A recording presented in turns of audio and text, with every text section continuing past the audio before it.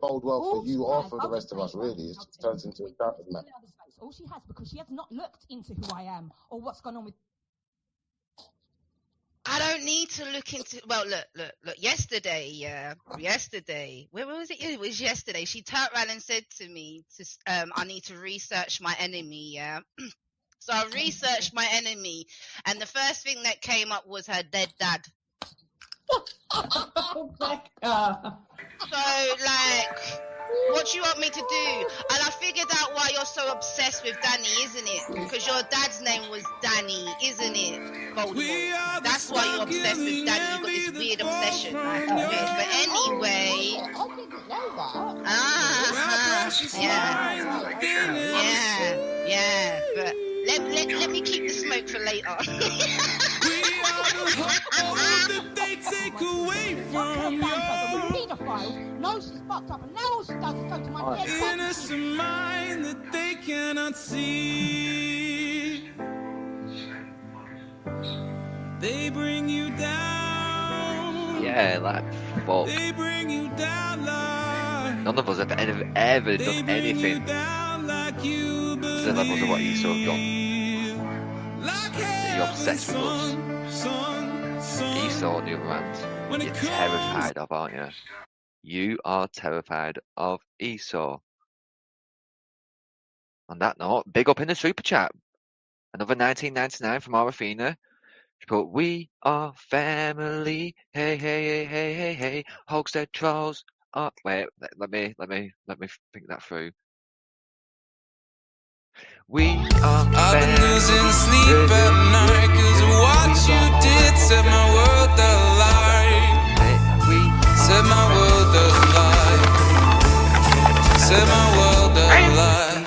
No. You were what's coming to you. I was searching, I was breaking, I was picked apart, never in your sin. I was breaking, I was left out.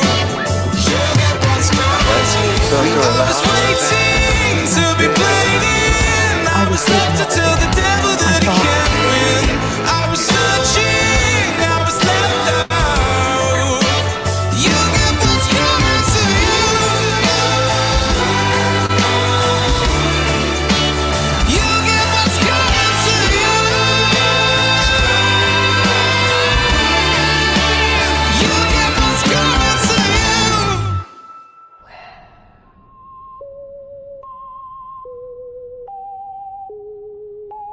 Where did all the nonsense go? Where did all the nonsense go? Where did all the nonsense go? In 1984. Lurking on the World Wide Web. Lurking on the World Wide Web. Lurking on the World Wide Web. Waiting to open our kids' door.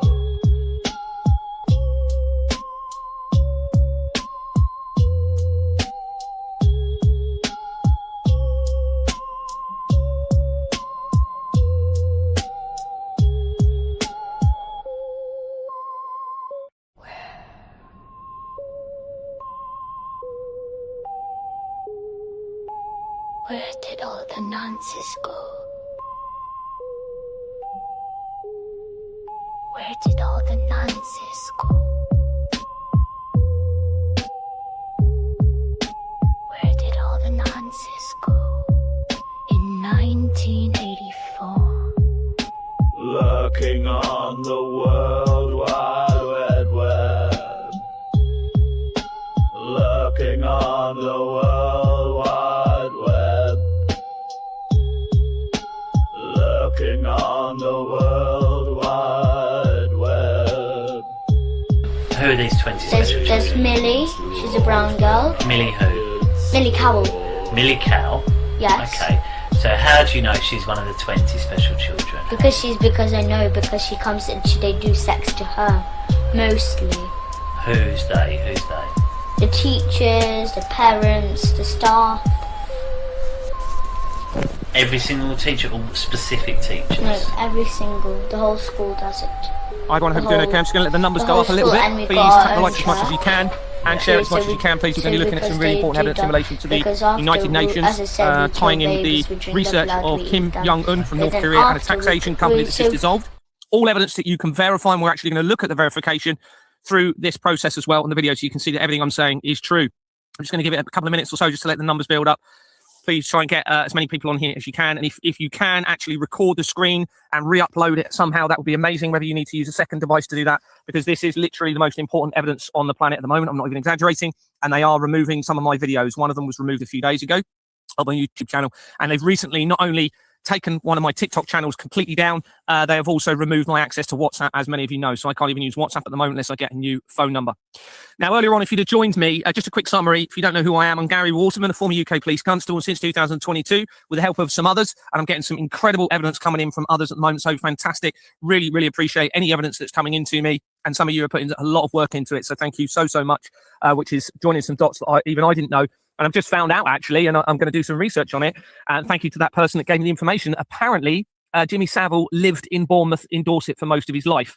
Now, I hadn't heard that before, so that becomes extremely important, because obviously this is where the evidence was started to be acquired by me. I knew that he lived in Glencoe in Scotland towards the end of his life, which is where some of the Fleming family lived, in a very remote part of Scotland. And his cottage there was only demolished last year, or the year before, even though he supposedly died in 2011. So thank you very much to anybody that's providing the information. So I resigned from the police in 2022, not realising it was going to be, 2018, not realising it was connected to all of this, but it was. And then in 2022, I started to acquire the evidence, and that was through being a director of a company called Exbourne Manor Freehold Limited. And it was a gradual escalation in me acquiring the evidence, snowballing continuously until it actually identified the largest criminal network ever imaginable, how it ties in with the Vatican, and apparent falsified prophecies that could affect all of us, including now being tied into the prophecy of the popes, tying into the prophecy of Iona St. Columbus prophecy as well. Pretty much everything you're seeing is linking into this, including what's going on with Donald Trump and Greenland at the moment. I've already done the research, and they are all implicated in this international government fraud. The head of Greenland, the head of Denmark. I've now found other connections. Actually, I think we're going to look at it later to I can't remember which country it was, but it's another European country. They are all involved in it, everybody. All of them, even Vladimir Putin. And we're going to be looking at some evidence of Kim Jong-un, as we said, from North Korea. Now, this is my document in relation to the helicopter crash. If you saw my last two parts earlier, what I did was started from the evidence acquired from my wife, and this isn't a personal attack. She may well be being coercively controlled, and somebody needs to contact me, not through a criminal solicitor. Okay, I need to speak to somebody, either a family member or a friend that cares about Lisa, because she's possibly being coercively controlled in relation to all of this. Possibly not. At the moment, I have to consider that she's implicated in some of the worst ways possible because of the information I've got. But and we started from my wife's previous employer, which was Charles Sherwin, who was a dentist in Sherborne. And the leader of Qatar was educated in Sherborne, okay? And he's actually fairly close with the king, it seems. And the leader of Qatar, I mean, there's so much evidence I could tell you, but he's important because he owns a big share of the Canary Wharf building. Okay, and the Canary Wharf building is where they're using a lot of the registered addresses for the international government fraud. And that ties in with Margaret Thatcher, but also the Canary Wharf building and the research surrounding the leader of Qatar ties into the Israel attacks on the 7th of October 2023, almost immediately, and to the Manchester Arena research and the bombing surrounding the arena in 2017. So anyway, in April last year, there was a helicopter crash in New York, and one of the Siemens CEO, a Spanish CEO, supposedly died. And this prompted me to go back into the research of Siemens, which is a very important company because it is linked to the Nazi regime, okay? And the Nazi regime was a deception. 100% it is not what you have been led to believe at all. It goes a lot back further than that, to the Reformation, it seems, when Germany was involved with the Vatican in controlling all information. The German company called Gutenberg's was rapidly printing religious material at the same time that governments were being formed, which means mind control, all right, to lead to the control, manipulation and exploitation of all of humanity using the control of information is their biggest weapon. Well, it's all falling apart for them right now. And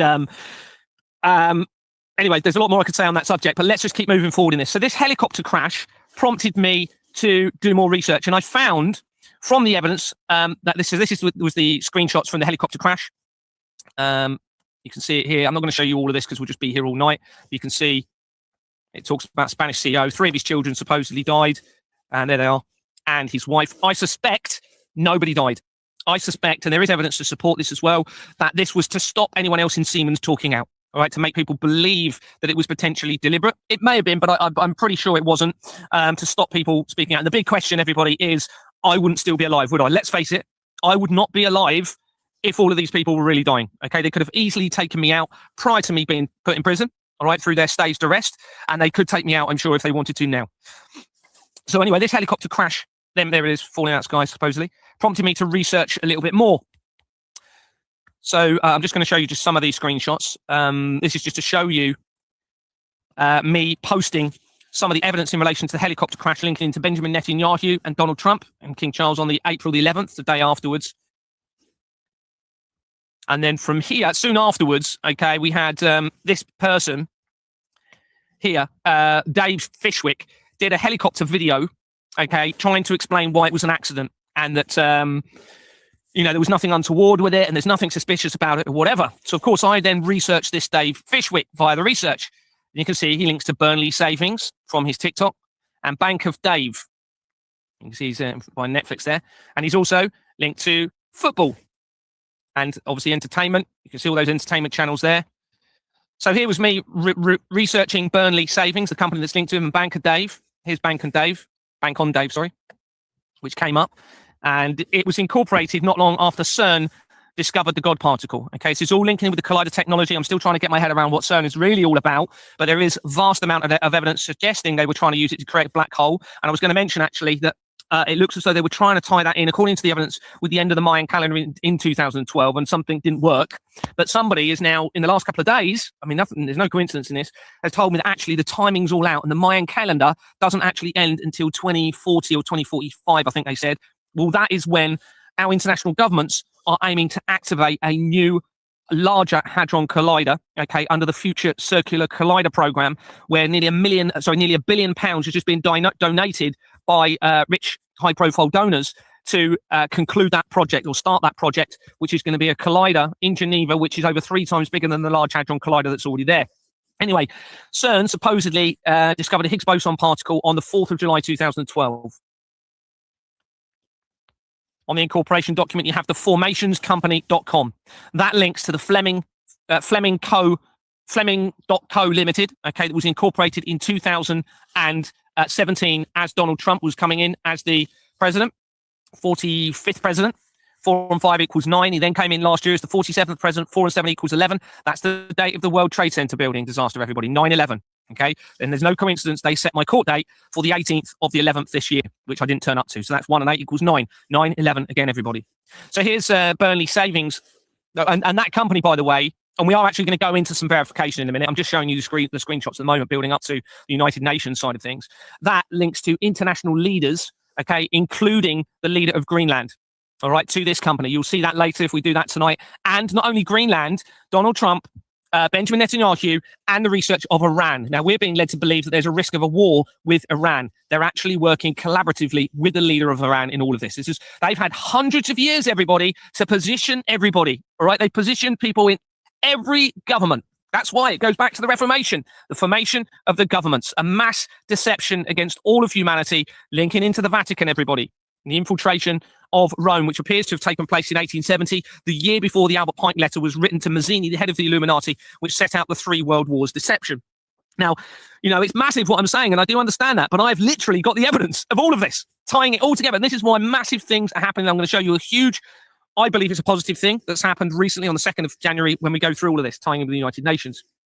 So anyway, this company also, we've got Lancashire, which now Lancashire is important because it's where the infiltration of the royal family appears to have happened in the 50s to early 60s, mid 60s. On the incorporation document, you have, I don't know if you can see that, but it's JMW Solicitors LLP. Well, JMW Solicitors links to key areas of the fraud throughout the research. There you can see Dave Fishwick, the guy that did the video. All right, the day after, I believe it was, I publicised saying, look, I think there's something suspicious about the helicopter crash. They got him, I suspect, to come in, do this video, and try and downplay that there was anything untoward with that helicopter crash. Whether it was fake or it was they were trying to unalive people during the helicopter crash or whatever, he was then brought in to try and downplay any deception surrounding it. So here you can see there's David Fishwick. And you've also got Christopher Moss in there. And Christopher Moss linked straight away to a Swiss company. Now, Switzerland is massively important in all of this, everybody, okay? Switzerland is where the Large Hadron Collider is. It's where the World Economic Forum hold their meetings. And within 3 days of me sending my evidence to the World Economic Forum in 2024, Klaus Schwab, its chair, announced that he was stepping back as the chair. And it's no coincidence that he actually resigned on the same day that the Pope supposedly died, both 88 years old at the beginning of 2025. So we now have a link to Swiss company. And here we have the JMW solicitors that was on the incorporation document. And here it is. We will get to the United. I just want to show you this first. Now you can see JMW solicitors, the incorporation document is forged. Right, so what they're doing is they're forging all of the documents as they're panicking. Now it could be, and there is a theory that they've set all of this up for me to be the person to come in and expose it all for whatever reason. That can't be to undermine me because I've got evidence of everything. So it could be that I'm going to be somebody important in all of this somehow, which I'm still not too sure exactly how that's going to play out. But there is a lot of evidence to suggest that, such as people involved in the international government fraud, right at the key parts of it, giving me information about the blood of children being related to it all. For example, why would you do that? Why would you set yourself up to be implicated in the blood of tortured children by telling me that? All right. So anyway, we'll move forward. In there, JMW solicitors, you have Michael James Blood. Interesting what we've just been talking about as well. Okay. Well, Michael James Blood, here he is. You can see he's appointed to 243 companies in this particular record, includes Blue Blood Limited. Well, that associates with the police generally. It's a saying, isn't it? It's that you've got the thin blue line, Blue Blood Limited. Well, the tower that I went to, cell tower that I went to in Fort William, these are some photographs that I took of them. And on them, I identified 2 companies. I was actually going to disable this tower, but it was too big for me because I perceived the threats from these cell towers. And I think I'm still the only person in the world that has publicly disabled a cell tower, putting my face to it, disabling it at the same time.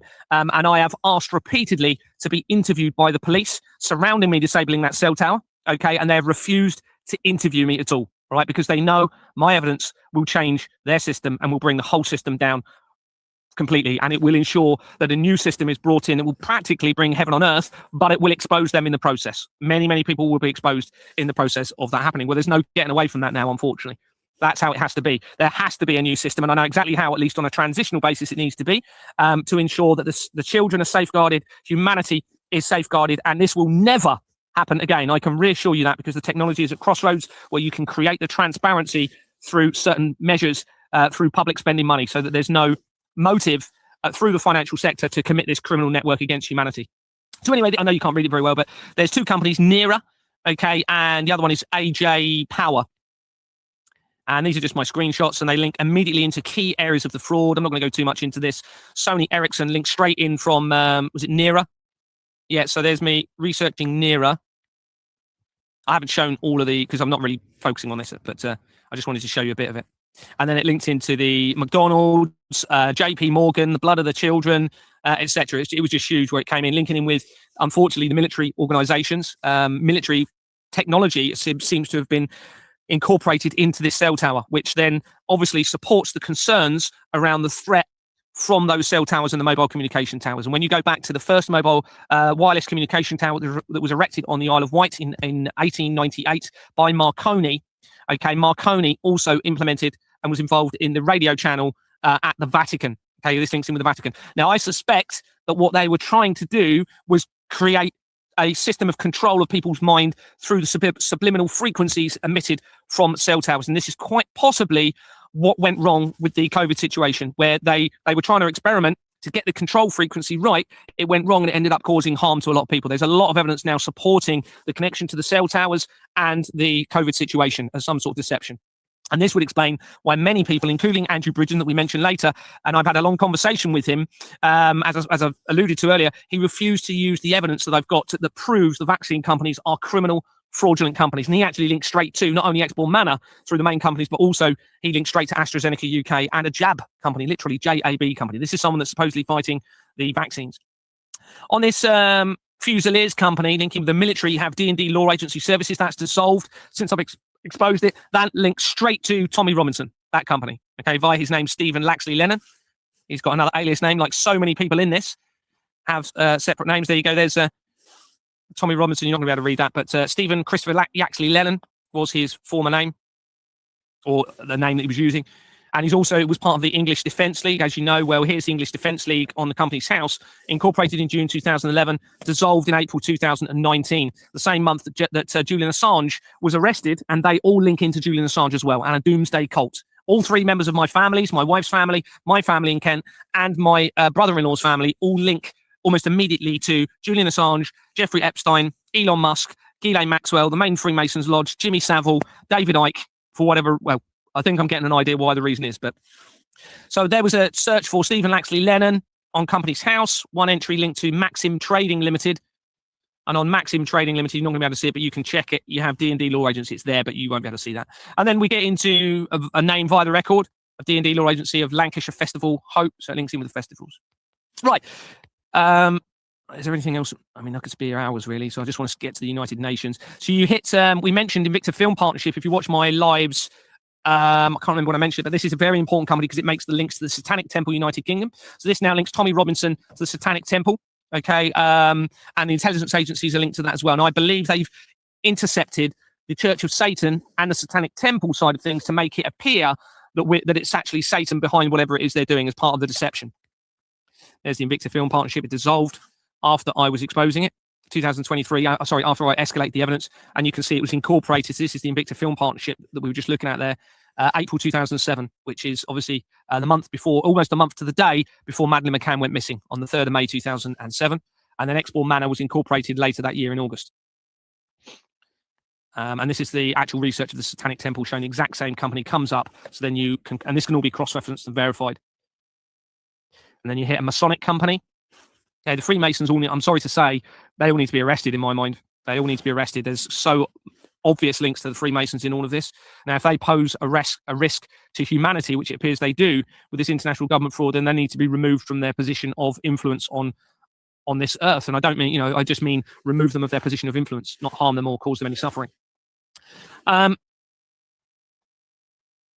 So when researching the helicopter crash, I tried searching for Meridian Helicopters, which is the, and it's actually Meridian Helicopters and New York Helicopters. Okay, which was supposedly the name of the companies. Well, when I researched it, you can see at the top there, this is just a screenshot from Google, me at the top there, New York Helicopters Company's house, it came up with Pegasus Helicopters Holdings. Well, Pegasus links to Israeli intelligence. Okay, it's the name linking in with the Israel side of things again. And here's Pegasus Helicopter Group.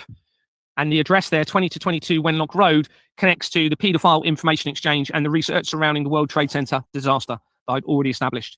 You can see its original name here was Pegasus Helicopter Group from 2008, changed it in August 2012, the same month that CERN discovered the God particle. If you're not aware of Pegasus spyware, just to show spyware, nothing is encrypted, everybody, nothing. Even, what's the one that everyone keeps saying about? It's gone out of my mind. Signal. Signal's compromised, they all are.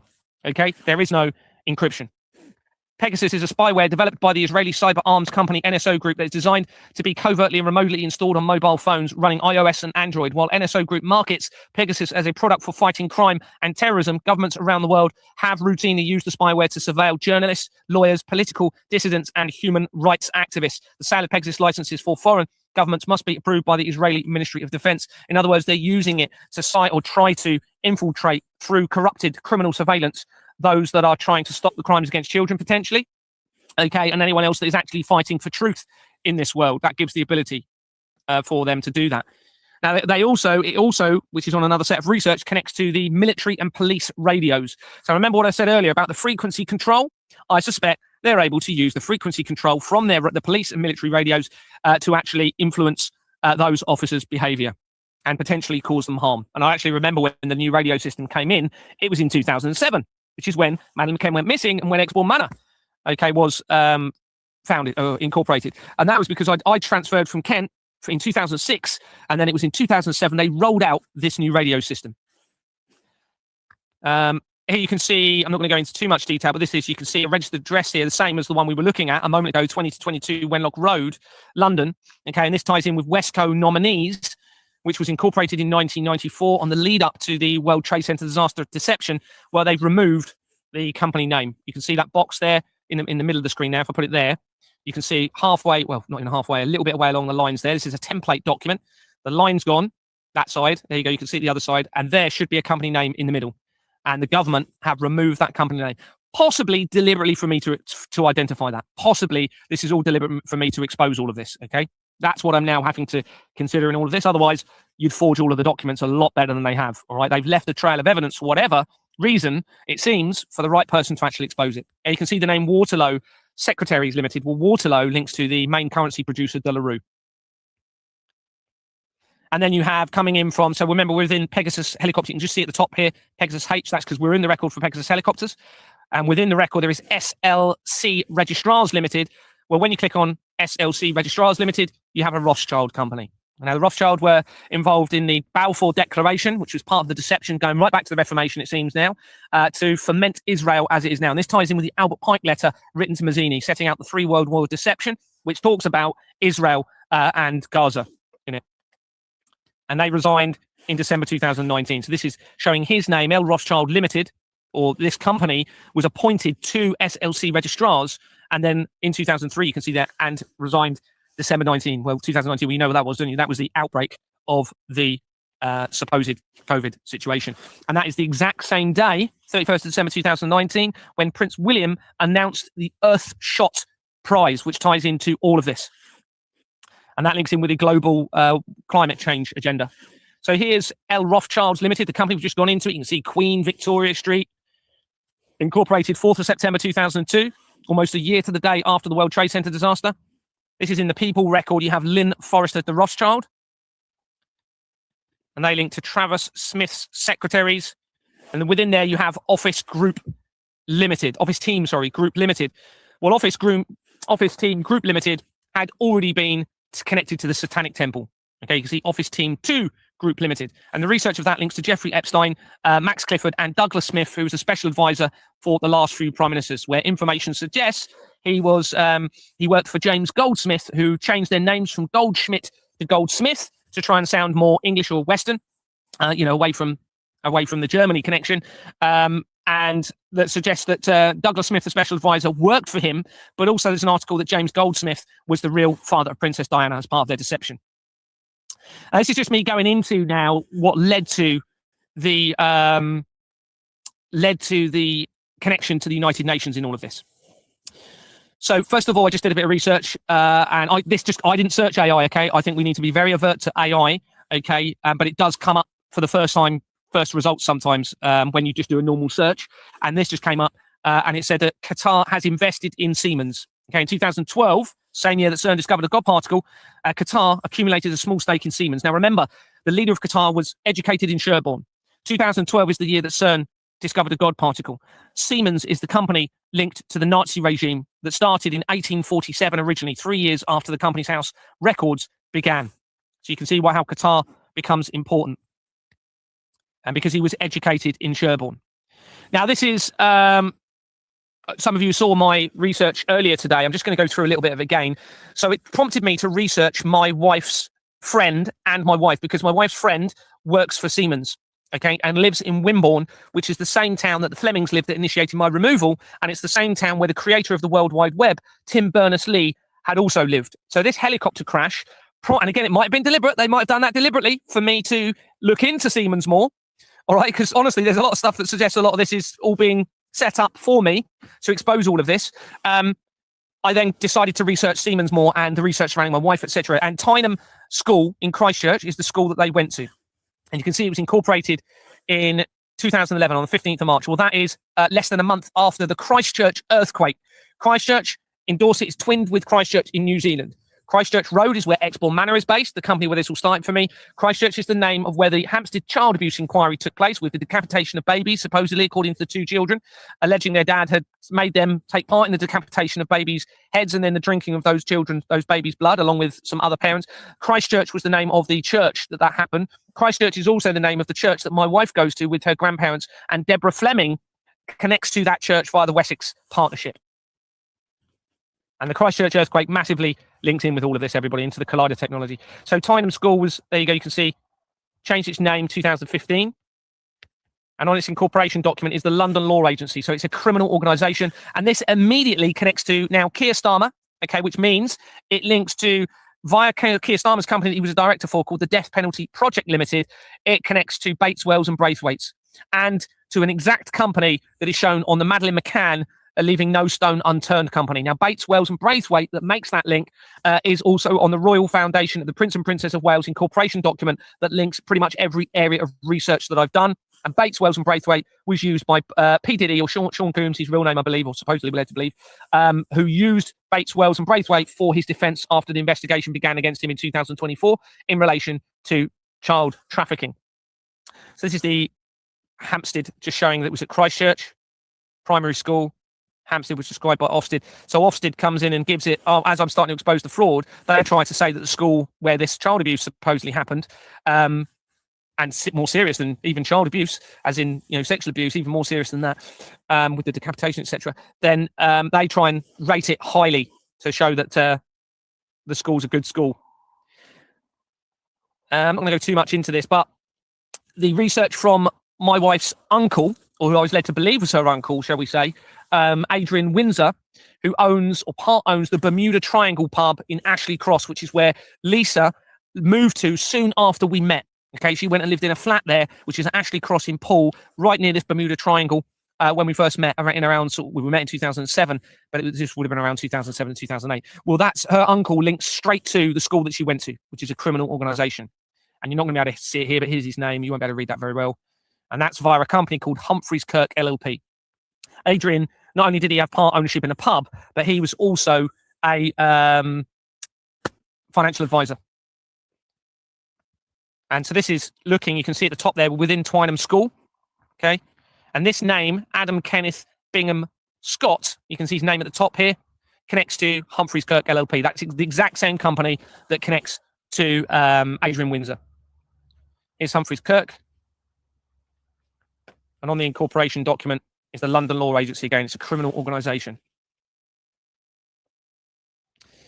Within Humphreys Kirk, you have a connection to Somerset Province Masonic Trust via Justin David Britton Martin. So now we have a link to the Freemasons, it seems. Here's Somerset Province Masonic Trust, in brackets. Where's the address on there? This was obviously, these screenshots were taken a while ago, so some of the information may have changed. Incorporated in 1933, so quite an oldish company on the scale of things. Within Humphreys Kirk, Peter North connects to Bank and Clients PLC. Bank and Clients PLC dissolved after I was exposing everything.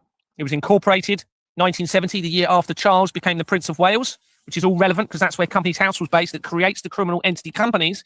And then obviously the year afterwards is when the World Economic Forum was started in 1971.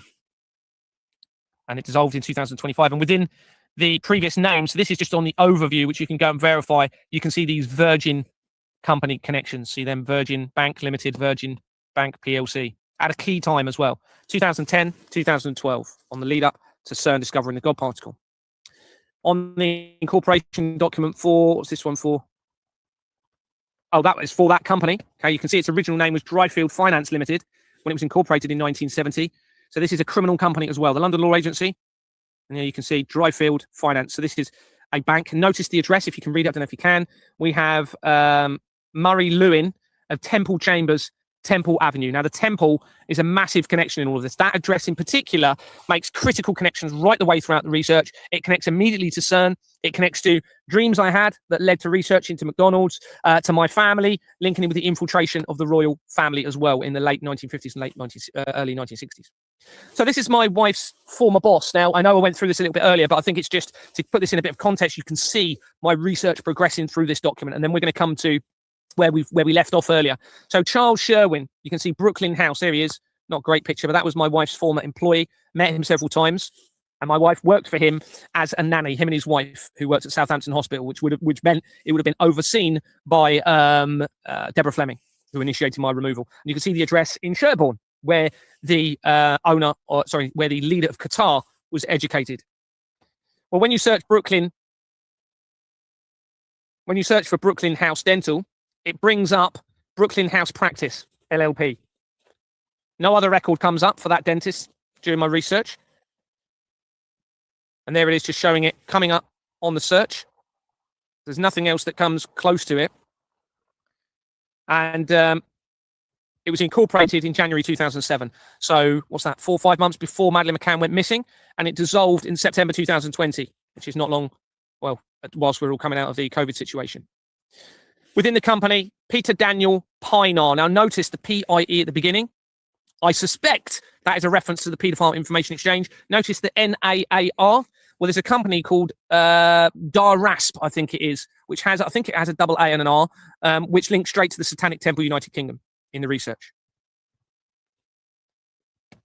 And they connect to 7 companies, including what we've shown earlier. I'm just showing it on the screenshots now. Treasure Island Kids Limited Liability Partnership. Treasure Island Kids Limited Liability Partnership. Now, islands are a huge part of this. You know about Jeffrey Epstein's island. Well, Richard Branson also owned an island. And what you may not know is that Bob Seeley, who was the MP for the Isle of Wight, remember what we said about the mobile communication tower, okay, that was set up for the first one in the world in 1898 with Marconi linked to the Vatican. He set up an informal UK parliamentary island group, okay, for the government. Ghislaine Maxwell links straight to that group via the Companies House documents, and that's shown elsewhere. Now, this tells us that the mobile control link very likely is linking into the crimes of the children and how they want to control potentially the adults and the children somehow. So potentially, I'm not saying this is definitely the case, so they can exploit people through that control, that mind control. You'll notice Invicta Film Partnership at the bottom. That links very quickly to the actual Satanic Temple United Kingdom, which is on another document and is within my main document as well. So let's look at this Treasure Island Kids Limited Liability. It was incorporated in 2003 and it dissolved in 2016, which is the same year that the Hampstead Child Abuse Inquiry, which appears to have exposed the skinning of children alive, or certainly young women. I can't remember how old the lady was in the alleged Pizzagate scandal.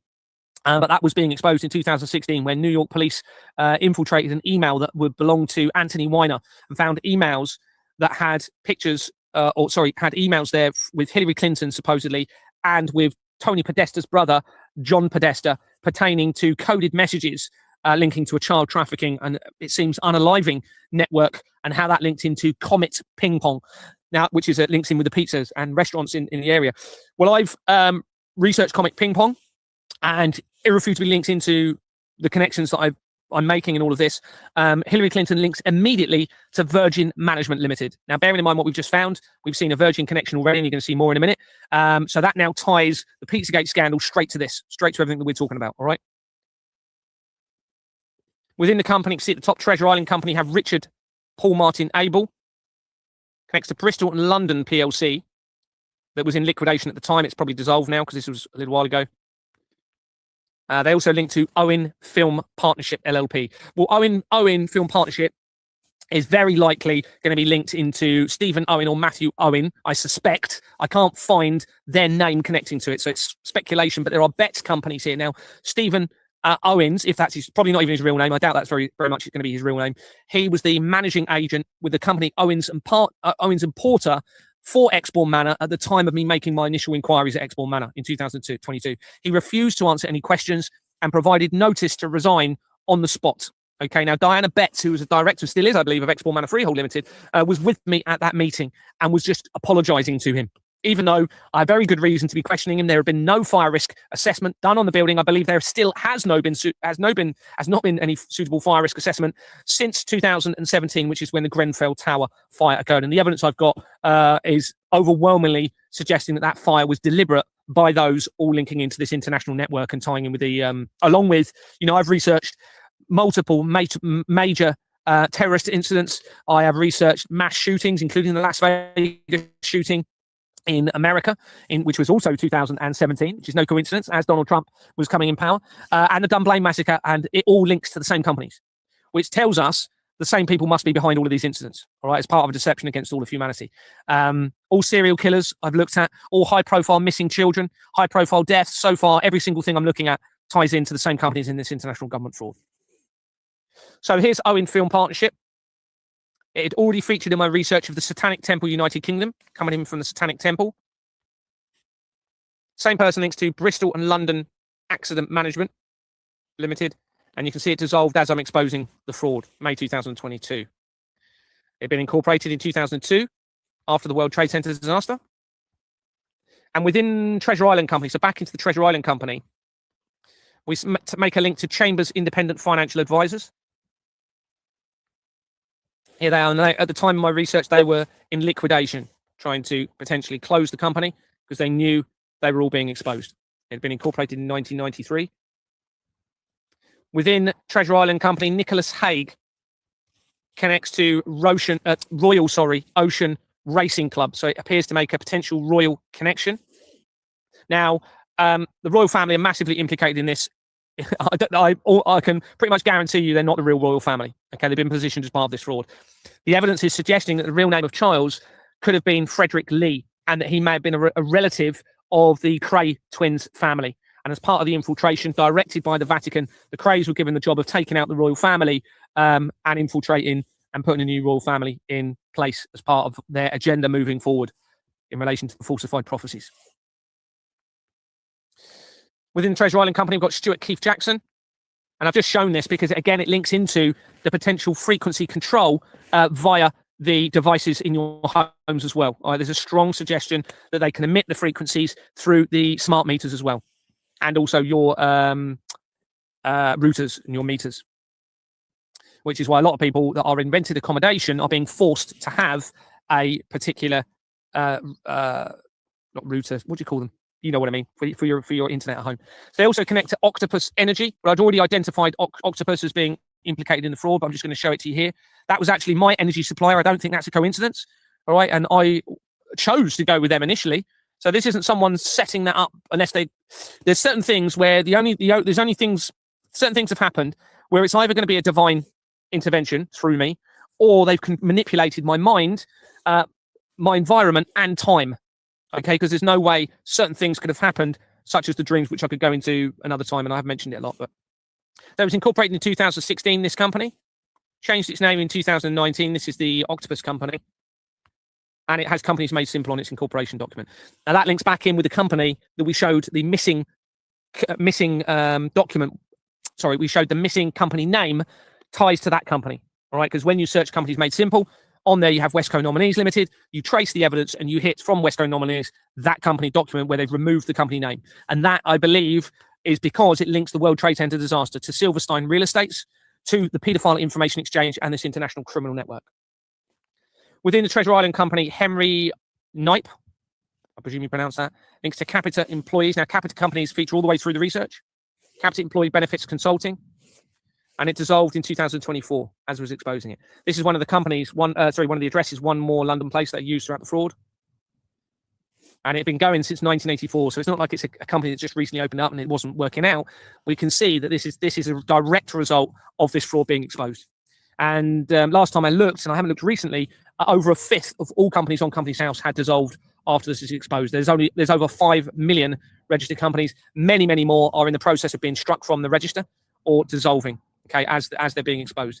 And notice you have Bluefin Corporate Consulting there as one of its previous names. Last change when I looked at this in 2012, year of the CERN side of things. Well, Capita, remember we just looked at a Capita company, is an international business process outsourcing and professional services company headquartered in London. It is the largest business process outsourcing and professional service company in the United Kingdom, with an overall market share of 29% in 2016, and has clients in central government, local government, and the private sector. They're all involved in this exploitation of the children and of humanity, everyone, according to all of the research. It also has a property and infrastructure consultancy division, which is the fourth largest, at the time, multidisciplinary consultancy in the UK. Roughly half of its turnover comes from the private sector and half from public sector. Since 1991, which is a key year, okay, this is when David Icke came out and said the world will be devastated by earthquakes and tsunamis. This is the year that my favourite movie, Terminator 2, Judgment Day, which I don't think is going to be a coincidence, everybody, in this, came out. And it's then also the year that they started to build the relativistic heavy ion collider in New York. You've got two active colliders, one in Geneva, the Large Hadron Collider, and you've got the collider called the relativistic heavy ion collider, according to the research, in New York. And that was started to be built in 1991. And scientists came out and said it may create a black hole on Earth if they go ahead and continue with building it. And they went ahead and did it anyway. That was first activated in 2000, which is the year before the World Trade Center disaster. And the World Trade Center disaster irrefutably links into the collider technology. So, of course, if the World Trade Center disaster really happened, which we all have to assume it did, because they're telling us it did, and it would be very hard to pull that off with that not being real. Okay, you could have loads of staged actors, potentially, but for everyone around that to not realise it. It is technically possible, but it's a massive task, isn't it? Well, we have to now consider that disaster is somehow related to the Collider facility in New York that was activated for the first time the year previously, because information does suggest it can cause targeted earthquakes potentially and seismic activity. And there's a load of evidence about that in my document, which I'd be here for hours going into all of that. But they were so worried. There were people that was accusing, I think it was in, what year was it? I can't remember. There's actually an article where people in the local area, or potentially Italy, because it's quite close to it as well. I can't remember if it was Italy or Switzerland. They were actually accusing CERN of creating earthquakes. So they sent 2 people out to do a study and try and prove that it does not cause seismic activity. Well, those 2 people linked straight back into the international government fraud in the same companies. I've already researched it. Now, I've recently found seismic companies linked to, what's her name? Diane Bisson-Simmons, all right, who was one of the directors at Exbourne Manor that voted to have me removed as a director from Exbourne Manor. She links in very quickly to seismic companies. And on there, you also have radio companies, all right, linked very closely to it. And if we have time, so I'll look at the research. And I only found that recently. And do you know how I found it?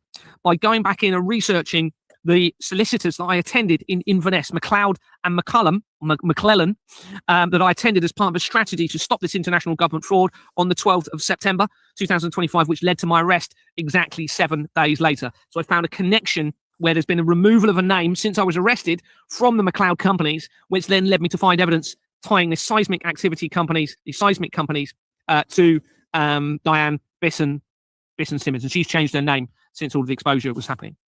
Various British government bodies have contracted services out to Capita, including the Ministry of Defence, Departure for Business, Innovation and Skills, Department for Work and Pensions, and importantly, numerous NHS trusts. Remember, Deborah Fleming worked for the NHS. The Flemings are massively implicated in all of this. I've just noticed the name Aldridge, actually. That's interesting because Lester Aldridge ties very closely into Exbourne Manor, so that's very likely going to be relative as well. So Rod Aldridge was the first executive chairman since 19... Oh, there you go. That makes sense. Okay. Well, the Lester Aldridge, which is a solicitor's firm, connects to my wife's family as well, very quickly via the research. And they link to CERN as well, my wife's family. I'll come back to that. So Capita, just searching Capita on Companies House brings up Capita PLC, obviously. Here's Capita PLC, incorporated in 1986. You can see there, it was originally called Known Limit Limited. And then it changed its name for the last time when I looked here on the 3rd of January 2012, leading up to the Collider, Large Hadron Collider, claiming it discovered the God particle. On the incorporation document, look at this as a mockery, I believe. I don't believe that's a real name. John Fake, all right, because everything is fake. Everything they've set up all around us is a lie, everybody. Here's Capita D1 Limited. Now, D1 actually relates to me personally, all right, and I won't explain why, but let's just say it's very relevant to me. Now, I think that was created deliberately, all right? It was originally incorporated in 1990, which is a year after the World Wide Web was created for CERN. It dissolved not long before my birthday in 2022, as I'm exposing the international government fraud. And this is the same month that Pietro Parolin was involved in an interfaith meeting, okay, which links to Jeff Bezos. And then from the research of Jeff Bezos, immediately you hit a company in Christchurch in Dorset. All right. And the research of Pietro Parolin links in with the prophecy of the popes, because the prophecy said that Peter the Roman would be the final pope of the Vatican before the final judgment upon man. And you've got the One More London Place there again. So here's the previous names you can see for it. Capita Limited, Sims Education. Interesting. Remember the game Sims? On the incorporation document, Sunderman Sakani. Well, that ties to the research of the NHS almost immediately. And we've already got the connection to, it mentions about the NHS links from that. And the NHS Confederation links almost immediately to that exact same name, okay, which features at key times throughout the fraud. And that also then links in with Jeffrey Epstein and Max Clifford again. In the Satanic Temple, you can see we had a Centrica company, Centrica Pensions Trustees. That was on my research of coming in from the actual Satanic Temple company. Now, remember, there's over 5 million registered companies, everybody. Over 5 million registered companies. Also, there's the name coming in from the Satanic Temple, linking into Office Team that we looked at earlier, Sunderman Sakani, the exact same name that we've just looked at. So back to Treasure Island. Remember, we're not very far away at all. There's over 5 million registered companies. And we're actually going to go into some verification live through the Companies House records in a minute to pick up where I actually went a bit wrong earlier. But what those of you who saw my video earlier, I was saying that they'd actually removed a record to hide the link. They hadn't. That was my mistake. So I do apologize to them. Okay. It was where I'd put the wrong company bit on my document. So we're just going to go through where it leads. It still leads to the same thing. It's just where I couldn't find it because I'd made that little mistake there. So Richard Mancy, here he is, connects to Paulton's properties. And we went through this earlier. And that has an address of Paulton's Park. In other words, the theme park, which is in Hampshire. I did say Dorset earlier, but I think it's Hampshire. You can see this company was incorporated in February 2022, which is a few days before the special military operation was announced by Vladimir Putin, which is all related, everybody. Okay, leading into the fortified prophecies. They knew I was going to be uncovering all of this. Then you've got Sarah Jane Mancy within Paulton's properties. She links to King Edward's School in Southampton. Remember, Deborah Fleming was the NHS chief executive for Hampshire, Isle of Wight and Dorset. She's also linked into the universities via the research very quickly and the educational establishments, therefore. You can see they were appointed December 2012, same year that CERN discovered the God particle and resigned in March 2022, which is the same month that I'm making the early inquiries at Exmoor Manor. And that is actually the month that Deborah Fleming then retired from the NHS and started to become involved with Exmoor Manor. I don't believe she actually had any personal link to that building until I started exposing the international government fraud. They tried to make me believe she had purchased a flat. Maybe true, may not, but the timing suggests not. So this just shows you the deception, the fact that they're lying about things. King Edward, or I suspect they're lying about things. And we've certainly got a criminal deceptive system in place. So King Edward School, you can see has the address in Southampton. On its incorporation document has Veal Vaspera, which I believe is a German company. I need to check that. So I think that makes the connection to Germany again. But this company features very quickly coming in from specifically what appears to have been the mass murder of children on Jersey, okay, which was at Haute de la Grande. And that research of that links back into Jimmy Savile, because Jimmy Savile initially, according to the research, initially denied going to the location there, which was a children's care home, I believe, where 65 different children's body parts were found in the basement. Then a photo was released and he had to admit that actually he had been there. So he'd lied. And obviously, we all know a lot about Jimmy Savile, but it's, I think, a lot more sinister than what we're being led to believe, what actually went on in all of this. And obviously the director for public prosecution for the case of Jimmy Savile, it was Keir Starmer. And you're going to see some evidence in Keir Starmer later. We're going to go into that, how that ties in. And on the incorporation document, I found this quite interesting. You're not going to be able to read it very well, but earlier we looked at it live. It looks like they've forged a name here on the document. If you go and look at it, you can see it on page 6 of 34. You'll see part of the name is typed and then they've written the rest of the name in, suggesting it's been forged. And I believe that's because the bottom here, it links to Southampton Cargo Handling PLC that I've researched elsewhere, and that appears to be linking into the potential trafficking of the children through Southampton Port in all of this.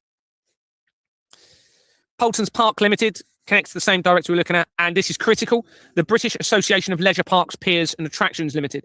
Now that's critical because the research from Vanessa Emery, who claims to be the real heir to the throne, suggests that the infiltration of the royal family occurred at the Blackpool Pleasure Beach. And the exact same company features in the research, which is not surprising really, because all the theme parts are connected. But Blackpool Pleasure Beach is particularly important. Okay, it was actually the influence for Walt Disney resorts. Walt Disney used to visit there in the 50s, according to the research, and the first Walt Disney resort opened in 1955 in California. It looks as though they might have taken out the real Walt Disney at around that time. He was never then involved in the opening of any of the other Walt Disney resorts. All right, and this obviously then links into the child element of things around Walt Disney, and then of course that then links in with the Walt Disney movies. And what does that then link in with potentially? The subliminal messages put within those movies as mind control. Okay, so this then links in with the research of Vanessa Emery. And we also have a connection via Sonia Poulton. You're not going to be able to see this very well from these screenshots. But Sonia Poulton was the she's a independent journalist that supposedly is trying to investigate things like the Madeleine McCann case. Well, she links straight to the Pizzagate scandal and therefore what appears to be the skinning of children alive. I had a conversation with her in 2023. She refused to assist me in exposing it, the fraud, and the links to the Madeleine McCann case, which was clearly there. She then went and colluded with Brian Gerrish of the UK column. Also, she colluded, according to the research, and actually from Anthony Roberts himself, which again, they told me this, which suggests they wanted me to expose this, okay? Because there's a lot of things they shouldn't have done and said, okay? But Anthony Roberts admitted that he was colluding with Sonia Poulton, okay? during that discussion, there was a guy called Reynard Wilson. And Reynard Wilson, research showed with the help of somebody else, again, was that deliberate for me to identify it, that he had an alias name of Colin Suderman. And the research of Companies House in Colin Suderman linked straight to the blood of tortured children and straight to the cell towers, to the military, to the exact same cell tower that I then went and visited in Fort William, because it linked immediately to Ericsson. And he linked immediately to Ericsson on his LinkedIn page. And the research from Ericsson also connects to Ben Pope, who was the one that introduced me to my wife in 2007, which was almost certainly all staged. Okay. And they also used somebody called Jock Condon to introduce me to Exbourne Manor to buy the property, which I ended up buying. Jock Condon appears to be a relative of Lord Condon. So Paul Condon, who was a lord, and he was a director for the Association of Chief Police Officers of the United Kingdom. But he was also, before he was the Metropolitan Police Chief or Police Commissioner, he was the Chief Constable of Kent, which is where I ended up working initially in the police, which then makes the link potentially to the craze and the doomsday cult surrounding Julian Assange, because there's a link to Kent properties in this international government fraud. So back into the Treasure Island Kids Company, we have Henry Mossery, connects to Virgin Active Health Clubs. All right, so we have another link to the Virgin Foundation, and therefore Richard Branson, who has now been named on the Jeffrey Epstein list, I believe, as has David Beckham now. And I've just recently found that, what was his name? It's gone out of my head. The Minister for Crime and Justice, David Lammy. After I had liaison with the Inverness legal team over my court case, which is all staged and corrupt and criminal, the next day David Lammy comes out and says that they're going to have trials without jury. Now, he was only implemented as the Minister for, there's a reason I'm saying this, the Minister for Justice and Crime in 2025 in September. Okay, now that's the month that I was arrested.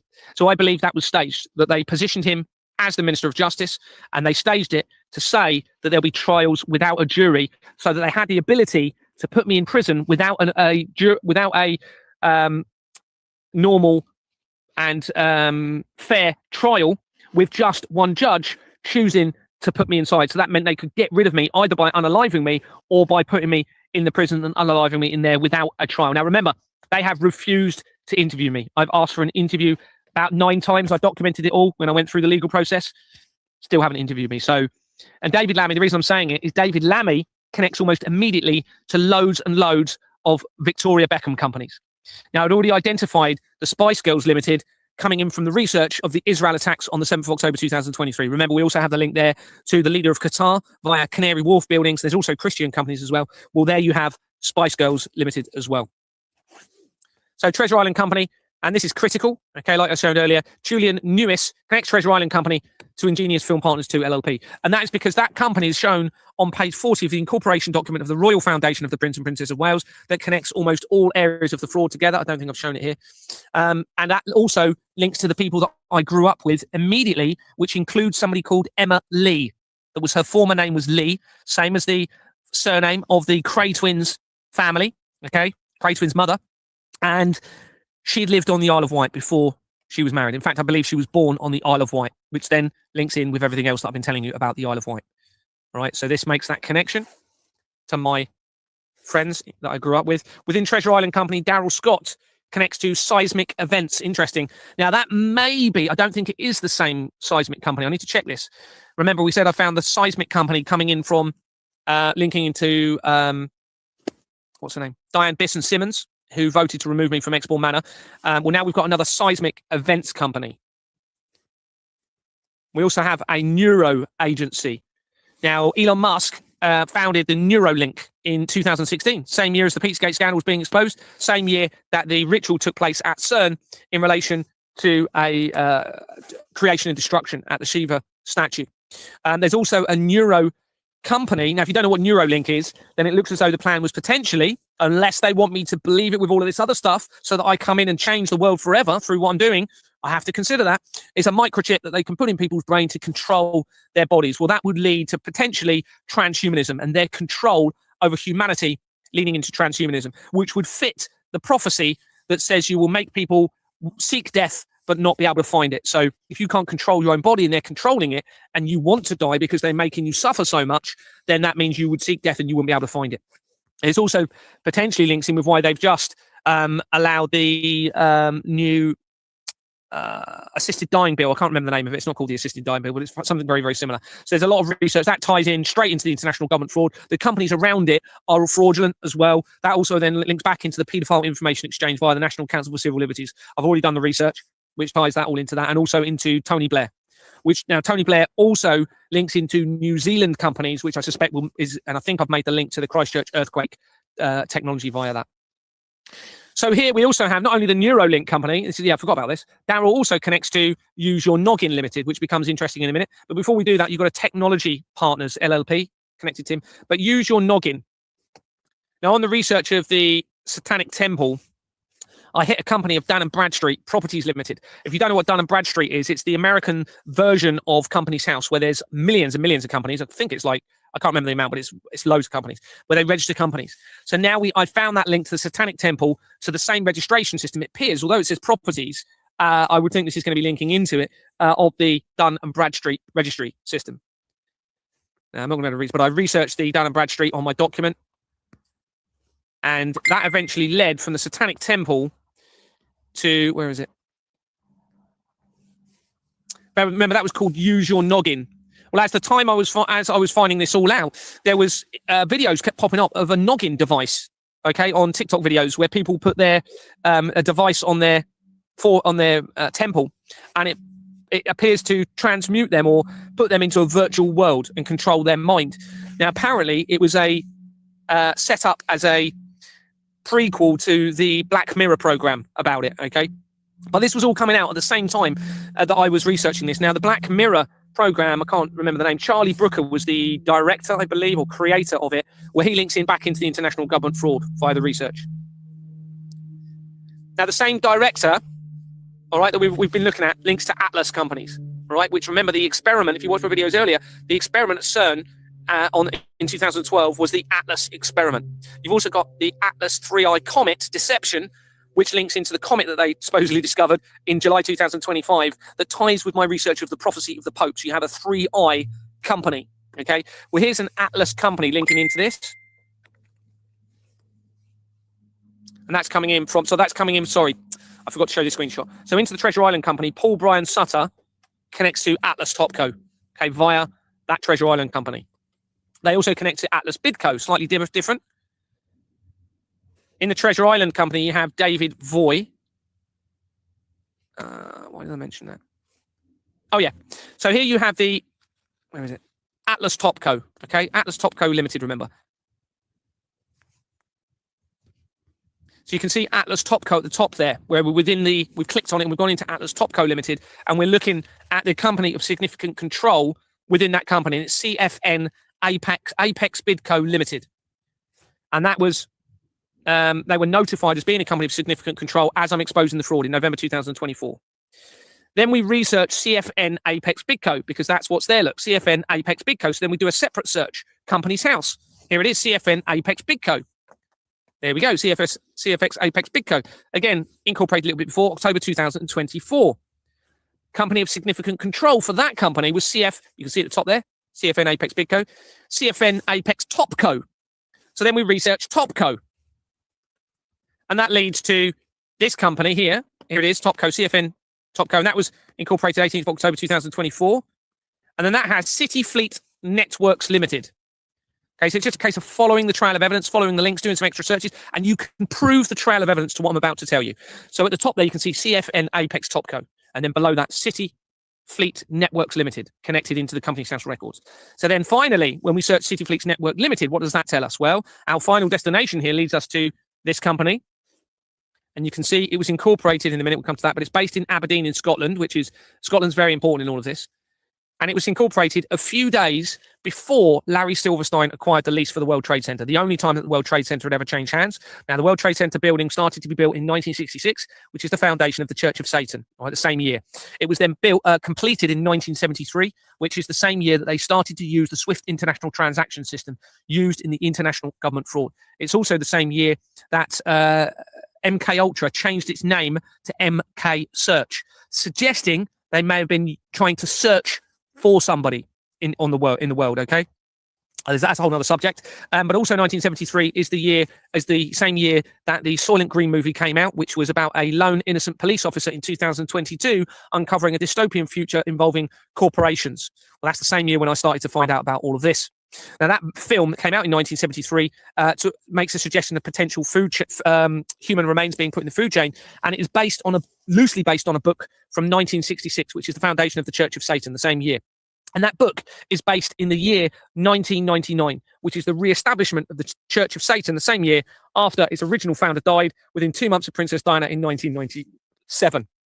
So here we have the City Fleet Company, July 2001. And within that company, William Norman Alexander, you can see the name at the top, City Fleet. Excuse me, so we're within the record. And they link to 118 Randolph Avenue Limited. Here it is. And it has an address of Valentine Linton House, 7 to 12, Tavistock Square, London. On its incorporation document, Howard Thomas. That has linked immediately to the research recently of the leader of Denmark. Can't remember her name, but she's there in my document now. And also to the leader of Greenland. All right, so they now connect into all of this research pretty much immediately. Everything that's going on with Greenland and Trump now ties into this. Okay, because they're all connected to this. Now, if you look at the address, it's very similar to, so you've got BSG, Valentine, Whiskey Charlie 1H9BQ. Very similar. You've got Tavistock House, South Tavistock Square, London, for this company. Now, we're going to come to why this is important in a minute. And Valentine Linton House, BSG Valentine. Well, one of the Flemings' names was Valentine Fleming. I think that was the one that lived, was that the one that lived near Iona? I think it was. I can't remember without looking at my research. Now, this company, okay, becomes really important, CAPB Limited, because it was incorporated in 1932. It dissolved in August 2016, which is the year that the same month that the ritual took place at CERN, okay, at the Shiva statue representing creation and destruction. You can see the address here, Griffin's Tavistock House there, Tavistock Square. If you look at the previous names, was Robert Fleming and Co. Limited, Co.Limited. Okay, Robert Fleming was involved in international banking, obviously part of the Fleming family. That obviously links to Deborah Fleming and my removal. And I've found the links from Deborah Fleming to this organisation very, very quickly. Okay, so we can safely assume this is a member of her family. And that was originally given that name in 1932. And look when it changed its name. Can you see that? 23rd of July, 2001. The day before Larry Silverstein acquired the lease for the World Trade Center building. And it changed its name to CA Premier Banking Limited. Well, CA stands for Cater Allen. Cater Allen is an offshore private banking element in relation to Santander and Abbey National. And Cater Allen originally was founded in, I think it was 1816, which is the year after, I believe, if memory serves me correctly, Switzerland became a neutral country.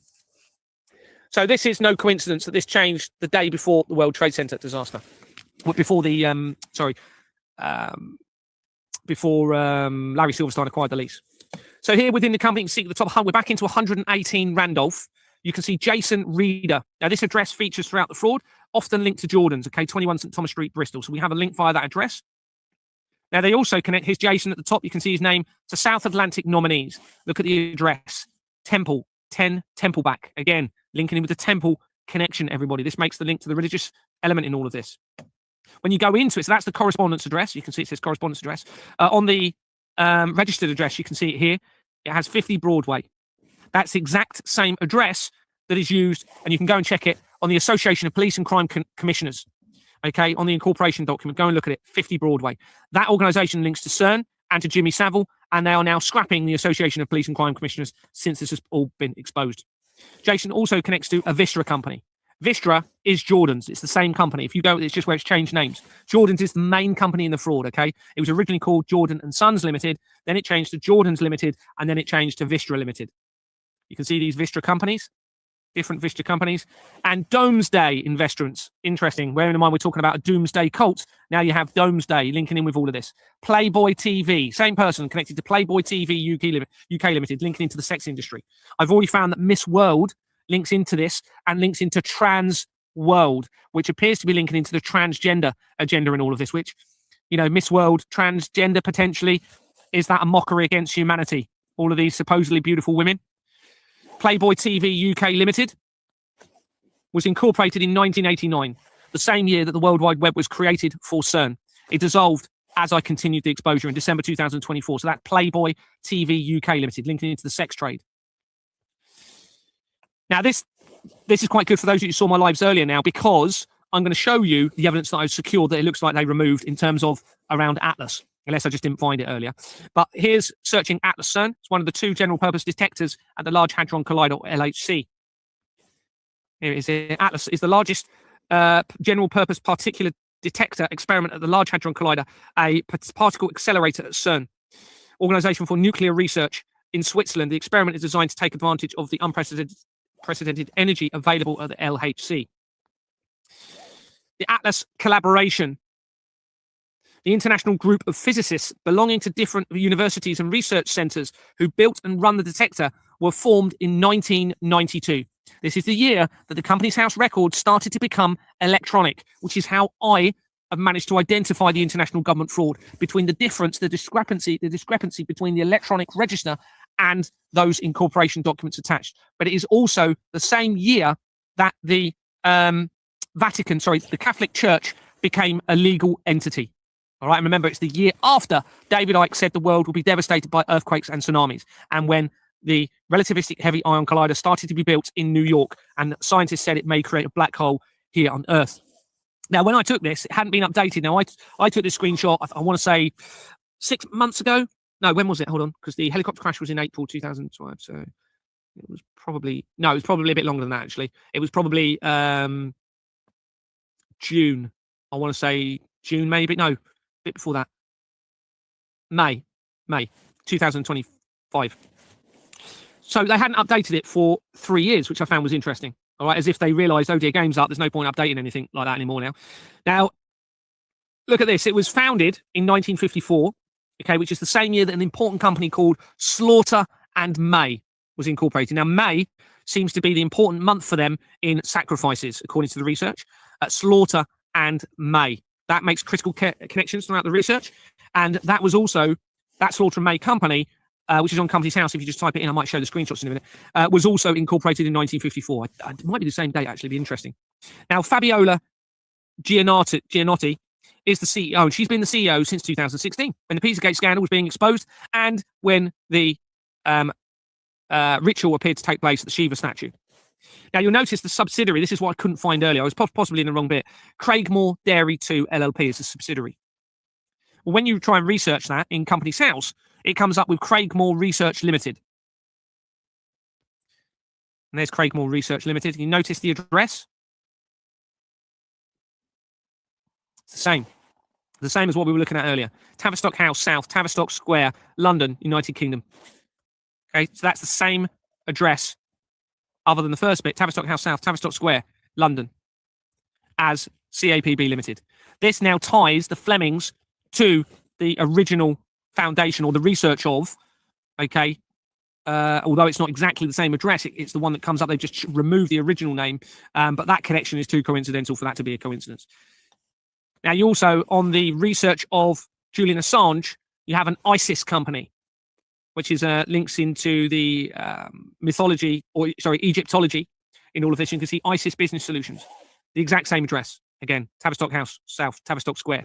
So that now immediately links the Flemings to Julian Assange as well. There's already other major connections to them, but it just supports that. Now, that same director, is that David Allister? Was that who we were looking at? Let me just check that.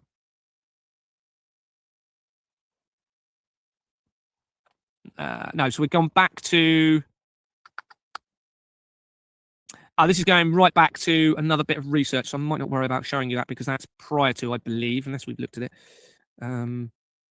That's David Fishwick, isn't it? Sorry. So that's coming in from David Fishwick that we looked at earlier, British Helicopter Association Limited. So this is the person who did the video after the helicopter crash, which seems they wanted me to believe, or potentially they wanted me to expose it, and they knew I would. But it looks as though they were trying to make it look as though it was an accident, a helicopter crash, and there was nothing in it. So this company was incorporated in 1969, which is the same year that Prince Charles became the Prince of Wales. And they changed the name in 2008, which is when the Large Hadron Collider was actually started for the first time. So you had the Relativistic Heavy Ion Collider was started in 2000, the year before the World Trade Center, and the Large Hadron Collider was actually started in 2008 for the first time. And it's a criminal company, okay, because the is not at the front. You can see they've put it as this, the at the end in brackets, it's not. You look at the incorporation document, it's the at the front. So that means it's forged. Then we come into research. I'm not going to go into that too much, but from my wife's friend, who has quite a bit of money, called Frederick William Schwinn, or Schwinn, I don't know how you pronounce that.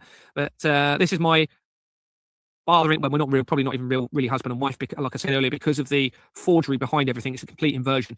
So none of you are probably really married, unfortunately, because this is the sort of mockery against all of humanity. All right. Because I've already researched the register, the death certificates, and the birth certificate, so we can probably assume that the registry is going to be part of the forgery as well. So here you have Frederick Schwinn, and you can see it leads the Project Racing Team, and his name at the top, you can see in his name record, links to helicopter and aviation services. So what we're showing is the link now to this person that did the video to do the helicopter crash into my wife's family via Frederick Schwinn, okay, who's an associate of his. So here's Helicopter and Aviation Services Limited. And it was originally called Wyvern Air Services at the bottom, and then it changed to Universal Airways UK. And on its incorporation document, Howard Thomas. The exact same name that links to the leader of Greenland, the leader of Denmark, multiple connections all the way through the fraud. So what they're doing is they're using the same names on incorporation documents, linking everything together in a centralized organized criminal network. Okay, and that there's several records for that name, and some of them have hundreds of companies connected to it. And Frederick Schwinn also links to Walk Wild Limited, which has an address where my wife was living with her father soon after we first met. Okay, so they were using that as a registered address for these companies. You can't see it, but this one, where were we? It's a criminal company. So this has Jordan's Limited, the same as Exbourne Manor. So that then creates a connection to Exbourne Manor directly to the address of my wife, where my wife was living with her father, Nicholas Morton. Okay, and it's a criminal company. On the right there, within the Walk Wild, we have Peter Robert Bennett, connects to Caledonian Court Bournemouth Limited. You can see the address underneath, Lansdowne House, Christchurch Road, Bournemouth, the exact same road that Exbourne Manor is. And in fact, that building is literally 2 minutes away from Exbourne Manor, and that connects to one of the directors of Exbourne Manor as well, to Diane Bisson Simmons, via the research that I've already linked to the seismic companies again very recently. Right, and bearing in mind then what we're talking about then is then making a link to CERN and seismic companies in all of this, seismic activity. And I've already got a link to Ghislaine Maxwell and the Christchurch earthquake appeal via a technology company. So it's all linked. They're all connected together. All right, into the Treasure Island company. Now, this is where I went wrong earlier. So what we're going to do is verify some of this so you can see the verification through it. So within Treasure Island, we have Richard Whiteley. I'm not going to verify this first bit because I'd already verified some of this earlier. Richard Whiteley links to AI Leisure Limited. So we have the artificial intelligence side of things. Now, that again is an attack against creation, everybody. All right, you need to try as best as you can not to use artificial intelligence. We need to boycott it as much as possible. Whenever you're using ChatGPT or using AI, it will separate you from creation. It will then take over the world with no moral conscience, and it will be the end of all of creation, almost guaranteed. Almost guaranteed, because the people behind it have no moral conscience. And if artificial intelligence can't have a natural moral conscience, which it can't, then it won't choose what's right and wrong before it does it. All right, based on the true creators, the true intelligence behind the moral conscience. I'm just having a look, trying to get my head around. Oh, yeah. So this person, Richard White, coming in, connects to Elm House Trust. This is the incorporation document. You can't read it very well, but I don't want to verify this bit, but we'll verify the bits in a minute. And you can see it says local government officer. So this suggests a government link to this company. So what was the Elm Guest House hoax? Bearing in mind that's called the Elm Trust. The Elm Guest House was a hotel in Rocks Lane in Barnes Common in southwest London. In a list produced by convicted fraudster Chris Fay, several prominent British men were alleged to have engaged in sexual abuse and child grooming at the guest house in the late 1970s and early 1980s. Labour MP Tom Watson, having heard testimony from Carl Beach, suggested in October in in an October 2012 statement to the House of Commons that a paedophile network which had existed at this time may have brought children to parties at the private residence. During 2014 and 2015, allegations against several leading politicians of the period, mostly now deceased, were made public in the British press. Many of these claims were examined and discredited in an October 2015 episode of the BBC current affairs television program, Panorama. Now, the BBC is massively compromised by the apparent crimes against children. Massively. Okay, in fact, all mainstream companies and even not mainstream media companies seem to be centralized and compromised by this. The role of the guest house became the subject of a Metropolitan Police investigation known as Operation Fairbank in late 2012. The purpose of the scoping exercise was to assess Watson's claims. As a result of allegations arising from Operation Fairbank, a full criminal investigation called Operation Fembridge was launched in February 2013. No evidence of abuse connected to Elm Guesthouse was uncovered, and the operation was closed in March 2015.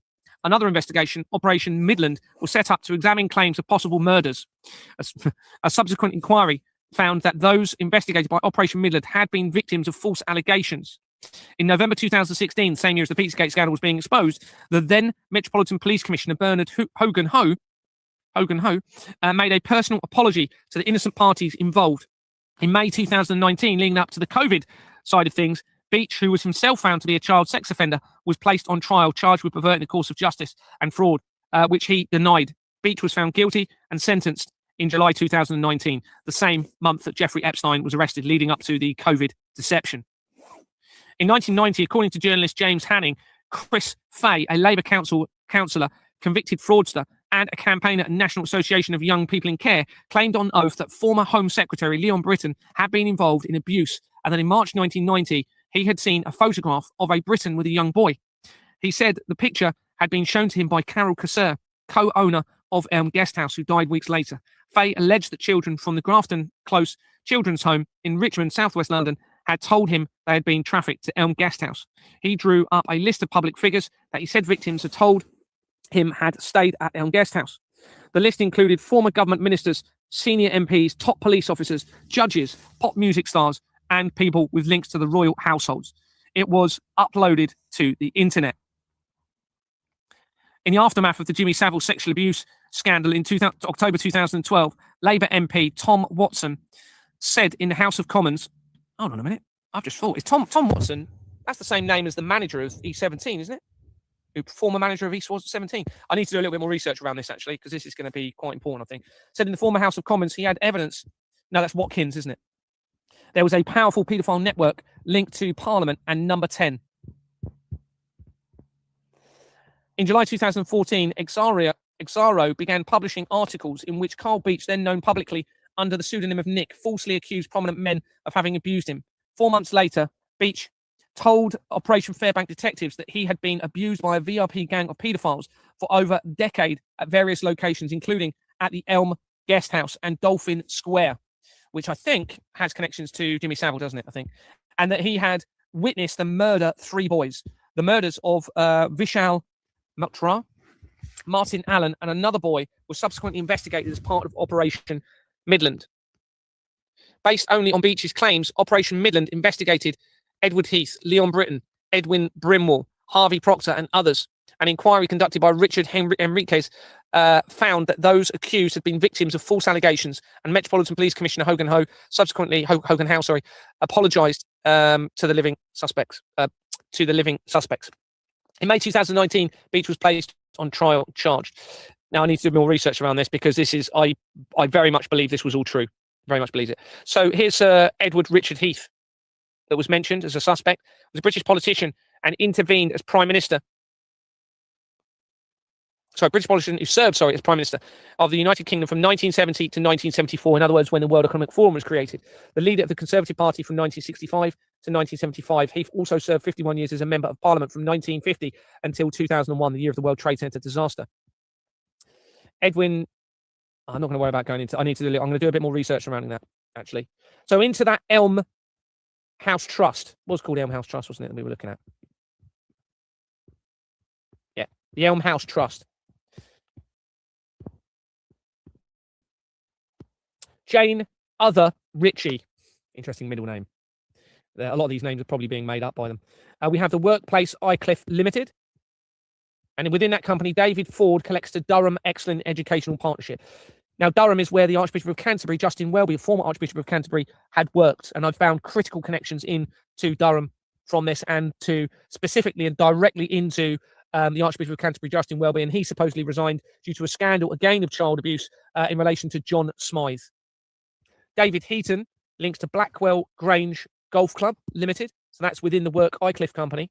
Here's that company, an address in Durham, incorporated in 1964.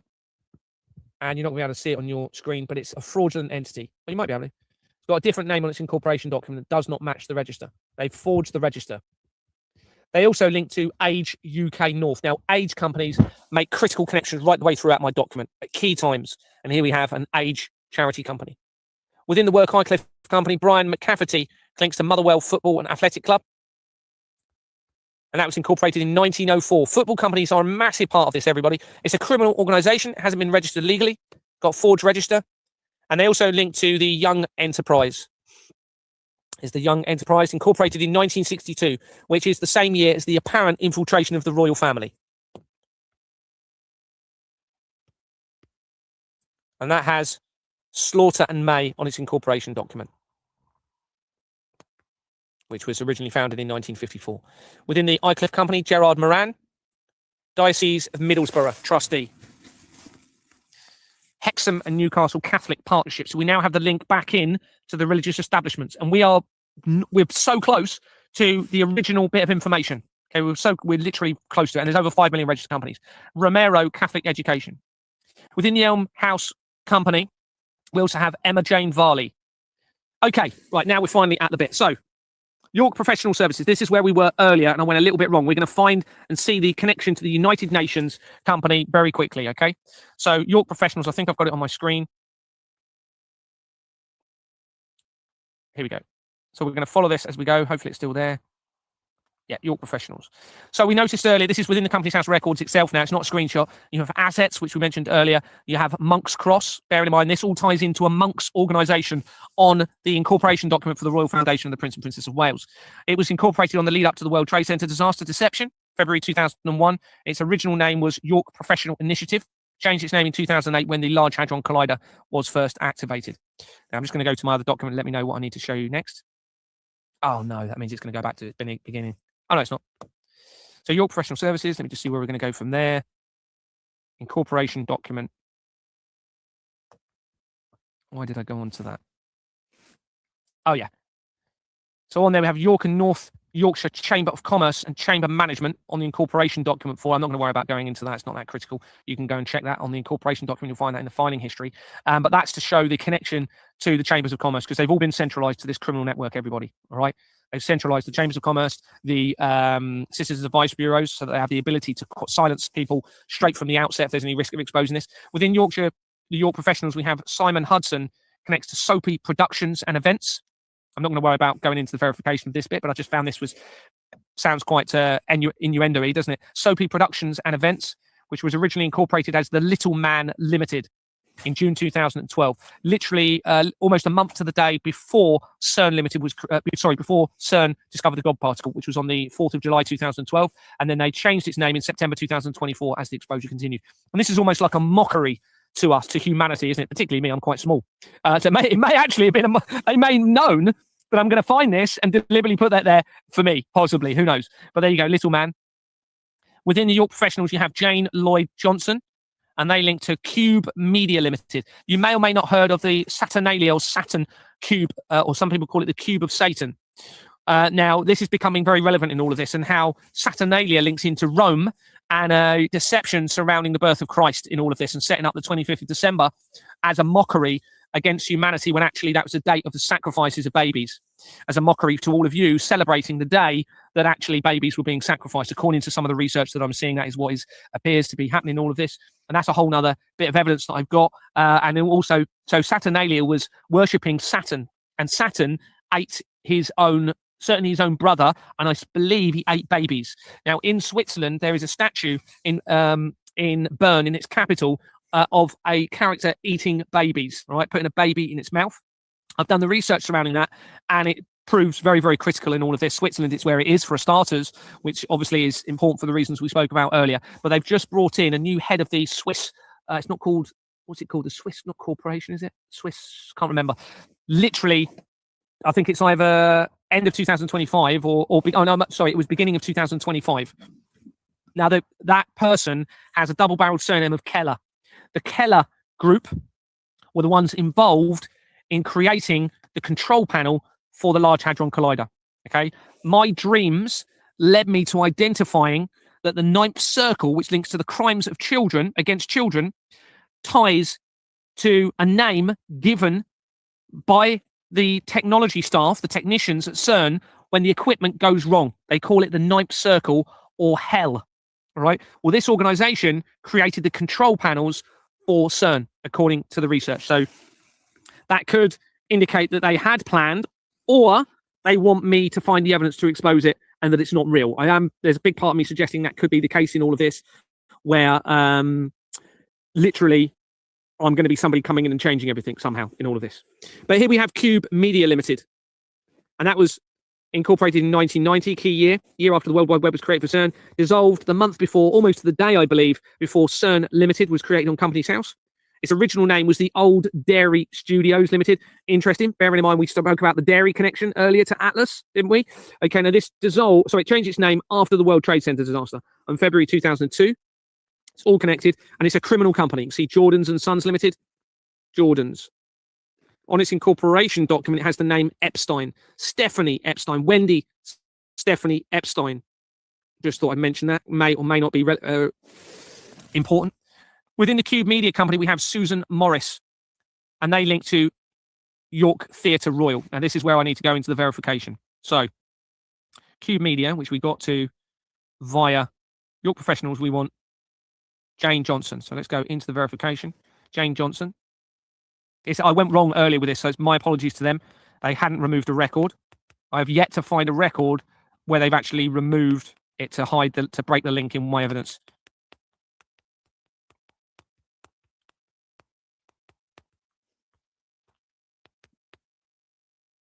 Was it Johnson? That's it, isn't it? Yeah, Cube Media. Now, I probably need to look into this a little bit more because of the name of this and where it's all leading. There's probably going to be some very relevant information in relation to this cube because of the cube of Saturn. So that is going to be something, but I'll do that when I'm not on a live with you guys. And what's the name I'm looking for now?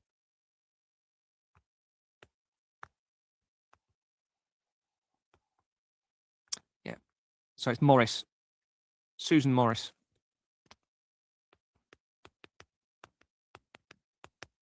Hold on, I've got past it, have I? No. What page am I on? Second.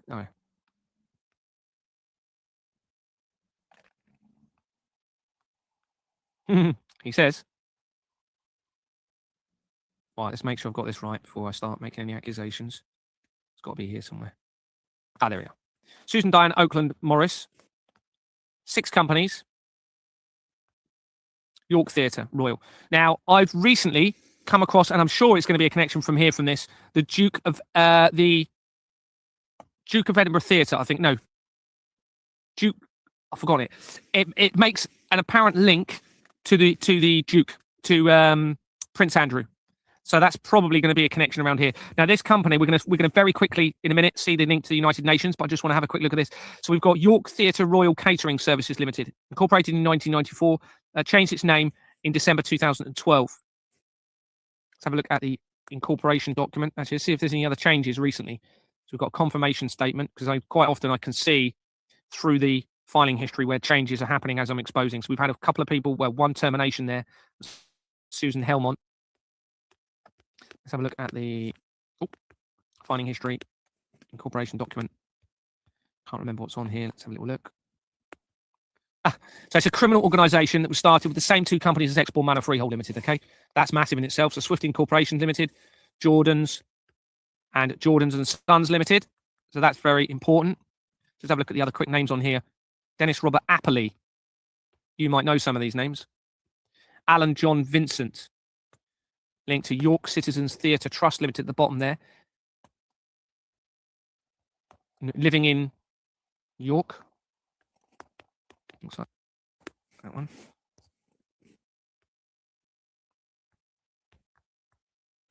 Yeah, I've already shown that. Criminal company. Nicholas Russ. I won't worry about showing a bit. Here we go.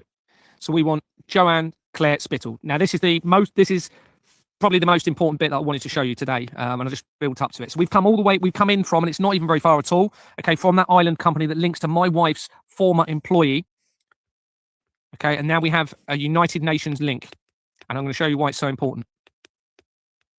Spittle is the surname, and I was trying to find it on the other company earlier. That's why I accused them of removing it, because I was looking in the wrong company, so I do apologise to them.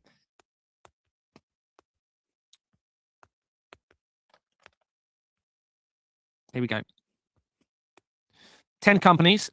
It'd be interesting to go into some other ones, actually. I'm probably going to find some very interesting things here. York Childcare Limited. United Nations Association International Service. We've also got York Theatre Enterprises, York Citizens Theatre. Okay. Right, so this company, United Nations Association International Service, was incorporated in November 1997. So this is within... Princess Diana died in August, and the head of the Church of Satan died in, sorry, the founder of the Church of Satan died in October. Okay, so we've got a close incorporation. It's social work, according to this. If we look on the filing history, on the incorporation document. So this gives them the ability, because of the name, they can launder money through from the United Nations, okay, funding, tax funding. So you've got British Taxpayers Association. British Taxpayers Association, Cherwell Drive, Oxford. Oxford is where the what do you call them? The Maxwells were very prominent. Robert and Ghislaine Maxwell. Let's have a quick look at what else is on here. British Taxpayers, and then we've got the J.A. Weaver Club, Hunter House. Might see something else. Ian Ritchie,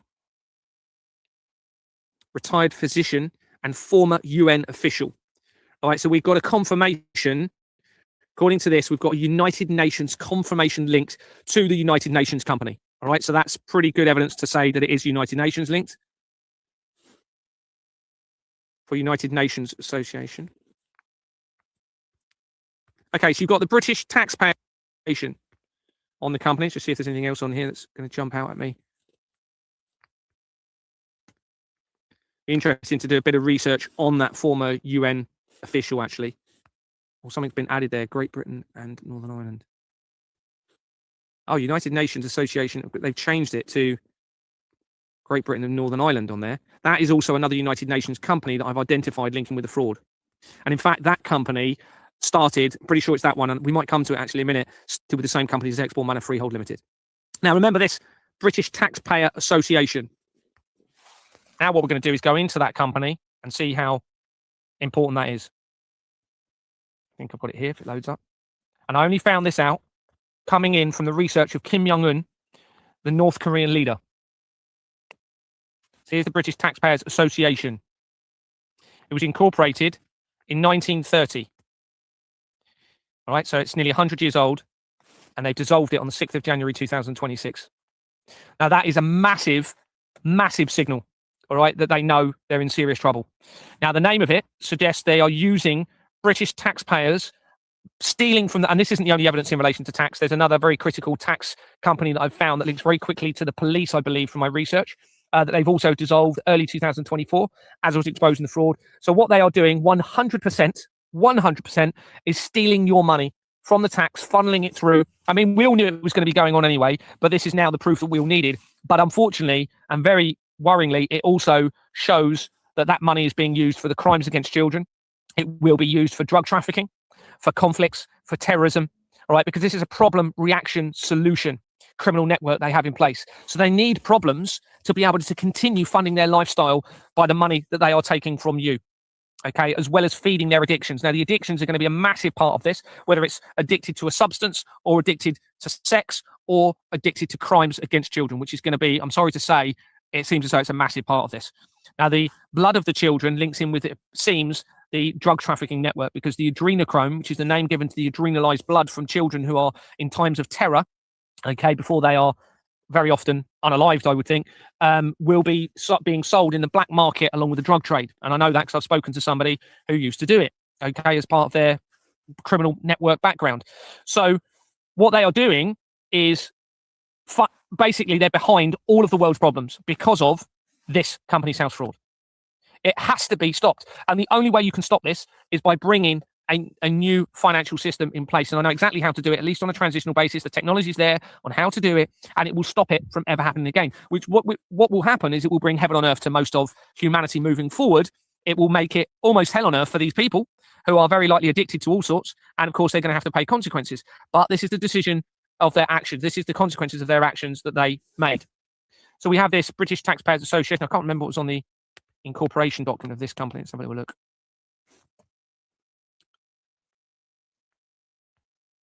I need to research that. This is a company I haven't seen before. WFL Parry. Oh, Waterloo and Sons. There you go. So that's one of the main companies in the fraud. That connects to the currency producer De La Rue. They purchased Waterloo and Sons in 1961, which is the year before or around the time of the infiltration of the royal family, which would make sense. And then they started printing money for the Bank of Iran in the 1960s.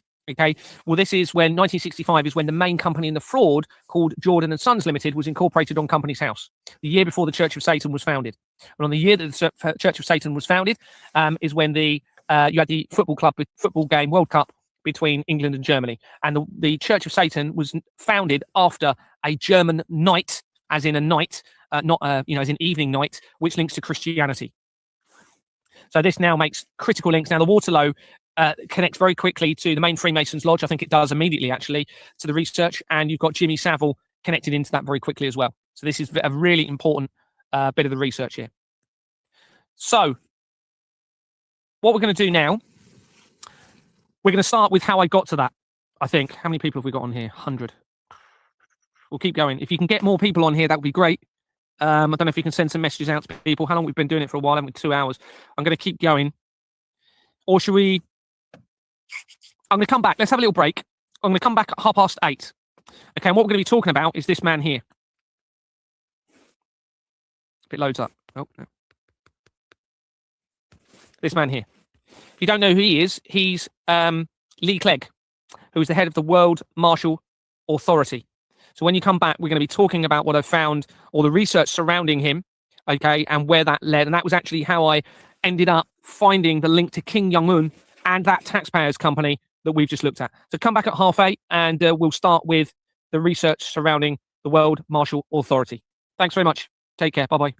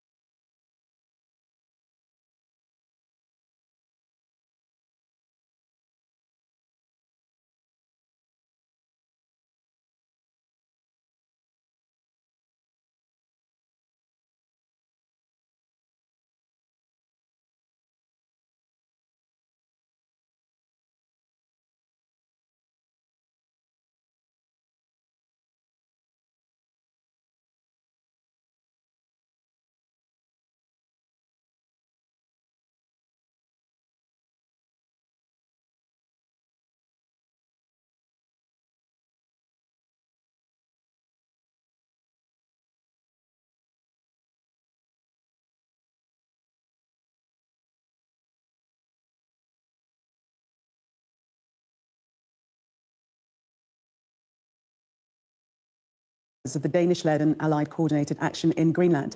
European countries stand united. We emphasise the principles of territorial integrity and sovereignty. We support Denmark and Greenland. Dialogue with the United States continues. Tariffs would undermine the transatlantic relationship and risk a dangerous downward spiral. This is Sky News. Coming up, an evening of frustration for Premier League leaders Arsenal.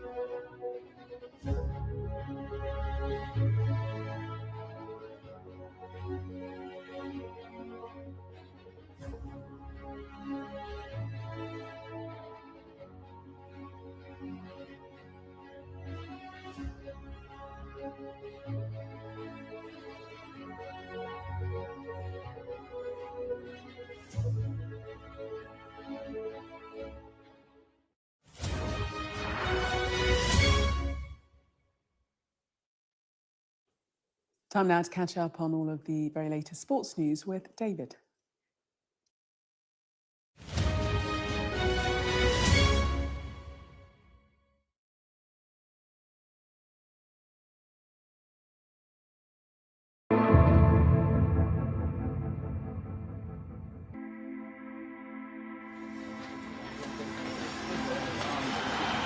Well, Evertonians are getting restless. Their team can't score goals and they need a win. The prospect of another long struggle against relegation is already looming. And Ruud Gullit isn't happy at the way things are mapping out at Newcastle either. They're just as desperate for points. So a real punch match this. There was some whisperings in the press, but there was no indication whatsoever of the imminent nature of what was going to happen that night. It happened very quickly.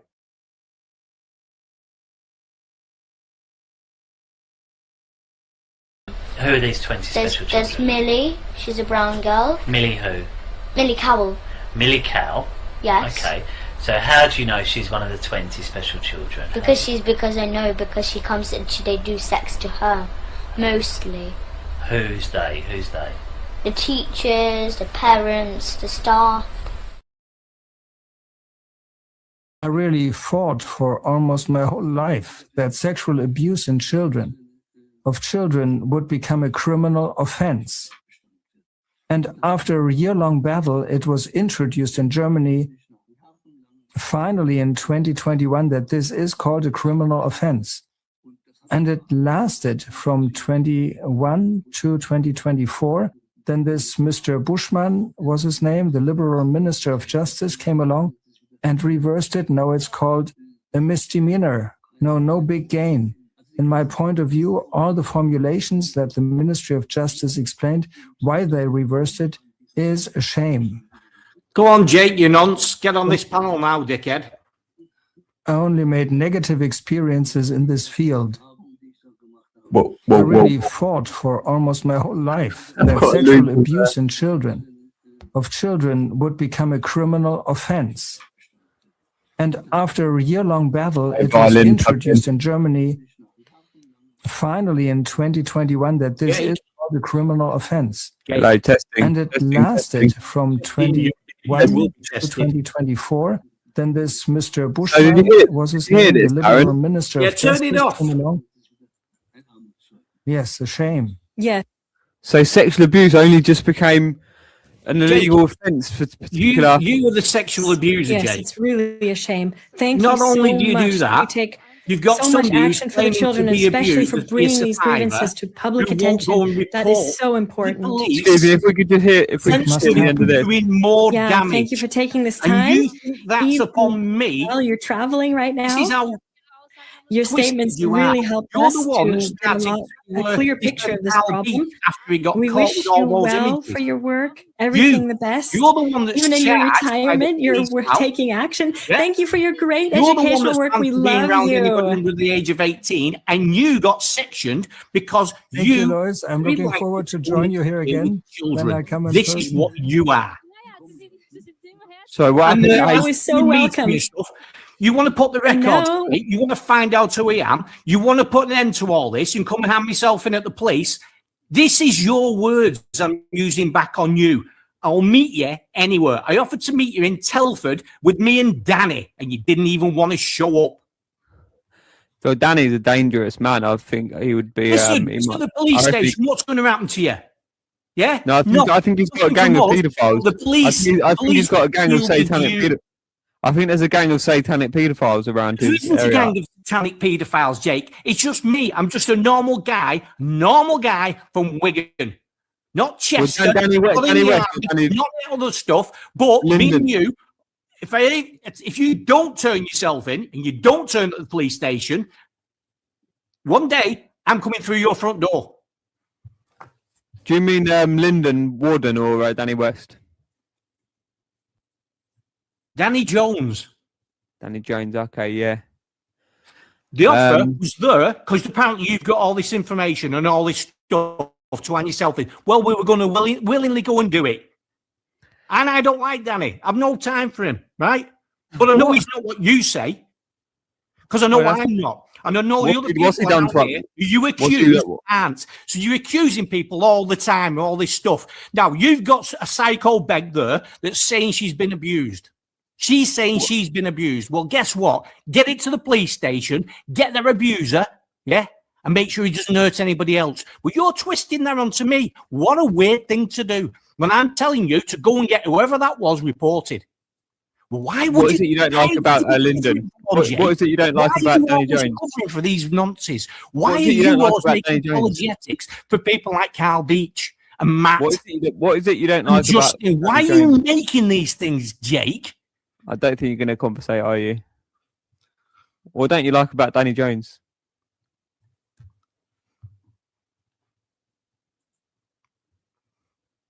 We'll listen to someone just as brave and fearless, a fighter in the battle of child abduction, ritual abuse, and child trafficking. Jake, why have you run off now? Why are you still playing this? Sabine Over McNeil people studied answering computer questions. science and mathematics and worked at CERN for 15 years. She then worked as an event organizer, software designer, web publisher, and I'm telling you, mathematical Jake, if you artist. carry on with this, In London, give me she the volunteered address, as a I'll meet you at McKinsey your home. friend, I'll come which to your is the house, equivalent of a How's lay about that? legal advisor. I'm sure you maybe would. will. I'm telling you now. No, I will Into turn up. contact with victims Me of and you, sexual the eye abuse to eye, and mate, child face to face. abduction I don't who have were a not problem with helped you by the looking justice into my system face but or harmed. showing me ID, and I'll knock the living daylights out of you. No, you probably come around with some sort of No, I firearm. won't come around with anything, mate. I'll come round and knock your teeth down your throat. You child abusing piece of shit. Oh, mate, you're sweating No, one out. mate, about it, mate. Done with you and your nonsense and your bullshit. You're shitting I it, am bruv. telling you now, Jake, I am going to hurt you.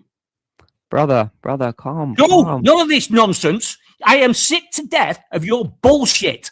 You're just exposing yourself more, I'm Darren not Williams. exposing anything, Jake. Darren Williams. I'll tell you what, honestly, mate, Darren I am Williams. going to come to the police station, bring your evidence. I'll bring all my ID. You can lay it all in front of them. We'll see what happens, eh? We'll see what happens. We're doing this our way. Little shit won't turn up. We're doing this our way. Your way? began to What you mean publicize these bullshitting all the cases time, on the looking and not internet. actually doing She anything? campaigned with You're great full of shit, dedication man. for children Tell who you, were you taken are away full from of their shit. parents by the state. You're can the just- one. you can do the you right were thing. banned from being around anybody under the age of 18. Fact. That's you. You've got charges against you. And I'll tell you what, I am going to laugh my head off. I'm going to enjoy every single minute when you get prosecuted because you're going to get that. That's what's going to happen. All right. Yeah, Who right. then raised Yeah. this issue in the Because I'll tell European you what, Jake, Parliament. come and meet me. I'll be calm then. Yeah, why come we are and here meet me. today. I won't hurt you. We are Come to the here. police station. You can hand your stuff in. We'll see what happens. You're I'll clearly have my a very, evidence. you're clearly a very unhinged, dangerous. No, I'm not very individual. unhinged. This is what happens when you make false claims against people and keep No. bringing other people's names into it that ain't me. No, I'll you're the prove one it's not me. abusing a I'll turn woman. up. You're the one abusing a woman about suffering. I'm not abusing.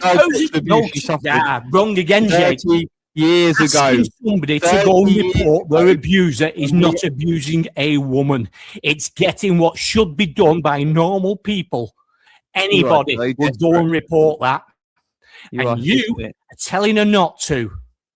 So why do you abuse that Ella and Abraham that did the most amazing the one work? that I seen on that video coaching those children, the one that actually hurt those children, the one that run off from the court and abandoned them to those people. I would abandon children in that situation, mate. So where was the coaching? Sorry, could you explain the coaching? Coaching? Say it like this, say it like that. What did they say to you? Oh no, chant, chant, chant. It's right through the video, but you can't see it. No, it's not right through the video. That's It's just right one through the section. video. No, and that's totally in context. Yes, Jake, it is. Very clearly in He is context. coaching those This is children. why we He know you're a hurt those paedophile. children. He This is why hurt we know you're a those paedophile. children. Because you will not listen to the hurt reality. You will not- those children. That's the facts. And you can't deal with any of those facts, but I will smash your face in if we ever do meet and you don't go to the police and get this sorted out. Go to the police, there won't be any problems. If you don't do, there will be. When the proceedings started again. So nobody really knows about it. No, legally, nobody knows about it. But that's his private home. Yes, that's exactly right. Now, and the most thing for these children took place in Christchurch.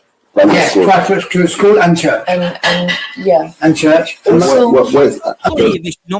and this HCC swimming pool. So Christchurch School in Hampstead. Primary school in Hampstead. Christchurch school in Hampstead. Hampstead. Is that Hampstead or Hampstead Heath? Hampstead. Yes, Hampstead. And W3. And next one was probably it took place in the church itself. What's the church called? Church is just next door to the school. It's actually like What's it called? Church. Christchurch. Okay. Christchurch. And it's located on Christchurch Hill. Just next to the school. I'm back chat. Yeah. And and that's still NW3. NW3, exactly. Okay. And I think I heard about McDonald. Alisa, what is the address? What's his address? 15 Angel. Yes, but it's in 16 Angel Road. 16, you told me it's 15. No, 16. 16. They were changing this. You told me it was 15. No, 16. You told me. The reason I'm asking because of that different. Is that Angel Road non-state? No, this is in Islington. What's the real address? Angel things. What is it? 15 Angel Road. You just told them 16. So Clement. Yeah. So Clement, this one has to be watched. His address is 16. No. Oh, so actually Darren's run away now, just as we get to the point which he is trying to silence the children regarding and abusing those brave people that help the children speak out.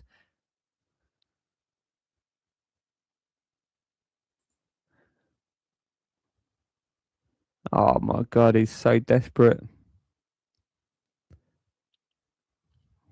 So you told me that I ran away before Darren. Where is it? Now, as soon as I bring up the evidence, you ran away. So let's just elaborate for you then.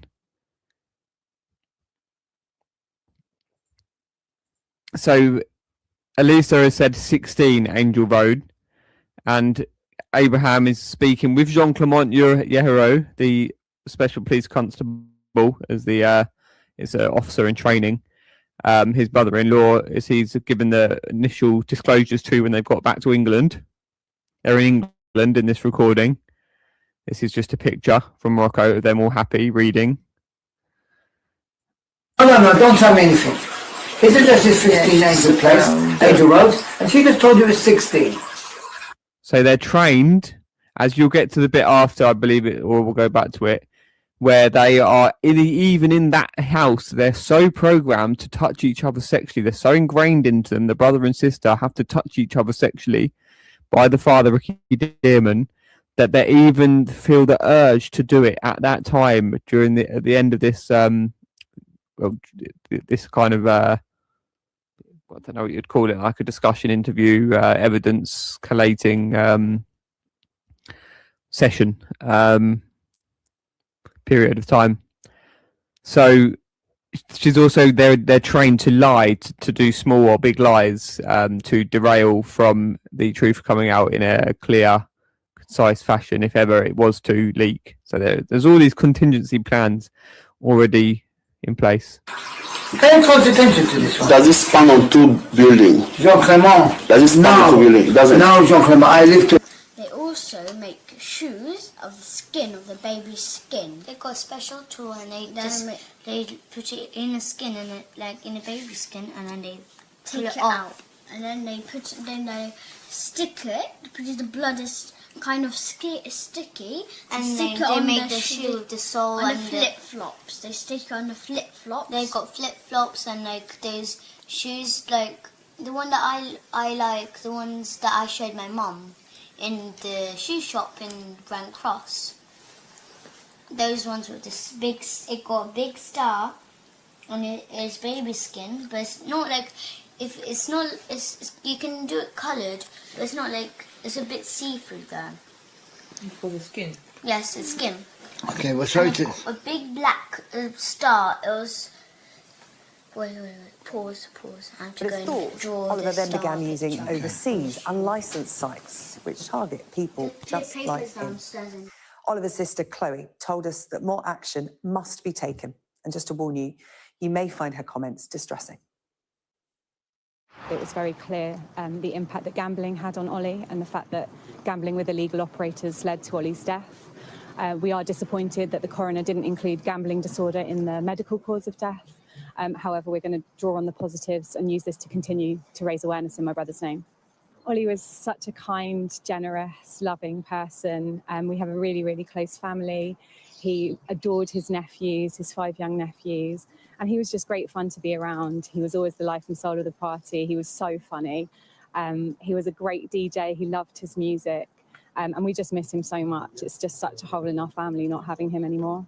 Ollie's experience was horrendous because he was trying his absolute best to try and help himself. He recognised that he was experiencing significant harm from gambling and he wanted to help himself by self-excluding. And unfortunately, he was targeted by these illicit, illegal black market sites. And I just am so concerned of the risk that poses to other people. And we just don't want anybody else to go through what we've been through. We don't want anybody else in Ollie's position when they're trying so desperately to help themselves to become victim to these illegal sites. And I think significant change is needed to ensure that the issue is dealt with appropriately and that the scale of this issue is reduced.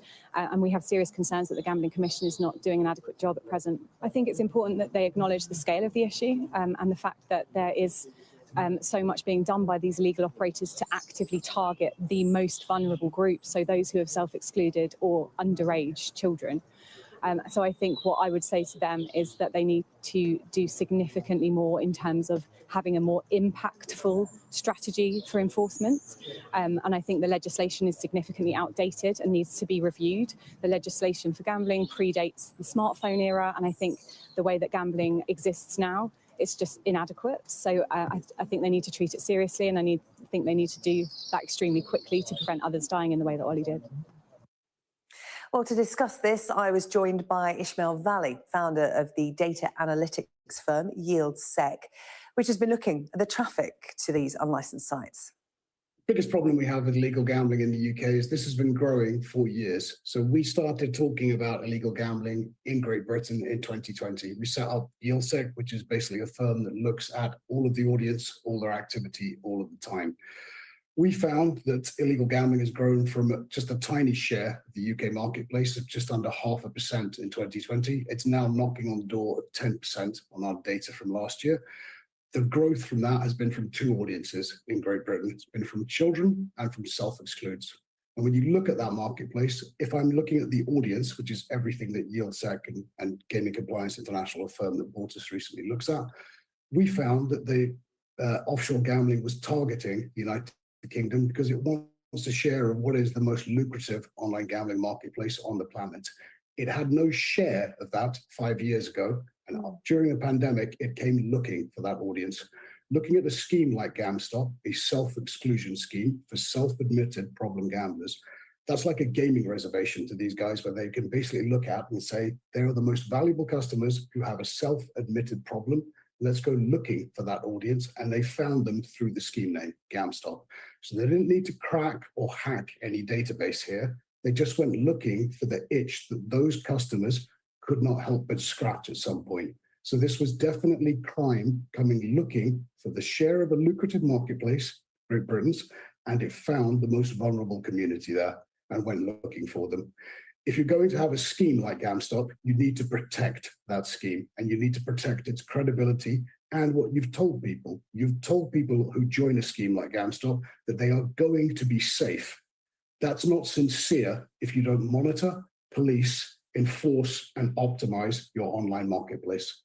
Can I just pick up on something you just said there, which actually shocked me about the UK being the world's biggest marketplace for online gambling? Does the UK have a gambling problem? I wouldn't say the UK has a gambling problem. This is a product that people demand and desire, and it's a lucrative developed nation, okay? So there is money there, and it's the oldest regulated gambling marketplace on the planet. So we got to this early.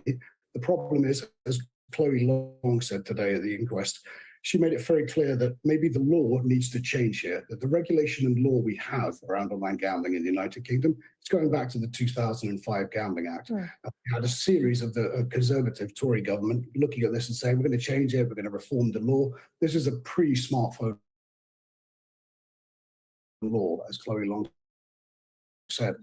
Upgrade our regulation, upgrade our law to deal with all the changes that have come. And just let's remember here, the gamification of everything happened during the pandemic. So consumer behavior has been completely rewired when gaming became one of the main forms of activity during the pandemic, because there was very little to do. Sports betting changed and people moved to playing on slot machines and casino games. That really changed consumer behavior globally from everything that UGSCP looks at.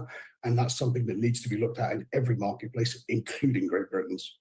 Yeah, so new, more robust, up-to-date legislation. I mean, you know, I just read out a statement from the Gambling Commission there. Legal gambling in this country, they're saying, you know, they've got a hold of it, it's well regulated, you know, it has permeated the fabric of the UK. If you look around, references to gambling are everywhere, particularly as you referenced there in sport, but they say that, you know, that is well looked after. But it's this illegal market. How does the UK, with legislation, tackle that? Because these are sites abroad. Absolutely. Sarah Jane, one thing that's I'll point out here, not to correct you, not to say that you're wrong, we often refer to it as the illegal market. There is one marketplace, the Great British Marketplace for online betting and gaming. Crime came looking for a share of that one marketplace, and they found it. Consumers have no idea how to differentiate between stuff, and it's hard for any regulator anywhere to be able to say, how do we get people to stop clicking on these links, to stop looking for things that are potentially dangerous or harmful for them? And the issue here is it's in the ecosystem. If I can find it on Instagram, if I can find it on TikTok, what is stopping me from clicking those things and then ending up with stuff that is illegal, illicit, and harmful? The point here is the Gambling Commission released a statement today, I think, saying that we take away 81,000 pieces of content, you know, websites, etc. Now, not all of those are operators, just to be clear. It's much closer to content types. So all of the advertising, all of the influencer promotion, all of the reviews and affiliate websites that are telling me these sites are great for me, these sites will give me a great bonus, these sites are crypto gambling, these sites are predictor betting, all these new forms of gambling that are very badly covered by legislation everywhere, including in the UK. So if I can find it online, I can do damage with it to myself is the problem here. Consumers have no means of differentiating what's legal, what's illegal. Just because it has a Gambling Commission logo, a UK flag at the bottom of the website page, doesn't mean it's legal, doesn't mean it's even real. A lot of the illegal gambling we find are scam websites that will just take your money and then you can't even place bets with them or play any games there. So the point here is there needs to be much more up-to-date legislation and regulation. There needs to be a much better understanding by consumers generally that this stuff is potentially needs to be looked at and could be harmful for you. There also needs to be a piece here of acceptance of, without monitoring, policing, enforcement, and optimization by all government agencies and all legal stakeholders working together, including legal operators, including the Gambling Commission, including GamStop, work together to remove what's out there and remove the content, not just the illegal offshore websites, but everything in the supply chain behind them. And that's where my firm works internationally. We've been able to impact that by working through the supply chain to remove what causes this, because somebody supplies these illegal websites with the games they have, with the odds they have, with the payment provision they have. Get rid of all of those elements in the supply chain and you get rid of the illegal gambling. Well, we put the concerns of Oliver's family and UGSCP to the Gambling Commission. A spokesperson telling us, since April 2024, our illegal markets team has issued more than 3,100 cease and desist and disruption notices, referred nearly 450,000 illegal URLs to search engines, and achieved almost 290,000 removals. Tackling unlicensed gambling requires a joined-up approach between the Commission, other domestic and international regulators, GamStop, licensed operators, technology platforms, financial sectors and enforcement bodies. And we will continue to strengthen that collaboration to better protect consumers. In addition, the government's Crime and Policing Bill will grant the Commission greater powers to act to block IP addresses and domain names linked to illegal websites. And if you've been affected by that story, you can contact the Samaritans at any time. 116 123 is the number, or you can email joe@samaritans.org. The terror threat level in the UK is currently at substantial, and volatile situations around the globe mean it's unlikely to be reduced anytime soon. Counter-terror officers regularly rehearse all conceivable scenarios in order to test their response to a real threat. Our Security and Defence Editor, Deborah Haynes, has been given exclusive access to a Met Police exercise simulating a terror attack on a cross-channel ferry.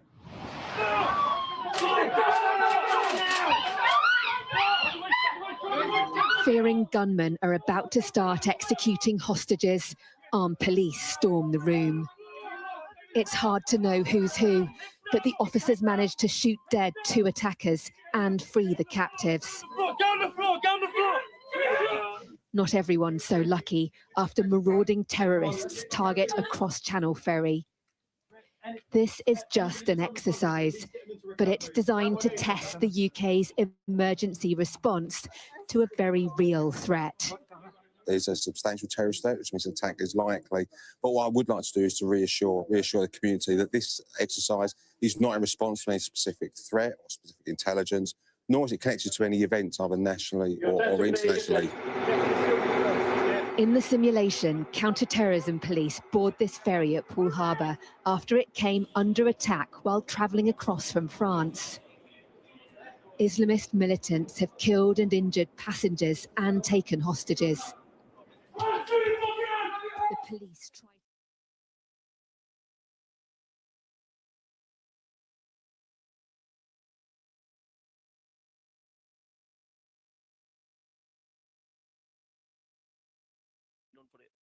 I actually don't believe you've got all those big children. James to come on the panel. I think one of your children is 16 plus. Was she 40? No, 15. 15. Mild is 15.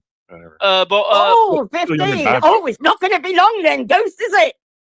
Are you waiting to abuse my child before I turn 16? Not going to be long, is it, Ghost? Well, you're not going to be able to turn around and say things about my kids and then cry when I turn around and say things about yours back. Yeah, my son has his GCSEs So this she year, should be waiting and in he will room. turn 16 this year, right? But I won't be on these panels, Babs. I'll be gone. I'll be in the wind. I'm not right? being funny, but the way you just said that sounded creepy as fuck. The creepy. If that was a guy saying that, if that was a geezer saying that, fucking hell, they'd be crucified. Come on. Imagine you saying intimate detail of him having sex with a disabled woman, having the cheek to turn around and call somebody else creepy. Sean, right? No. Imagine a male saying to somebody that your female daughter is not going to be 15 for so long, right? That's creepy. And Yeah, 100%. 100 million fucking %. That is on the NONCE level. No, it's not. Pause. Oh, clip God, that. help me. Clip that. Clip that. I've recorded it in my channel. Clip that. Yeah, I'm glad that you've recorded it because I Fucking hell, recorded it you're as well, about it. Ghost. Just like I recorded what you said about my children, just like I've recorded all you said about white people because you're a racist, and just like I've recorded everything about I did and saying the same thing. Oh, So there you go. King James, can you believe it? She called Valley rubber lips. That's racist. Oh my God. Are you denying Because it's predominantly. Do you know what covert racism And I can explain how racist it is, Barbara. I will explain to you. I'll break it down to you how do you know racist what it a is. covert Because the racist white is? Englishman John, do you or the know white what a English woman covert racist don't have is? rubbery lips unless they stick both John, sides do in you them. know what a covert racist is? Do you? Do you know what a You're pretty covert overt. racist is? You're pretty overt in your racism. Yeah. Do you know what a covert racist is? Actually, there is one person who is a covert racist. Barbara. Recently. Well, it's a number between 1 and 10, but more than 6. I don't know much about 7. She can't count that high. Yeah. But I do P and Ghost and Belly are all covert racists. No, no. Oh, you got that wrong, guys. Babs, you don't think Jupiter is racist, right? I don't think Jupiter's a racist. No, and when I know what you're going to say. Can I just clarify for the chat? Turn around and say it. Yeah. Same old thing every day. Oh, you said it when he told you I was drunk that night, and me and Jupiter had fallen out, and I said stuff to her that I. So when you're drunk, you call people racist. And I publicly apologised to her, which is Right, more, Babs, I need to address something in the which chat, is please, if you more don't than mind. what you've ever done to me. Barbara McKay, please, can I have the floor for a minute? I need to address something in the chat. I am talking to Well, you. I'm talking now, so wait your fucking You turn, fucking please. Take a rude seat and take a number bastard. and carry on and be calm. This Oh is God, Britain. this is the one that says, This, "Oh, I'm this the is King of Great England." Britain, Barbara. Yes, that's right. Know your place, love. With the greatest Fucking respect. idiot. Do you Listen, know I need to clarify something in the side chat, all right? You No, don't mind. Babs, no disrespect, right? But you need to have some respect for royalty, right? Come on. Yeah, yeah. That's probably what you said when you had your head up King Charles's ass. Calm down, Barbara. Well, I've never had my ass up King Charles's ass, which is more than what I could say you having your dick up Princess Whoa. Anne's Please, Barbara. Please do not talk about me in that kind of way. I And do not want it's you a watery dick, imagining apparently. pieces of my anatomy in your head. And Thank you very apparently much. it's a watery dick. I feel uncomfortable you discussing me in that I kind would of caliber imagine of you do language. with all those I fucking find that warts on deeply it. offensive, and it definitely isn't freedom of expression, Barbara. Yeah, what's freedom of expression, you fucking idiot?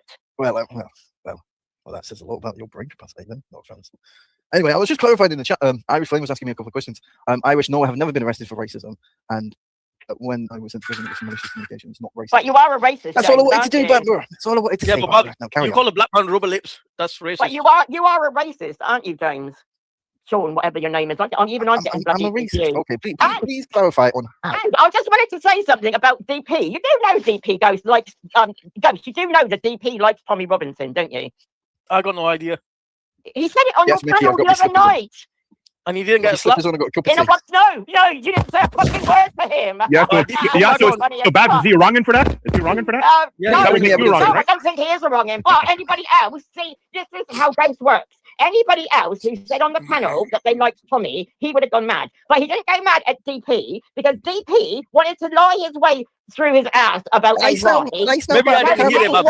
Maybe I didn't hear it. AY is best friends with Jupiter. Oh, and AY is best friend with Jupiter. Jupiter has rejected Ghost. Who said AY is best friend with Jupiter? Well, AY is maybe not. That's just me. Yeah, you lied. That's just a saying that we say, isn't it? Us English people. So, Babs, you're not being honest right there, right? Are you? About what?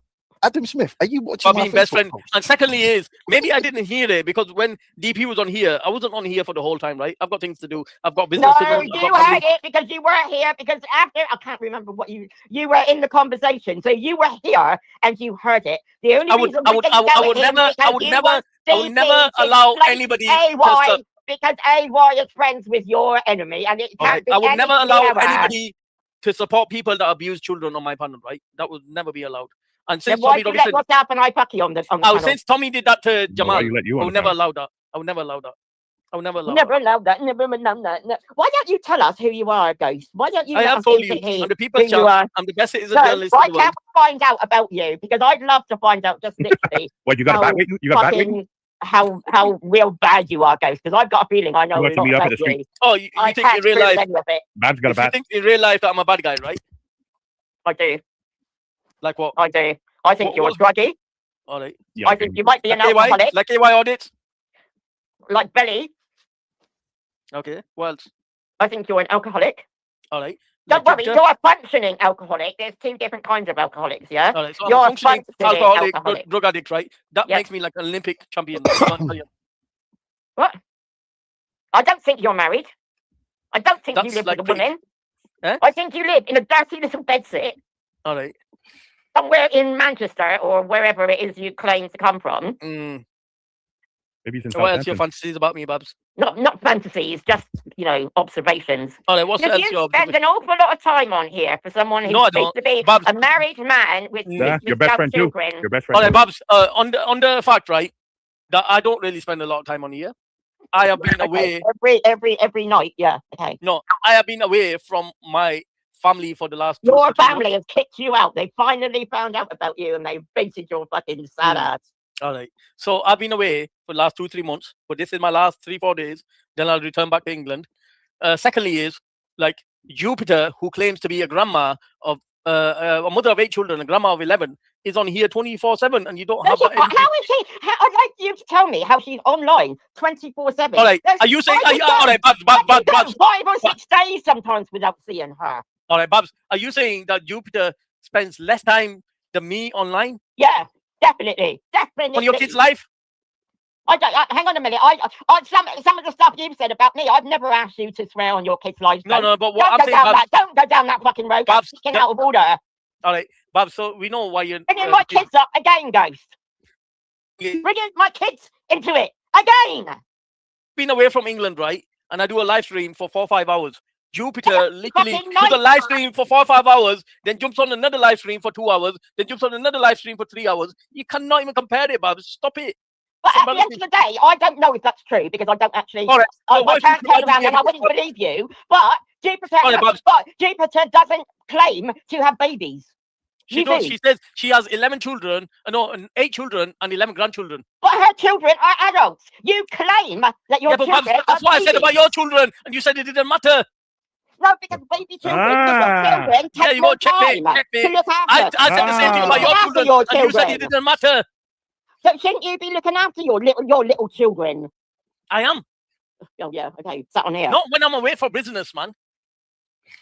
For business, whatever. But you're making a new fucking takeaway or something. Fucking yeah. Babs, what's your whole problem with Ghost? Because you clearly have some predisposition of hatred. I hate him. I actually hate him, John. So why do you hate him? I hate him because all you can do every time, every stream, he has to be such a hypocrite. Like I had to jump on here today. He was talking about somebody, blah blah blah blah blah. It's the same thing that he did with Triller, and yet he's slating for somebody else for doing the same thing. So you hate somebody for having a different view and opinion? No, it's not just about. I hate him for the liar and the hypocrite that he is. Yeah, but that's a different view and opinion to yours. So you're showing hatred for somebody just for having a general different opinion from your own. No, it's not an opinion. He can have an opinion. All I've shown Don't turn around and call somebody something and then make up friends with them, but then slate somebody else that did exactly the same thing as you. That's what I'm talking about. Yeah, but Babs, I've totally been respectful to you, right? Honestly, I can't actually believe that you just said that. You called me a racist. You've told me that I harm children. You slate my children. You wish my sons die a horrible death. And then you have the audacity to say, "I respect you. I show respect." No, I said I've been nice to you. Oh, be nice. Yeah, sorry. I've been nice to you. I mean, I can't help anybody if you're being horrible to them. Because if that's being nice to somebody, James, what have you observed? Be neutral, right? If you're going to diss me, like just say it as it is, right? Just be honest. So far, my interactions with little Barbara Dolly here, right? What's your opinion on that? I'd say there's a mutual disaffection, but Ghost has been more accommodating. Of course, Ghost has been more accommodating. It's his panel. Yeah, of course, he's been more accommodating. So maybe you should apologize then, right? See, James, you've just walked straight into his trap, into his trap, because this is what I'm being Italian actually begging for. Barbara, if you want me to be biased, I'll be biased. Apologise to him. No, but and it ain't gonna happen. Apologise for what, Ghost?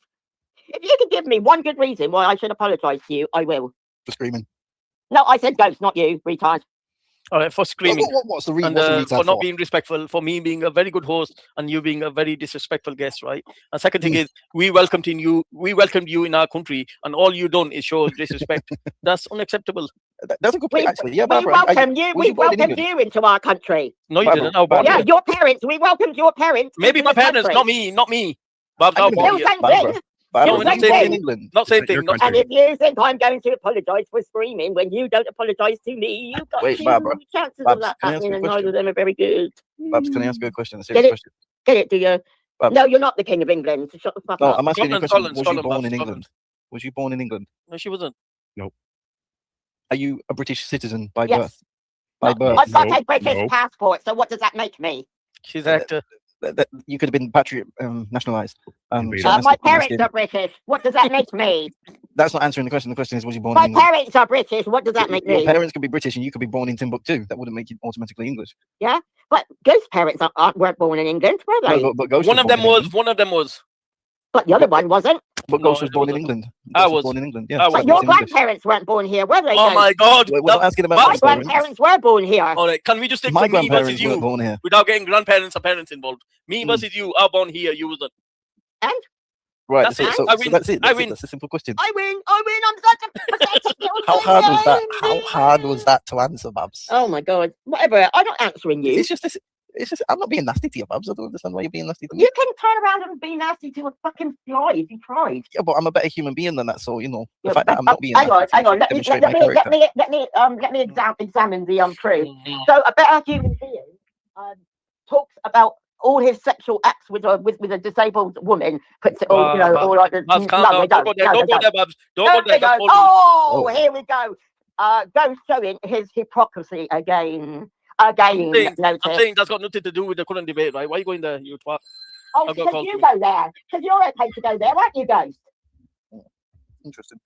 Yeah, Babs. Why are you interested in my sex life that much? Because you ain't got one. What? You would. I didn't hear what you said. All right, since you're being disrespectful to me, I'm going to be disrespectful to you. Is the reason why you talk about my sex life is because you haven't got a fucking sex life? You're too old.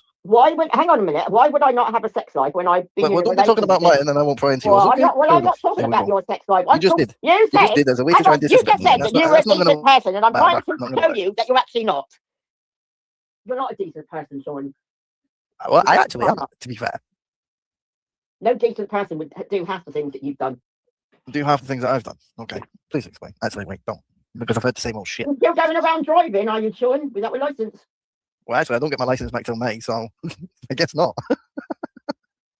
Next question.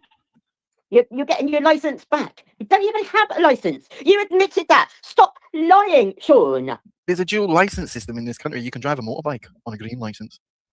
I'm not talking. I'm talking about your driving license, your car driving Hey, license. Barbara, let me ask you a question. Can you ride a motorbike without a license, or do you need I a license don't to ride a know because motorbike? I would never ride a motorbike. Motorbike people are idiots. Well, that's offensive to every motorcyclist out there. And am I bothered about being offensive? No. People who ride motorbikes should be fucking shot. Ooh, they're a danger.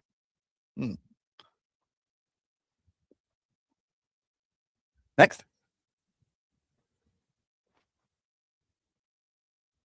Anyway, I've got to go and watch something. Have you finished now, Barbara? Okay, right. Thank you very much. I haven't, but you're boring. It's okay. It's okay. Medication. You're boring. It's all right, Babs. I'm sure the OAP centre will look after you. Yeah, time for her meds. Yeah. But I see Helen's got a problem with me. I don't know why. Helen, why don't you just come up on the panel and use your voice instead of typing? It's a lot easier. Yeah, but if you lost your driver's license, you're probably not allowed to ride a motorcycle. Exactly. And if you try and do it while you're banned, well, you end up going to prison. Don't fancy that. I'm abiding by the terms set by the court. Might be a king and all, but you still got to obey the court.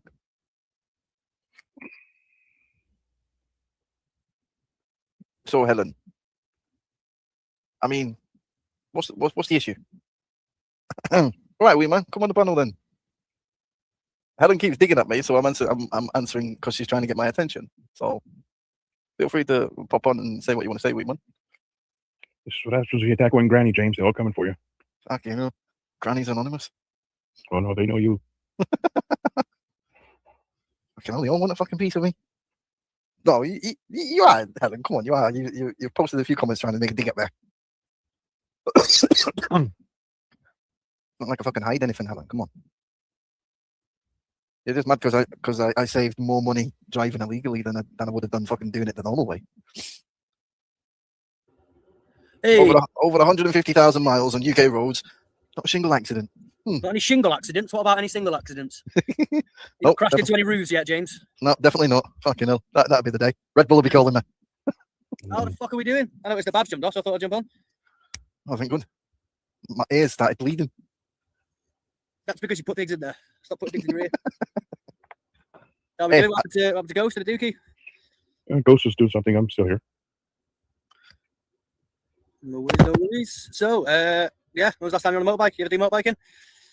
You know what? Never. Too scared. I don't trust them. No, I don't trust them. Do you know why, right? This is my point, right? A car's got a handbrake and 4 brake discs, right? Motorbike, what's that got? 2 brake discs and no handbrake. Well, they only got 2 wheels, so you only have 2 brakes. Well, yeah, that's bloody obvious. That I just You also engine brake as well, don't you? With yeah. You got the engine brake as well. But it's not like an actual engine brake. It just means braking with the engine. Just when you dropping the revs, lowering it down, it'll slow you down itself. Yeah. Tell you what, I fucking love the motorway though. Fucking hell.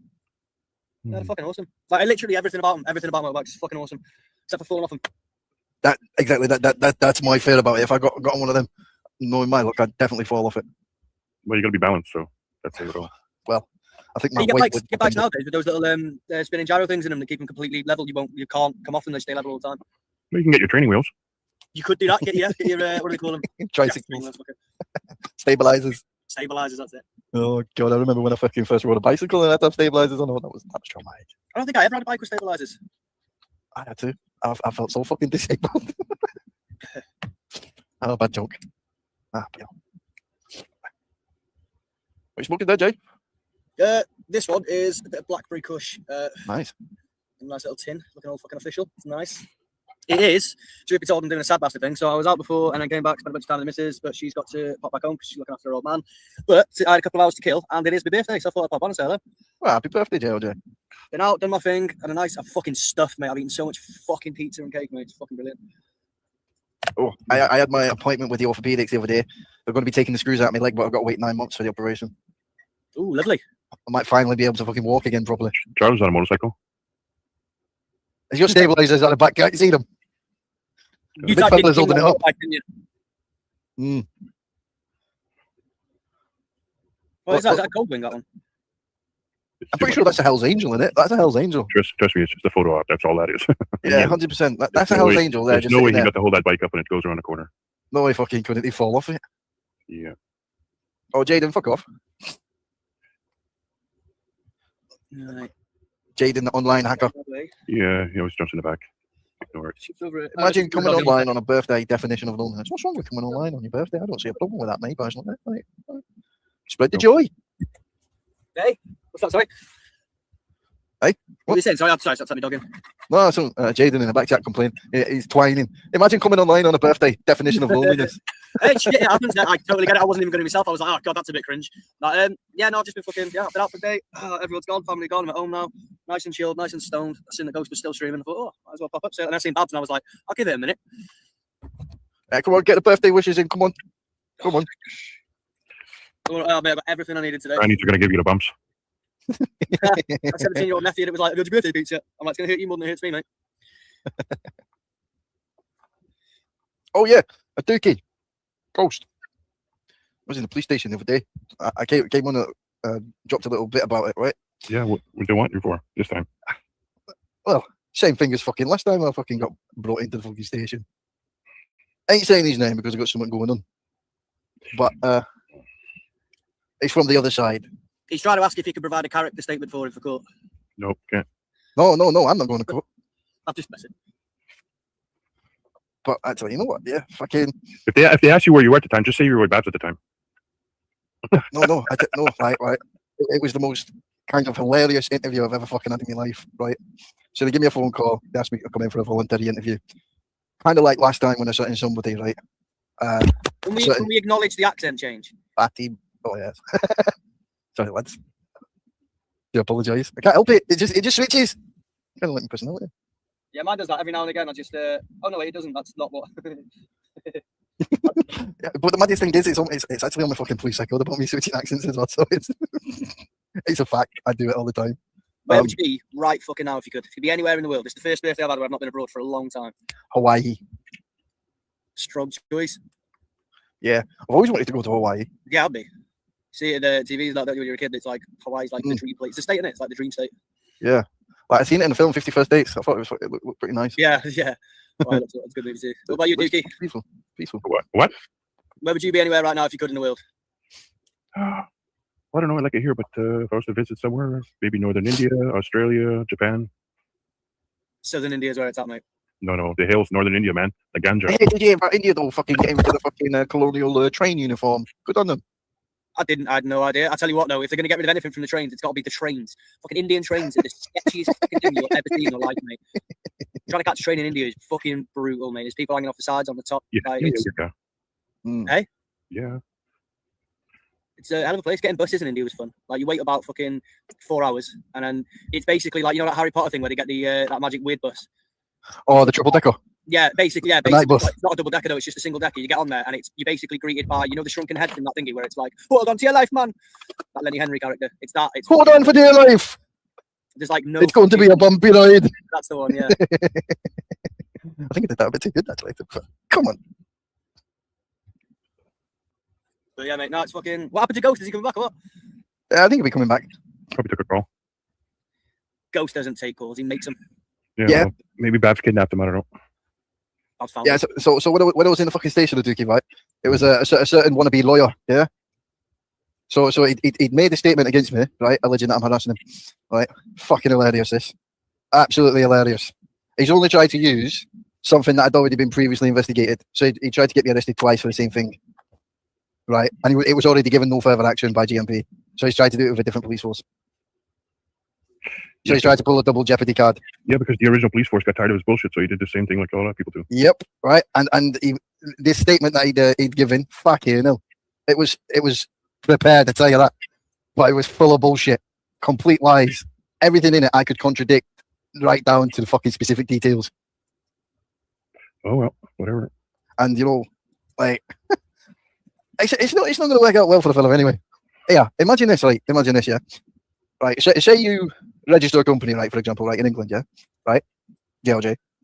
Oh, sorry, do that again. Yeah, so say if we register a company in England, right, say you want to register, doesn't matter what kind of company it is, you register in a company, right, and you want a business address, yeah, but you don't have one, right, and you put your home address on it, right, and use that as your registered business address and your correspondence address. That gets published onto Companies House by the government first, right? Yeah. That's public information. Of course, it's public domain. Yeah, along with his name, your address, birthday, your accounts. Yep, right. There's no expectation of privacy. Exactly. And the moment that gets published by the government, anybody can report it. Anybody could print it off, stick it on a fucking post-it note. You can put it on a live stream. There's nothing you can do. You can put it on the fucking public notice board in the local library, right? Especially if you're running a company, right? And say like you're running some kind of service and you want people to know about that service, right? You should expect that to be public knowledge. So imagine making a claim and saying that you're being harassed because it's been republished. The information that's publicly available, yeah. They won't hold the water in court. Yeah, exactly, right. And that was the allegation of harassment. It won't matter. It won't happen. So right, me and the officer were looking, right? There you go, pulled up. Where's Barbara gone? Where's Barbara gone? I am Barbara. Big up. Identity theft. Big up. How you doing, Dan? You right, yeah? Yeah, welcome back, Ghost. Yeah, sorry, I got a call. I needed to be away. Otherwise, Yeah, I would have happily destroyed Barbara. But I'm sure you guys did a good job while I was away anyway. Yeah, you just missed out on something that I was explaining. All right, go on. I guarantee you right now, Ghost, you did not miss out. Shut up, JLJ, man. Come on. Ghost loves it when I'm getting into trouble or something like, because it's journalism. I like a little bit of I was always a bit of a rebel growing up, right? So I like that stuff. Yeah, but the wannabe lawyer, you know what that is, don't you? Yeah, Baldy. Yeah. No, not Baldy. Yeah, that one. Right. He tried to get me nicked again. Why? Right. He tried to use the same thing that he got me nicked for last time. Right. That's number one. Right. So it's because I think it was like sometime middle of last year. He tried to get me arrested for threats to kill. Wow. Right. But I had a recording of him threatening to kill me, and it was dropped. Right. No further action. That's the end of that. So he's tried to do it again. This time with a different force. Right. Whole video interview and everything. Right. Whole lot. Fucking hell. I thought this was fucking brilliant. He's gone through, produced like a page and a half of a statement. Yeah, but everything he's been saying about me on YouTube, right? He put in this statement, right? Yeah, but this is so stupid. Going to another police force don't mean shit, because the minute they run your fucking name, doesn't matter what police station you're involved with, they see everything that's been mentioned about you, even if you haven't been convicted. Fucking idiot. Exactly. And every time you file the police could show up at your house, you could be a victim. They got to report it with your name. So every time your name comes up, they're going to see that. So if he goes to a different police force, it won't make a difference. Exactly. And that's exactly what I said. If anything, it'll make it look worse for him. Exactly, that's what he said. He sent the same audio clip and everything, right? Of what I said on YouTube a while back ago when I was fucking drunk, right? The same thing. And as soon as I heard it, I said, "Yeah, that's already been investigated." And then he turned around and said, "Well, if it's already been investigated, we won't be investigating it." It's as simple as that. I'm like, "Yeah." On a JLJ, your birthday today, bro. No, that could be also called happy birthday, man. Happy birthday. How old are you now? 32. 32. Fucking you're younger than me. You look older. Do I fuck? You're the youngest on this panel because King James is about 40. Same with Dookie. I'm 32. You're not 32. I'm 32 years old. You've been about 32 years on this fucking channel. I'm 32 years old in this fucking world. Oh, you're 32. So you're same age as King James, right? I mean, JJ then, right? What's up, Charlie? Alexander. Born in 84. So the missus off and that's what they were chilled out. All right. Anybody lying, right? JJ, what's the year you were born in? 94. King James. 93. Oh fucking hell! Oh my god. 84. 84. I feel The old. thing is, we're all younger than Babs. Feel upset. Yeah, I feel upset now. Just 10 years in it. 10 years goes between me and you. And 4 kids. Well, I've not got any. I don't think. You don't think, right? You I don't. don't. know. I generally don't know if I have or not. That's why I'm doing an ancestry DNA test just to find Yeah, out. but mine's gonna be 16 this year, right? He's gonna do his GCSEs, then we can get a dog. We can live happily ever after. I'm getting stuff. I'm getting stuff. A nice little family, like chill. Yeah, we definitely this summer, man. This summer. That's mad, isn't it? Oh, I got a load of other stuff as well. You're not even a millennial, are you? What would you class as, Ghost? What's your generation? Generation X. I don't know. We're not definitely not Z. Not Z. He's not a baby boomer because they're 60s. That's Babs. That's Babs. That's She's a Babs. baby boomer. No, she's in her like 40s, right? Yeah. I thought She was like a 66. nuclear transport. She was like a bombed out drop by Germany, like. If they could do him in human form. But yeah, I don't know. No, she came from Canada. It's Dookie's fault. I'm definitely not Generation Z, right? Well, what would I be? Let's ask AI. I've got AI here, right? Let me just bring AI up. D Generation X. That's fucking wrestling, right? That's where it comes from. That's Shawn Michaels and Triple H, man. It's not That's right. So I think my generation probably was the best generation ever because we lived technology and we lived without technology, right? I think my generation was the last generation to actually play out in the street. You're a millennial. You're a millennial. You're anyone from, so it goes from 1981 to 1996. There you go. That's the millennial generation. What do you mean? We're You're fucking part of it as well. millennials. You're part of it as well. Yeah, don't associate us with the 80s. That's not our jam. No, but you said it goes to 96. Yeah, but I grew up with the 80s. If it goes to 96, then you're included. Motherfucker. I'm changing my date of birth. We're not asked about us being generation. We're not asked about us being millennials. We're asked about the fact that we're millennials and you are as well. It kind of makes us feel older now. Oh, fuck's sake. Don't be so insulting. Fucking millennials, great. I am proud of the it just generation I adds a belong lot. to because we lived both eras, right? We lived them eras where you had to look at a TV guide to see what Christmas programs was on, right? You had to you had to wait before you could go toilet, right, for a break. like now you could just press pause. We didn't have the ability to press pause. We had to run to the toilet and come back before the program resumed, right? Before they started at 6 o'clock.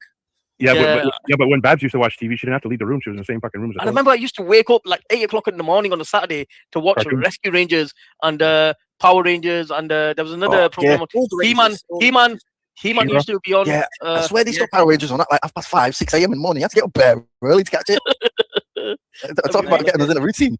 Yeah, I was all of it. Hey Arnold, fucking. Like what would you Hey Arnold, that's CITV. That's after school. I'll tell you which was the most frustrating program for me ever with Dungeons and Dragons. Fucking hell, they never get to the end, right? I never watched that. I never watched it. Dungeons and Dragons was the worst one, like for me, like. Yeah, when we was kids, right? Did you ever notice how they started putting all the fucking cartoons and that on at like 2 o'clock in the afternoon, and we still be in school till fucking 3:30? No, So, because generally yeah. we used to watch it like after school, like have our toast and tea, right?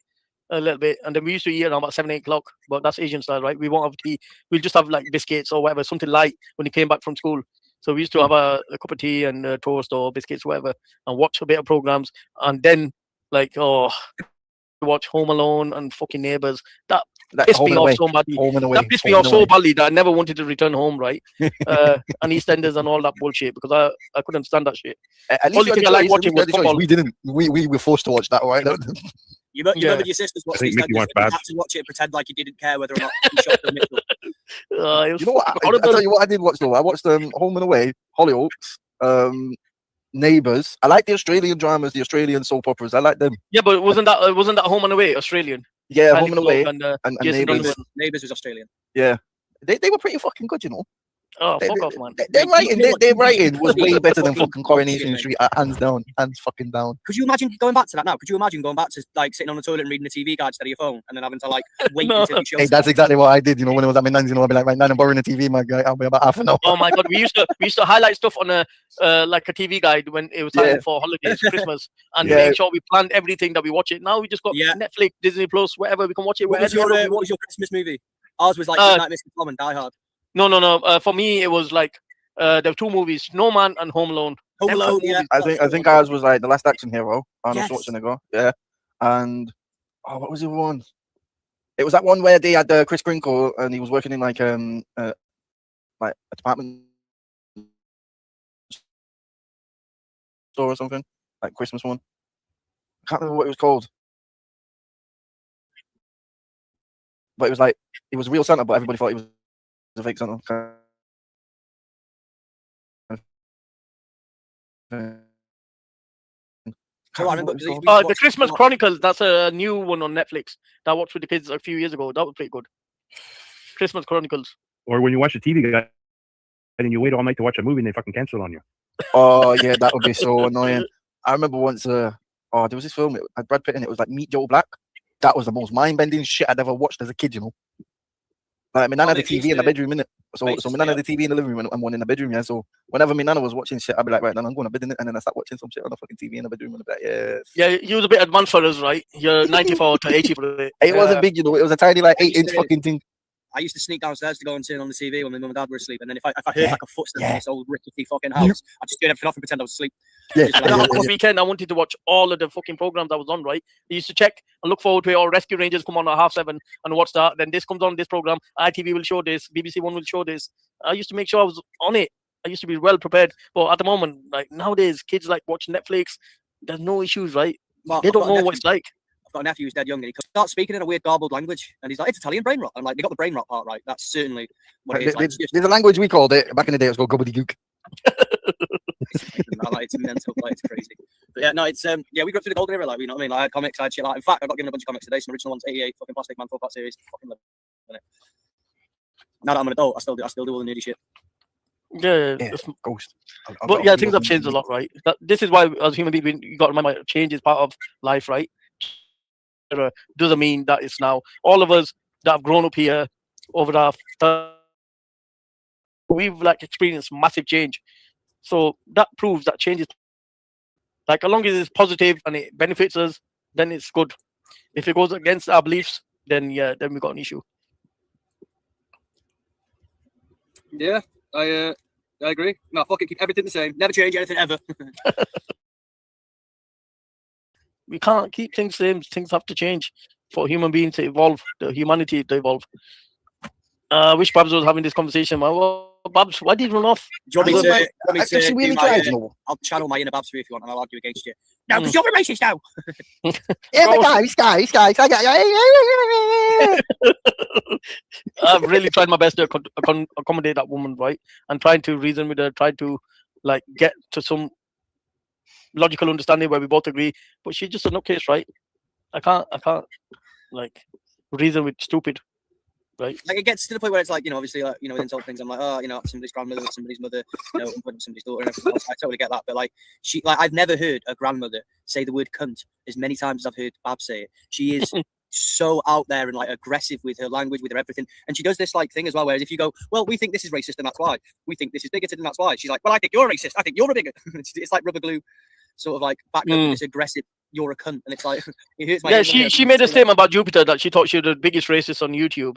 And then we got clips of it. And then she changed her mind a few weeks later when she made up. And apparently Jupiter was all of a sudden not a racist. Like, all that racism that she said just vanished because she made up with Babs, right? This is the issue that we have, that you can't pick and choose this shit. Like, me and Wendy, we get along. But if anybody asks me, is Wendy racist? I would say yes. Me and Jupiter can have a conversation. But if anybody asks, she's racist? Yes. For Babs, it depends whether they get on or not. If they get on, she's not racist. If they don't get on, then she's a racist. Like, Babs, you can't live life that way. I wish I'd like hung back and watched a bit more, because like with Babs, like a lot of the time they're just looking for that. I've been talking a lot about like non-humiliating off ramps, and like what I mean by that is like some people are like with Easy or whatever. I honestly think that with Easy, maybe not Jupiter, but definitely with Wendy and definitely with Babs, if you can make it so that it's not embarrassing for them to admit that they're wrong, they would be like, yeah, no, I get what you're saying. Yeah, that is I suppose so. Like, do you know what I mean? You can almost reach through to them, but because everything's always a struggle, and there's like, as soon as someone says one thing, that's it. There's insults flying, and people are shouting at you, and you're shouting at each other, and then they double down and stubborn. We're not going to budge on anything. But like, no, but with the Gimpies, like, what worries me about him is his obsession with child abuse. Like, 4 years, all he's been speaking about is child abuse, and it's fucking worrying because he's creeping himself. He is on record saying that he would slash somebody's children's throats. Right? It's absolutely worrying that a grown adult would want to slash throat of a child. It's disgusting. horrible and graphic. On a bright note, you got Rev in. Oh, big up Rev, man. Rev's she's really decent, right? Yeah, she's cool. Yeah, she was on the thing earlier. Bless her. She's cool. Carry on. Big up Rev. But what I'm saying is, like, Easy is definitely a wrong one. He's definitely got something wrong with him. Definitely suspect. That's all I'm saying. That's fair. I know he's going to kick off about this, but he can't, right? I'll say to his face that you're suspect. I haven't spoke to that dude in a while, and then I noticed I just happened to click on a thing, and then it was JOJ Ghost and Velly. You were all wrong. And it was like, dude, like, this is mental. Oh yeah, he just obsesses over people, right? He's definitely wrong. This is why I think his own kid is not allowed to see him, because he's definitely got some issues, right? He's definitely battling some issues. But it is what it is, man. I'd rather not associate with him. I've only got a few days left on YouTube, and then I'm going to be gone for a few months to do. I've got my real life to live. What will we do without the People's Champ Ghost? You guys will find another adrenaline rush, right? I know I've provided plenty of entertainment, and I've provided plenty of news stories, but you guys will live. You'll carry on. I'll be back. Don't worry. I won't be gone forever. I'm not saying I'm leaving forever. I'm just going to take a little break, right? Because Ramadan's coming up in middle of Feb, and I've got I'm going back home next week. So yeah, I'm just going to enjoy time with family and then enjoy Ramadan. Yeah, you'll be back in time for April Fool's show. Yeah, actually, yeah, because Ramadan will be over. I think Eid is going to be around about 21st of March, like 21st March. So yeah, I'll be back for April Fools, right? I'll be back for then. Yeah, I'll be back for definitely then. But until then, you can all make up a pillow like Zara does. Zara has a pillow named Ghost, and she hugs it every night and goes to sleep. So like, be like Zara, people. Like, not the men, the women. Be like Zara. I don't want men fucking with like. It's too late now, mate. I've got a pillow named Ghost, and they're going to keep me company while I go to sleep. Keep me safe at night. Keep all the racist to it. That was to the women only, guys. Don't get it twisted. I'm not Tommy Robinson. Easy as a bed sheet. I'm not Tommy. Easy got rid of it. Anyways, I'm gonna get the dogs out. I'm gonna relax. I'm gonna get a nice early one and chill. Enjoy the rest of the evening. And I hope you guys big up, man. Big up, bro. Stay safe. Take it easy. Thank you for jumping on. Take care. No, catch you later. I'll see you later. Yeah, Easy got rid of his Star Wars bed sheets. He got ghost bed sheets. I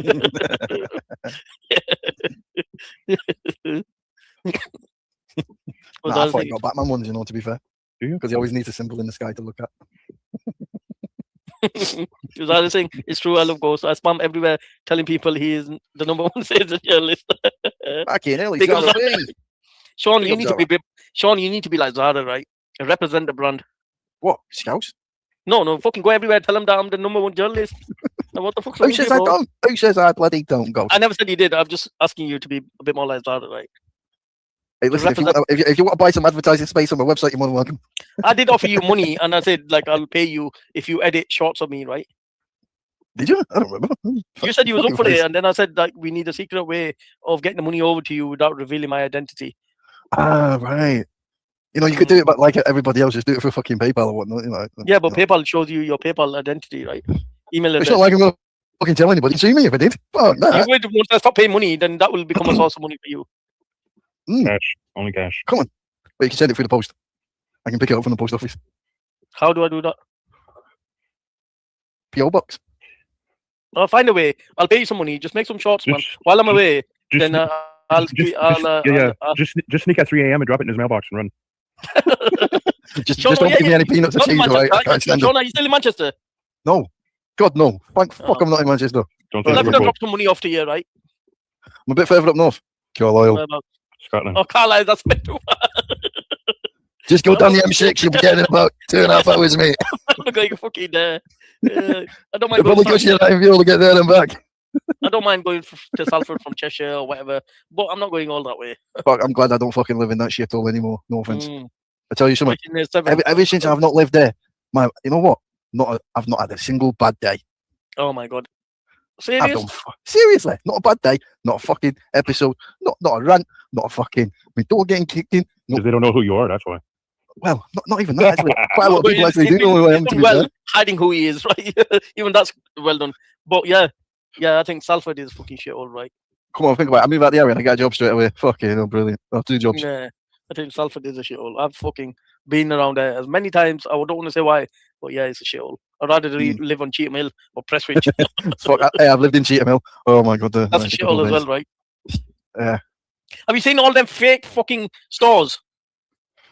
Listen, mate, I went into a fucking computer shop in Cheetah Mill, right? Fucking £2.50 an hour just to use the computer. I thought, you robbing bastards. Oh, just for the net? Just to use the net, £2.50 an hour. I thought, wow. Oh, my God. I mean, it wasn't an English-owned establishment anyway, but, you know. Even then, there's one on Sofa Police that charges you £1 an hour. Wow. Yeah, right next to the GP, fucking incredible. £1 an hour. Did that break the bank? Nah. But £2.50 an hour, fucking hell, 4 hours, that's a tenner. I'll fucking smoke a bag of weed. Type faster. Yeah, but I guess when you didn't have a computer in those days, I guess they did come in handy. Now I've got 1, 2, 3, 4, 5. That 5th one I'm working on right now. Are you still soldering stuff? Yeah, I'm fixing a MacBook Pro right now. I'm replacing a SPI BIOS chip on it. I've built me I built my extractor fan system. That I was doing the other night. I've got an air gun, soldering station. I've got pretty much all the tools now. So I'm doing pretty well. I got donated a 2015 MacBook Pro. It's got like 16 gigs of RAM and it's got like an i7 processor and like 1.5 GB graphics on it. I just have to fix the motherboard. And then I've got a £450 computer. That's a pretty good win-win situation, that.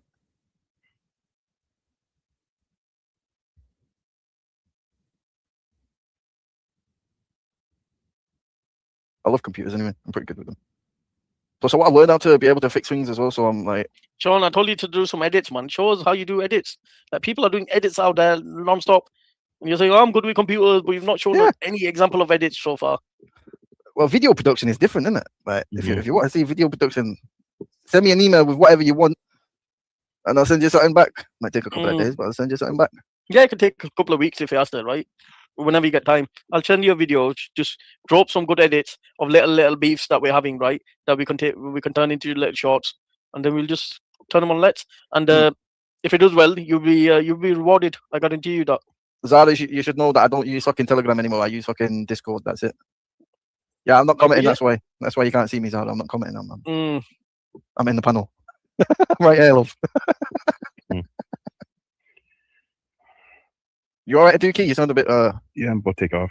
Yeah, I'm gonna take off as well. I think we call it, guys. Yeah. Good stream, good stream. Yeah. It's been a good stream. We call it. We've got like I've got probably another 2-3 streams from me left. Still got a little bit in the tank, and then we've got one from a Dookie coming up before I take a little mini break. Remember, it's a mini break. It's not forever. I'm not leaving. If I decide that to cut the break short for a week or two, that's my choice. If I get withdrawal symptoms and I want to come back and have a little run, that's my choice. Babs just broke something. She said, "Fuck, he's coming back." I might even go one day and be back before the weekend, right? So you never know. You never know. You've had requests in the side chat to play the Diddy diss track. What Diddy diss track? I don't even know. Do you know? Have you got it? Yeah, the one I made. Yeah, there's requests there in the side chat. Go and share it. Let's close off on that. Let's close on by the King's request, right? It shows it's not my request. It's the chat's request. Yeah, but it's the King's tune, right? So let's just sign off on what King James plays, and once it's finished, we'll just shut down the stream. Go on, King James. Take the floor, lad. There you go. Oh, you want me to play it? Yeah. All right.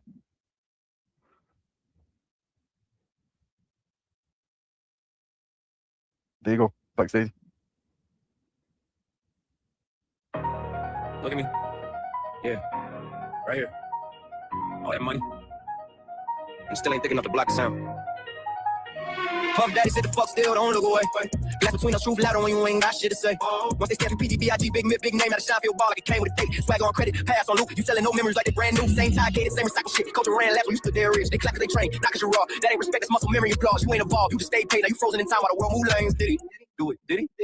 Do it, did he? I don't say shit, I let the question breathe. Funny how silent talk regular for me. So you got so many essays like a R-A-P-E, R-Wait, did he just say a rapper without the P, did he? It's a serious thing, see Mr. P, did he? Freak off, huh? Gassy, I believe that, did he? Hallway with the stop on your name, he said everybody have talk. Nobody finished the sentence, did he? Flow heavy, nobody wanna own it. That's how they survive when the truth stay coded. Dogs print smoke, tabloid chase clicks. I don't make claims, I just point at the shit. Every headline got your face in the frame. Every denounce sound, we got all over the place. Freak off photo all over the feed. I ain't describe shit, that's the net what they seen. Rumors don't start cause someone bored as fuck. They start when patterns stack up too much. Biggie name come up every time history talk. Not me accusing, just watch how you walk. Funny how legends die, but questions don't. They just sit there quiet, picking that bone. Did he? Do it, did he? Don't answer the camera, seen it though. Did he? Just blast. Not a comfortable silence. Tread like a history, love to bite back. Seen too many truth tellers end up off track. I ain't suicidal, I enjoy my breath, so I choose my words careful. Let silence do the rest. I don't point fingers, I point to the page. Headline timelines, it's affidavit's age. Every DD ain't mine, that's public.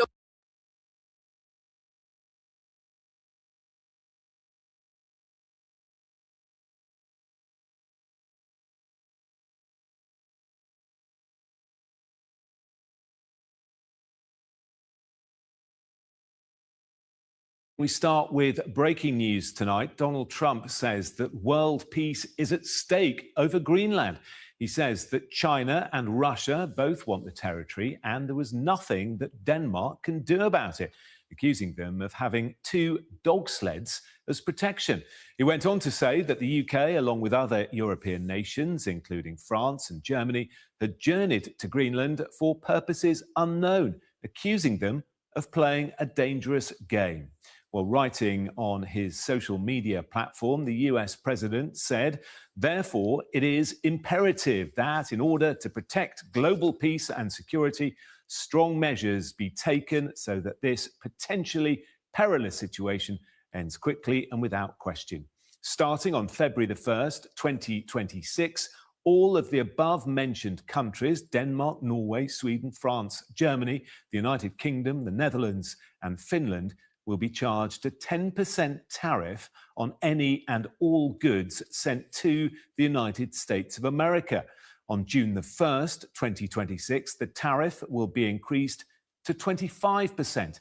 This tariff will be due and payable until such time as a deal is reached for the complete and total purchase of Greenland. Our political correspondent Amanda Akas is in Westminster for us. This statement from Donald Trump raises the question, what kind of fight are European countries, including Britain, of course, prepared to mount for Greenland if diplomacy fails? To be honest, it's a bit of a disaster, I would say, for Sir Keir Starmer and the Labour government, who have staked so much on developing this supposedly close special relationship with Donald Trump, but also are torn with their desire to maintain that relationship, but also stand up for NATO and to stand up for a very close European ally in Denmark. And what we've seen in recent weeks, ever since Donald Trump started once again to begin talking about Greenland and how he wanted to take it over, either by some kind of invasion or through a purchase. Sir Keir Starmer has spoken to him on the phone several times and talked to him about how he recognises the importance of increasing security in the High North. He's then gone away to European allies, had phone calls with President Macron of France, Chancellor Merz of Germany, in which he's told them it's very important that we all work together and increase security in the High North. Just this week, we've seen Yvette Cooper travelling to Scandinavia to try and reinforce this message. And then the rather bizarre spectacle of the UK announcing it's sending just 1 military officer to Greenland to take part in a reconnaissance exercise as part of a big group international NATO training deployment there, which is yet to be unveiled, which is something that was announced this week. Now, it seems that it's this that Donald Trump might be referring to when he kind of lists all these countries going to visit Greenland, but says that's for purposes unknown and they're playing a very dangerous game. It seems remarkable that the US wouldn't have been kept informed of what the Europeans were doing there, given the whole point of that was trying to demonstrate to Donald Trump that he doesn't need to take over Greenland in order to ensure its security, that the Europeans and the rest of NATO are prepared to do their part to step up and help protect Greenland.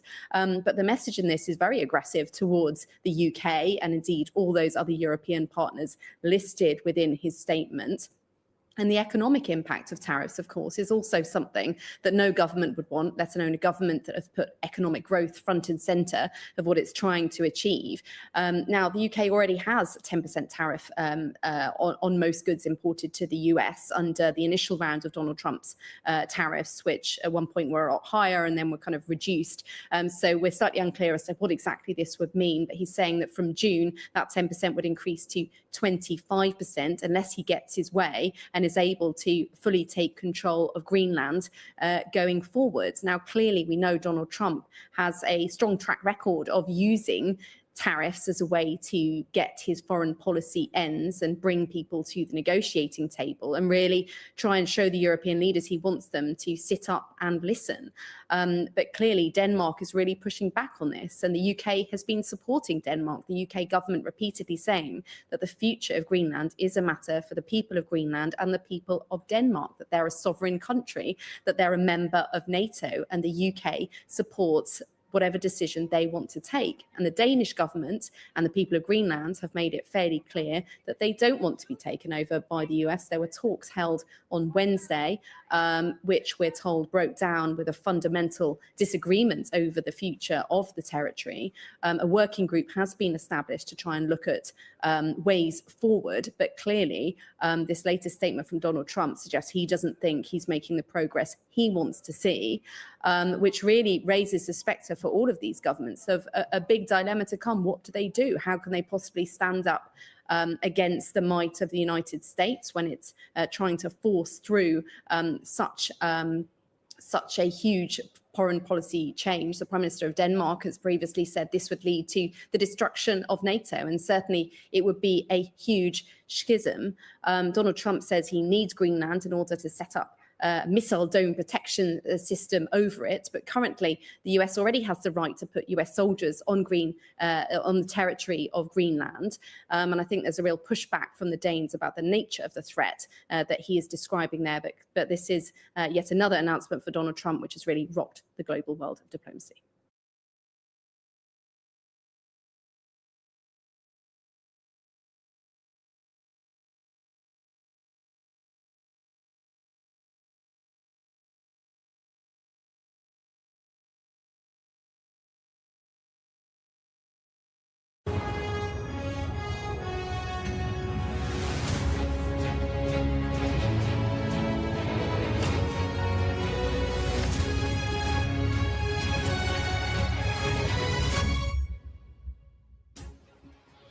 It's 10 o'clock. This is Sky News at 10. Our top story.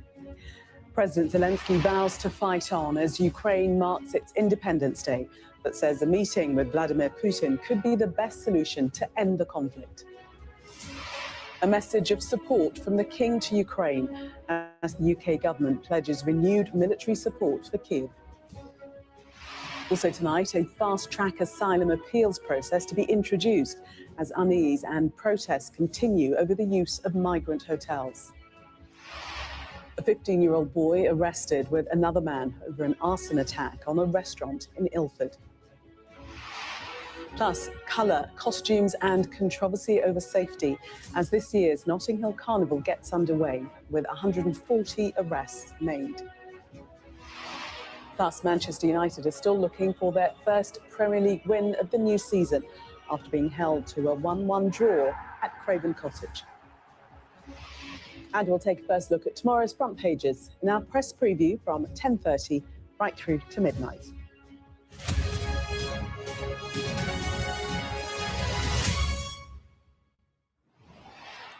Good evening. The Ukrainian president has hailed King Charles as a true inspiration after the monarch sent him a letter of support on Ukraine's Independence Day. President Zelensky, hosting foreign dignitaries in Kyiv, vowed today to fight on, but said that a meeting with President Putin would be the most effective way forward amid stalled efforts to end the war.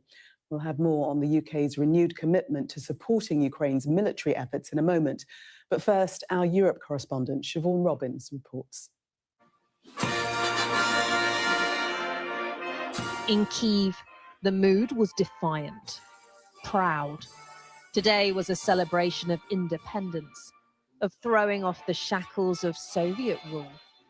34 years on, as a different Russian regime threatens their freedom, their president promised peace was coming. Today, Ukraine celebrates Independence Day, fighting, defending itself against attacks and air raid alarms. And very importantly, we are strong and not alone. Every day, we are pushing this war back to where it came from, to the Russian sky and Russian soil. But the fight for freedom has come at a heavy cost. In Kyiv, Canada's Mark Carney joined Ukraine's president in remembering the fallen. while other allies sent messages of support. The British Prime Minister and German Chancellor, some of many European leaders underlining their allegiance online. But more consequentially, a note from a US president impatient for peace. The people of Ukraine have an unbreakable spirit, and your country's courage inspires many, Donald Trump wrote. Now is the moment to bring an end to the senseless killing. But peace at what cost? Some fear, losing interest, Trump will force a quick bad deal. In a video to the nation, President Zelensky vowed not to sell them short. Справедливий мир, яким буде наше майбутнє вирішувати тільки нам. The swapping of more than 140 prisoners of war was a tiny sign of limited cooperation. If we can do the ceasefire, great. But the optimism about the possibility of a peace deal from a few days ago, when Ukraine's European allies flanked Zelensky at the White House, is fading. Progress is stalling, as is Russia's foreign minister, when it comes to a possible meeting between Putin and Zelensky. There is no meeting planned, and I'm not challenging this. But you cannot, I think, understand what I am saying.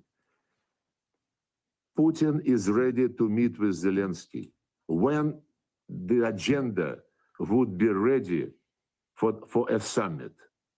And this agenda is not ready at all.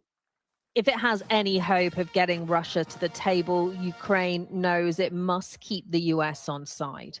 As a show of appreciation, Trump's special envoy was awarded the Order of Merit in Kyiv. You think so much thanks to you, to the United States President. But diplomacy moves slowly. For now, Ukrainians must continue to fight to protect the independence they cherish so dearly. Siobhan Robbins, Sky News. Well, as mentioned, King Charles shared a message of support to Volodymyr Zelensky today, and that sign of diplomatic friendship was paired with a pledge from the UK government to continue to train Ukrainian soldiers. Fraser Mauld reports.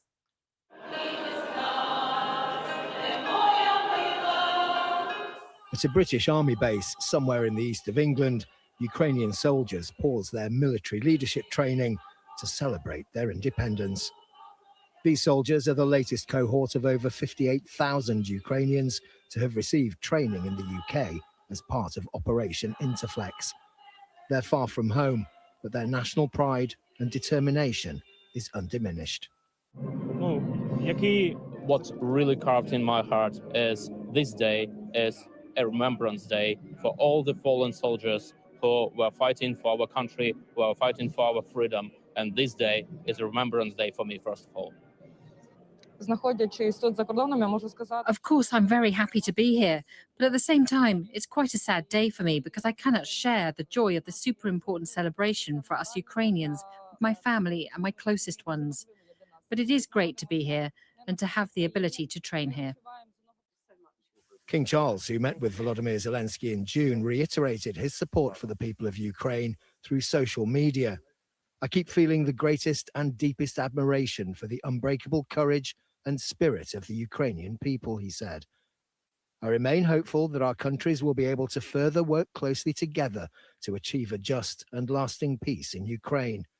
In reply, President Zelensky said His Majesty's kind words are a true inspiration for our people during the difficult time of war. We appreciate the United Kingdom's leadership in supporting Ukraine and our just cause to defend freedom from tyranny and ensure a lasting peace in Ukraine and throughout Europe.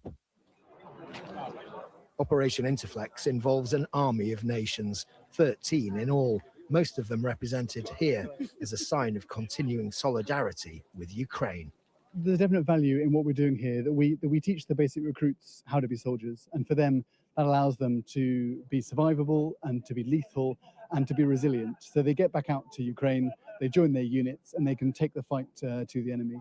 Many of the soldiers here say they take great comfort from seeing Ukrainian Independence Day being marked in other countries around the world, a celebration of the history, tradition, and culture of the country that they're fighting so hard to defend. It's been an emotional day for the soldiers of all the nations represented here. A day to acknowledge the value of the partnerships and friendships they've forged with their Ukrainian counterparts, who'll soon be back on the front lines. Fraser Maud, Sky News.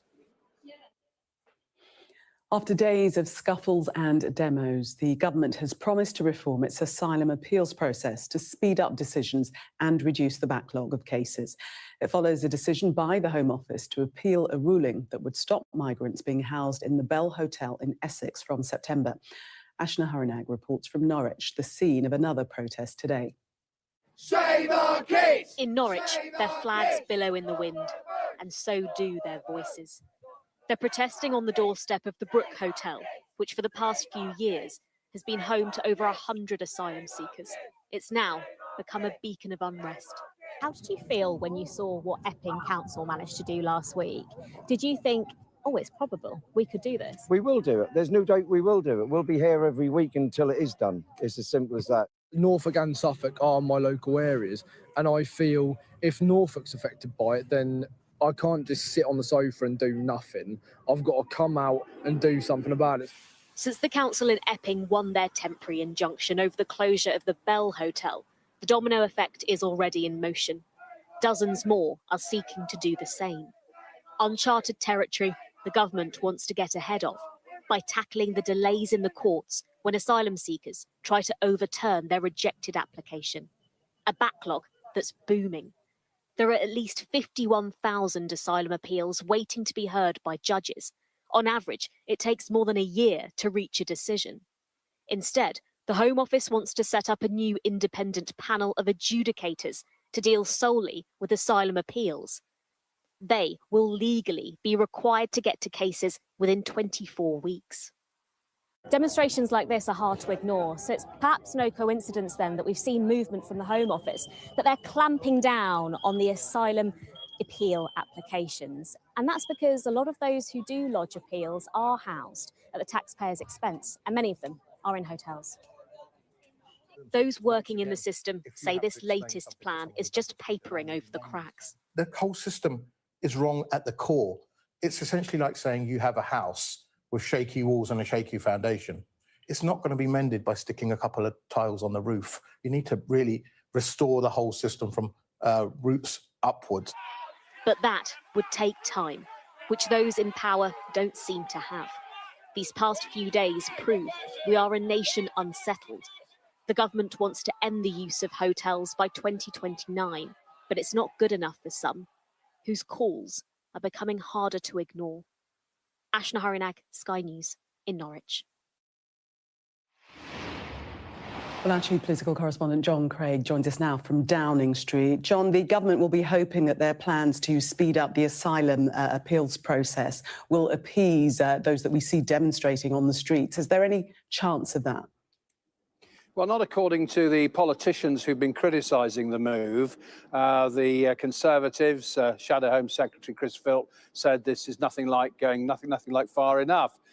Richard Tice from Reform UK has said it's tinkering at the edges. The problem is it doesn't address the fundamental problem of not stopping the boats, smashing the gangs, as the Prime Minister calls it. Now, what this new plan is intended to do is speed up deportations so there are fewer people in the hotels and saving the country money, and of course, obviously trying to diffuse the tensions and the arguments, the clashes that we've seen outside hotels over this weekend. Now, the problem is, of course, even these so-called experts, the adjudication panels who will speed the process up, may allow some of the appeals to go through. It may end up with not that many more people being deported, even though some of them will be deported more quickly. So it's a gamble, obviously. It's something the government is pinning its hopes on, along with the one-in, one-out scheme that the Prime Minister agreed with President Macron of France. But as for stopping the boats, well, no. The government is planning this week another propaganda campaign over on the French coast with leaflets, videos, all sorts of plans to try and deter people from coming over. So far, those just have not worked. Now, there are some politicians One Labour peer, for example, Lord Glassman, saying it's time to send in the army and drones. Now, Boris Johnson brought it, the Navy, I beg your pardon, bring in the Navy. Now, Boris Johnson tried this in 2022. He put the Navy in charge of trying to stop the boats rather than Border Force. But there was squabbling between the Ministry of Defence, which always resisted the move, and the Home Office, and Rishi Sunak scrapped it. And when it's been raised in Parliament in recent months, the Ministry of Defence has said no, the job of the Navy is to monitor foreign warships, not stop the boats. So that doesn't look as though it's likely to happen. But the government is getting to the point where it's going to have to do something pretty radical. The Tories and the Reform UK want to pull Britain out of the European Convention on Human Rights. Some Labour politicians, David Blunkett and Jack Straw, former Labour Home Secretaries, have added their voices to that. But this Prime Minister, of course, with his background as a human rights lawyer, is not likely to do that. So the problems get worse. This will help, but critics say it's not enough. John, thank you very much. Israeli airstrikes have targeted Yemen's capital city, Sana'a. The IDF say they struck Houthi targets, including a military site where the presidential palace is located and 2 power stations. Israel says the strikes were carried out in response to repeated attacks by the Iranian-backed Houthi rebels against Israel in recent days. The Houthi-run health ministry say at least 4 people have been killed and 67 wounded. More international aid has been airdropped into Gaza 2 days after the world's leading authority on food crises declared parts of the Strip are experiencing famine. It comes as witnesses claim 4 Palestinians looking for aid were shot by Israeli forces while traveling through a military zone south of Gaza City to a food distribution site. A 54-year-old man and a 15-year-old boy have been arrested on suspicion of arson with intent to endanger life after a restaurant fire in East London on Friday night. 2 people remain in a critical condition in hospital following the fire in Ilford. The restaurant suffered extensive damage in the fire. Ignition and liftoff. Go Falcon, go Dragon. SpaceX has successfully launched a rocket carrying supplies to the International Space Station. Later tonight, Elon Musk's SpaceX will be attempting a 10th test flight of its Starship vehicle and Super Heavy booster, 3 months after the last attempt ended in failure. Notting Hill Carnival, Europe's biggest street party, got underway in West London today. And alongside the familiar scenes of celebration, a controversial police operation to ensure public safety. This evening, the Metropolitan Police confirmed that they had made 140 arrests at the carnival and in the surrounding area. Our arts and entertainment correspondent, Katie Spencer, sent this report from Notting Hill. The sights and sounds of the Notting Hill Carnival have always been about bringing people together. But how you keep safe the 2 million that come here is divisive in itself. Campaigners particularly objecting to the use of facial recognition cameras this time around. But after 2 murders here last year, police argue it's needed. This is about protecting the public from people who are coming to Carnival who pose a risk to public safety. We absolutely hear the concerns, but for live facial recognition, it's been tested, and we do not feel there's any bias or discrimination in its use, so we'll continue to use it. It is the biggest policing event that the Met Police carries out each year. At their special operations room, they're processing what's being fed in from those on foot. Intelligence-led interventions in the run-up have placed either police bail or probation licence conditions on over 200 people not to come to Carnival. While crime lays on the shoulders of police, managing crowds is down to organisers, who had a last-minute scramble just a few weeks ago to find £1 million worth of extra funding to provide extra safety and infrastructure measures. The message we put over matches what the stewards are saying might be a message that's needed in the area. From signs to steer people away to improved means of talking to those out on the sound systems. What we agreed with the police was that we needed the police to stand back, so they focused on their primary responsibility was crime, and we would step up and take responsibility for the event and the crowding. Now, to do that, we had to have extra resources on that we could compensate for some of the things the police were previously doing. Staging such a big event on ordinary streets is challenging. From its 60s roots in resistance against racism, the carnival has snowballed in size. The challenge for organisers is how you attempt to control and manage something that is all about, at its heart, representing freedom. As for those who suggest that what happens here could be better supervised in an area like Hyde Park, it's a convenient way to box off black people, as usual. So no, it shouldn't be moved to Hyde Park. Why would you? Why would you? This is about us recognising each other and seeing on 2 days how much we have in common. True celebration of soca, different cultures, different musics, people coming together and young and old mixing. So it's really important.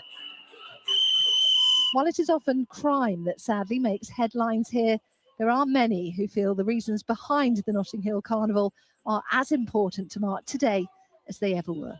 Katie Spencer, Sky News. The Democratic governor of the state of Illinois has criticised Donald Trump after the president revealed his intention to send the National Guard to Chicago. Governor J.B. Pritzker called the plans an abuse of power that would, in his words, create chaos. It's understood the Pentagon is looking to deploy the US Army as part of Mr. Trump's promise to crack down on crime, homelessness and undocumented immigration.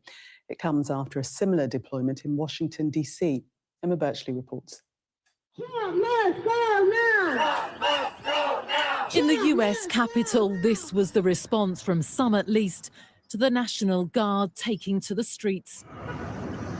A move by Donald Trump to tackle crime that he's described as out of control. And now growing concern and anger that the Republican president is planning the same in another city run by Democrats, this time Chicago. Chicago's a mess. You have an incompetent mayor, grossly incompetent, and we'll straighten that one out probably next. That'll be our next one after this, and it won't even be tough. And the people in Chicago, Mr. Vice President, are screaming for us to come. They're wearing red hats, just like this one. When we're ready, we'll go ahead and we'll straighten out Chicago, just like we did D.C. But there, as in Washington, violent crime is actually falling. The sense of emergency certainly wasn't too evident on the streets. I feel very safe, you know, I mean, it's like lovely, the weather's good. I've been here for just over a week now and I haven't had any problem. I don't think that we need military in Chicago, New York, DC. The response from the governor of Illinois said it all. There is no emergency that warrants the president of the United States federalizing the Illinois National Guard, deploying the National Guard from other states, or sending active duty military within our own borders. Donald Trump is attempting to manufacture a crisis, politicize Americans who serve in uniform, and continue abusing his power to distract from the pain he's causing working families. And it's a plan described by the city's vilified mayor as uncoordinated, uncalled for and unsound. But none of that will stop the president, intent on showing he'll stop at nothing to clear the streets of crime. Emma Birchley, Sky News. Questions are being asked about whether the UK's decision to establish relations with Syria's new government means that former jihadis who have been stripped of their British citizenship will be allowed to return home. Our data and forensics correspondent Tom Cheshire reports on the possible fate of the so-called stateless citizens. Hayat Tahrir al-Sham, or HTS, went from a jihadist movement once aligned to al-Qaeda to forming the official government of Syria, a monumental transformation for them, their country, and the wider Middle East, but potentially too for British people who went to Syria and who were stripped of their citizenship as a result on the grounds of national security. I am in Damascus. Allahu Akbar, the Bashar regime has fallen. Tokir Sharif, better known as Tox, went to Syria in 2012 as an aid worker. As you can see, there's even still lots of artillery that has been captured. He was accused of being part of a group affiliated with al-Qaeda, which he denies, and the then Home Secretary deprived him of his British citizenship in 2017. As of now, I am deprived of my UK citizenship, but I'm not a convicted terrorist. And the reason for that is because we boycotted the SIAC secret courts, which don't allow you to see any of the evidence presented against you. And one of the things that I always called for was, look, put me in front of a jury, let's have an open hearing. It's very humbling to be here. HTS is still a prescribed terrorist organisation, but the British government has established relations with it. The Foreign Secretary travelled to Damascus to meet the jihadist-turned-president, the man who swapped his nom de guerre of al-Jalani for Ahmed al-Sharaa. If the British government takes HTS off the terror list, what does that mean for those who lost their citizenship after being accused of being part of it? We're talking about a significant number of people. According to the Joint Committee on Human Rights, the UK uses deprivation of citizenship orders more than almost any country in the world. The peak was in 2017, at the height of Islamic State in Syria, when scores of people left the UK for that country. And because people cannot be made entirely stateless and need a second nationality, there are worries of racism. Countries like Pakistan and Bangladesh offer dual nationality, where other nations don't. We made a Freedom of Information request to the Home Office to ask for a breakdown of figures by nationality, but were twice refused on national security grounds. That makes the whole thing a bit opaque. The Home Secretary has tremendous power to remove people's citizenship, and it's hard for people to appeal that. The independent reviewer of terrorism legislation thinks things should be clearer. I do think there is a problem when you have people whose relationship with the country that they're left with is really technical, and they may never have realised that they had a relation, had that citizenship before, and may never have gone to that country. Me and my predecessors have all said, owing to how frequently this power is used, it should be something that the independent reviewer should have the power to review. Even if the government does remove HTS from the terror list, it wouldn't automatically invalidate decisions to deprive people of their citizenship. Decisions that have been made years ago in the interest of the British public have to remain. We can't sort of go through previous cases, nitpicking through it, wasting time and money. For those that have a secondary citizenship, and those who do fall under the category of being able to have their British citizenship removed, then I think that is an entirely appropriate thing to do when we consider the dreadful risk that they pose to the public.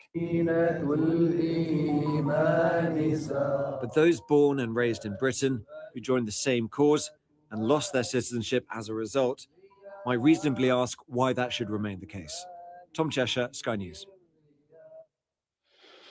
Time now to catch up on all the very latest sports news with Mark.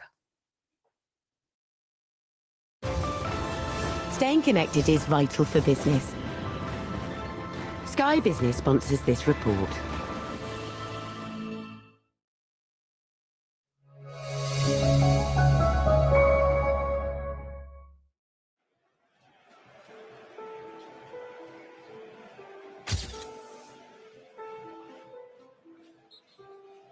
Sorry, I just have a German passport. Hopefully I can convince them and show them and prove them that I'm proud to be the English manager. For only the third time in history, the FA have turned to a foreign manager to take charge of the men's England team. Thomas Tuchel follows in the footsteps of Sven-Göran Eriksson. If we don't do results, of course, they will try to hang me, but even if I was an Englishman, they hang me. So that's... And Fabio Capello. A winner with a capital W. That was the template. This is the man. When the news about Tuchel broke, there was a mixed media reaction. Some in Tuchel see a Champions League winning manager and the best candidate available if you want to win a World Cup. That's certainly how the FA bosses view it. But for others, there's a more fundamental principle here. They believe that an Englishman should be in charge of England. Well, I was hoping we'd get an English manager, but when you look at the choices, they're very few, aren't they? The jobs are so prestigious and there's so much money in the job that people are tempted to spread the net wide. There's nothing in the water that stops it. It's all about opportunity. I think it's probably a little bit simplistic just to put it down to national borders. On whichever side of the debate you fall, there is one fact which is indisputable. the pool of English coaches at the elite level of the game is pretty shallow. And the key question is, why? What we are deemed as English coaches, we're responsible for. Do you feel like to get a job in the Premier League as an Englishman, you have to be promoted to the division? I would say 99 times out of 100. You can't just give people jobs. I want to try and help in any way that I can produce more English managers.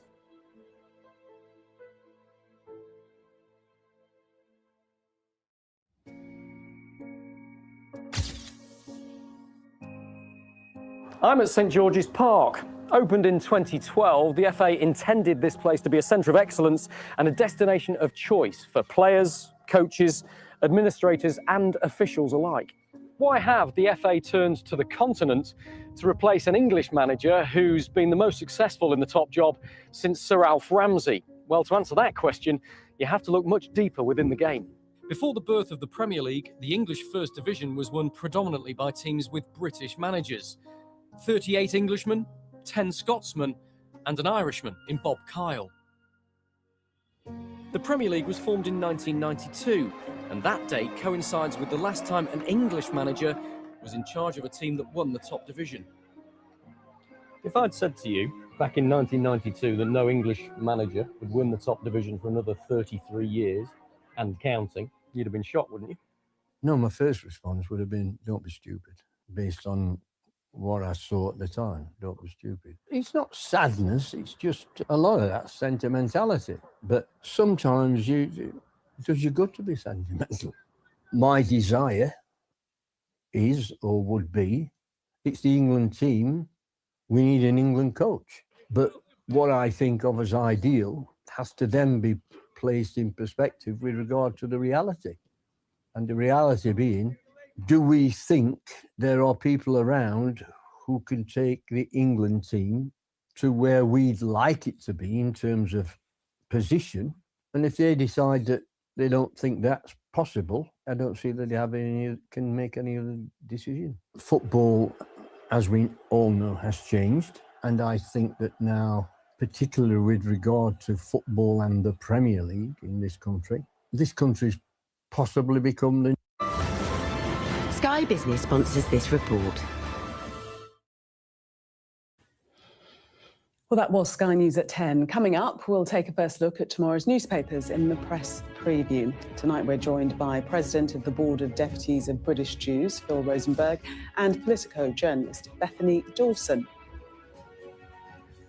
Amongst the stories we'll be discussing, this on the front of the Financial Times. Its headline, United Front. Carney shows Kyiv solidarity. We'll be right back. Do stay with us.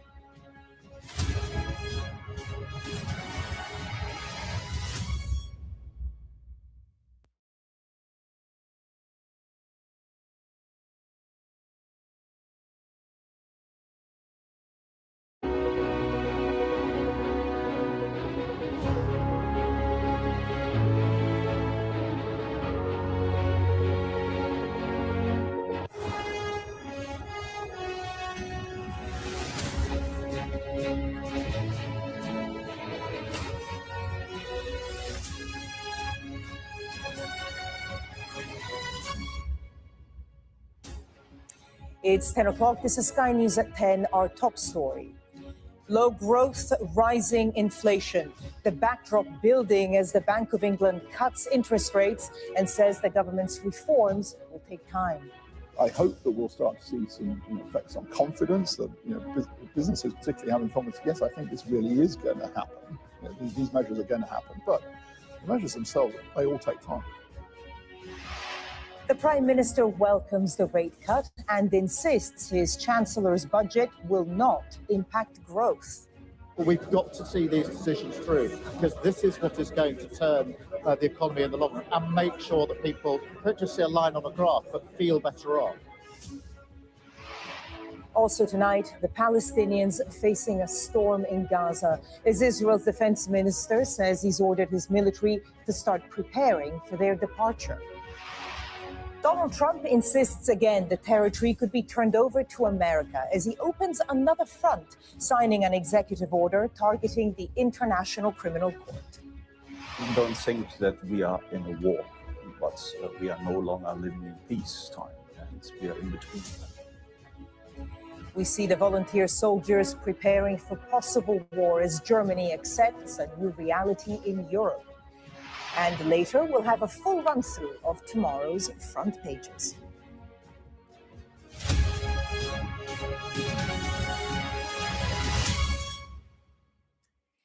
Good evening. The Bank of England cut interest rates today and signalled there would be more reductions to come this year. The bank's governor, Andrew Bailey, told us the main reason. The UK's economy had been very weak, even flat, since last spring, and the Chancellor's new growth plans would take time to make an impact. Well, the numbers show the challenge that the bank and government are facing. That interest rate cut from 4.75% to 4.5% was backed by most of the Bank of England's decision makers, although two wanted the cut to be bigger.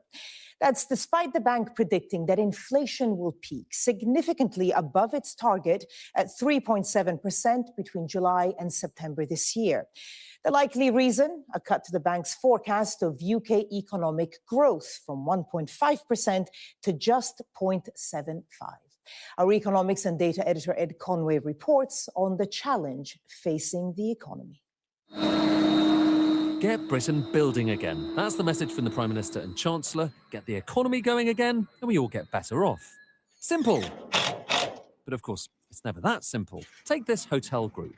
They build their own hotels and run them too. They want to expand, but everywhere they look, there are economic barriers. Higher prices, planning restrictions, not to mention the cost of labour after the budget pushed up national insurance. It's a significant pressure, the increased costs. However, as I said, we're taking a much longer term view on this. There is a lot of people in the hospitality sector who are closing regularly because they just can't keep up with the increased costs. It's all part of a bigger issue. For all the talk about growth, the economy is weak, very weak. And according to the Bank of England's latest forecast, weak growth and high inflation is the way of things this year. On the question of activity in the economy, I mean, we have seen now a very weak profile, a flat profile of activity really since last spring. And that's caused us to have to revise down our view of this period. Pretty depressing, isn't it, that the degree of growth? Everyone's been hoping for a bounce back. And now it's basically, at best, we're flatlining. You look at Northern Europe, we're pretty much, it's a story that you can see elsewhere as well. Nor does the bank forecast any immediate boost from the Chancellor's recent growth plan. I hope that we'll start to see some, effects on confidence. That businesses, particularly having confidence. Yes, I think this really is going to happen. These measures are going to happen, but the measures themselves, they all take time. The bank cut interest rates to 4.5% and signalled there are more cuts on the way, a relief for homeowners like Martin in Retford. He's due to refix his mortgage in July, meaning a big step up in payments. I'm actually now more inclined to leave it several more months to see if there's any further changes in the marketplace. I appreciate that's a bit of a gamble, but even if it's £50 per month on the mortgage, that can make a big difference to us at the moment. The problem is, it's not like the economic backdrop is getting any calmer. Consider Donald Trump and his tariffs. Will they hit the UK too? I don't see tariffs as positive. Obviously, we've got to give the administration time to form its policies. I worry, as I've said a number of times, about anything that seriously fragments the world economy. That's bad for growth. And fears like that are already causing reverberations, including in unexpected places. Did you know that even now in 2025, the Bank of England has the second biggest store of gold bullion there in its vaults, literally underground. But they're having real trouble getting it out of these doors and around the world because there's so much demand for that gold because people are so nervous about what's going on in the world. In other words, it's just another way that the Bank of England and the UK more generally find themselves in the centre of an economic storm. But for some reason, the UK does seem to be worse hit than many other countries. Weak economic growth, high inflation. There's an economic term for that. Not growth, not building back better, it's stagflation. Ed Conway, Sky News. Sir Keir Starmer told our political editor today that his government was never going to turn the economy round in 6 to 7 months. The challenge, though, for the Prime Minister is that the tax rises on business announced in the budget could be part of what's holding it back. He was promoting the building of more small nuclear power plants today and spoke to Beth Rigby in Lancashire. Prime Minister, the Bank of England's just cut interest rates, but it's also halved growth for 2025 forecast and raised the inflation forecast and said employers' national insurance hike will raise prices and hit jobs more than expected. It's a poor verdict on your budget and bad news for your growth plan. You must be really disappointed. Well, what I think is significant today is that the interest rates have come down. That's the third cut in interest rates since July. That is really important because that means more money in people's pockets. Of course, wages are going up higher than inflation. Again, more money in people's pockets. But we're never going to turn around the economy in just 6 or 7 months. It was always going to take time. There's more to do. And that's why the announcement we're making today about nuclear, which is moving this on significantly to small modular reactors, getting again to the front of the queue in the world on that, making sure that can be done elsewhere across the country. So AI, data centres and nuclear can come together. This is hugely important. That means lots of investment into our country, which is then measured in jobs. So when it comes to growth... They said that your NI is going to cut jobs. They said the NI hike will cut jobs.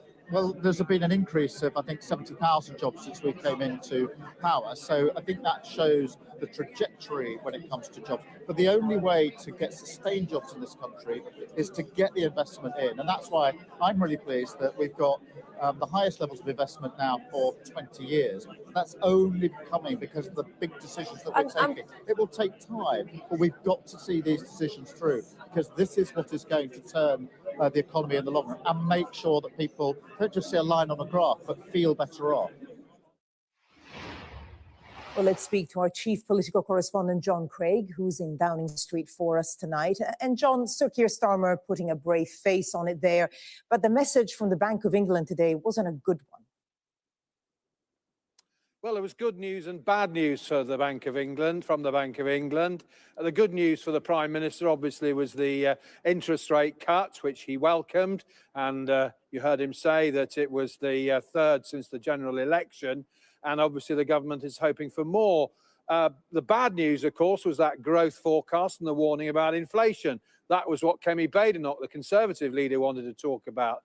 Now, the Prime Minister was talking about more money in people's pockets, wages going up, and also saying that, of course, it would take time to fix the economy. He did, however, get a pretty strong signal that the Rosebank oil field in the North Sea, a controversial project that's been in some doubt, that would go ahead.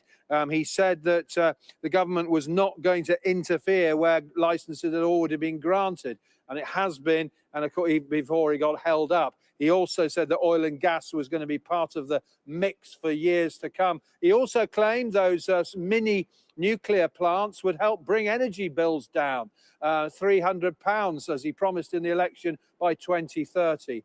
But Kemi Badenoch said that people were going to be worse off because of the inflation forecast and, of course, the tax rises in the budget. People are going to be getting poorer, she said, and people around the country, their quality of life is going to be reducing.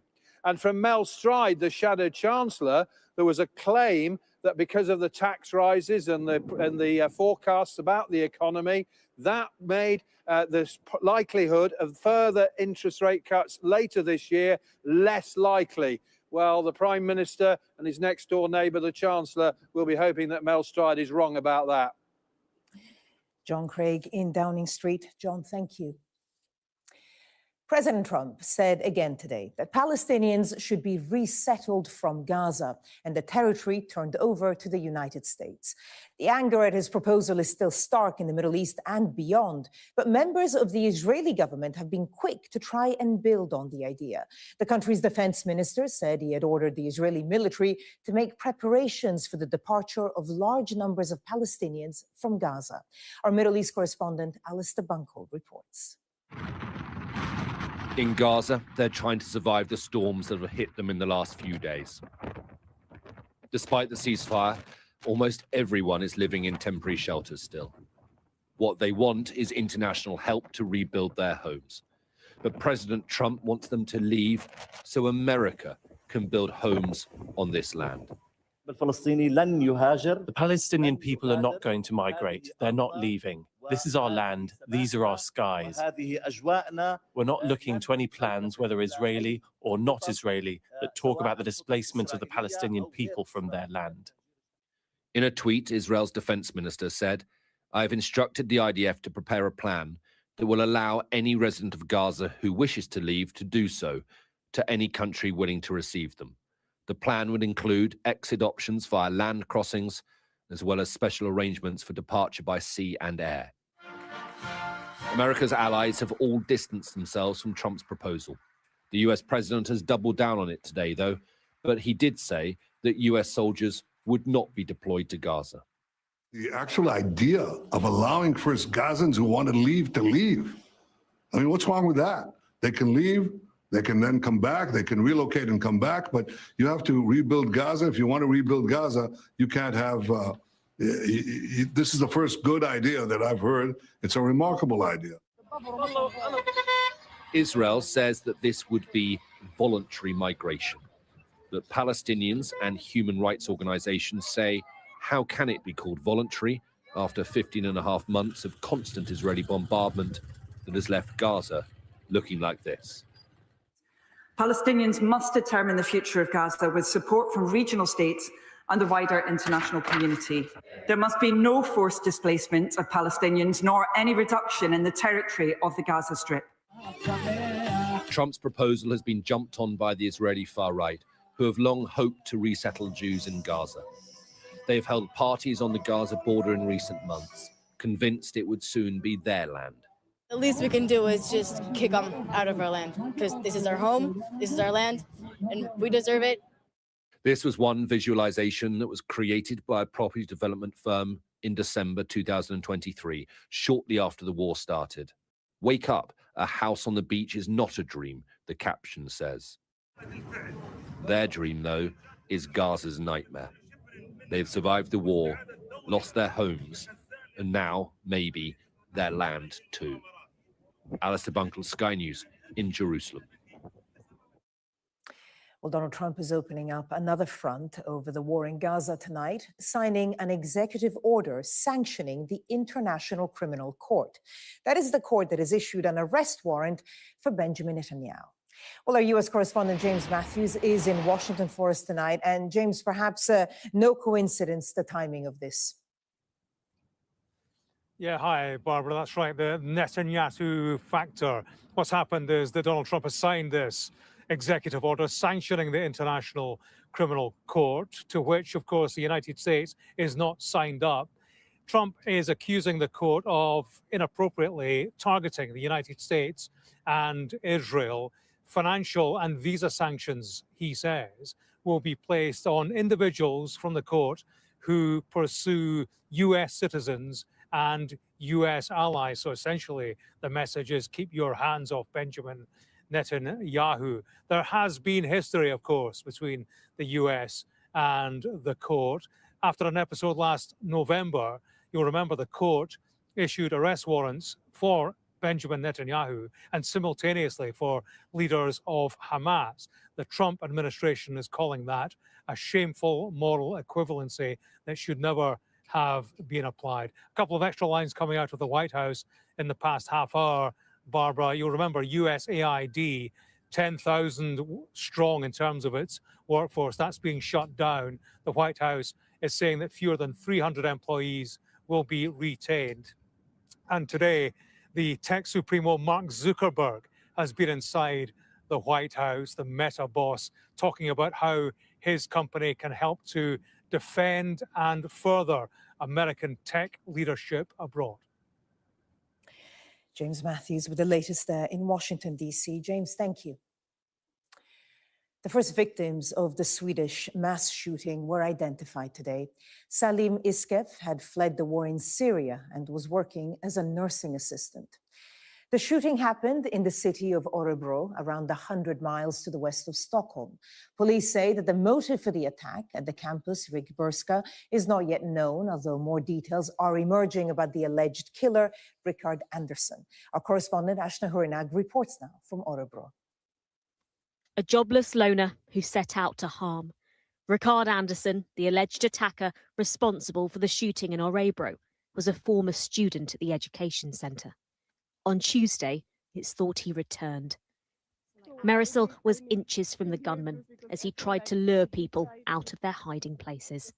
He's like walking around beside in our wall. You could hear his footsteps. Yes, that's really scary because it's like just if he turn around our room where we hide.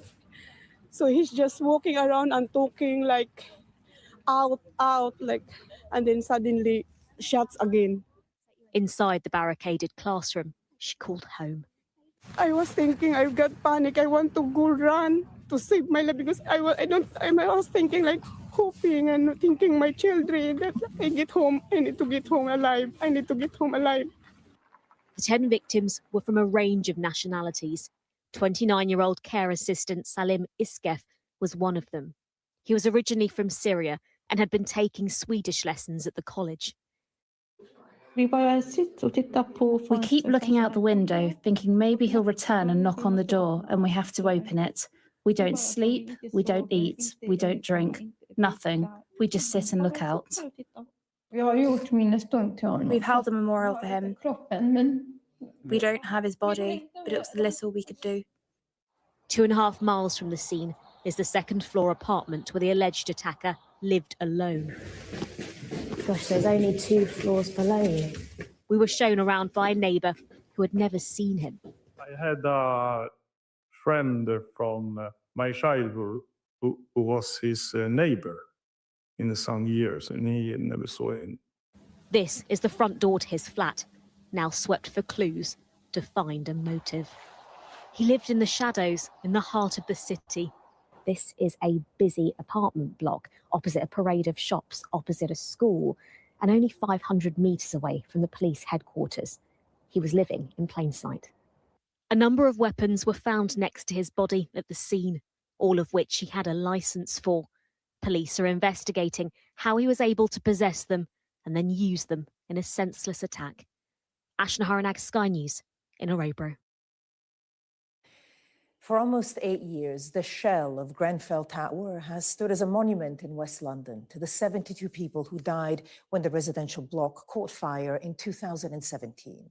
Now, the government says it's to be demolished. While a number of survivors of the tragedy say they're outraged at the plans, others say it's vital a monument is built where it stands. Sky's Molly Malone reports.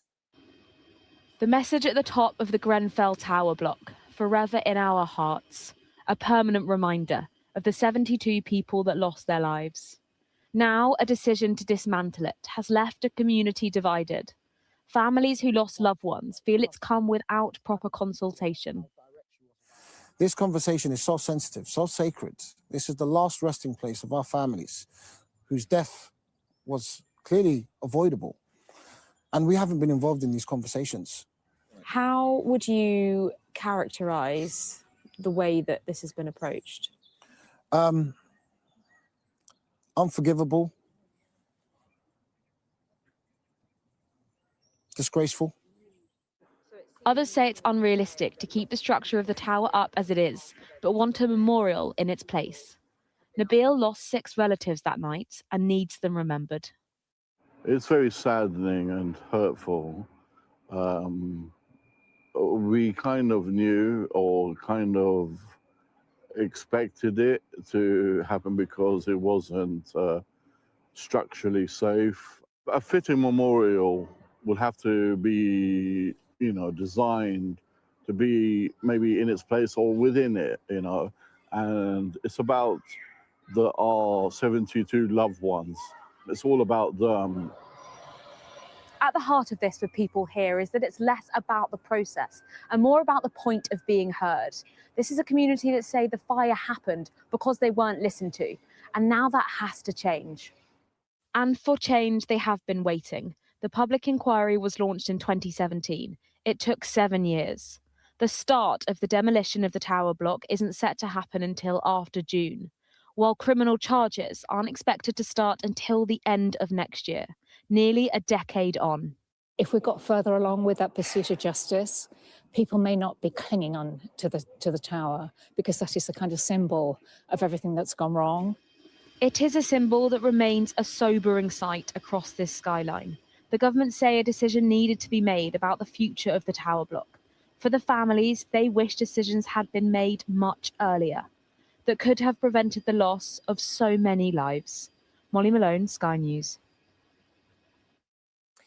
An inquest has ruled that 4 SAS soldiers used lethal force, which wasn't justified, when they shot and killed 4 members of the IRA.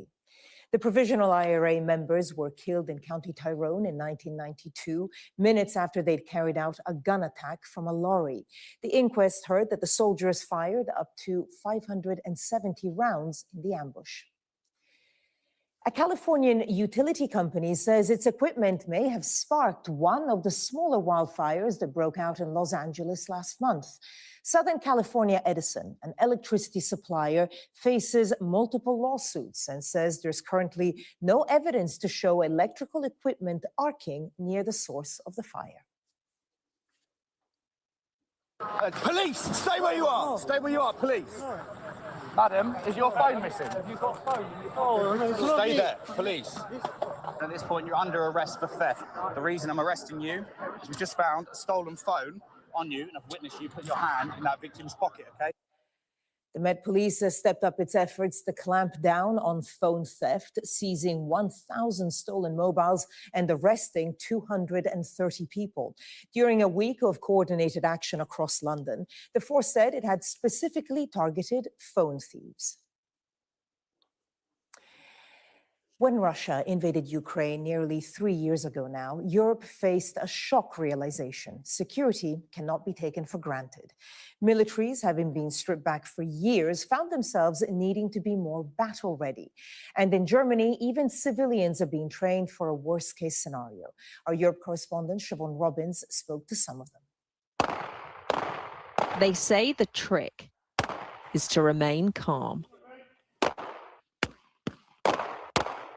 All the more vital when you're protecting your homeland. On the firing range today, an IT consultant, a mum, a guy in shipping.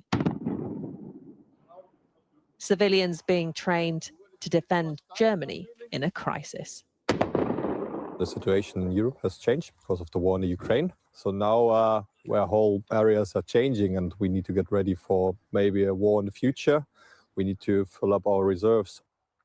After Russia invaded Ukraine, Germany pledged 100 billion euros to transform its military. That included boosting the numbers of troops and reservists like these.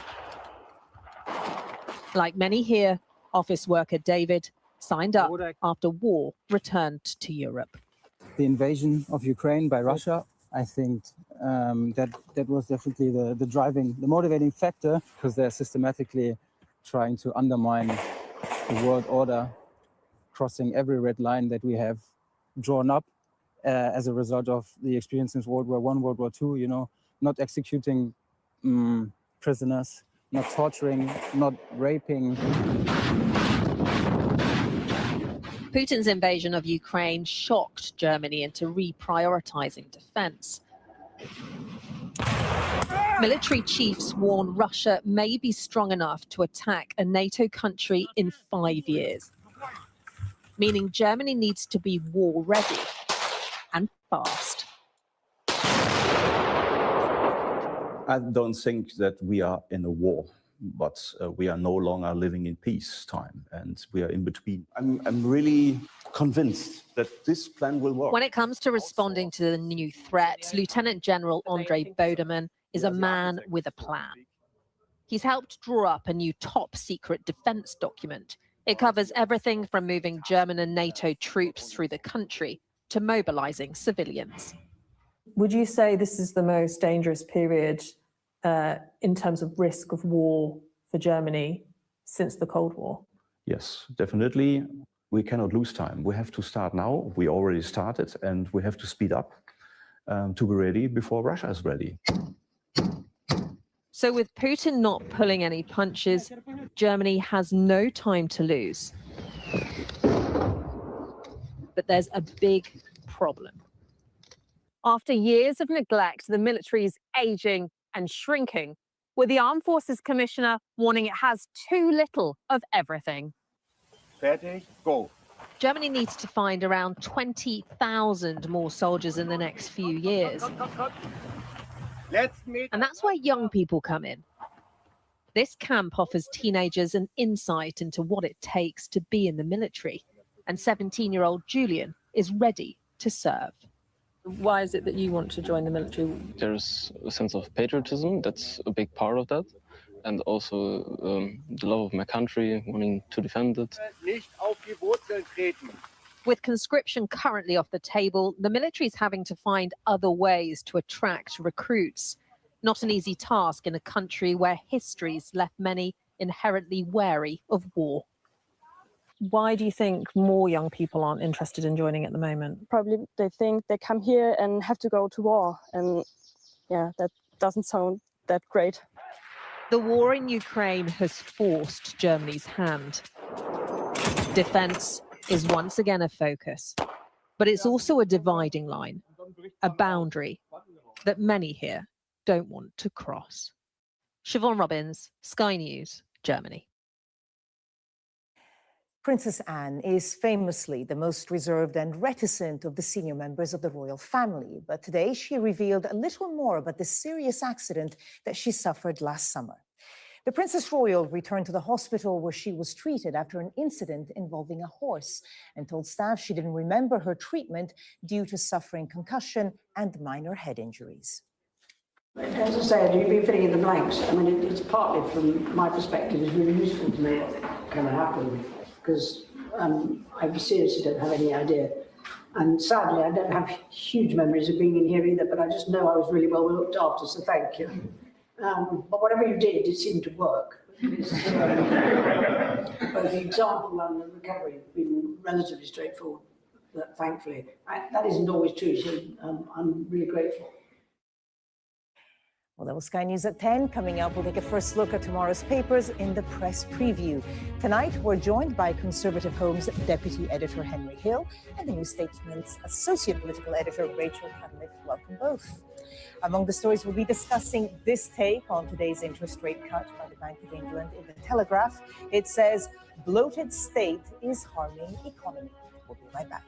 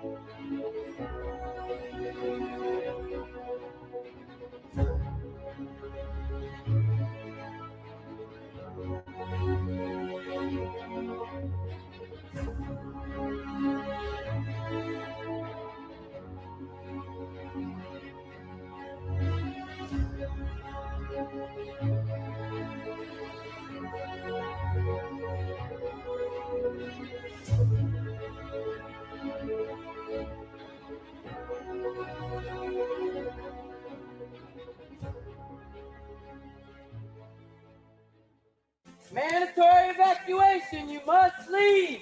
For many people, Harvey is far from over. People here believe the water will be this deep for weeks. I'm Greg Milam, and I'm Sky's chief North of England correspondent. Are you trying to run me over, Sir Philip? No, go away. Look like it, sir. Will you respond to those who made accusations, Sir Philip? Can you go away? Sky News, the full story first.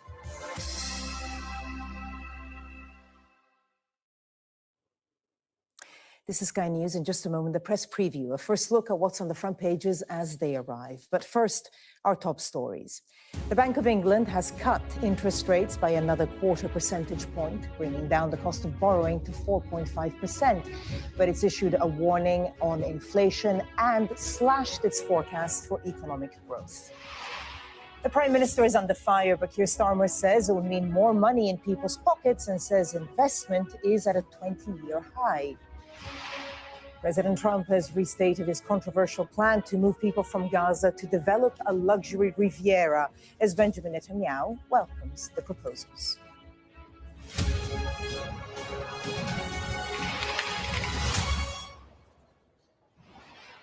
Hello there, you're watching the press preview, a first look at what's on the front pages as they arrive. It's time to see what's making the headlines with Conservative Home's deputy editor, Henry Hill, and the associate political editor at The New Statesman, Rachel Cunliffe. They'll be with us from now until just before midnight. Great to see you both.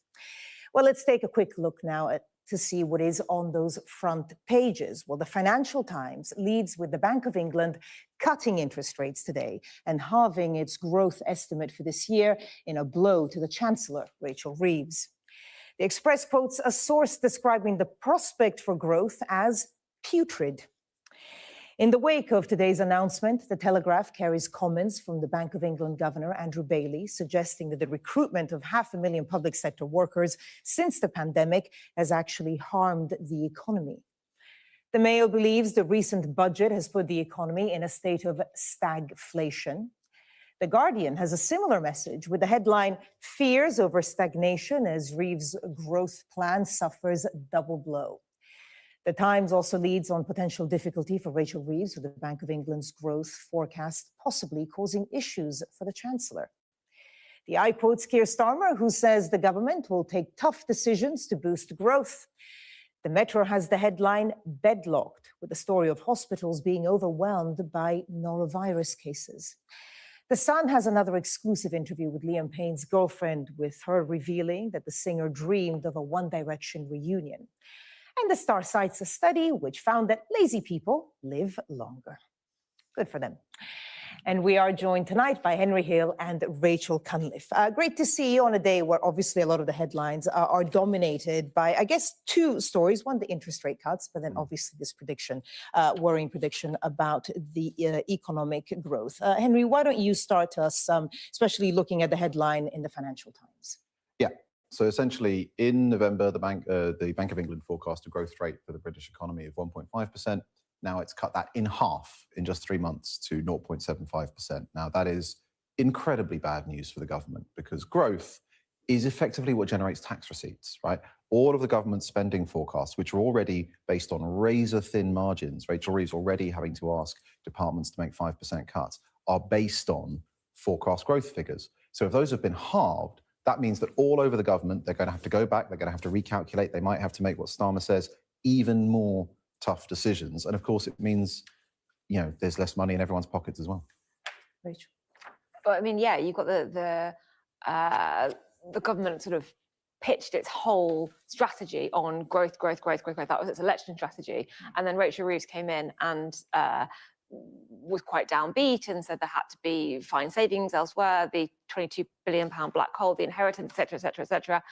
Had the budget, and it looked like the business response to all of that, both the negative outlook and to some of the measures in the budget, have been to go, not sure about that. And you're seeing the result of that hesitation in these figures. Now, it's important to say that since the start of the year, Rachel Reeves has sort of had a bit of a change in demeanour, change in attitude. She's been smiling. She had a big speech just last week. She had a big speech last week talking about growth. She went to Davos to sort of charm business leaders again. She was talking about Heathrow, expansion. She was talking about the Oxford and Cambridge corridor that they want to build, sort of Silicon Motorway Valley, Silicon Arc, and all of these ideas that she believes will drive growth. But what these figures are suggesting is that some of the damage from the budget and from the initial messaging has already been done, and the projected growth rate has halved. It's kind of worth pointing out that it wasn't particularly high to start with. So growth sort of only just above standing still, and in some areas going backwards. Yeah. And Henry, if we just have a look now at the front page of the new growth and inflation warning piles pressure on Reeves to boost flagging economy. I mean, it has to be said that there has been this interest rate cut, obviously great news for anyone with a tracker mortgage, and the whole point is to try to galvanize the economy a little. How much trouble do you think Rachel Reeves is in right now? Yeah, the rate cut was done on a split decision at the Court of the Bank of England, which is, for the bank, relatively exciting, I suppose, an exciting day at the office. It's enormously challenging for Rachel Reeves for all the reasons that Rachel just set out. The government's whole stall was growth, effectively, because it knew that without growth, think of all the difficult decisions that the government has already asked Labour MPs to make. Many of these MPs have been elected for the first time. They've got, on paper, the largest parliamentary majority Labour has ever had. What have they had to do? They've means-tested the winter fuel allowance. They have retained the 2-child benefit limit. They have not paid compensation to the WASPy women. All of these sort of controversial spending decisions, and that's just their first 6 months. And now these figures have come in, and it's suggesting that none of that has worked. And in fact, the only thing they have to look forward to for the next year, 2 years, is more of the same.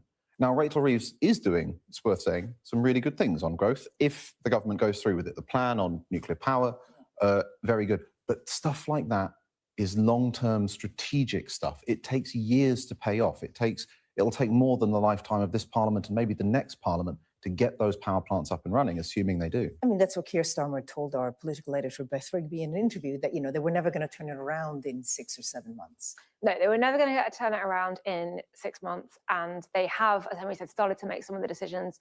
Planning reform is a really important one. Just the change in attitude when it comes to bureaucracy and the kind of things that can hold up and sort of much needed infrastructure development. All of that is important and significant. But I think the dangerous position for Rachel Reeves is that it is starting to look like decisions that she made in the budget to try and stabilise the financial footing of the government have in a way made things worse. And I think that there is another danger area here, which is the government's employment rights bill, that is another sort of flagship piece of legislation that they're really, really keen to push through.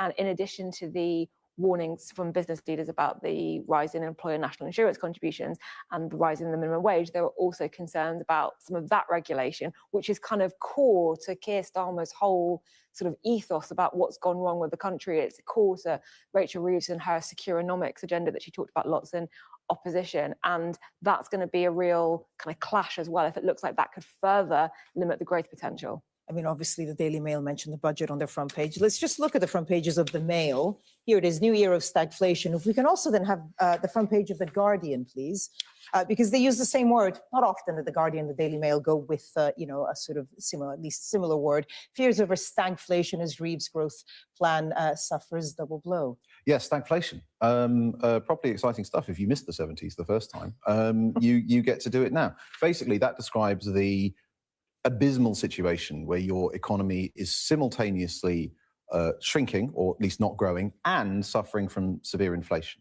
And that is what the Bank of England is worried about, which is why it's done that rate cut because they're forecasting that the inflation pressures are going to kick up again.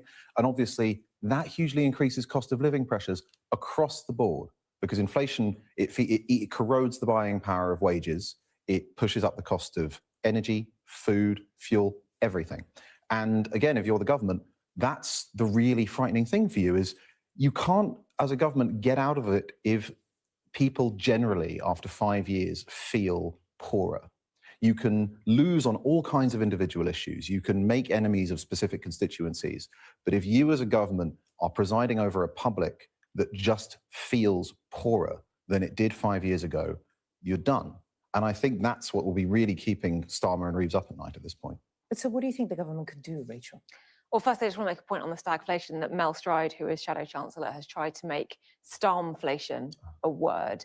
And is it working? I struggled to say it just then. So stop trying to make starmflation happen. Stop trying to make starmflation happen. I think planning reform, like getting new houses built, is like one of the few things that doesn't cost a lot of money to do and could be completed in this Parliament. They're also hoping that some of the long-term measures that they're taking, okay, we won't have a new runway at Heathrow until 2030, 2045, whatever, but they're hoping that just knowing that it will happen, the business certainty will help crowd in private investment, help create jobs, and that having a clear plan of where the infrastructure is going to come from and having a government that's committed to it will give confidence to business investors both in the UK and abroad, and that will help drive some of the growth before the next Parliament. But Henry's right, people have to see their living standards at least going in the right direction, otherwise they will argue what's the point. It has to be said, this is obviously our domestic financial and economic situation at a time when the international outlook is incredibly volatile, both with wars still ongoing and the fear of what Donald Trump might do when it comes to tariffs in the UK. Yeah, absolutely. I mean, he did indicate, or at least I say he indicated. How much do you know about what Donald Trump is really thinking about anything? But he did indicate that he thought the UK problem was solvable. So I am hoping, hope that the government does as much buttering up as needs to be done to shelter us from the Donald's wrath. Let's take a look at the Daily Telegraph now, because they have a slightly different take. Obviously, still the same story, but here they mentioned the bloated state harming the economy. Basically, Andrew Bailey said an increase of 500,000 workers in the public sector has not been matched by productivity. Yeah, it's worth pointing out that a lot of the increase in those public servants, people working for the state, happened under the previous Conservative government, which yes, it did. Well, I just think the Telegraph doesn't really mention that. So there's a lot of it's the bloated state. It's the bloated state, which various past Conservative prime ministers were in charge of. Huge increase in the size of the state under Boris Johnson. And you can argue that like a lot of that was to do with COVID and the pandemic. You could also argue that didn't make things hugely productive. But there is a challenge here for the government because one of the first things it did was the pay deals for the public sector workers, and it argued that we needed to do those, one, because strikes are absolutely debilitating to the economy, and two, because the strong public services, particularly public health services, but also to transport, are really important to productivity and people being able to run businesses and to get to work and all the rest of it. If it looks like inflation is at a point where those public sector unions are going, that money isn't enough, that kind of looks like a sort of loss in the negotiating position, particularly as the government made this point that, we have to do this because of strikes. And if it looks like strikes might come back because of inflation, there isn't really an easy way for the government to get around that. And the other thing to bear in mind, flying the blue standard a bit, because obviously you took my wonderful thing about Rachel Reeves doing the union pay deals. The specific thing that she did is she made them unconditional. Right? What you could have done in those circumstances is you could say, okay, we're going to do these pay settlements, which are going to be very, very expensive. They used up basically all of the government's initial fiscal wriggle room, but they're conditional on reforms, right? We want productivity increases. We want reforms to working practices. And I think what the government can really be indicted for, because you can argue it either way on the actual settlements, the fact that they made them unconditional to just get them done as quickly as possible means that now, when we get stories like this, which is basically Andrew Bailey saying, part of the problem is productivity in the public sector is woeful and it accounts for more of the economy.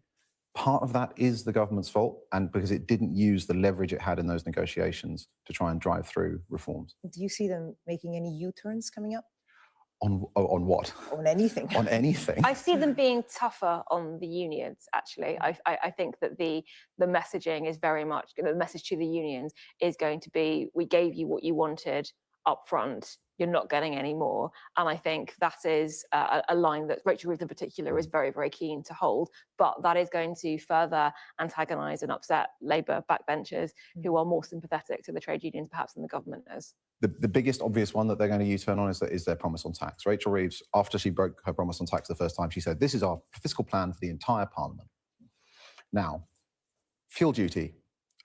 Every government has said that it's going to increase fuel duty next year for the last 14 years, including Rachel Reeves. If she doesn't, 4 billion back hole in her figures automatically. 2028, the Casey review is going to come back with the social care plan, which Labour is presumably going to have to fund. That's not currently accounted for in any government financing.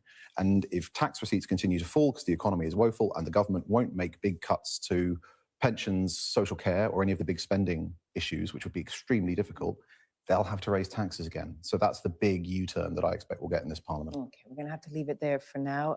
Henry, Rachel, stay with us. Coming up, do lazy people live longer? We'll discuss that next, if we can be bothered. We can.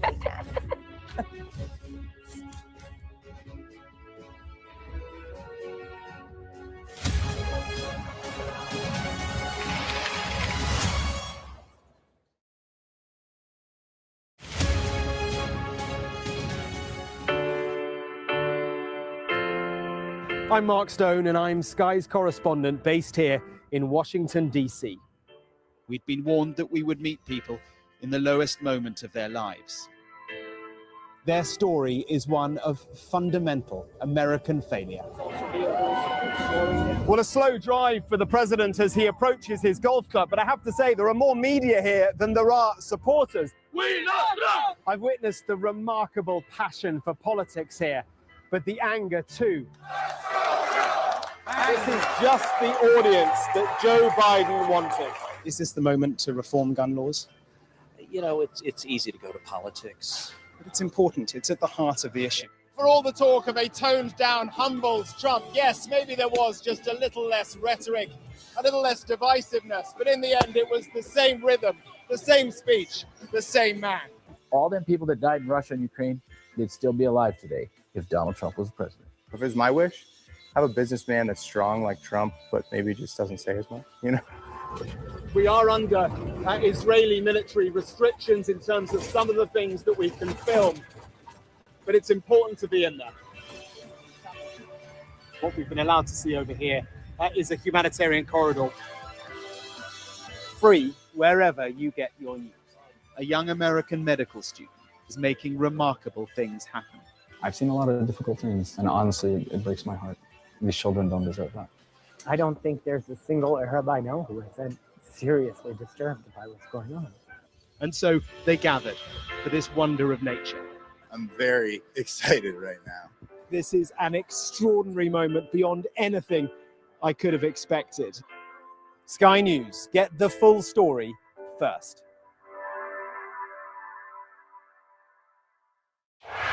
Play Sky News. From the Sky News Centre at 7. Now that you're up to date, we can go into a bit more detail. Things can change incredibly quickly. Taken by surprise. Have you ever known a moment like this in British politics before? Yes. Cheers. We'll start with breaking news. Let's get the latest on the ground. So, by the end, we'll hopefully all understand what's going on in the world just that little better. We've got your Sunday mornings covered. From the front page and the sounds of the streets to the voices of the people who make the major calls and big picture politics beyond Westminster. We'll put you at the heart of our story. I'm ready. Are you? Join me, Trevor Phillips, Sunday mornings on Sky News. Weeknights on Sky News. This is your chance. Tell people. Welcome to the Politics Hub. Our police force has apologised. If you want to find out about Grimsby, you come to the docks. I'm live in Jerusalem. Are you not concerned that that could lead to all-out war? Hello there, good evening. There are fears of an upsurge in violence. What's at stake here? You are watching the press preview, a first look at the front pages as they arrive.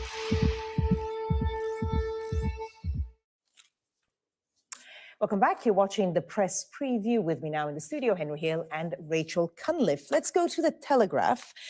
Front page there, a story about Ed Miliband and his plan to spend £22 billion on unproven carbon capture technology is now being called a high-risk gamble. Why? I'm not sure about this without having seen page 19 of the Telegraph, but I do know that carbon capture technology has been around for quite a long time. Norway has been using it since, I think, 1996, since the mid-90s. David Cameron had a huge plan about investing carbon capture technology as a big part of Britain's sort of decarbonisation. The idea is that along with sort of dirty fossil fuel power generation, you can kind of suck the carbon out of the process and either bury it and store it or use it in other processes.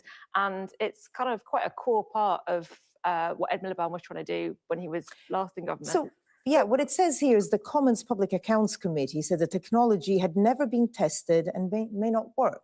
Henry? I mean, so we have to assume, again, having not seen page 19, that maybe there's some novel method that's being used here or some novel technology. I think that the bigger thing, though, is simply the prospect of it being added to household bills, because, of course, the plan is to recoup a lot of the cost of this by putting it onto energy bills. And given that whatever the merits of this policy, it's not an energy generation policy, that could end up being a pressure on households. Now, obviously, this will take years to pull off, but again, a tricky story at a point when the government is dealing with a cost of living crisis and inflation. Yeah. Let's take another look at another story regarding the government, still from page of the Telegraph. The PM Access bid to reform sick note culture. And Rachel, this is all about who actually gets to write the sick note. Yes, this is a Conservative policy to take, you feel like you're too unwell to work, you go to the GP signs you off for work and your employer has to pay for a certain amount of time, or you end up out of work, sickness benefits. This was a plan to have this sort of devolve to work specialists rather than GPs, which is obviously quite controversial because it would mean people who are not medically trained professionals making assessments about people's medical conditions.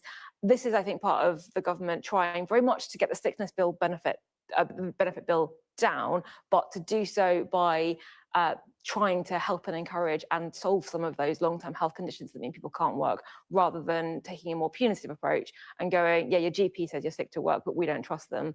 This other person that we have employed has designated you fit to work, so off you go. Yeah, I mean, essentially, it's a gatekeeping problem. The government has this all over the shop, which is, if you go into a GP, obviously not saying every GP letter is unwarranted or anything like that, but there's always the temptation personally to be like, oh, okay, well, you're my patient, I'm your GP, I'll write you a sick note, right? And those individual nice gestures and human relationships, they add up to ballooning bills everywhere. GP sick notes, welfare payments, all kinds of things. If the government introduces a super special payment that's only meant to go to a small number of people, 5 years down the line, it's going to an awful lot of people, because the individual officers making those decisions, they're not responsible for the macro picture. They're just making the decision in front of them. It's a huge decision. I don't know. This decision to try and not control the cost this way might be another U-turn. Okay. 40 seconds for the final story. Daily Star front page. Boffins, lazy gits live longer. He also looks happy, that guy in the picture. Yeah, the dog in the beer. The dog looks less happy, I think. But it says that relaxing on the sofa and having a good sleep. That's not lazy. It can help you live an extra 10 years. And I am all for us having as much sleep as possible, particularly because we don't get off the show until midnight, do we? No, that's true. I mean, the other thing is it says not overdoing it, but definitionally overdoing it is bad. That's why it's overdoing it. Yeah. And unhealthy. So maybe page 5 is full of some fascinating, I don't know, fascinating scientific deep dive, but it seems, sleep's good. And it definitely does not say that going to the gym is bad for you. Like at the top of just been to the gym, loser. It's like, no, but going to the gym and then also getting a good night's sleep. We have no idea what's on page 5. We don't. We'll find out one day, possibly. Henry, Rachel, thanks for that. I'll see you in the next hour. And now let's take a quick look at the weather. A cold easterly flow has developed, lasting into next week, but there'll be a good deal of dry weather around. Most places will start dry tomorrow, but southeast England will see a few showers. It'll be chilly with a patchy frost in the clear and calmer north and west, along with some fog. Scotland, Ireland, and Northern Ireland will have plenty of sunshine, though, this morning once the early fog lifts. Elsewhere, it will be cloudier, windier, and colder, with showers taking over more of southeast England, some wintry on the hills. There'll be a noticeable wind chill in the south. The afternoon will see showers spreading west. Coming up next on Sky News at 11, the Bank of England cuts the interest rate to 4.5%, but paints a gloomy picture.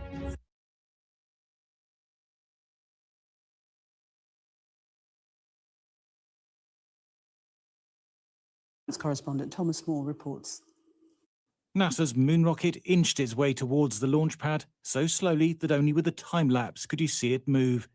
Within weeks, it will speed to 24,000 miles an hour, taking astronauts on a loop around the moon for the first time in more than 50 years, and further from Earth than any humans have been before. Astronauts are the calmest people on launch day.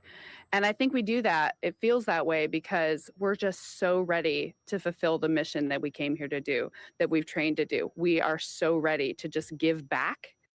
Let's take a closer look. The Space Launch System, or SLS, is 98 meters high. That's slightly taller than Big Ben, and it's the most powerful rocket NASA has ever built.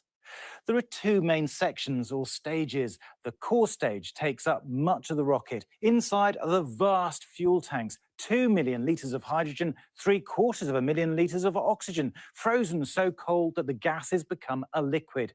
When they're mixed and ignited with a spark, the chemical reaction produces vast amounts of steam that's forced out of the engine nozzles at 10,000 miles an hour, propelling the rocket skywards. Clamped to the core stage are the two boosters. Just one provides the same thrust as 14 jumbo jets, and together they provide 75% of the power in the first 2 minutes of the flight. Then they fall away. In just 8 minutes, the rocket reaches orbit, and the upper stage containing the crew capsule separates and travels on. The Orion capsule, called Integrity on this mission, carries 4 astronauts. Capsule's Liverpool space is the size of a camper van, but has everything the crew need to eat, sleep, and even exercise for up to 21 days. It is cozy. Space scientists hope the mission will inspire a new generation.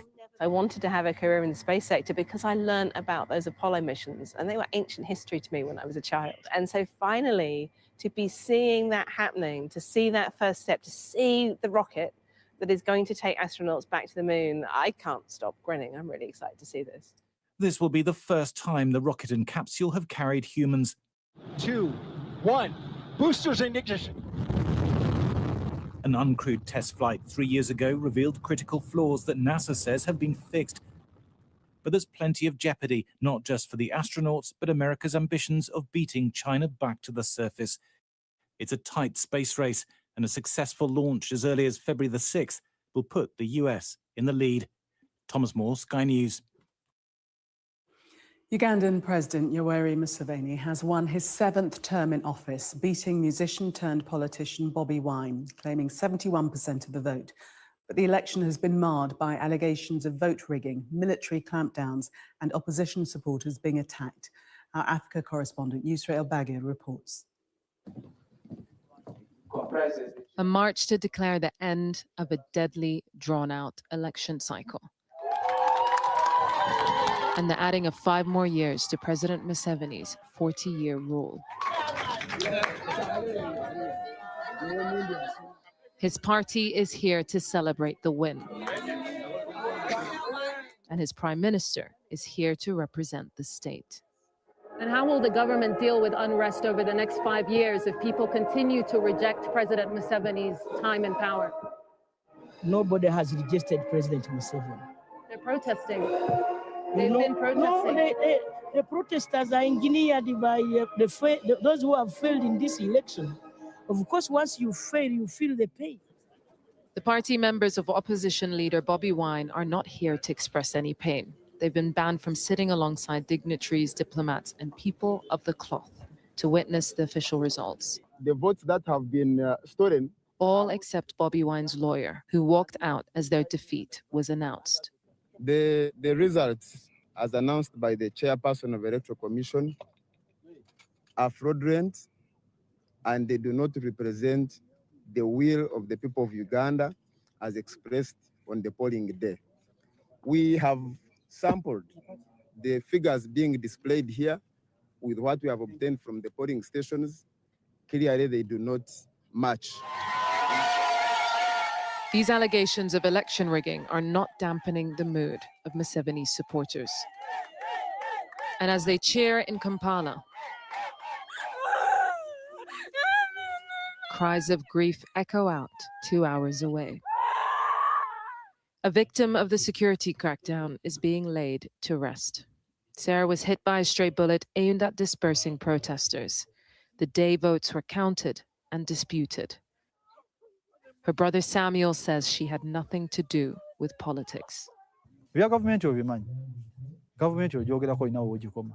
know this government, you're limited in how you speak about it. We are ordinary people, whether you know anything about it or not. She was walking alone and a bullet hit her. This is the irreversible loss of political gain, the power of the ruling party, protected and preserved, no matter the cost. Yusra al-Bagir, Sky News, Kampala. A new study has found no direct relationship between pregnant women taking paracetamol and their child developing autism, ADHD, or other developmental problems. The research contradicts unfounded claims from Donald Trump last year that pregnant women should not take it. Molly Malone reports. At this gym for little ones in West London, it's all about having some weekend fun. For mothers here, many who remember having pains during pregnancy and taking paracetamol, the findings of a major review saying it's safe to do so are reassuring. I certainly took paracetamol because I got migraines a lot when I was pregnant, and these two have turned out fine, which is great. Being pregnant, it's a scary time. I took paracetamol through both my pregnancies, and it's not even something that would have occurred in my mind. I used to get a lot of, like morning sickness and all that. So it was my go-to, and I never worried about it until I heard those news. It's reassuring to know that the findings are good. You, like me, probably either have some paracetamol on you or in a cupboard at home. It's one of the most commonly used medicines, and the NHS says it's the first recommended drug for pregnant women to treat either pain or fever. But this was a conversation that came about after controversial comments from overseas. If you can't tough it out, or if there's a problem, you're going to end up doing it. Last year, President Trump appeared to make claims linking paracetamol in pregnancy to rising rates of autism in children. All pregnant women should talk to their doctors for more information about limiting the use of this medication while pregnant. So ideally, you don't take it at all. Now, scientists have analysed dozens of studies involving hundreds of thousands of women and have found no link. One pregnancy involved the use of paracetamol and the other pregnancy didn't. And the strengths of these studies is that they control for shared genetic and family factors. We found no links between the use of paracetamol in pregnancy and the risk of autism, ADHD, or intellectual disability. Pregnant women may feel they already have enough to think about. For now, this is a study that says women don't need to tough it out. Paracetamol as a painkiller can be safe. Molly Malone, Sky News in Chiswick, West London. Scotland's First Minister John Swinney has told Sky News he doesn't see Sir Keir Starmer still being Prime Minister in May. Speaking to Trevor Phillips, Mr Swinney also said if his party gets a majority in the Holyrood elections later this year, they would call for another independence referendum. The Scottish National Party's leader said Labour is expected to take losses in all 4 regions of the UK, impacting Keir Starmer's leadership. Obviously, you want to win a majority in May. If you do win a majority, are you going to take that as a green light to demand another referendum on independence? Yes. So absolutely, this May is effectively, in your mind, an independence election? I'm being straightforward with people in Scotland that if people in Scotland want Scotland to become independent, the SNP has got to do really well in this forthcoming election. When Keir Starmer says, as he almost certainly will do, no, you can't have a referendum, what are you going to do? I think there's two things about that. First of all, the United Kingdom is allegedly a partnership of equals. So Scotland has got a democratic right to decide our own future. And secondly, if I win a majority in the Scottish Parliament elections in May of this year, I don't think Keir Starmer will be the Prime Minister. You don't think Keir Starmer will be there? Do you expect to see Keir Starmer in office at Christmas time? No, I don't. And you can watch that full interview with Trevor and John Swinney on Sunday morning with Trevor Phillips from 8:30 tomorrow. This week he'll be speaking to the Culture Secretary, Lisa Nandy, Reform UK's Zia Youssef, and President of the United Nations General Assembly, Annalena Baerbock. This is Sky News. Coming up. A new era at Manchester United begins with a win in the local derby.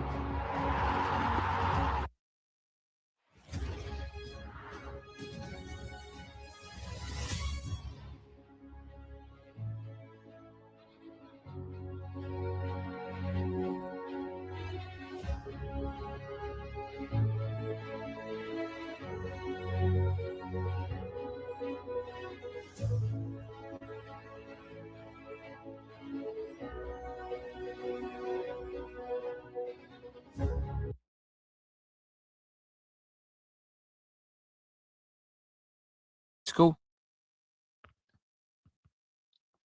There's Ghislaine Maxwell as a director, and her. Right, let's go to 2007. Hi, thanks for joining.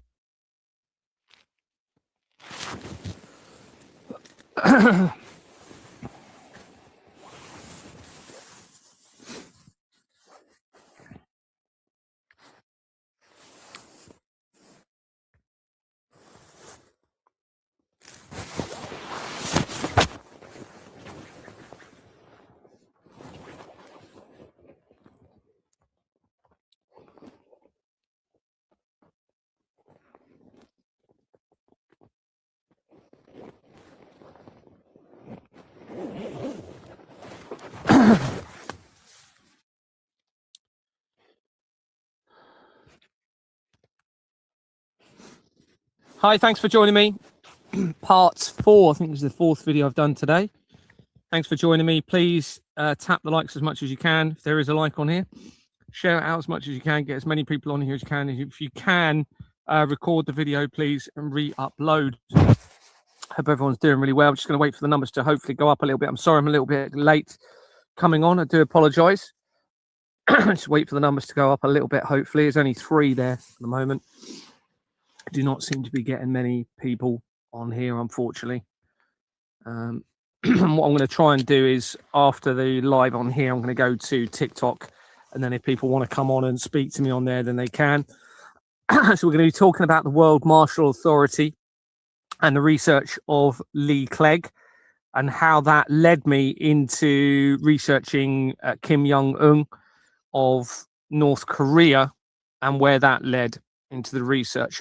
Over the last few videos, we've looked at the research coming in from my wife, probably not really even my wife, to an island club linking in with the Royal Foundation or Island Company, linking in with the Royal, linking in with the Virgin Foundation, and then an Elm Guest Trust, which I suspect relates to the Elm Guest House scandal where they might have created another company. We then looked at how that tied in to the there's hardly anyone on here actually. It might not be worth continuing. There's only 9 people. Don't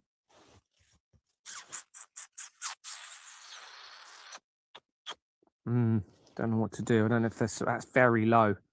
That's very low. Hi, I hope you're doing okay. Thanks for coming on. 12. I'll keep going. Hopefully the numbers will rise a little bit. Then we looked at how it led into a United Nations Association company with a former UN leader on it, or UN member on it. And we then saw how it tied into the British Tax Association company that has dissolved on the 2nd of January 2026. So it's obviously very, very relevant, and it's almost guaranteed, I'm certain of it, they'll be laundering the money through the United Nations, which means they have a motive to make us believe that there's risk of conflicts all of the time. All right, because the more they do that, they can then funnel the money through criminal weapons defense contracts and defraud the masses through that, and obviously keep the world on edge and in fear, and maintain that level of control. So what made me get to that information? Well, let's look at the World Martial Authority, because that was what actually prompted it for me to do it. The World Martial Authority. In late 2025, I became aware of the World Martial Authority, who had been affiliated with John Oakes, who used name I Am, I believe he was using on his TikTok, and later identifying as CCAN on his TikTok account. I'd spoken previously with John, who I believe has a military background, and he refused to assist in exposing the obvious evidence of the company's house fraud. The World Martial Authority later claimed to have established a compensation arrangement for every person over the age of 18, I believe, where they would receive over £8,000 per month for 20 years to compensate the corruption of the government, and citing the COVID situation as one of those reasons. They also refused to expose the company's house fraud. They haven't been doing it, as far as I'm aware. Haven't specifically, I know I have, I've put a comment actually saying that they're not exposing it, and as far as I'm aware, they're still not exposing it. I started to publicise that I felt this was part of a government cover-up, prompting a response on my post from the World Martial Authority. During the night of one of my lives where I mentioned this, I believe it was at this point that John suddenly became ill, and sadly, several days later, appears to have died. Following his apparent death, Terry Harrison, or Truth Dog, or whatever his name is, who had recently targeted me over my ring regarding it apparently being a Freemason ring, which supports the agenda by those linked to my families and an apparent doomsday cult, claimed that John had recently tried to serve notice on a London Freemason lodge, prompting his illness and death. Terry appeared uneasy when he was saying this, and I have to consider that this was to deter others from carrying out my proposed strategy, which is to put Freemasons and other locations on notice. The World Martial Authority, or WMA, they love their acronyms, is apparently headed by Honourable Lee Clegg and Chief Judge Grantor Lamont Durrell Belton.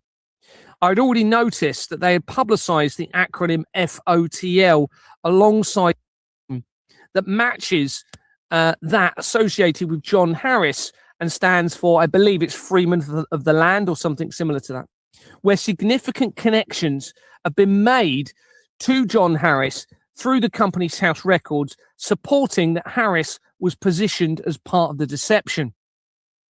Here is a video of Lee Clegg speaking on the Never Settle podcast.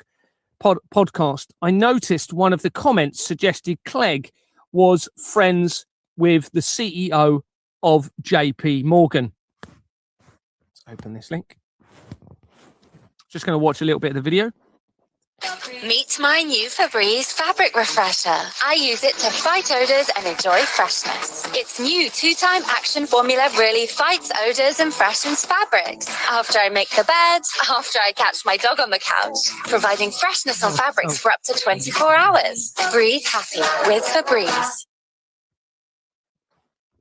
I'll just show you that comment whilst I'm here. You can see it in the first comment there. I'm not sure what to make of someone who is friends with the CEO of JP Morgan. Now, I can't verify that's true. At the moment, I haven't verified that. If that's true, then obviously this guy is completely compromised. And the evidence that we're going to look at supports potentially that is the case. Helping create a desperate situation where some people are actually committing suicide because they can't see a way out of their debt situation. And yeah, because you have to remember that these people are in a permanent debt situation themselves. All right, the government wants money. what do? They just come for you. They come for everything. The government, oh, we're going to go to war with somebody. We need more money. We need more money. Look, the situation with councils and everything else is practically telling us what he appears to be linked to. He's affiliated to the United Nations.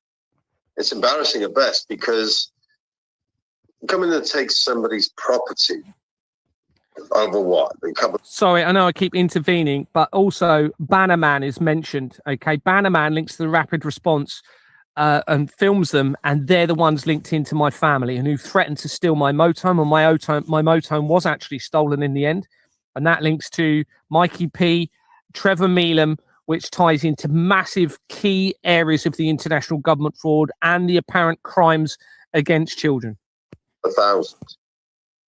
I mean, it's absolutely ridiculous. I mean, anyone in their right mind would just sit there and think, well, I'm going to take that property worth maybe 100, 200,000 or whatever for this boxy little fine. Well, isn't there a better situation? Is there a solution for all of this? And just to let you know, the Honourable Lee Clegg is guest speaker at the Albion event, which is on the 28th of June. And if you know what I'm talking about, it's a dinner gala, £60 a ticket, I believe. You'll get an opportunity to listen in person to the Honourable Lee Clegg.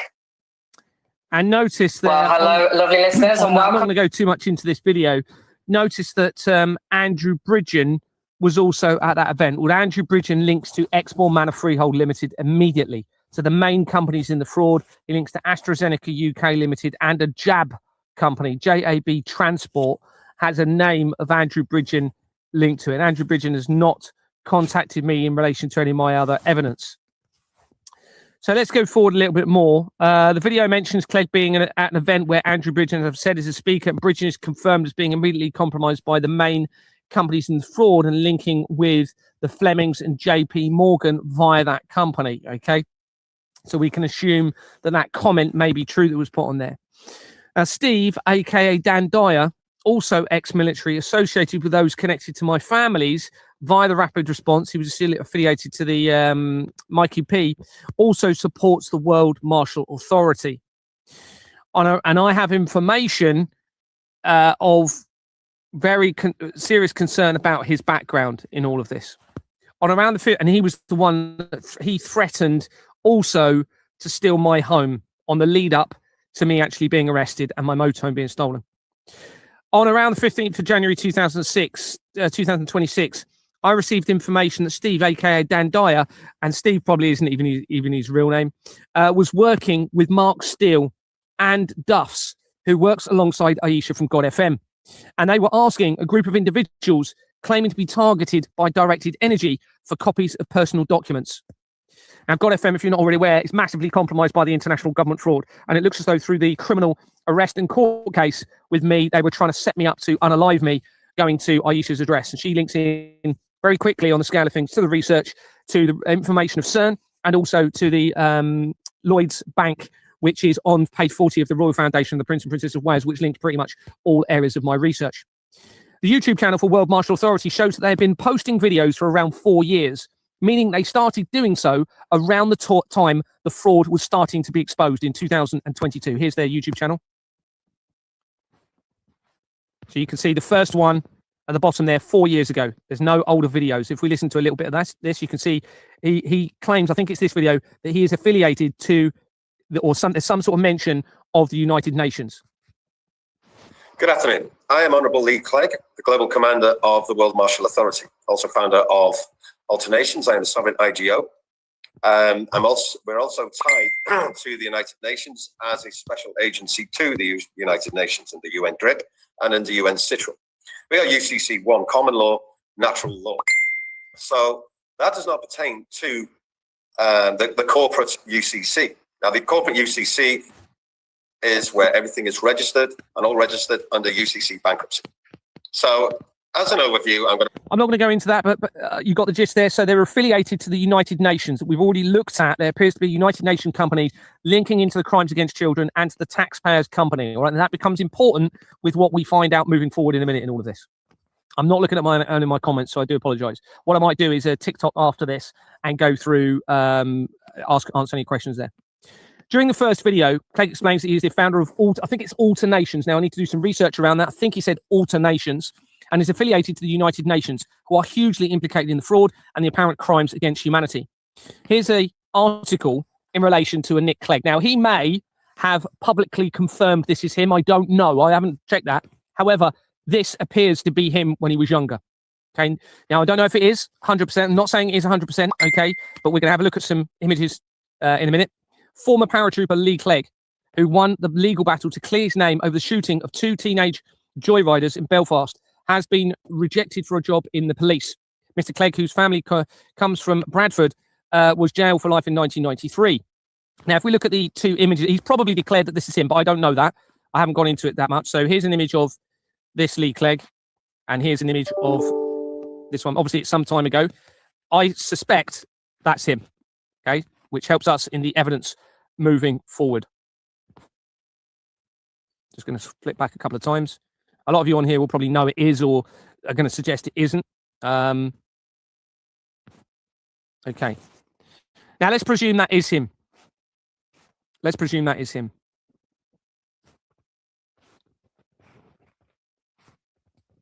Oh. If that's him, then the research shows that the Sergeant Lee Clegg, born 1969, which looks about the right age for him, there was a British Army soldier who was convicted of murder for his involvement in the shooting dead of a teenage joyrider in West Belfast, Northern Ireland on the 30th of September, 1990. This is a key year. This is when the same year that the Gulf War begins. Okay, it's the year after the World Wide Web was created for CERN. This is all relevant, everybody. Okay, and it's the year before the David Icke comes out and says the world will be devastated by earthquakes and tsunamis and everything else that I spoke about earlier. Clegg was released under license by then Northern Ireland Secretary Patrick Mayhew in 1995, which in turn led to rioting in Irish nationalist areas of Belfast, okay, which again allows the laundering of the money, okay, through the police and through those events. Sinn Féin repeatedly called the decision a threat to the peace process. The release followed after a test shooting of another Astra conducted by a pathologist Lane West, and forensic expert Graham Renshaw on the 4th of June 1995. 1995 is the same year that the intelligence agency, Russian government, and royal family-linked Hackler International Advisory Board company was incorporated on Companies House, okay, which is so important in relation to this international government fraud. This is important. The junior lawyer for Clegg's appeal was Keir Starmer, and is connected to major areas of the fraud. Keir Starmer links to the Madeleine McCann, to the crimes against humanity, the Bates, Wales and Braithwaite, which is on the document for the Royal Foundation of the Prince and Princess of Wales. Clegg continued to serve as part of 16 Air Assault Brigade. In September 2007, the Daily Mail reported that Clegg would be serving in Afghanistan in 2008 as combat medical with the 2nd Battalion Parachute Regiment. So this is just showing you the Wikipedia. 1969, you can see it says on the Wikipedia.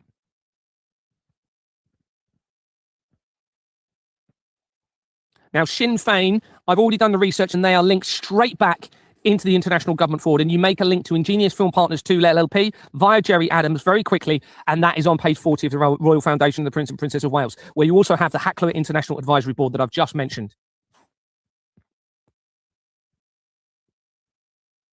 There you go, it says Keir Starmer there. Junior lawyer was Keir Starmer. Now that makes a link. He was the director of public prosecutions for the Jimmy Savile case, which was obviously after this. Now, Keir Starmer also worked for the National Council for Civil Liberties that is affiliated to the Paedophile Information Exchange. And the Paedophile Information Exchange links back into absolutely everything I'm talking about. The World Trade Center disaster, CERN, everything.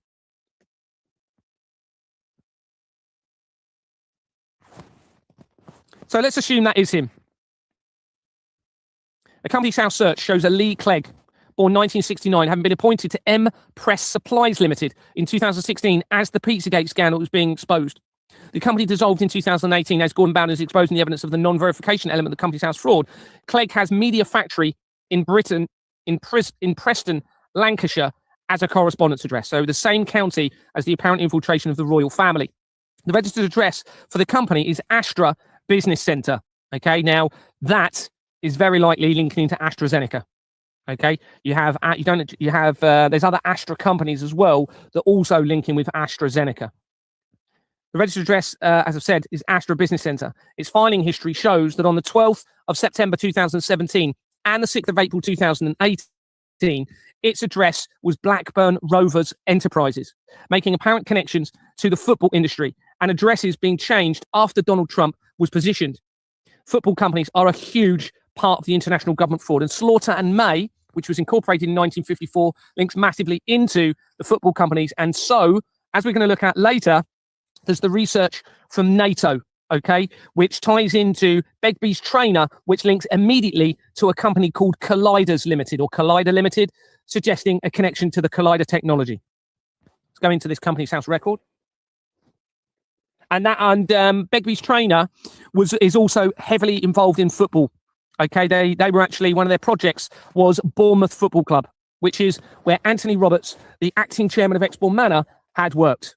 Okay, who I approached that triggers this entire investigation. So you can see the Lee Clegg, born 1969, date of birth. You can see the company was incorporated in 2016. So during the Pizzagate scandal being exposed, dissolved as Gordon Bowden is because he did a conference in 2018. Okay, which meant that, and that conference is actually linked to the Vatican, or the research of the Vatican. Interesting, it's a printing company, according to this. Media, pre-media, press and pre-media. What else was I going to show on that? Oh, yeah. So you have Astra. If we go into the filing history, registered address, you have in Lancashire, Blackburn Rovers Football Club, Enterprise. So we have the football link, which is goes hand in hand, okay, with all this crime. Then you have Media Factory. See if I can notice anything else here. Interesting. BB2. Oh, that's the postcode for it. Sorry. I thought he was going to say BBC then. So we've got that football connection. A separate search shows a Lee Clegg with with no date of birth, okay, and a correspondence of Blackburn in Lancashire. Bear in mind, we just had that record in Lancashire with Blackburn Rovers. Okay, it very likely is going to be the same person, connected to Walter Entertainment Limited, that was incorporated in 2021 and that dissolved in 2025 as the exposure continued. The address on its incorporation document is 71 to 75 Shelton Street, London, and is used throughout the fraud. The filing history shows that the details were changed for Clegg on the 18th of August 2022, just over a month after Anthony Roberts resigned from Exbourne Manor Freehold Limited. And the registered address had been changed on the 12th of August 2021, and also again on the 14th of September 2022, 6 days after the Queen's supposed death. And as I'm escalating the inquiries at Exbourne Manor Freehold Limited. So let's go back. This is a different record for a different entry on Companies House. They love to create their duplication records. And you can see it's Lee Clegg again, and you can see it's Blackburn. Just go back to that so you can see it. On the correspondence, Blackburn, Lancashire. Okay, so we can consider it's possibly the same person. And I would think with what we're finding, it's very likely going to be. This is what I'm finding. There's a lot of connections in this. Interesting that the Elms is used, bearing in mind what we've just spoken about in the last video, the Elm Guest House inquiry. It dissolved in March 2025. It says it's a licensed restaurant, public houses and bars called Walter Entertainments. We look at the filing history. What was I looking at for this? We can see these changes. So the Queen died on the 8th of September. Okay, and they change the address from the Golden Lion, 369 Blackburn Road, High Wilton, removing the word Blackburn and put it as Elms Clayton. This is as I'm escalating my exposure. 18th of August, change of details for Mr. Lee Clegg as a person of significant control. And he was secretary details changed for him as well on that same day. And the director's details changed. Now, if we look at it, so it was details prior to change was this. New details. So he's got a new service address from the 18th of August. Okay, let's go back into the next bit. Another record for Lee Clegg. With no date of birth. Is this the same one? No. Connects to Colour Shark Limited with an address in University of Central Lancashire. So it's all in the same Lancashire area. University of Central Lancashire. This address change has been omitted from the filing history. Okay, which they should all go on the filing history. They normally are. This suggests that it may have been done and that they've hidden it somewhere on it. Let me just go back into it. Sorry. The address change has been omitted from the filing history. It was incorporated on the 11th of June 2012, less than a month before CERN claims to have discovered the God particle. And it dissolved in 2016 after the Pizzagate scandal started to become exposed.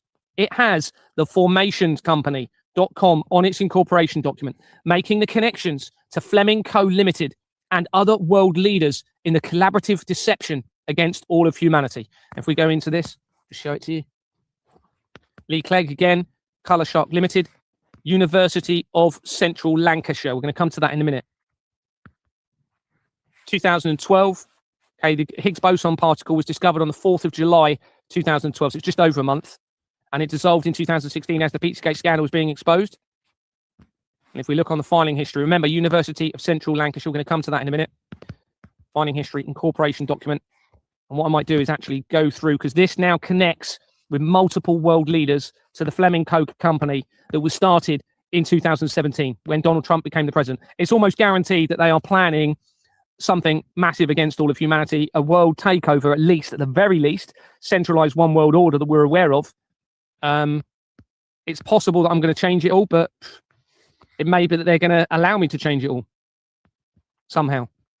There we go. We have the formationscompany.com limited. Okay, so remember that, because we'll probably look at the evidence of that. That's been connected immediately into the research of the head of Greenland, okay, in the last few days, and the head of Denmark. And it links to the research of Benjamin Netanyahu, the leader of Iran, Donald Trump, and others. So let's go back to the document. How many people have got in here? 89 is not enough. A separate search for Central University of Lancashire Business Service Limited was incorporated as Gulf Strong, suggesting a link to the Middle East.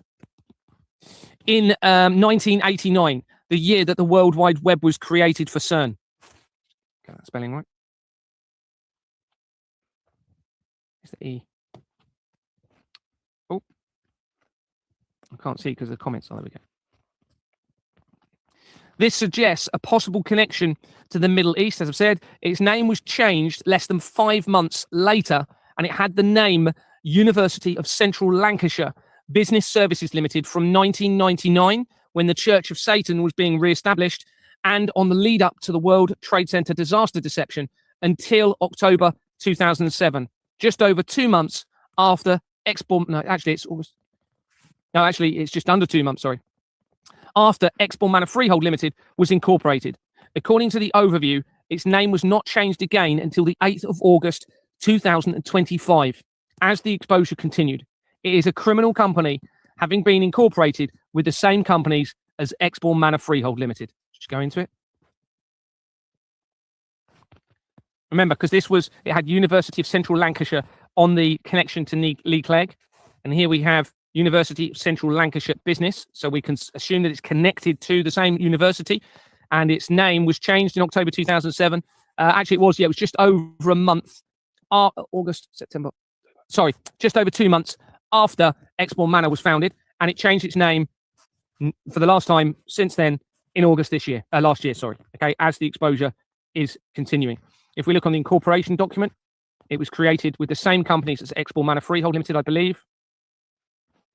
There you go. Swift Incorporations Limited and Jordan's and Sons. It's a criminal organization.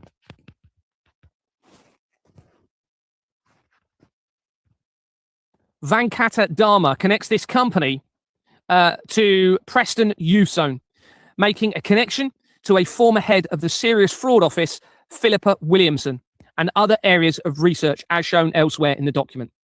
Right, so straight away a link to the Serious Fraud Office, which I've already implicated previously. Now we have further connections now tying them into this.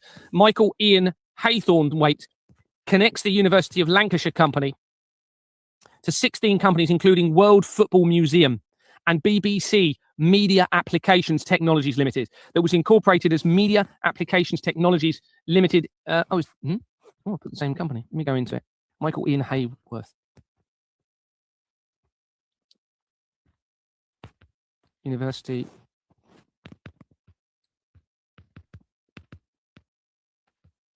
I haven't even searched the rest of this company. This is what I've got to come back to this. World Football Museum, BBC Media Applications. That's what I was going to look at, is what it was. Media Applications Technologies Limited. Oh, yeah. So it's BBC Media Applications Technologies Limited, new company. And the previous name for it, the new name for it, and it was Media Applications Technologies Limited. They also connect to Norwep. Now, this is no coincidence, because a few days earlier, someone said, Gary, have you got any connections to Norway? And I hadn't really had any connections. And then I found this. Norwep is an energy company, okay, that supplies energy to Norway. Okay, and there's a bit of research on it here, just so you can see it. Connection University of Lancashire, BBC Media Application Technology Limited, that was incorporated as, yeah, that's right, isn't it? Yeah. Not long after, oh yeah, so its name was changed. So it was incorporated in December 2009, not long after the Royal Foundation of the Prince and Princess of Wales. The links most of the fraud, and its name was changed in 2016 as the Pizzagate scandal was being exposed. Oh yeah, it has Olswang companies on its incorporation document. Okay, this is the BBC one that we're looking at, which makes the connection to CERN again. Okay, to Jimmy Savile, to Donald Trump, the main Freemason lodge, and my families, all from that incorporation document. The Royals and the apparent, and also it makes the connection via Olswang to the Royals and the apparent fate of Madeleine McCann. It's possible that Haythornthwaite is a relation or alias for Richard Haythornthwaite, with a 3-year difference in the year of birth. Remember, they use alias names and dates of birth. And already mentioned surrounding a sexual abuse scandal at the President's Club, as shown elsewhere in the document. This is the Wikipedia for Richard Haythornthwaite, which was linked into that scandal. He was supposedly supposed to go to this particular event, and he links to Ocado Group and also NatWest, a chair of NatWest. NatWest are heavily implicated in the international government fraud, and he's had that position since 2024, a non-executive director of the AA. 470. He was born in December 56, graduated from Queen's College in Oxford, where the Maxwells were very prominent. So he was an executive for BP as well. BP, most BP companies are criminal. Links to the Russian government as well. The BP companies linked to the Russian government. Network Rail. Yeah, I need to document a few of this. That's not confirmed. It's definitely, I suspect it will be, but Centrica. I've got a link to Centrica there as well. This record that we're looking at from this company, okay, which we'll go into, for Michael Ian Haythornthwaite, also connects to Norwep companies, as I said, including Norwep NWDA subsidiary limited that was incorporated in 2006 and dissolved on the 2nd of September 2025, leading up to my staged arrest.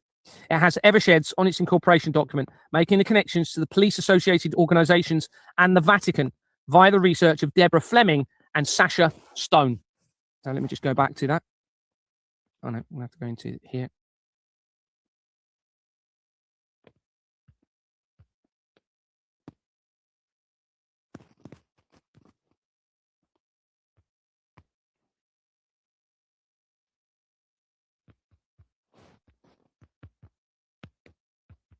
Got his name now. Oh yeah.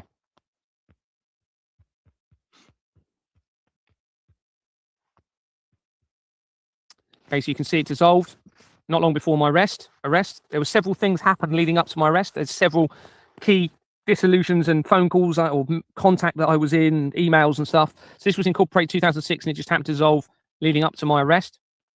And it has on its incorporation document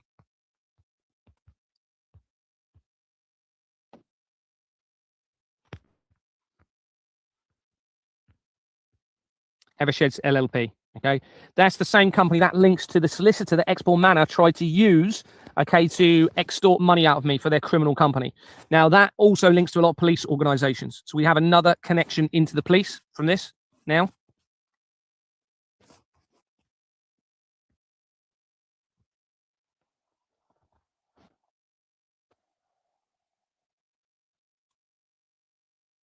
Research shows that NORWEP stands for Norwegian Energy Partners and is a relation to the energy supply and is in relation, sorry, to the energy supply of Norway. I'd been asked if I had any connections literally the day or so before that, which was interesting, as I said. I do not believe that finding that is a coincidence. This Haythornthwaite also connects to NORWEP General Partner Limited. It was incorporated in 2006 and has a registered address of King's Orchard, Queen Street. It also has Eversheds on its incorporation document, and its filing history shows that it has links to Pegasus House, with Pegasus being associated with Israel, and Aviva is also shown there, which is shown elsewhere in the research. And remember, earlier we were looking at Pegasus coming in. Didn't we look at that earlier today, I believe? Yeah. Haythornthwaite also connects to, this is really interesting, to Association Special Risk Limited, where they were appointed in November 1997, the month after the death of the founder of the Church of Satan, which was within 2 months of the death of Princess Diana, and resigned in 2002, not long after the World Trade Center disaster. The same year, Peter Gilmore was positioned as the High Priest of the Church of Satan. The company was incorporated as Association Terrorism Limited, okay, in 1993, the year that the Companies House register, the year after, sorry, the Companies House started to become electronic.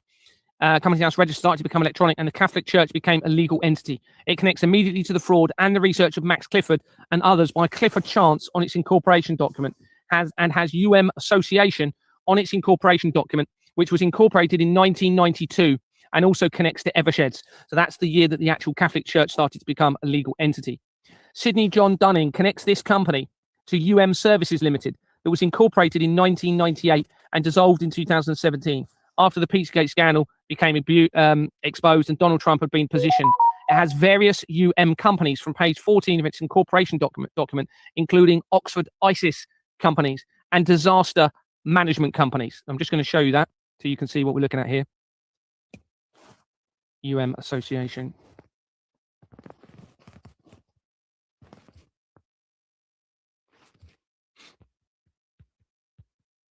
I haven't even gone into all of these other companies. If I went into all of them, I'd never end. It's just so obvious now, the corruption. Here you go. You can see Association, 1993, and it was originally called Association Terrorism Limited. Now, I've gone in through this company a little bit, I think, to show some other stuff. We find some very interesting things now.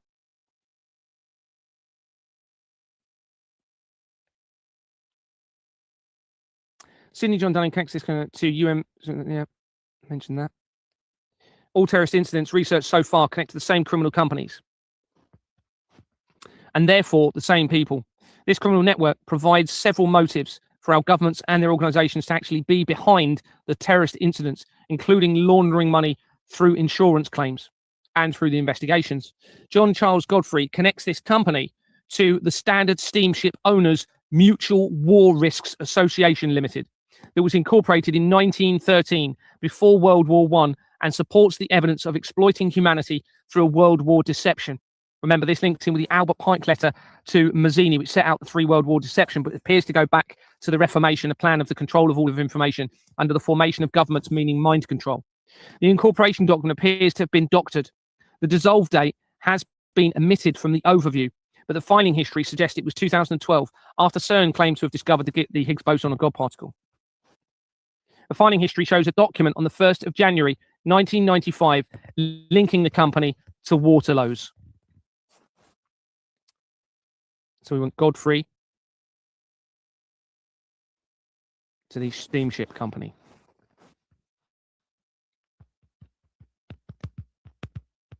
Oh, there it is. Now, I haven't even finished. There's a lot more I need to go into in these companies. That's interesting in the Standard Club, actually, but I won't go into there. So we've got the mutual war, everybody. Bearing in mind the plan of World War deception, all right, to exploit all of humanity. This is practically confirming it, okay? Mutual war. It says it was incorporated in 1913, so before World War I and before the Balfour Declaration involving the fermentation of Israel involving the Rothschilds. Now, it says that it's converted or closed, but it doesn't say the date that it was closed. That's very unusual. They've omitted that. Normally, that would be on all of the companies, but it doesn't say it. I suggest that's because they know that it would be a giveaway for me in the evidence. But it does say on the filing history manual dissolution certificate dissolved court order effective from the 30th of December 2011. Interesting. Let's have a little look at that document. It's possible. Why wouldn't they have just put that date? It's possible that it actually fully dissolved more recently and they didn't want me to know that because it would look too obvious that it's because of this exposure. And let's have a little look. Standard House, registered office change. See if there's any addresses that jump out. International House. Oh.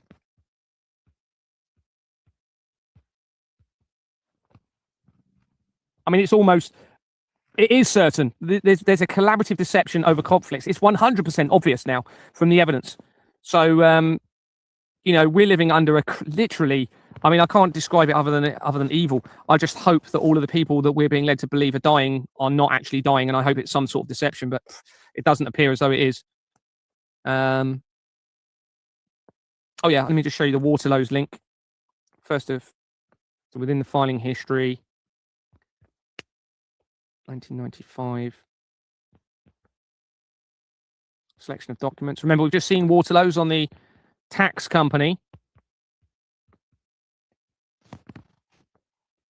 Is it here? Oh, yeah. You just see, it's not very well, but there's a Waterloo there, Waterloo Brothers. Which is the stationery company linking into all of this. Standard steamship, just making sure the company all matches up.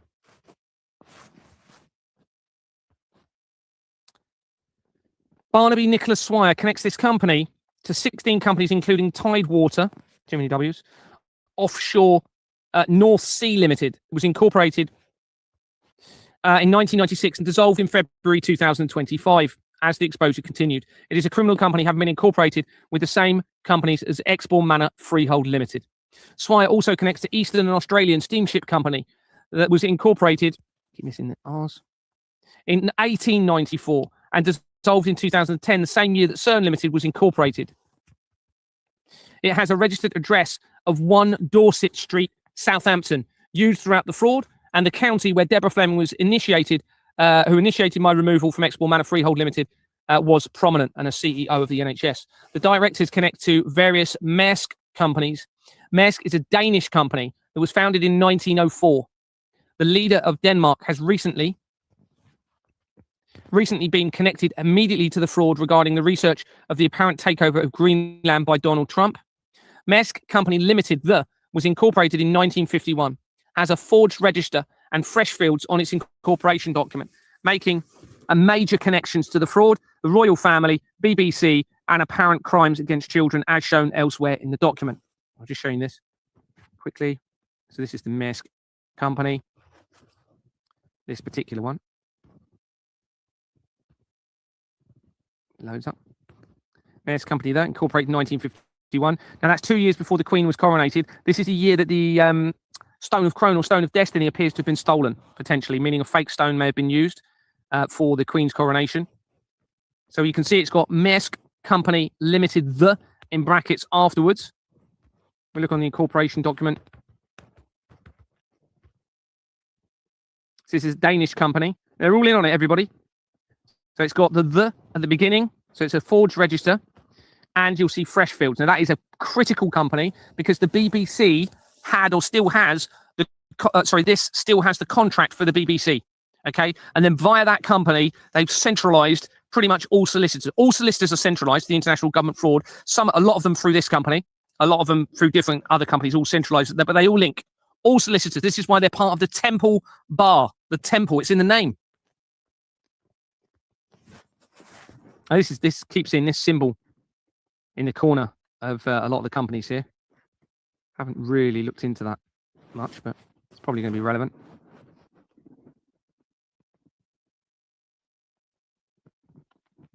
John Kilby connects Eastern and Australian Steamship Company. So this is, it's international crime, everybody. You can see it through the company names. To 134 companies, including Liner Shipping Services. It was incorporated in 1920 as Brodie's London Limited, before its name was changed at a key year of 1990. According to the overview, Brody's makes important connections throughout the fraud, including to the Dunblane massacre. Oh my goodness, my spelling's wrong there. Let's put 2 C's instead of 2 S's. Massacre, and to MacLeod and McClellan, the solicitors I attended in Inverness as part of a strategy to stop the fraud. The company dissolved in August 2011 between the Christchurch earthquake and Jimmy Savile's death. Like many of the companies, let's get rid of that. Like many of the companies in this area of research, it also has a registered address of 1 Dorset Street, Southampton. Henry Michael Pearson Miles connects Eastern Australia's steamship company to 28 companies, including Career Europe Fund. Now, this is what prompted me to research Kim Jong-un. So I'm going to come into that in a minute. 28 companies, including Career Europe Fund Limited. Obviously, I had to think, well, it could be South Korea at this point, which obviously we're allies with. Limited, that was incorporated in 1987 and dissolved in 2023 as I escalated the fraud. The company has a tax haven. Sorry, I haven't read through this since I've... Tax haven money laundering location of Guernsey, an island off the coast of the UK.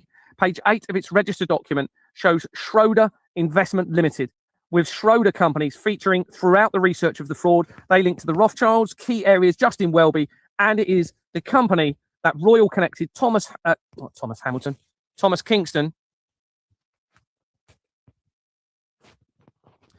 Thomas Kingston had worked for before he apparently died in early 2024.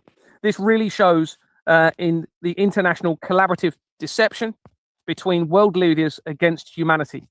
Research shows that the judge that presided over Clegg in his case, actually I need to do a bit more research around this. I might just leave that bit and we'll go straight to Kim Jong-un. So I don't think, is there anything here? Just have a quick look. Is there anything?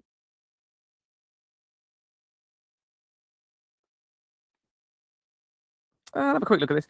So the judge for the case was, according to the research, Brian Francis Kerr, okay, who sadly died in December 2020, according to this, supposedly. Was a Northern Irish barrister and a senior judge. He held office as Lord Chief Justice of Northern Ireland and then as Justice of Supreme Court of the United Kingdom. So this was for the alleged murder incident involving A. Nick Clegg, okay, back in whenever it was. He was the last person to receive a law life peerage under the Appellate Jurisdiction Act 1876. At the time of his retirement on the 30th of September 2020, he was the longest serving justice of the Supreme Court and the court's last original member. That's interesting, isn't it? Company's House search shows that Keir was appointed to Brian Kerr, it's probably Kerr or Kerr Limited in 2003 when it began and resigned in February 2007.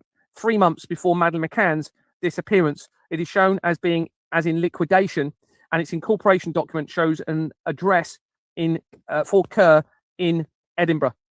A separate search for Brian Kerr shows a record of the same name having... I'll come back to that later, actually. I need to do a bit more research surrounding that. Okay, Kim Jong-un. Here we go. So research shows that Kim Jong-un, born in 1983, is the supreme leader of North Korea and General Secretary of the Workers' Party of Korea, WPK. More research I need to do around that. A member of the Kim family, as a member of the Kim family, is the third son of Kim Jong II, his predecessor as supreme leader, and a grandson of Kim II Sung, the founder of North Korea. He is the third supreme leader and dictator of North Korea and also serves as the president of the States Affairs Commission and chairman of the Central Military Commission. From late 2010, around the time CERN Limited was incorporated on Company's House, Kim was viewed as a successor to the North Korean leadership. Following his father's death in December 2011, 2 months after Jimmy Savile's death, because I think they're all connected to the Vatican in all of this, all right? And it looks as though they're all linked into the Satanic Temple in all of this.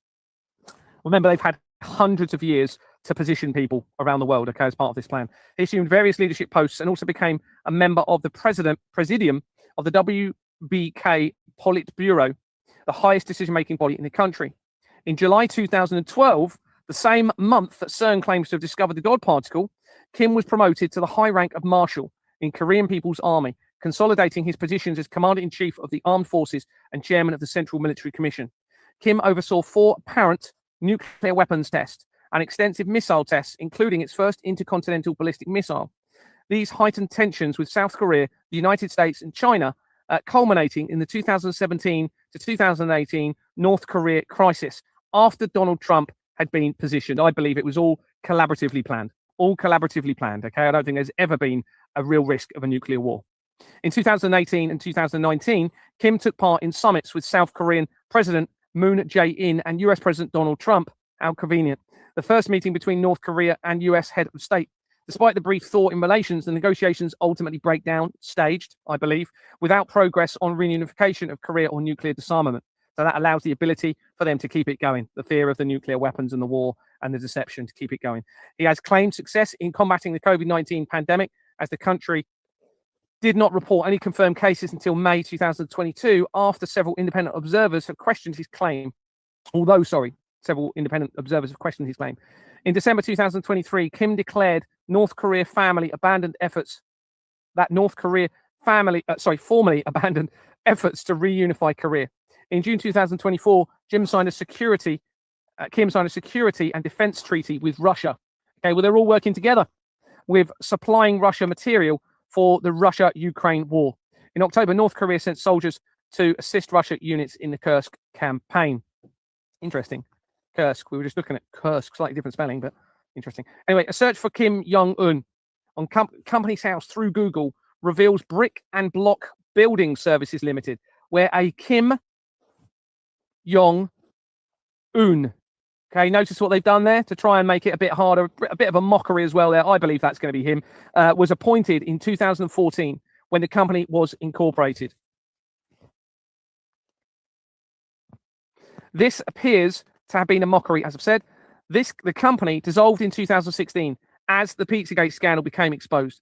And the incorporation document shows Archbird Limited and an address of 90 the Broadway, London, with 50 the Broadway is on the incorporation document of the Association of Police and Crime Commissioners that links to Jimmy Savile and CERN and is now being scrapped since being exposed. Now, I think they're using just variations. There's probably no way of even handing anybody a document there in relation to this company. That is just made up as part of the company's house fraud in collaboration with them. So this is the company. If I just go into there's the name, Kim Jong-un.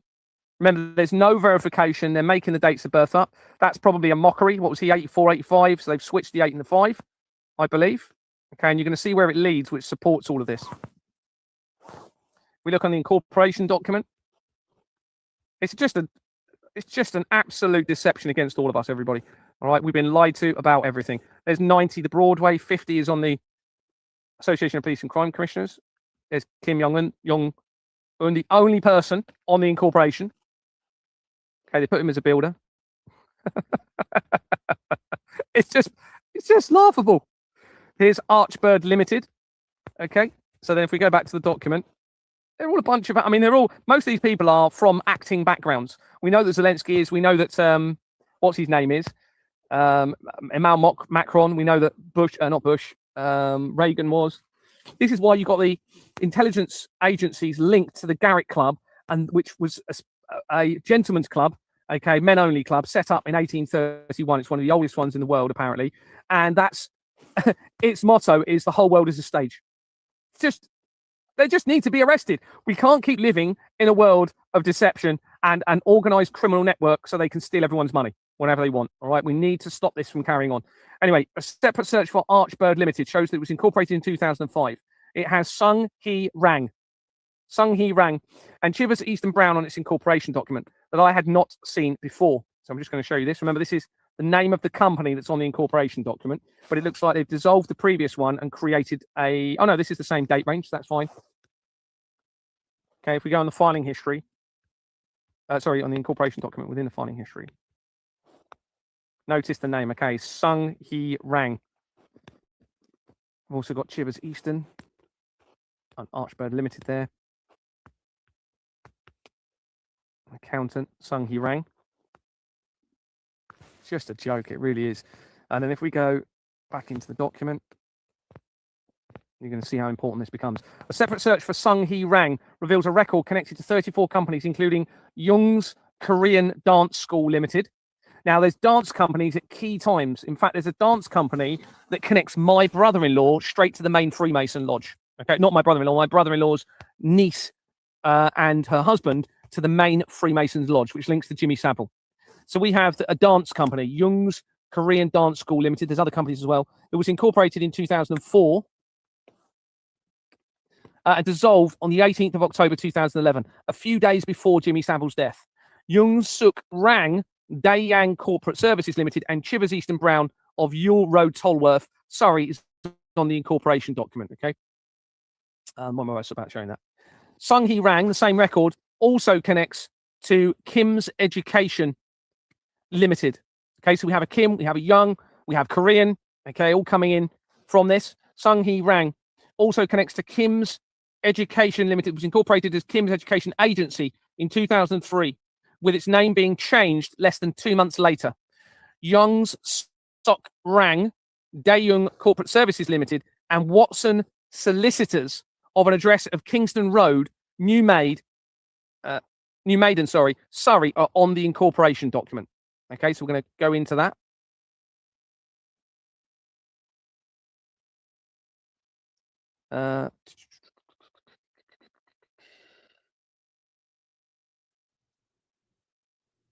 All right, so I need to go into that. So you can see there's Rang Sung Hee, which is the one, I can't remember which is the one now, with the Korean dance, UGL Korean. I haven't even gone into all of these others. There'll be loads of other evidence. Sushi, Rexo Limited, Seoul, Free Zone Beauty, Kim's Education. I haven't even, if I put a bit more time into this, there'll be just loads more. I mean, it's already massive, to be honest with you. Okay, so we have Watson Solicitors. There we go. Okay, so Watson Solicitors.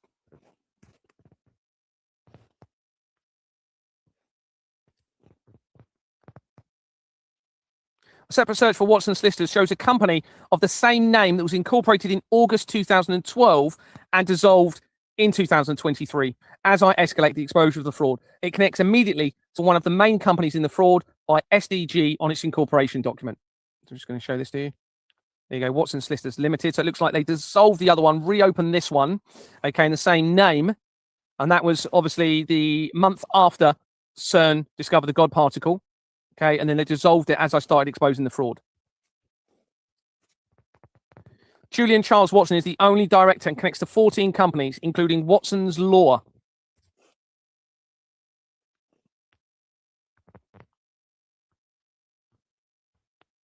Again, I haven't gone into all of these other ones yet. I will be finding a lot more.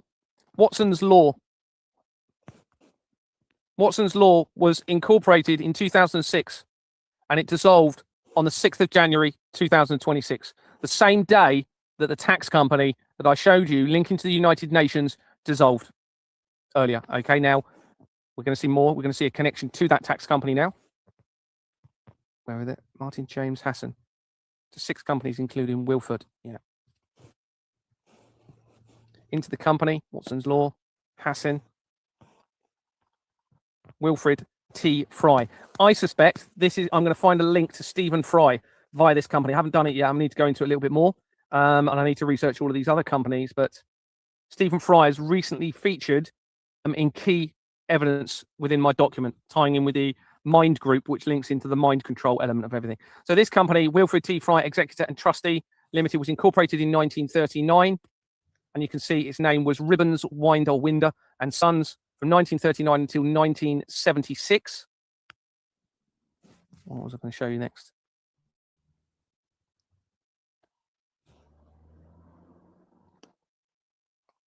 Stephen Michael Allen connects this company to 43, including, there you go. What was his surname? It's gone again. My brain, I'm getting tired. Stephen Michael Allen.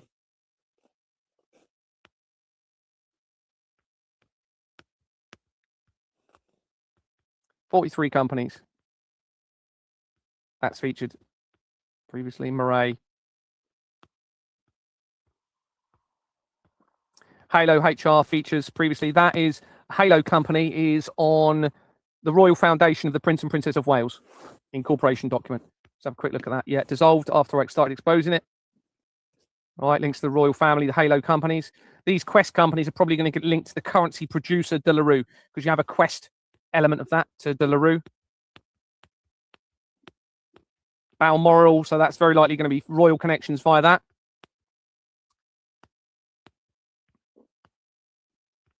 Interesting. Hackluit, almost that is, isn't it? That's normally.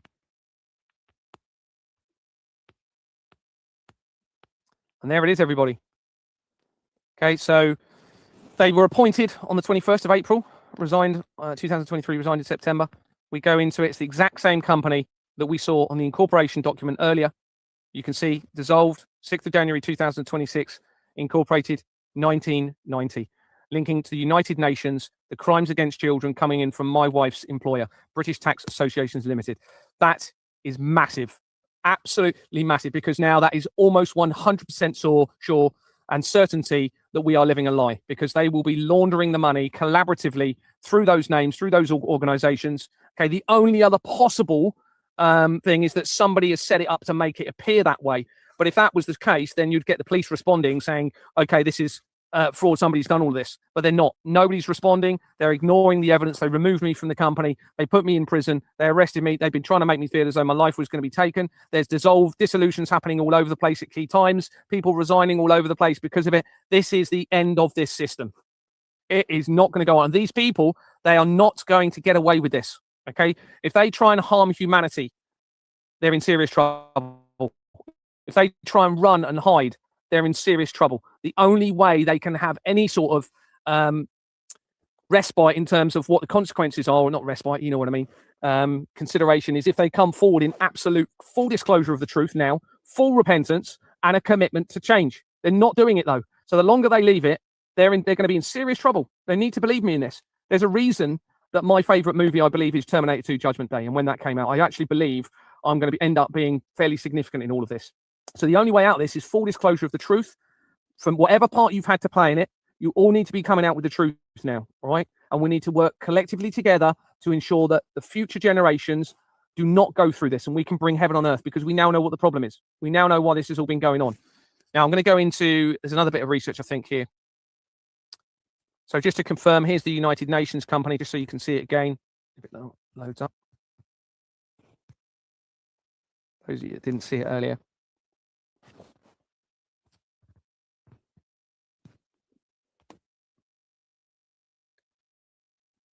United Nations Association, incorporated not long after the death of Princess Diana and the original founder of the Church of Satan. Incorporation document. And this is the only 2 times I've ever seen this company, to be honest with you. And there it is, British Taxpayer Association. So they will be laundering money stolen from you through everything you're seeing in relation to any risks of conflict. All of them. They're all involved. Every single leader in any sort of developed country. This includes Donald Trump, Greenland, North Korea. They're all in on it. All right. Now, this really does suggest that possibly nuclear weapons are not real, and that the technology of special effects was more advanced, and they made us believe they were real from the special effect. Now, some of those special effects were awful when they were the little models, etc. But, you know, some of the videos look more realistic. It's quite possible that that was all a lie now, and they never existed because of this evidence that we're now finding. I'm just going to have a quick look, actually, into the British Taxpayers company, just to see if we can see anything really that jumps out back in that company. I'm going to do it. Oh. So this whole money being offered by the World Marshall Authority was literally a case of trying to placate the whole thing. Oh, we'll just offer a load of money. No, it's not going to work, I'm afraid. No amount of money is going to placate this now. There has to be a new system, all right? If they attack humanity over this, there's only one place they're going, and I'm almost certain of it. Now, let's have a quick look, see what other connections are made from this, just to see if we see anything interesting. Oh, yeah, straight away. Look at that. So, Forvis Mazars links to Jeffrey Epstein in the research, okay? Mazars links to Mazzini, okay? So this now ties the United Nations to the Mazzini document written by Albert Pike to Mazzini in the 3 World War deceptions. That is gold dust, okay? And it also links to the earthquake companies. You have this company links closely to Italian earthquake companies that I found in the research, and it links straight close to the Madeleine McCann evidence as well. I'm going to just I won't screenshot. I'll just come back into it later and cover this. Let's have a look who else we've got here. So that means that ties that into this all into the Vatican as well now. Okay, because the Albert Pike letter was written to Mazzini, the head of the Vatican. They're all a bunch of criminals, I tell you. And I don't know what they were. Well, we know what they were thinking. Longman League of Gentlemen. Interesting. 1986. Mirror Engineering. This is all new to me, by the way. I haven't seen this. So we've got a Lord there, linking in with the House of Lords, obviously. Adams and Adams Tax Consultancy, civil investigation of fraud. It's just a joke. Look how they're mocking us. It's just unbelievable. 2014, it dissolved. Let's have a look if it's even a criminal cut, even a legally registered. I think if you trace it back, it wouldn't be, but I just wonder if there's an obvious forgery. RM registers. These people, I tell you, they must think we are so stupid. Well, obviously they do. They must think humanity is stupid.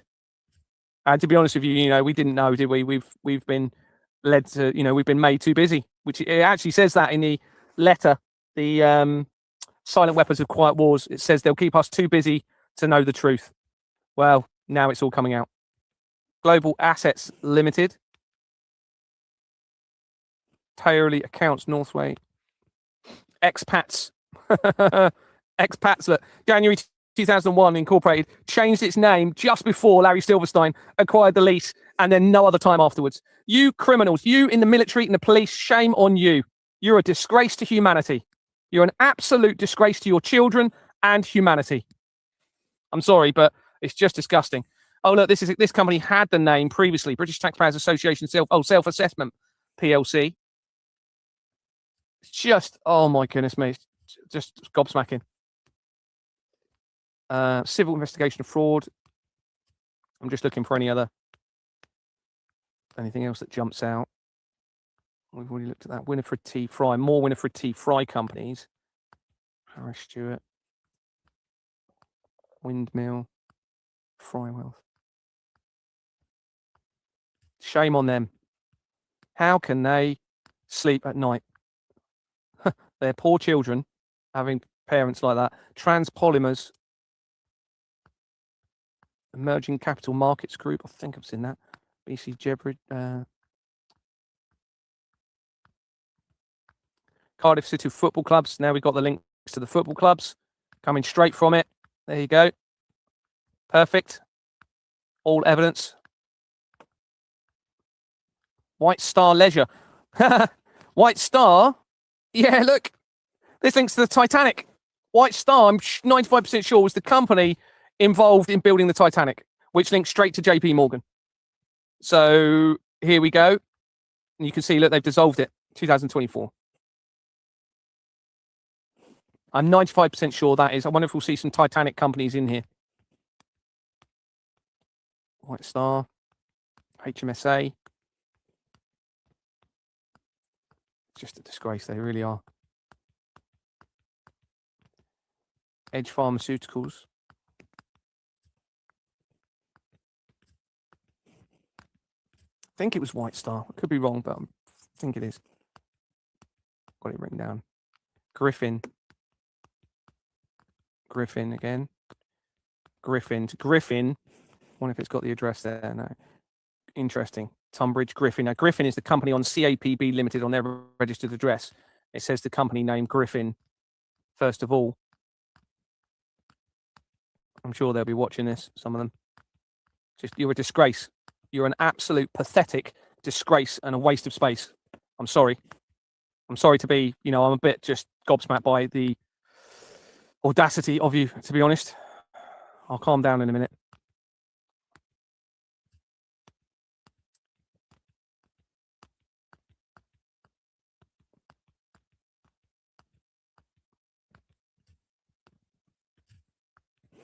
What were you thinking? You've literally sold practically your soul, haven't you? Whether you deliberately knew you were doing that, whether you're just you're clearly not thinking rationally for whatever reason. I think, unfortunately, the drugs and the alcohol is going to have a big part to do with it. Spending everyone's money on your addictions, because you're not obviously right in the head, most of you, I'm sorry to say. I don't mean to be offensive, but anyone that's continuing this, there's something seriously wrong with you. St Paul's Management, Sheffield. That becomes relevant. Interesting. Soul Shore. Soul Shore. Just talking about selling souls.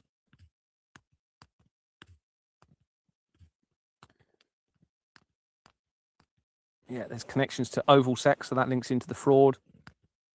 Prospect Place, Wimbledon. Can't see any obvious straight link to the Titanic there, but I can check that later. Who else is in here? Civil investigation of fraud is just unbelievable. Unbelievable. Oh, that's already that means this name has popped up, and I don't think it was in this record. It might have been. What we'll do it in a minute, I'm going to show you the connections to Diane Bisson-Simmons, who's the, oh, here we go, Every Youth. That's featured previously. That's featured at a key point. Where's that? Just going to get the document up.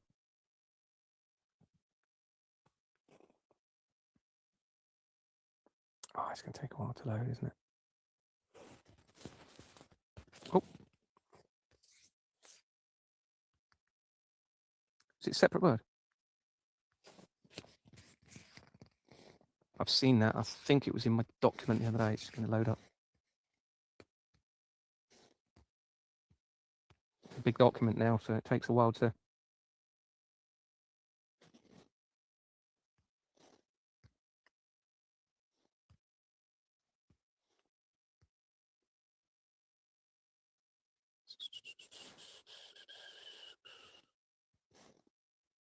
Here we go. Every Youth. Oh, that's I'd actually seen it coming in from the British Taxpayers Association. And then I'd gone in, Sean Edwards of Every Youth connects to Carers Worldwide. Yeah. A company incorporated in May 2012. It appears to have a forged incorporation document. Carers Worldwide, everybody. Linked into the crimes against children. Removal of name and another name of. So they've forged the document with the removal of. I can't see because of all the. Forgery incorporation document with the removal of a name and another name of a nil further down on the document. When searched separately, this name has a duplicate record leading to Basic Needs Trustees Limited. Basic Needs Trustees Limited was incorporated in 2009, dissolved in March 2022, and is a criminal company with the London. Oh, I remember now, yes. And this then links to the boyfriend of my wife's friend. So my wife's friend, I think there's a picture of him. Is it here? I don't know. It definitely leads somewhere. It leads to him. Might be further up or down. Okay.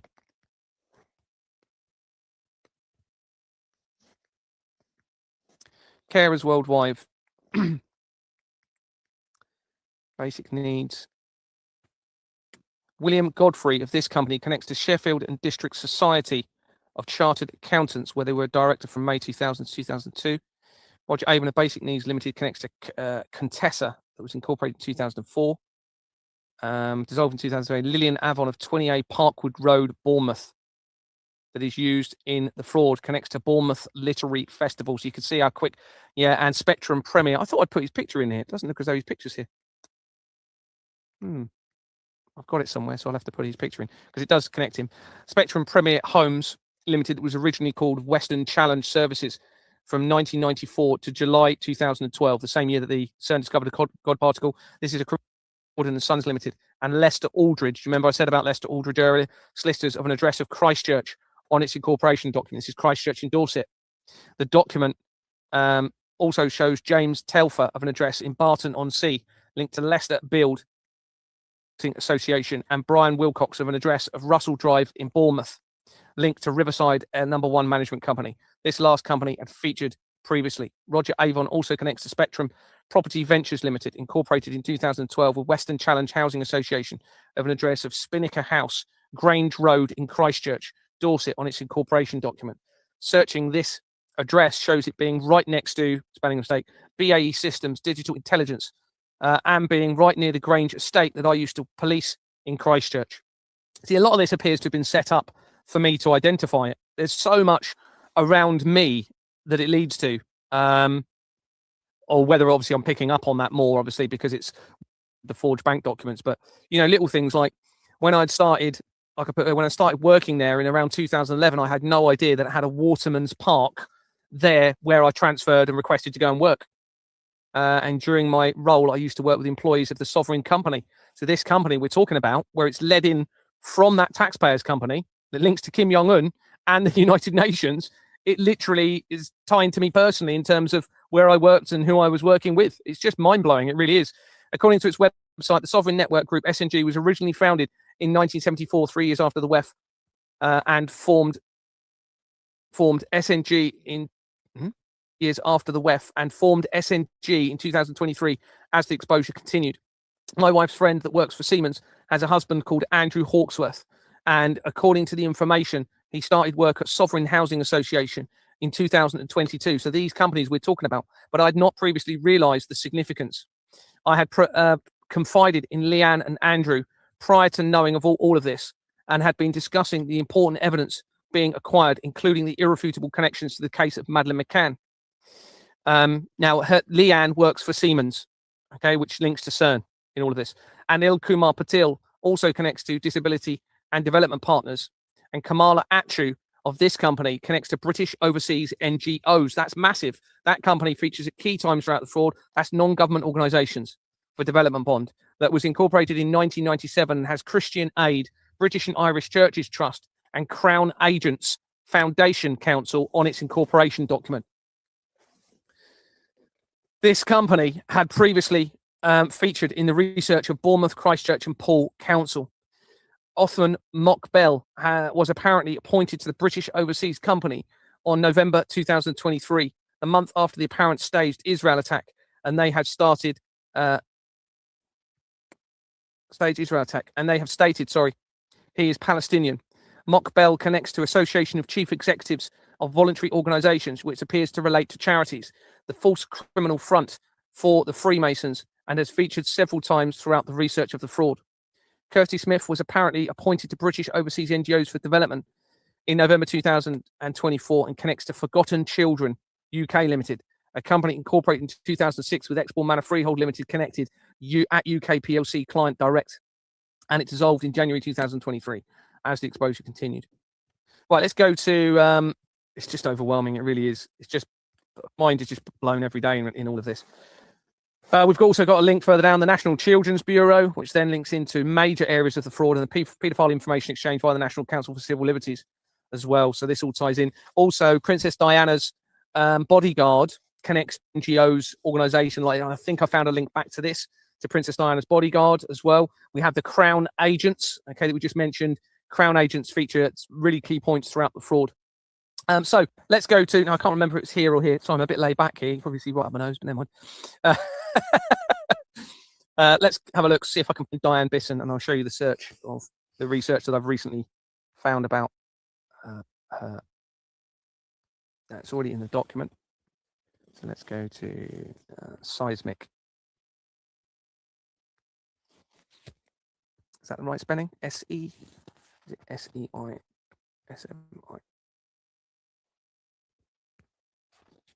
I don't know if that's right, is it?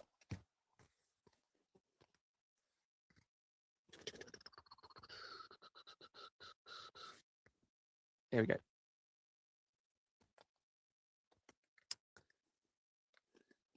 Oh yeah, whilst we're here, yeah, I'll just read it whilst we're here because we're talking about the earthquake side of things. So in December, should we go back? What's this bit? Oh yeah, let's go back a little bit.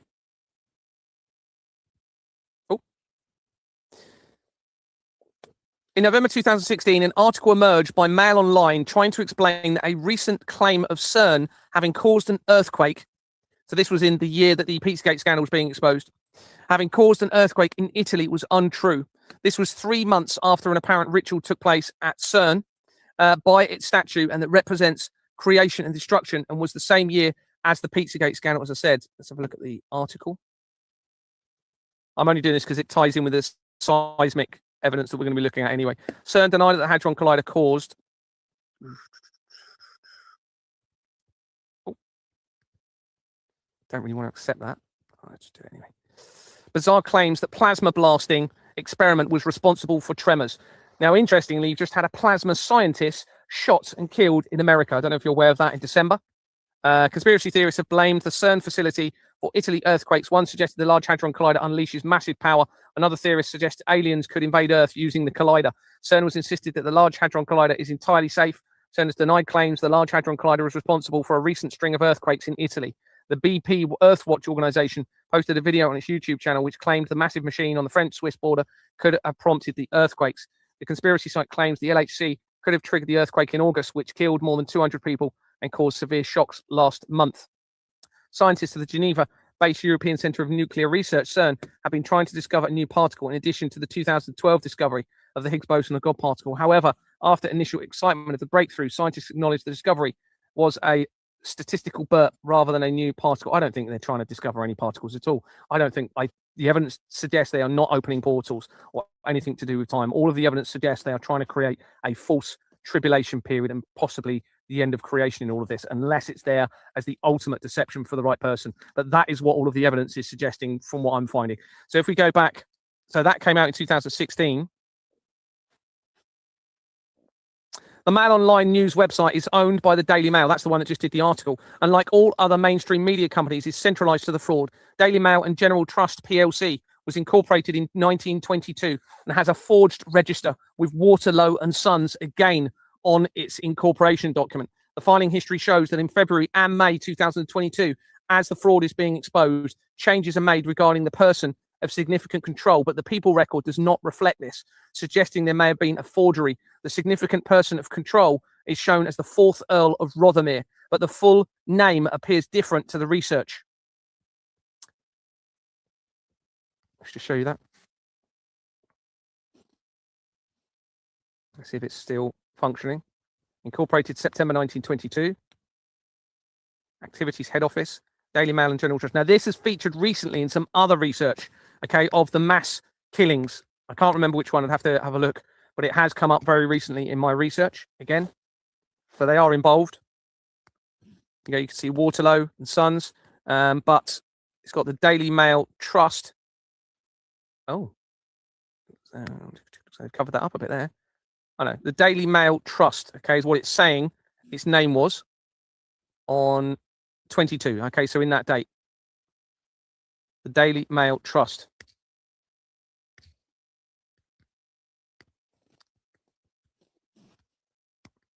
It's a lie. It's a lie because that's the name they've got, and they're claiming that's from 1922, and no other names have been registered here. That's a lie. That's forgery. So if we could go back. In December 2022, the same month that I made my first official report of the fraud and that the Foundation for Science and Technology dissolved that links to Ghislaine Maxwell and the Christchurch earthquake appeal, CERN publicised an article claiming it was assessing the seismic safety of its facility and that the area around the facility is prone to earthquakes. I'll just show you that quickly. I didn't know about the CERN connection at this point, okay? So this is them panicking, realizing we better start covering our backside. All right. Assessing the seismic safety, December 2022. Surrounded by the Alps. Okay. It talks about seismology and the names of the people in here, somewhere here. Don't know where they are, but there you go. Luca Cironi is one of the people that was involved in the test, and Marco Andreni. On searching company's house search, the article states that these two people were there. On searching company's house, a Lucia Serini, the same name, connects to Pat One Limited, that was incorporated in June 2019, the month before Jeffrey Epstein was arrested. Not Julian Assange, that was in April. That was a mistake there. Where supposedly arrested, and it dissolved in November 2024 as the exposure continued. The filing history shows that on the 24th of May 2003, it had a oh, this is massive. I forgot about this. Has a registered address of 7 Bell Yard, which features in the research of Ghislaine Maxwell. So we not only have a science and technology company linking him from her, we now have a link to this person involved in the seismic test to try and prove that CERN was not capable of causing earthquakes, linked to Ghislaine Maxwell via the research. And this address, 7 Bell Yard, is the address for the Temple Bar, where they used to go and drink. It's called the Temple Bar. Okay, after government, they went and drink there, and they used to have mutton pies, which I suspect may have contained something not very nice. On searching a company's house for the other person, a Marco Andreni, 2 records appear, with both records linking to an address for companies in Hampshire, the same county where Deborah Fleming was an NHS CEO and who initiated my removal as a director from Exmoor Manor Freehold Limited for refusing to file forged documents. 1 record connects to 4 companies, including Barbell's Beans Limited, that was incorporated in 2021 and dissolved in 2023. A Susan Swan is shown as the 2nd director.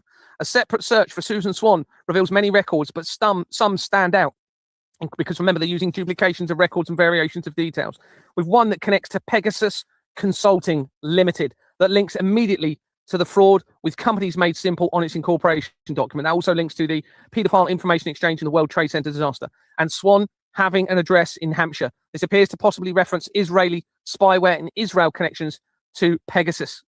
Another record for Susan Swan connects to Roxborough and Berkshire Citizens Advice Bureau that was incorporated in June 2011, 4 months after the Christchurch earthquake. This company quickly connects to important areas of the fraud, including one of its directors, Paul Silton, connecting to Thales Optronics, Taunton Limited.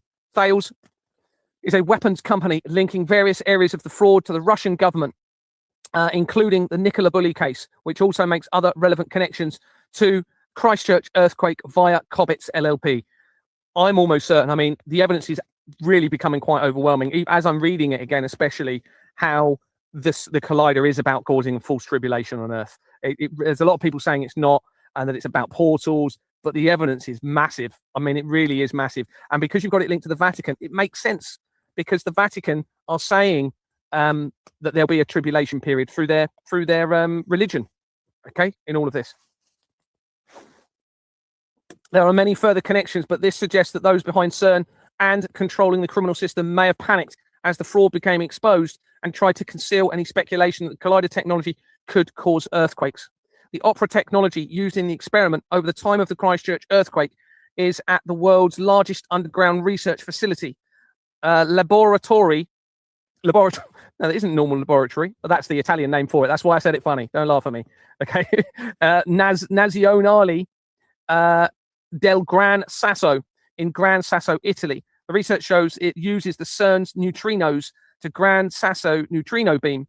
When viewed on a world map, the alignment with the 2 facilities in a straight line appears to cross close to or through New Zealand, where the earthquake occurred. I'll just show you the article of the.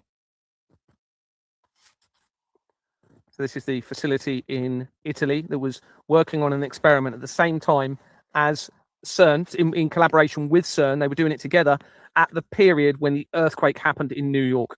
And you can see you've got the INFN here, which we're going to come to in a minute, which links to the Vatican. Right, so this all ties in to the Vatican. This is a facility in Italy.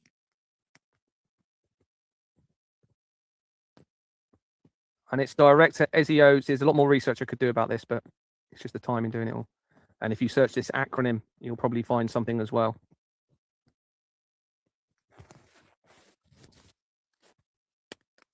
The Institut National, I'm not going to try and say that in thingy. So the INFN that we just saw on that, linking to that facility, is the coordinating institution for nuclear particle theoretical and astroparticle physics in Italy, and is based in Rome. Remember, we had an infiltration of Rome tying in with all of this. The INFN is connected to the Vatican and are involved in this facility and with CERN. The INFN was founded 3 years before CERN in 1954, which is the year that the what's it called? The Stone of Crone or Stone of Destiny went missing, okay? And it looks as though they then used a fake stone for the coronation of the fake queen in 1953. And then CERN was founded in 1954. To continue the work of the Italian Enrico Fermi, that research suggests had been called the architect of the nuclear age. He died in 1954, the same year that the CERN company was founded, suggesting the research may have been infiltrated by a doomsday cult. This was around the same time as the apparent Egyptian Pharaonism, oh my goodness me, resurgence, and the incorporation of CAPB Limited was in 1932, an important company connecting to the Flemings and the World Trade Center disaster, as mentioned elsewhere. I've been sent the article below that explains the apparent importance of ley lines and that they are straight fault lines in the Earth's tectonic plates and how they relate to magnetic fields and frequencies. Within the article, it states the following. It is interesting, and we should take notice that the Swiss lab CERN and the Brookhaven lab, which is the relativistic heavy ion collider in New York, both sit on ley lines. And both of these labs have hadron collider that directly impact these key lines negatively or positively.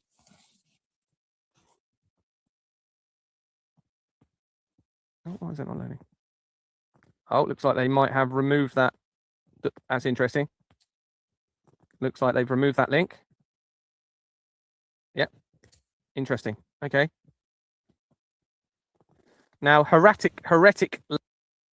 Referring back to the Foundation for Science and Technology, June Axton connects to Royal Society Trading that was incorporated in July 2019. I'm just going to show you the science and technology, actually.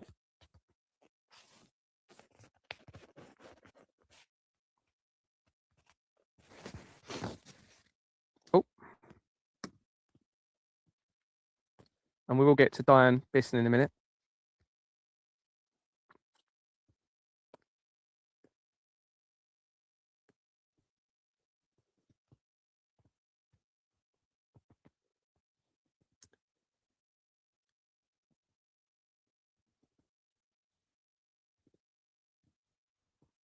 This is relevant. I'll just read this as well, actually. This is coming in from... this is all about the... here's the CMS detector, yeah, at CERN. Conducting cable that generates a field 4 Tesla, about 100,000 times the magnetic field of the Earth. This is the CMS connections, links to the royal family, it looks like. And so this is the CERN website. You can see it's talking about the compact Moyne solenoid. Well, the CMS links into, it looks like Donald Trump and the royal family. It says the CMS detector is built around a huge solenoid magnet. This takes the form of a cylindrical coil of superconductible and generates a field of Tesla about 100,000 times the magnetic field of the Earth. The field is confined by a steel yoke that forms the bulk of the detector's 14,000-ton weight. Why would they even build something that has 100,000 times the magnetic field of the Earth? It's absolute insanity. Unless this is not real and they've set it up, okay? Unless they've made it for the right person to, you know, expose all of this in time. But it's there. It's there. Now, coming on from that, yeah, I'll read this actually.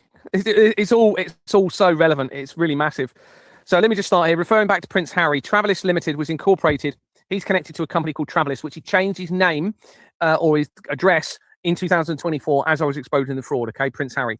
And it was incorporated on the 3rd of April 2020, 2 days before Keir Starmer resigned from the criminal organisation, the Death Penalty Project Limited, that links immediately to the Royal Foundation of the Prince and Princess of Wales, originally incorporated as William and Harry Foundation. And criminal company, Madeleine's Fund, leaving no stone unturned, linking to Madeleine McCann by Bates, Wells and Braithwaite. Now, it also connects to P. Diddy, Sean Combs, okay? Now, if we look in this company, you're going to see it. There's an article that says he was linked to it, but Travelist, notice you've got the CMS Cameron, McKenna, Nabarro, Olswang. Well, that CMS is the same bit of CERN that we've just been looking at. And this company links to Jimmy Savile, Prince Andrew, Donald Trump, Princess Anne, other key individuals almost immediately from that research. And here we are, we have Travelist, which is connected into, according to an article, Prince Harry. Don't think his name's actually on it, but it doesn't mean he's not part of it, because they basically can still have a is he a person of significant control? Yeah, there you go. Prince Henry Charles Albert David Duke of Sussex. Date of birth 1984.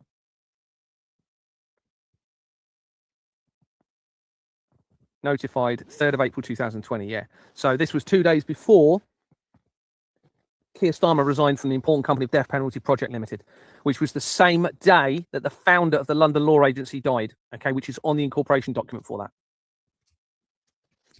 Now, this, I believe, is going to be linking in with CERN and that particular bit of CERN that we spoke about.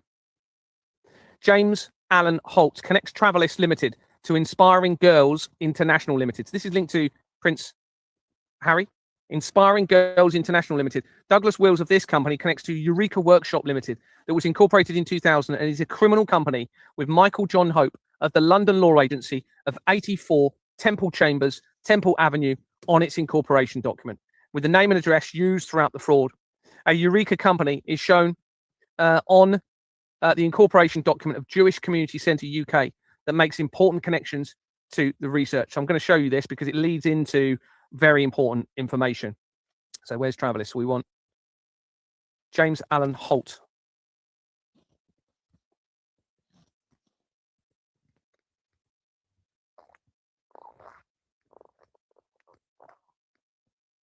Ooh.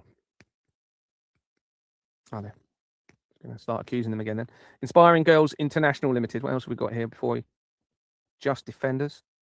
So Inspiring Girls International, incorporated 2016. Was it that one that's?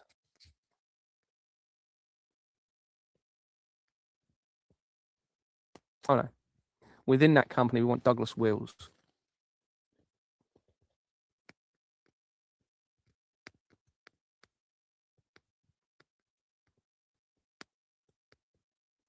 Douglas Wills, London Press Club, again, that's relevant.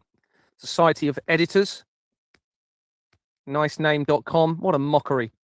It's just an absolute mockery of us all. Eureka Workshop, I think, wasn't it? 2000, yeah. So this is the company that is, or there's a Eureka company linking with the Jewish Community Centre UK on my elsewhere in the document, which links to Madeleine McCann almost directly. And remember, I've got the evidence that suggests that Prince Harry may have been wearing the skin of Madeleine McCann at the time of Jeffrey Epstein being arrested. And you can see we now have the link in to the Temple Chambers, Temple Avenue, okay, which links in to the research of the Satanic Temple United Kingdom, the London Law Agency, a criminal company, which then ties with P. Diddy, Sean Coombs, international child trafficking, all tying in literally two company ways away from Harry. And there's other links into Harry as well. But it gets a bit more important because, well, not more important, but as important. Narina Hertz connects Inspiring Girls International Limited to Institute for Public Policy Research. It was incorporated in 1988, the year before the World Wide Web was created for CERN. It connects to the fraud and the vaccines by Linklaters and Pains on its incorporation document, immediately to AstraZeneca PLC and, I believe, a Pfizer company, which appears to be forged. This document, the filing history shows that Baroness Barbara Young, yeah, this is critical, I forgot about this. So Baroness Barbara Young of Old Scone, bearing in mind we're talking about the Stone of Destiny, not having been used, terminated as being a director on the 24th of September 2009, 5 days before the Royal Foundation of the Prince and Princess of Wales was incorporated. Now, that was around the same time that I became a director of Exbourne Manor. Research suggests that Baroness Barbara Young, a Labour MP in Scotland, which is where the Stone of Scone is kept, was positioned as the vice chair of the BBC in 1997, the same year that Princess Diana died, when she also received a Life Peerage Award. And the original founder of the Church of Satan also died. So this is all linking in with Prince Harry, everybody. You're talking literally one company away, I think now, or maybe two, but one or two there. Young was appointed as a member of the House of Lords on the Science and Technology Committee in 2024. Okay, as the exposure continued. And this becomes relevant in the evidence regarding the Christchurch earthquake and Ghislaine Maxwell linking quickly to a science and technology company. Scone is where the Stone of Scone or Stone of Destiny is kept, and where evidence is regarding the infiltration of the possible murder of the real royal family and a false Stone of Scone having been used for the coronation of Queen Elizabeth II and King Charles. Harry's of London, which is a company links into, coming in from another bit of research, links to royal companies, JP Morgan Limited, and therefore the Flemings, and important connections to the Portugal Chamber of Commerce and Industry in the United Kingdom, now made to Mazzini and an Italian earthquake company shown elsewhere in the research. I could go on with this, but let me get to the bit I was going to show you.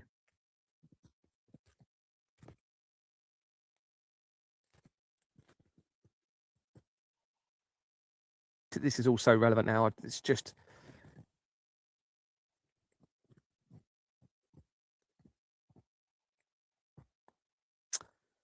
See, look, you've got, I won't read all of this, but this is another bit of the research coming in from CMS, okay? And you end up hitting, so Anthony Brian Cleaver connects a company called Big Bang Education. Now, bearing in mind the Big Bang is how creation began, and the opposite would be a contraction of the universe, okay, or of our known world and galaxy. So he connects Big Bang Education, CIC, to 31 companies, including the Foundation for Science and Technology, that makes quick connections to the research of the Christchurch earthquake in New Zealand in 2011, the intelligence agencies, and Ghislaine Maxwell, as shown elsewhere in the document. So we have a Big Bang company also linking to Ghislaine Maxwell. Cleaver also connects Big Bang Education, CIC, to Lockheed Martin UK Holdings Limited, Robin A Technology Realizations PLC, and KPMG as its registered address, making an immediate connection to Dorset Chief Constable Amanda Pearson and the Skin and Clinton companies, which suggests the connection to the skinning of the children alive to the Pizzagate scandal, now tying in with the Big Bang company and the CERN science technology company that links in with Ghislaine Maxwell. Cleaver also connects to English National Opera. Now, opera, remember, was the name of the experiment at CERN with the Italian facility at the time of the Christchurch earthquake, appearing to be relevant to the Christchurch earthquake and falsified apocalypse. Cleaver also connects to IBM companies, oh my goodness, I forgot how massive this is, that had already connected to the research of the World Trade Center disaster, the crimes against children, and the Iona prophecy. Referring back to Nabarro LLP, Stephen Samuel Alexandra Miller also connects to CMS, Cameron McKenna Nabarro Olswang LLP. Outward Bound Global is connected immediately to Jimmy Savile, McDonald's, restaurants, and quickly to Jeffrey Epstein, as shown throughout the document. Outward Bound Global was incorporated as Outward Bound Trust in 1946, the same year as UNICEF began, but also the Tavistock Institute and also the Mind Group, which now links in to crimes against children in my research, linking into Stephen Fry again, began, and a year before the Association of Chief Police Officers, actually, no, it's not. The Association of Chief Police Officers was 1948, but the Doomsday Clock did begin in 1947, the year after. Its register has been forged and its name was changed to Outward Bound Trust in 1997, 4 years before the World Trade Center disaster, and the same year Princess Diana's death supposedly happened. Its name was changed for the last time in 2009, the same year that the Royal Foundation of the Prince and Princess of Wales was incorporated on Companies House. This is, remember, we're talking about the connection to Jimmy Savile here now and CMS in all of this. Jimmy Savile is shown as being a director to the company from important year of 1991 until 1995, the year as the incorporation of the Hackler, as the same year as the Hackler International Advisory Board. I'd previously seen a video of an account of sexual abuse taking place against children at King's School in Richmond, and whilst at an Outward Bound camp where they are also witnessed a murder of a child, as shown in the below video. And I know some of you may have seen. I'm just going to play a little bit of it to give me a break for a minute. I think the abuse that I was already experiencing at home put me in a position where, when I was ritually abused at the camp, I'd already been conditioned to accept that type of abuse, to believe that that was what men did to young boys, to believe that there was nothing I could do about it because it was the way the world was, because I knew in my family home that I couldn't speak out about all my... This photograph was taken in 1871 at the Danvers State Hospital in Massachusetts. The girl you're seeing is... Let me go back to it. I'm just going to have a drink and a little snack whilst you're watching this, and then I'll come back. This isn't what I planned, actually, but I'm just going to keep doing it anyway. We've got a few people listening, so the more evidence I get out, the better. But we just need people to be doing something. I think the abuse that I was already experiencing at home put me in a position where, when I was ritually abused at the camp, I'd already been conditioned to accept that type of abuse, to believe that that was what men did to young boys, to believe that there was nothing I could do about it because it was the way the world was, because I knew... Oh, sugar. Sorry. You can't sleep. I keep putting the... It's because I'm putting my phone down trying to get a drink because I need a bit of light. So I'll have to use the... I think the abuse that I was already experiencing at home put me in a position where, when I was ritually abused at the camp, I'd already been conditioned to accept that type of abuse, to believe that that was... Oh, I'm going to give up in a minute. Right off the bat, I can name 6 names. It connects. Joys of being in a tent, trying to get light as well. Right, Final time. I think the abuse that I was already experiencing at home put me in a position where, when I was ritually abused at the camp, I'd already been conditioned to accept that type of abuse, to believe that that was what men did to young boys, to believe that there was nothing I could do about it because it was the way the world was. Because I knew in my family home that I couldn't speak out about what my father and my mother were doing. It made me aware that there was really no one that I could turn to for support. I think it was obvious to me even as a child that if I told my parents about what had happened at the camp, it would have raised too many questions about what was happening at home. I already knew the rules of the society in which I lived were adults abuse children, adults sexually abuse children, and the children must keep quiet. So when I was then taken to a camp where I was sexually abused, it seemed to just be a much more violent extension of what I had already been exposed to. I'd already been primed in a sense to accept that type of abuse, to accept it as normal. So the context in which I was sent to the camp was one in which I'd already been abandoned as a kid. I had no emotional connection to those around me. I was incredibly vulnerable to any display of affection or kindness from an adult, which would often turn into sexual abuse.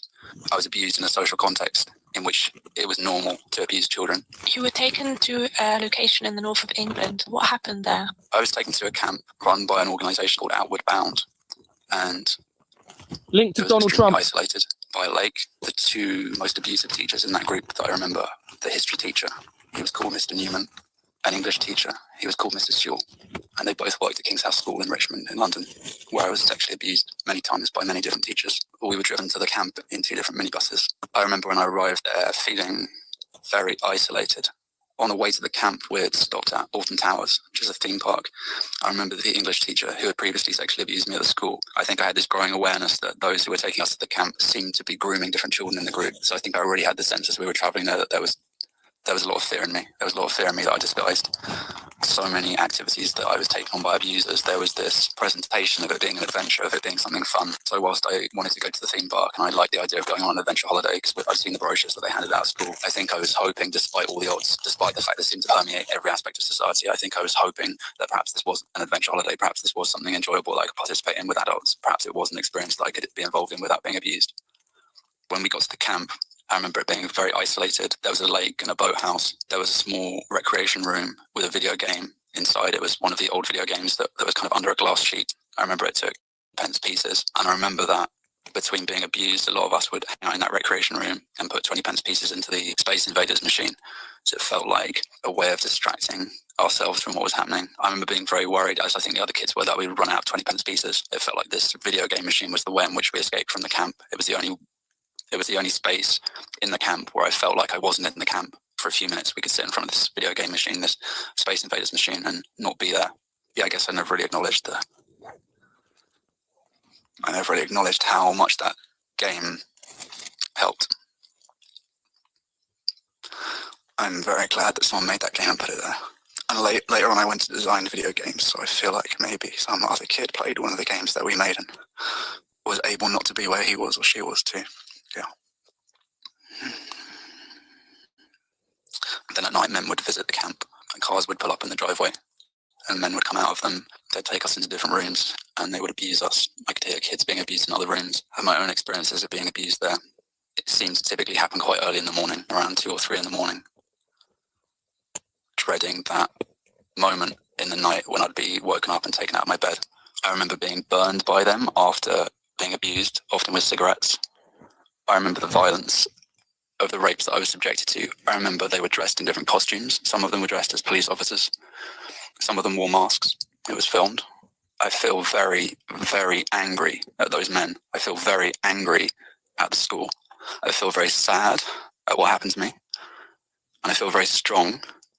I feel like they relied on me never being this strong. They relied on the children they abused never being strong enough to speak out.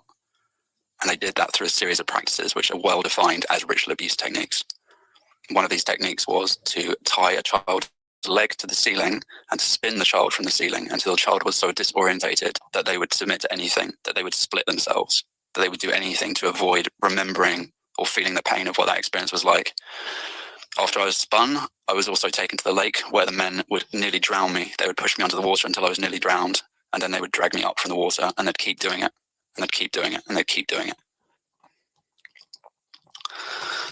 And they seemed to know when it was that they'd conditioned us deeply enough that we would never speak out, because then we would start wetting the bed.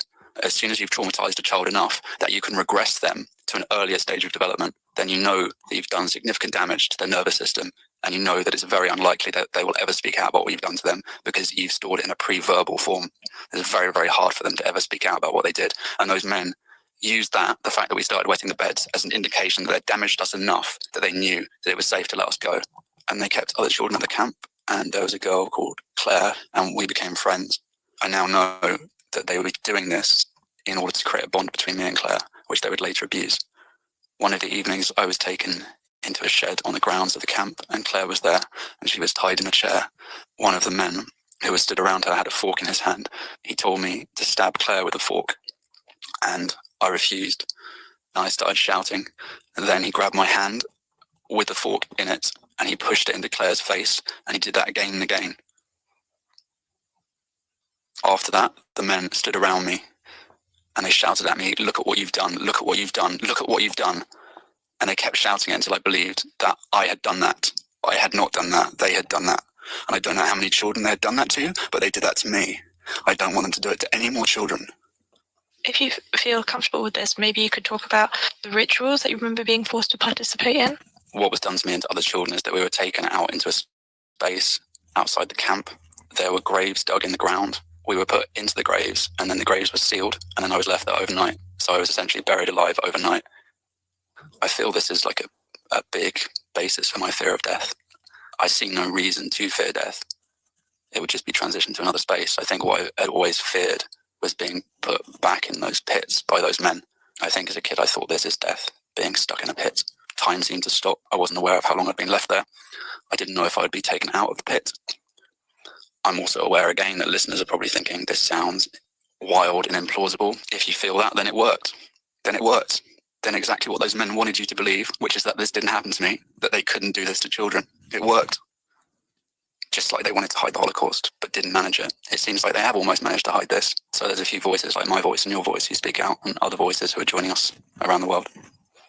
It's a very strange life to live, carrying this, but I'm glad that I'm speaking out. I'm just thinking about Claire more, and I really struggle with this, regardless of what anyone listening thinks about, maybe dubious of what I'm telling them or disbelieving. I think you have to consider this, and that is that several months ago I reported the murder of a small girl called Claire to the British police, and they've asked me nothing more about her. Is that normal? Is it normal to report a murder to the British police force and for them to not ask anything about it? No. And I have emails from the police acknowledging the receipt of my statements, and what I have from them, mostly, is silence. It's 2018. I reported the murder of a girl called Claire to the British police force, and for months there has just been silence. Who are these people? Did you try to tell anyone about what happened to you at the time? It became quite clear to me at the time there was no one to tell. People at the camp who abused me appeared to be police officers. I was taken there by school teachers. My parents were sexually abusing me. It wasn't apparent to me who I could tell. Didn't seem to be an individual in that society in any position to listen or to help. Almost all of them seemed to participate, either through abusing children, through denying that abuse was happening, or ignoring it. When I came back from the camp, I, like many of the other children who were abused there, became very ill, and we were off school. I was off school for a very long time. I have school reports that reference the time I was away. The story that the school told was that we had got ill on account of algae in the lake when we'd gone canoeing. But the truth was that I, like many of those children, was very ill because we'd been raped by men who came to that camp who prostituted us. But that wasn't the school's story. The school's story is silence. Complete silence. I went to the school's Wikipedia page and I added information about a teacher who had been convicted of paedophilia in the school. Someone at the school removed that from the Wikipedia page. And the comment that they left on Wikipedia after it had been removed was something like, "This isn't relevant to the school. This isn't relevant to the school." The fact that there was a paedophile definitively operating at the school. I mean, in my experience, there are many paedophiles there, but there was one individual who... I'm just going to stop it there for a minute. Quite harrowing. And I believe every word of it. I mean, the evidence is so overwhelming in relation to this, everyone. And your money is facilitating it all because of this company's house fraud. So if we don't resolve this company's house fraud, the world's going to be over. I mean, they are leading us into an apocalyptic, according to all of the research that I've got, that is what appears to be the case. Right? They're leading us into a falsified tribulation period in all of this. Now, I don't know whether it's going to be stopping, but because of the exposure, If we just have a quick look at Outward Bound, I'll just show you it quickly. Well, that's an Outward Bound. What's that there? Oh yeah, I forgot about this. So the school where this happened, okay, I've searched it, and this is the result that comes up from this school. Okay, the King's House School Trust. And what was it on the incorporation document? Let's turn my video on, sorry.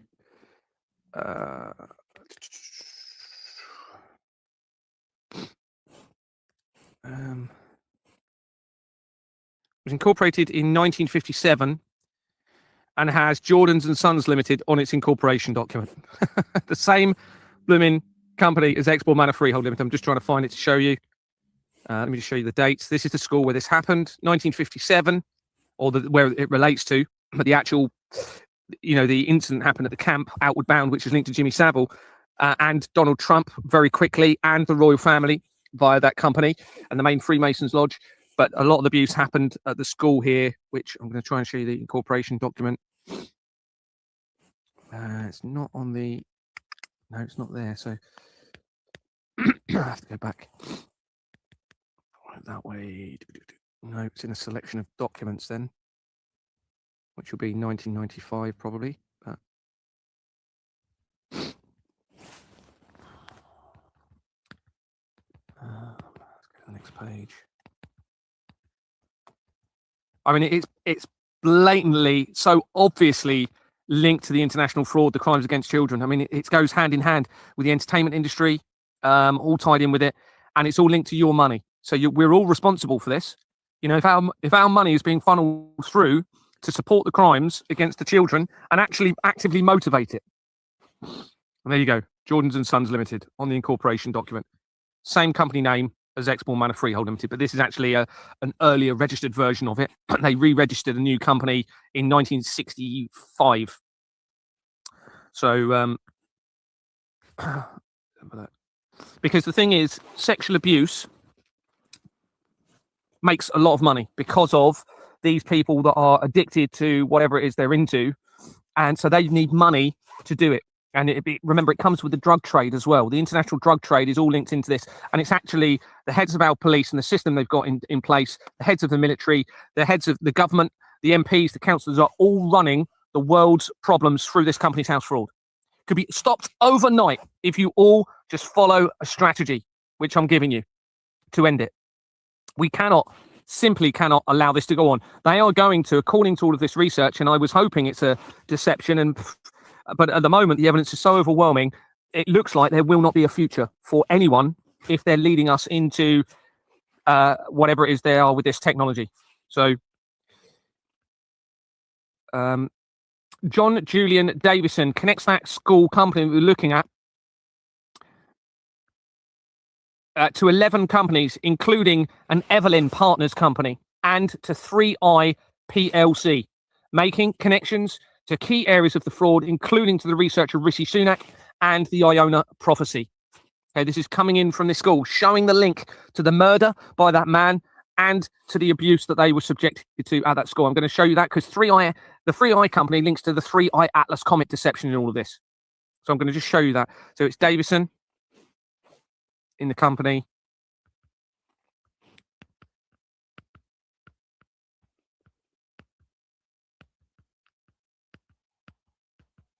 Evelyn Partners. Now, Evelyn Partners, the research links that into Sir Evelyn Rothschild, who was the Queen's, I think he was a financial advisor or something like that to do with the Queen.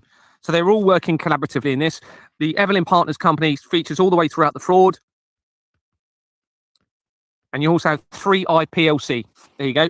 Well, this links to the prophecy of the popes, as I've said, and various other key areas of the international government fraud. So I suspect they took the name and made up the 3i Atlas comet deception, probably with a plan to create a fake event so they can get out of this and make you believe it was something to do with the 3i Atlas. That's what I suspect they were going to do as they were becoming exposed in all of this. Because they discovered it, they claimed that they saw the 3i Atlas in July 2025. Well, that was the same month that De La Rue, the main currency producer, was come off the London Stock Exchange for the first time since 1947, the year that the Doomsday Clock was created. And that was purchased by a company called Atlas Holdings. And Atlas Holdings Limited links to supposed, now I'm not saying they're definitely not real nuclear weapons, but that had been linked to missing nuclear weapons. Now, if nuclear weapons are real, then we have to consider they are, but however, they're not the threat from an international conflict like we're being led to believe, because they're all working together on this. They're all linking in with the Satanic Temple and all this evil stuff. All of the world leaders, because it all links in with the Vatican, has been around for centuries, and this plan. But it could be that they were going to be using nuclear weapons as some sort of deceptive prophetic event on Earth or make you believe that it was something else, and a deception against all of you. It's these people have lost their minds. I mean, they're just whichever way you look at it, they are not rational. They are really not rational. Whether they've had too many drugs, too much blood of children, I don't know, but it's just unbelievable what they're doing. Even on the most basic level of the international government fraud, even if everything else isn't real in terms of there isn't a real risk, it's just overwhelming, the evidence. Just have a quick look through whilst I'm here, see if I can see anything else on the school. I think I put something actually. David James Barber connects King's House School to Richmond Limited to 46 companies, including many insurance companies and Stonehenge Fleming companies. So there you go. You have a link straight away to the Flemings. Okay, that's the Flemings, making important connections throughout the fraud into the Flemings, etc. Barber is the same surname regarding the retention of my motorhome. Yeah, it could be a coincidence, that sort of thing. But definitely you've got the link to the Flemings there via this company straight away. Nicholas John Collins connects King's House School and Trust Limited to 6 companies, including critically CMS, Cameron, McKenna, Nabarro, Olswang. So that then ties it back to the Outward Bound camp where he witnessed that child die. Okay, because that is the company that links Jimmy Savile to Donald Trump, to the main Freemason Lodge, to Outward Bound and everything. And here it is again in the school. So it just shows you how quickly, and to the royal family, that shows you how quickly this all links in together. It's all to do with this. The Outward Bound Trust was incorporated in 2008. And it links immediately to the fraud, Ghislaine Maxwell and the Royals by Farrett & Co. being on page 26 of its incorporation document. There are further companies on page 27, 28 and 31, which includes Grand Lodge Limited and Grand Lodge Publications. All right, I'm going to show you that. So this is the company linked to Jimmy Savile, okay? Incorporated in 2008. You can see it's the Outward Bound Trust, originally Outward Bound Global, changed its name April on the incorporation document. Let's just show you because this obviously relates to the Freemasons. Okay, so this tells you, they're linked to Jimmy Savile in all of this. I remember what page it was that said.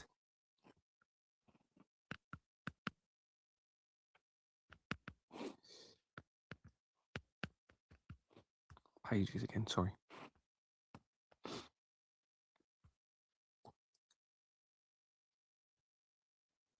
Farrett & Co. on page 26, all right, further 26, 27, 28, and 31.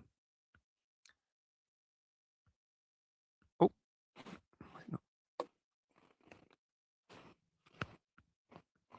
Yeah, so there's Farrett & Co. That links straight to Ghislaine Maxwell by Oxford Football Club.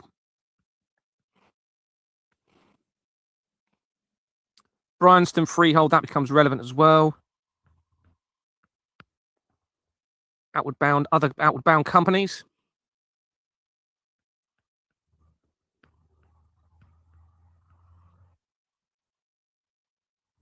Bold International. Sky Farmer. We saw it earlier, didn't we? We saw Sky Farmer. That was on that tax company, wasn't it? I think. Pretty sure saw that on the tax company. I'll have to check that. Trying to find here we go. Outward Bound, a man. Grand Lodge Limited. There you go. So you've got the link straight away, Jimmy Savile to the main Freemason Grand Lodge. All need to be arrested. They're all sick. I'm trying to compose myself. You've got Lodge Publications Limited. Grand Lodge Publications Limited as well.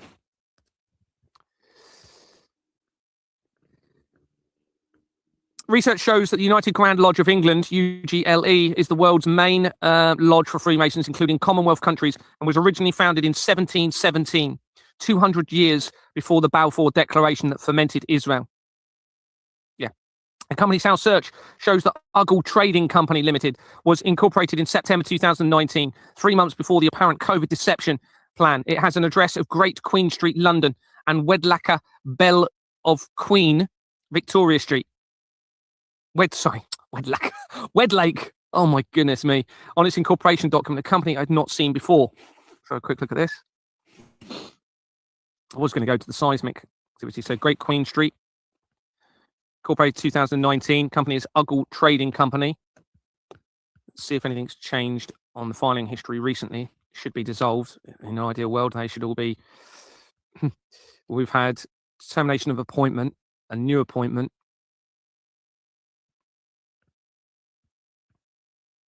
Person of significant control that came in notification 2nd December 2022. This is when I made the first report of the fraud. Cessation of this person, David Richard Staples, ceased to be a person of control. The same time I made the report. Adrian Ross Thomas Marsh connects the company to Grand Lodge Publications Limited that was shown on the incorporation document for the Outward Bound Trust, now appearing to make a connection to Jimmy Savile, Ghislaine Maxwell, and the world's main Freemasons lodge. So I'll just show you that just to confirm it. Adrian Ross Thomas Marsh.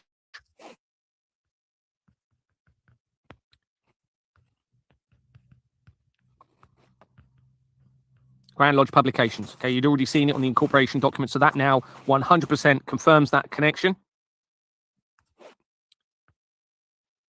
Jonathan Charles Whitaker connects the company to Grand Lodge Limited, making a further connection to the Outward Bound Trust. I don't need to show you that, but it's there. David Ian Allen connects the company to Twickenham District Masonic Council Limited that had already been connected immediately to my brother Richard Timms' family via the research of his cousin Melissa Timms, with all three of my families definitely positioned around me as a significant part of the fraud for some reason. So I'll just show you the connection into the Masonic company. Allen.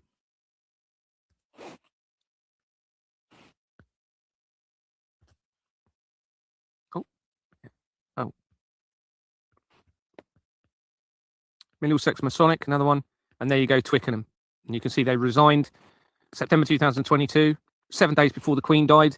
They were appointed at the 18th of December, which is when the COVID outbreak, just before the COVID outbreak began, the deception of the COVID outbreak, which these guys are going to be 100% involved in. They all need to be arrested. Evil, evil people, according to all of the research. They've lost their minds. Alan connects Uggle Trading Company Limited, Twickenham, we've said that. Jeffrey Gordon Deering connects the Uggle Company to 38 companies, including the Young Lives Foundation. Oh dear, with an address in Maidstone in Kent, which is where I worked in the police. The Masonic Mutual Limited, Future Schools Trust, and Kent Law Societies Limited. Now, the Future Schools Trust has been featured recently in the connections from a article of a head teacher of a school that had abused children for 40 years. So that's a completely separate case of abuse altogether, now linked in to the main Freemason Lodge again. And the Young Lives Foundation, Kent Law Society Services Limited, has a correspondence address. So, they also connect to Kent Law Society Services, which obviously Kent is very important because it's where the Cray twins were heavily linked, and the Doomsday cults linking to Julian Assange had connections to properties in Kent, according to an article. Has a correspondence address in Broughton, Monchelsea, Kent, and a registered address in Sittingbourne, Kent, not far from where my childhood friend and solicitor wife Emma Ayling lives, and her former name was Lee, which suggests a possible connection to the Cray twins, whose mum's name was Lee. She was also born on the Isle of Wight, which is where Deborah Fleming was the NHS chief executive, and it's where the first mobile wireless communication tower was installed in 1898, which connects to the Vatican via Marconi. Ayling live, who are connected to Royal Prince and Princess of Wales, and quickly to my supposed mother, as mentioned throughout the document. Kent Law Society Services was incorporated in the important year of 1991, and it is a criminal company with Michael John Hope, again, remember we saw it earlier, of 84 Temple Chambers, Temple Avenue, on its incorporation document. So I'll just show you that quickly.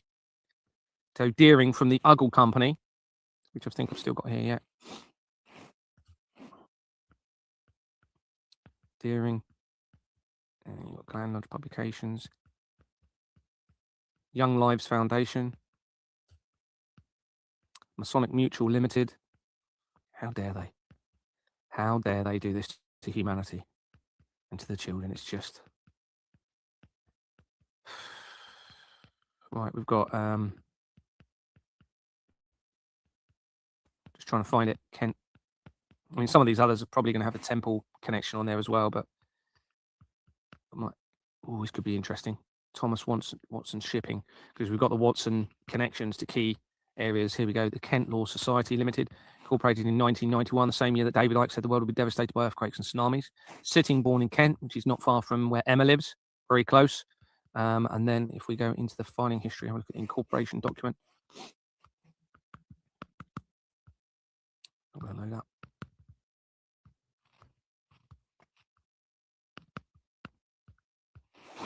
Excuse me. There you go. Again, same name as earlier, Michael John Hope, connecting it together. 84 Temple Chambers, Temple Avenue.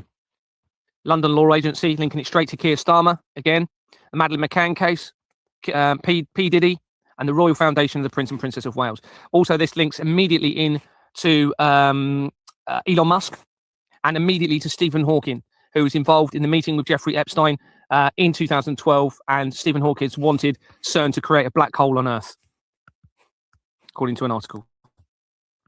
Well, and all of the evidence is pointing into that as well. Brian Kingsley Smith connects this company with 17 others, including addresses in Upchurch, a small village where my supposed grandmother from Wales had lived. One of these companies is Rochester Airport Limited, that was incorporated in 1999, and Rochester is where I lived with my father, and direct connections had been made to my family in the research of MK Ultra. My father actually had a lockup at the back of Rochester Airport. Raymond Charles Harris connects the Uggle Company, going back to the main Freemason Lodge, to 23 companies, including Canterbury Diocesan Enterprise Limited, that was incorporated in 2008, and according to its overview, its name was changed for the only time on the 9th of June 2017, 5 days before the related Grenfell Tower, and when Donald Trump became in as the 45th president. It is a criminal company with Jordan's Limited on its incorporation document, the same company linked to the cladding of the Grenfell Tower fire. The cladding company was also started with that same link. Well, that makes the connection Canterbury Diocesan to the Archbishop of Canterbury. Now, this is from the main Freemason Lodge. This now immediately connects multiple important areas. Jimmy Savile, the main Freemason Lodge, links into my families, my friends, potentially. It does, because the 84 table, that connects it all. Elon Musk, Jeffrey Epstein, Stephen Hawking, the Archbishop of Canterbury, I've mentioned, Donald Trump, Prince Andrew, all linking in with this small area, and multiple cases of abuse and murder to children. Harris also connects Trading Limited to Canterbury Diocesan Board of Finance, that was incorporated in 1916, the year before the Rothschilds' involvement in the Balfour Declaration. Justin Welby, the former Archbishop of Canterbury, is shown. Welby, the former Archbishop of Canterbury, is shown as a former director prior to his resignation, triggered as a result of the exposure. And that was in relation, again, child abuse by John Smythe scandal. Welby is linked to the Rothschilds, intelligence agencies, the Russian government, and the Flemings in other evidence shown in the document. This now links the Church of England to Jimmy Savile and the main Freemason Lodge, as well as lots of others. A separate search for Donald Trump shows that Friends of Trump UK Limited was incorporated on the 27th of June 2022, as I was making early inquiries at Exbourne Manor, and just over a week before I approached Anthony Roberts of Exbourne Manor. Just show you that quickly. Friends of Trump, June 2022. I approached Anthony Roberts on the 8th of July.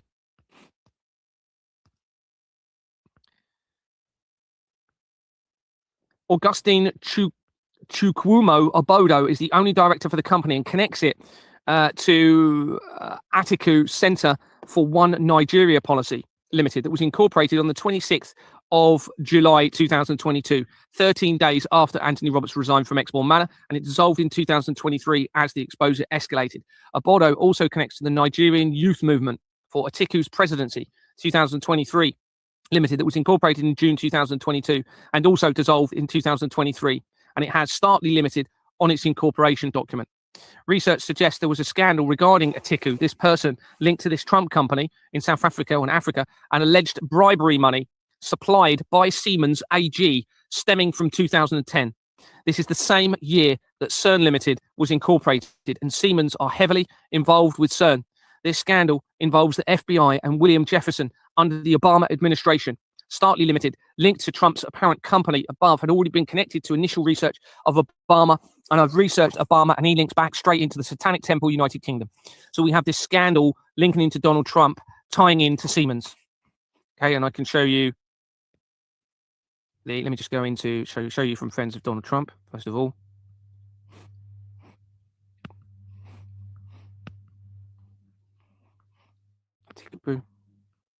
Center for Nigeria Policy, Nigerian Youth Movement for Atiku's Presidency, 2023.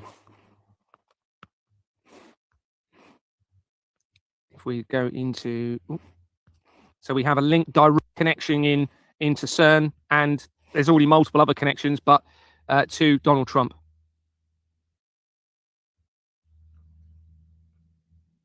Why is it not loading up? Article 2010, same year that CERN Limited was created. 2-year Senate investigation into foreign corruption was shed new light on key players in one of the Washington's most infamous scandals of recent years.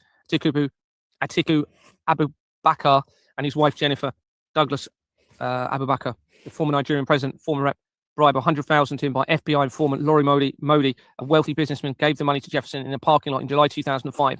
A transaction secretly videotaped by the FBI. When federal agents raided Jefferson's home in Virginia 2 days later, they found 90,000 in his freezer. An undercover FBI special agent had driven Jefferson and Modi to Douglas' home in Pontomac to meet Abubakar just weeks before Modi gave Jefferson the money, according to the legal documents. Abubakar was reportedly seeking as much as $500,000 to help a company that Jefferson had a secret stake in win a lucrative Nigerian telecom contract. A federal investigation of Jefferson activities revealed a wide-ranging corruption scheme linking into Donald Trump now, and following a lengthy legal fight, the Louisiana Democratic was convicted and sentenced to 13 years in prison, the harshest punishment ever launched of an ex-lawmaker. However, the Senate investigation alleges that Douglas and Abubakar brought over 40 million in suspect funds into the United States from 2018 to 2008. There we go. Siemens. The investigation also substantiated a 2 million plus transfer from Siemens AG. That is a Nazi-linked company, massively tied into CERN, massively, and now linking into Donald Trump, as well as all of the other connections linking into Donald Trump in all of this.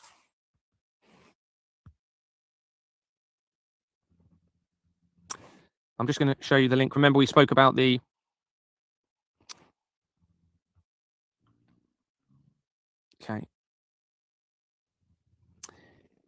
Ghislaine was also a director of Terramar UK, which is immediately connected to the informal parliamentary island group set up by former Isle of Wight MP Bob Seeley. Here he is on the right. There's Ghislaine Maxwell on the left. Bob Seeley, where Deborah Fleming had been the CEO of the NHS and initiated my removal from Exmoor Manor Freehold Limited. File forged bank documents. Seeley also had connections to the former Soviet Union and the directed energy threat via the Hawaii investigation. Terramar UK was incorporated in 2013 with Farah and Co., making connections to the Jewish Community Centre UK via the Charles Darwin Trust and Cancer Research UK, that was incorporated just over 2 months after the World Trade Center disaster. Terramar UK dissolved in December 2019, the same month as the supposed COVID outbreak and Prince William conceiving the climate change agenda-related Earthshot Prize, mentioned later. Terramar UK has an address in Salisbury, where Deborah Fleming is quickly connected to the diocesan companies, religious establishments, and there's a Freemason lodge there that links into that very quickly. Here's the Terramar company. She's a director there. December 2019 dissolved. Started 2013, the year after CERN claims to have discovered the Higgs boson or God particle. There's Ghislaine Maxwell as a director, and her former director, and her friend, Clive Lucy. Now, Clive Lucy becomes important for the reason we're going to see now. So, if I can get it. She connects to 3 companies, including present Freehold Company. It was incorporated in 2004. And then via that company, some of the directors linked to the Normandy Trust. Now, I found the Normandy Trust again in the last few days. It has connected, let me think, because I haven't got it right in front of me. I'll know it. It has connected with, what was it I was researching? It'll come to me in a minute, I'm sure. Can't think at the moment. But it is there. I think it's to the United Nations connection. I'm pretty sure it's to the United Nations side of things, which then, again, links all of this into the United Nations. There we go. The Normandy Memorial Trust. Now, remember, all of the World War deceptions are fake. We've been deceived about everything. It's all a lie. All of it. They're all working against humanity and against creation, according to all of the research. That still appears to be the case. And this company was incorporated in 2016 when the Pizzagate scandal was being exposed. If we go into, I'll just find out where the links are.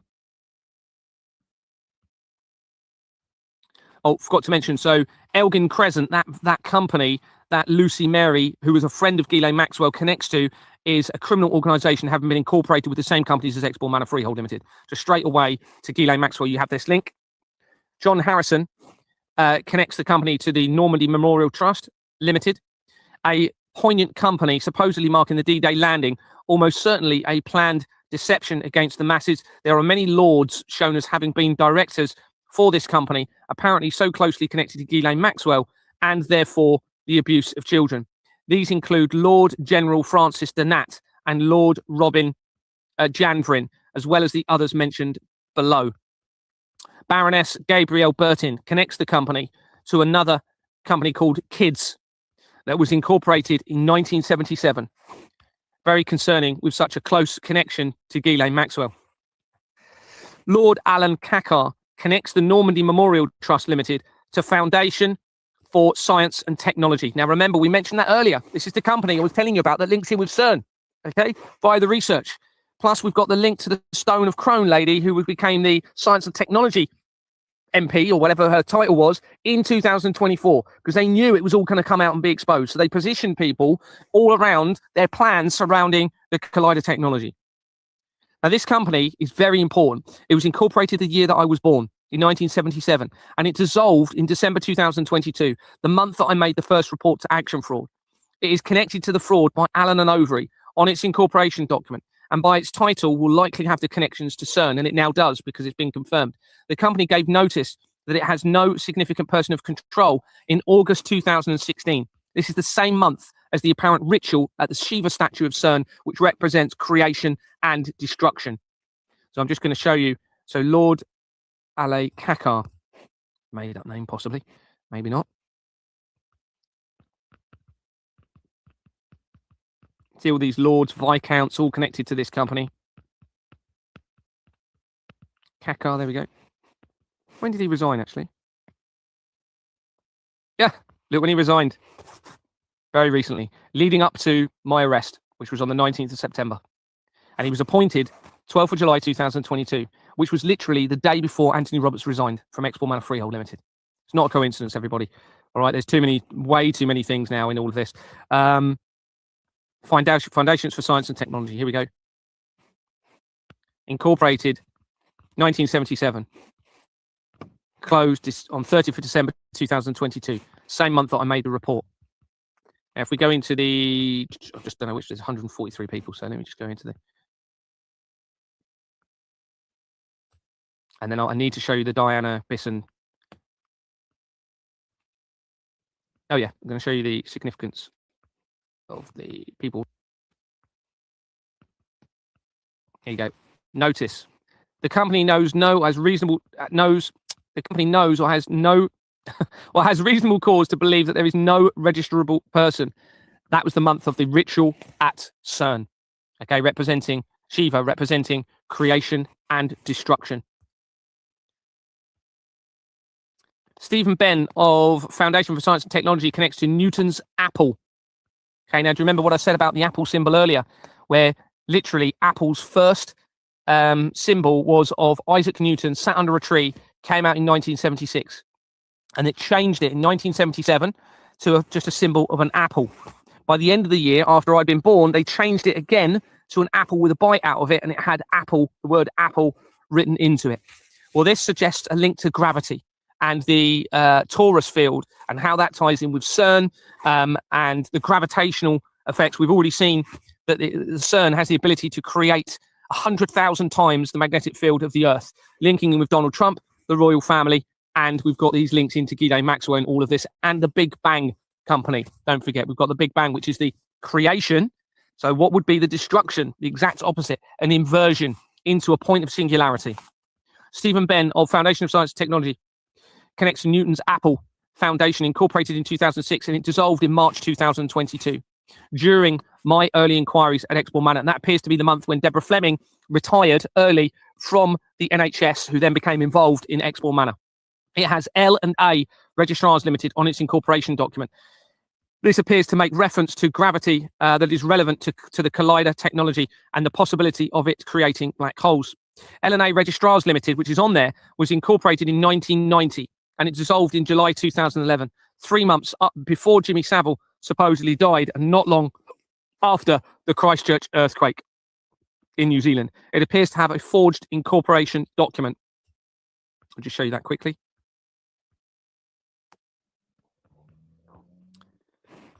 So the Christchurch earthquake was on the 22nd of February 2011. Okay, so that's almost between the two dates of the earthquake and Jimmy Savile dying, supposedly.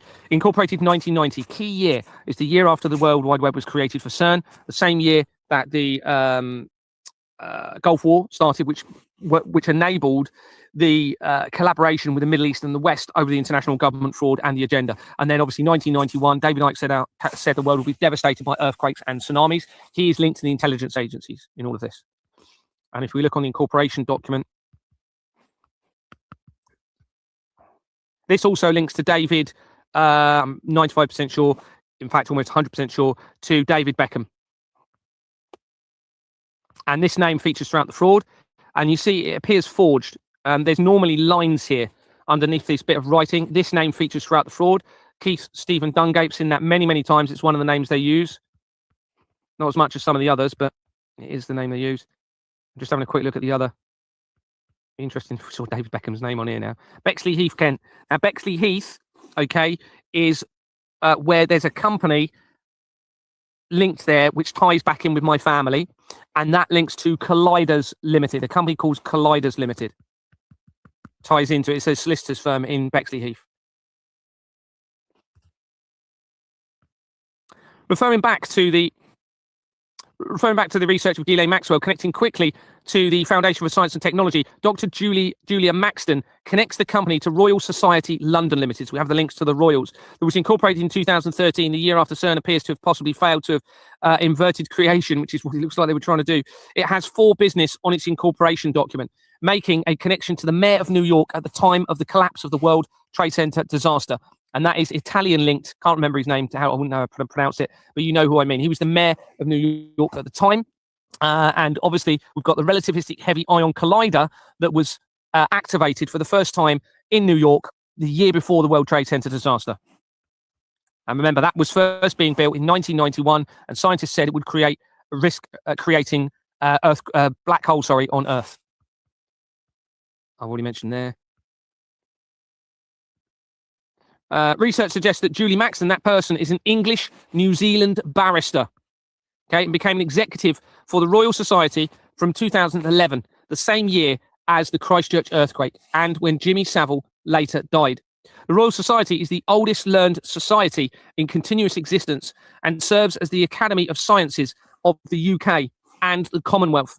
Maxton is the first woman to be appointed to the position in its 358-year history. She was born in Edinburgh, where the oldest active Freemason lodge is located, and became a member of the Temple Bar in 1981, having studied at Canterbury University in New Zealand. This is a year after the were erected. So you can see all of these links. Canterbury in New Zealand, we've got the Archbishop of Canterbury. They've set this all up. It's just unreal. The first woman, there's a massive, I'm not saying she's transgender, but there's a massive move to first supposedly women being put in all of these positions as the exposure continues. And there's a definite link to the transgender movement, which is an inversion of creation. Inversion seems to be a massive part of all of this. Maxton made a Master of the Bench of the Middle Temple in October 2012, the same year that CERN discovered the God particle, and that the relevant Olympic Games took part in London. Took part? That didn't make sense, does it? Olympic Games occurred in London and Dorset 100 years after the relevant Titanic disaster. Maxton was appointed Order of the British Empire in 2017, the year after the apparent torture and murder of children appeared to be being connected to politics via the Pizzagate scandal and obviously the ritual in the year before.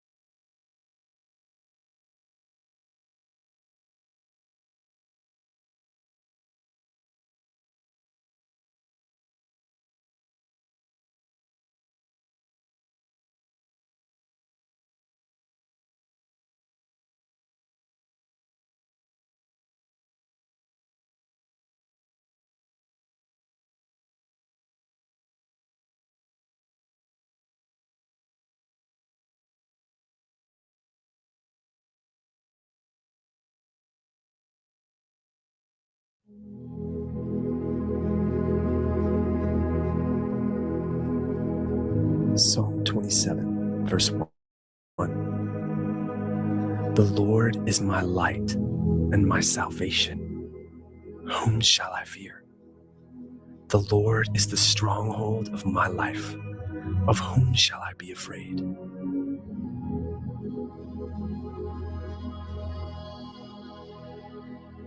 Joshua 24, verse 15. But as for me and my house, we will serve the Lord.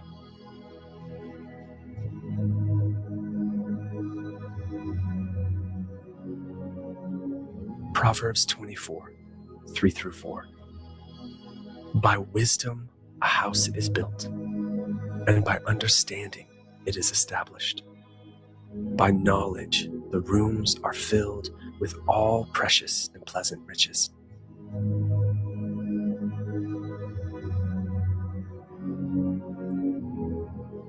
Psalm 34, 7 through 8.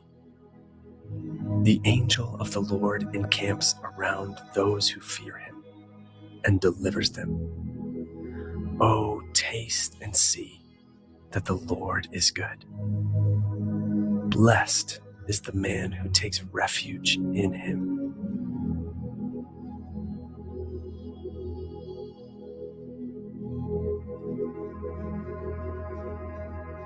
Matthew 7, 24. Everyone then who hears these words of mine and does them will be like a wise man who built his house on the rock.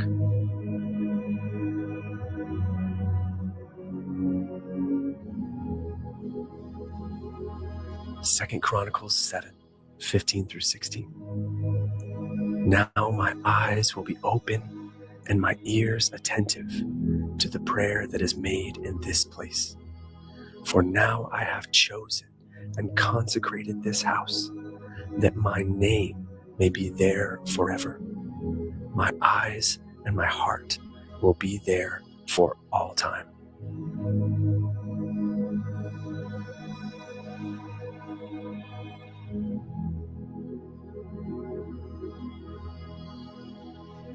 Deuteronomy 6, verse 6 through 9. And these words that I command you today shall be on your heart. You shall teach them diligently to your children, and shall talk of them when you sit in your house, and when you walk by the way, and when you lie down, and when you rise. You shall bind them as a sign on your hand, and they shall be as frontlets between your eyes. You shall write them on the doorposts of your house and on your gates.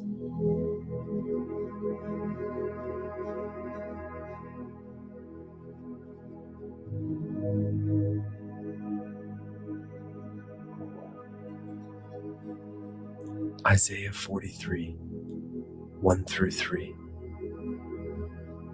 Fear not, for I have redeemed you. I have called you by name.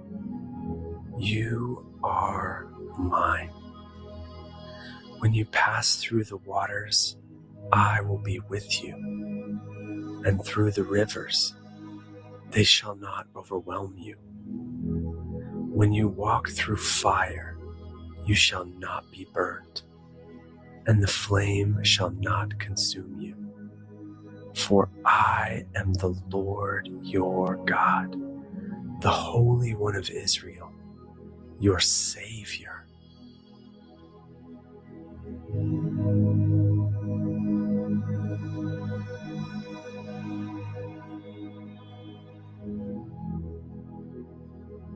Colossians 3, 12 through 17.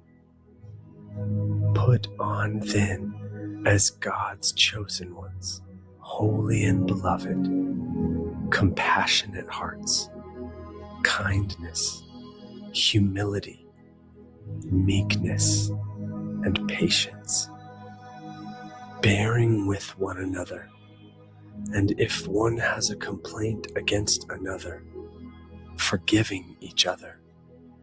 As the Lord has forgiven you, so you also must forgive.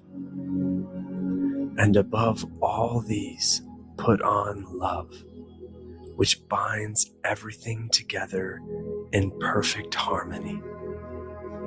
And let the peace of Christ rule in your hearts, to which indeed you were called in one body. And be thankful.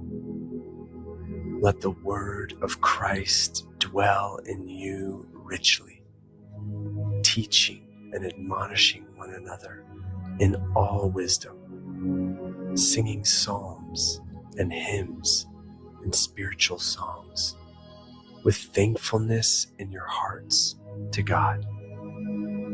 And whatever you do, in word or deed, do everything in the name of the Lord Jesus, giving thanks to God the Father through him.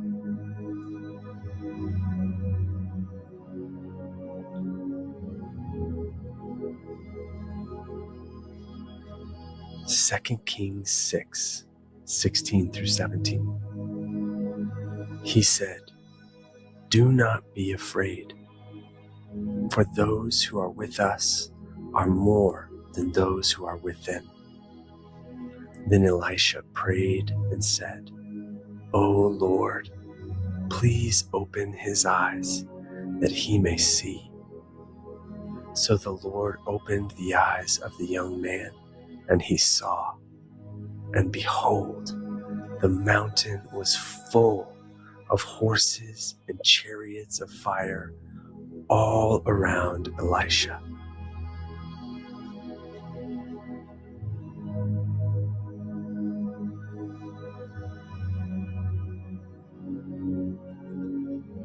Philippians 4, 4 through 7. Rejoice in the Lord always. Again, I will say, rejoice. Let your reasonableness be known to everyone. The Lord is at hand. Do not be anxious about anything, but in everything, by prayer and supplication, with thanksgiving, let your requests be made known to God. And the peace of God, which surpasses all understanding, will guard your hearts and your minds in Christ Jesus.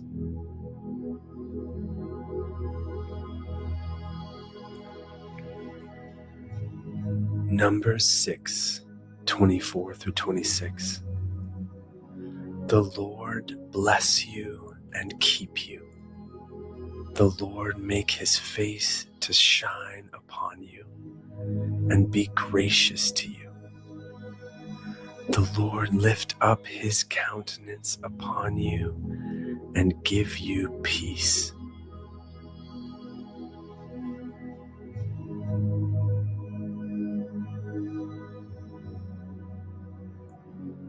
Luke 10, verse 5. Whatever house you enter, first say, "Peace be to this house."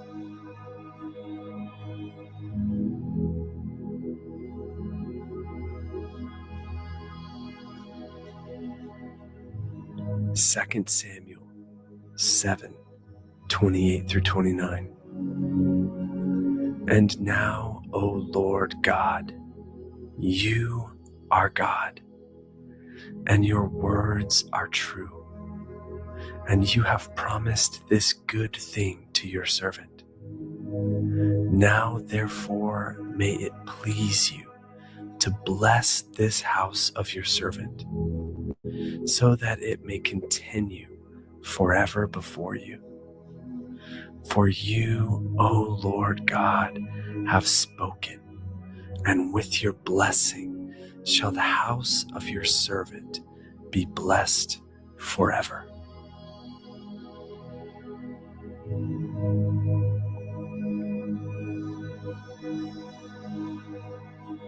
Jeremiah 29, 11.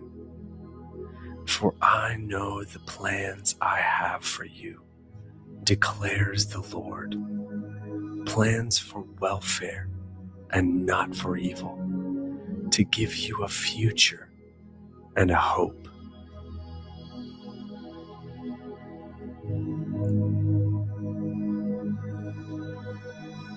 Psalm 127, verse 1. Unless the Lord builds the house, those who build it labor in vain.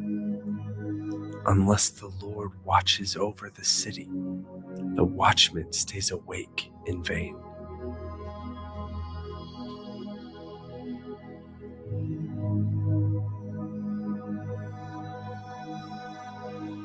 Proverbs 3:33. The Lord's curse is on the house of the wicked, but he blesses the dwelling of the righteous.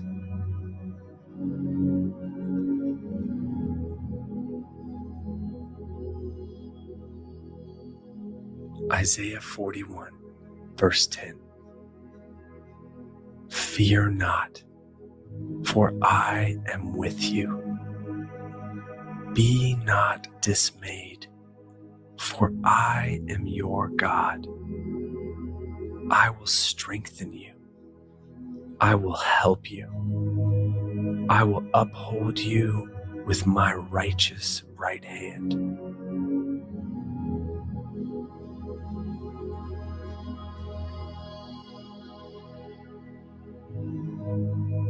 Jeremiah 17, 7 through 8. Blessed is the man who trusts in the Lord, whose trust is the Lord. He is like a tree planted by water that sends out its roots by the stream and does not fear when heat comes, for its leaves remain green and is not anxious in the year of drought, for it does not cease to bear fruit.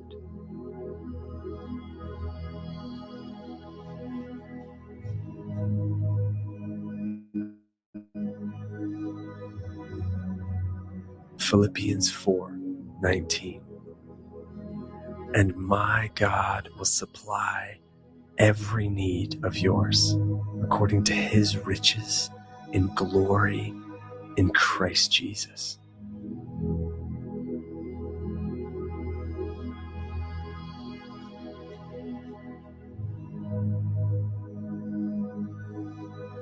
Psalm 91.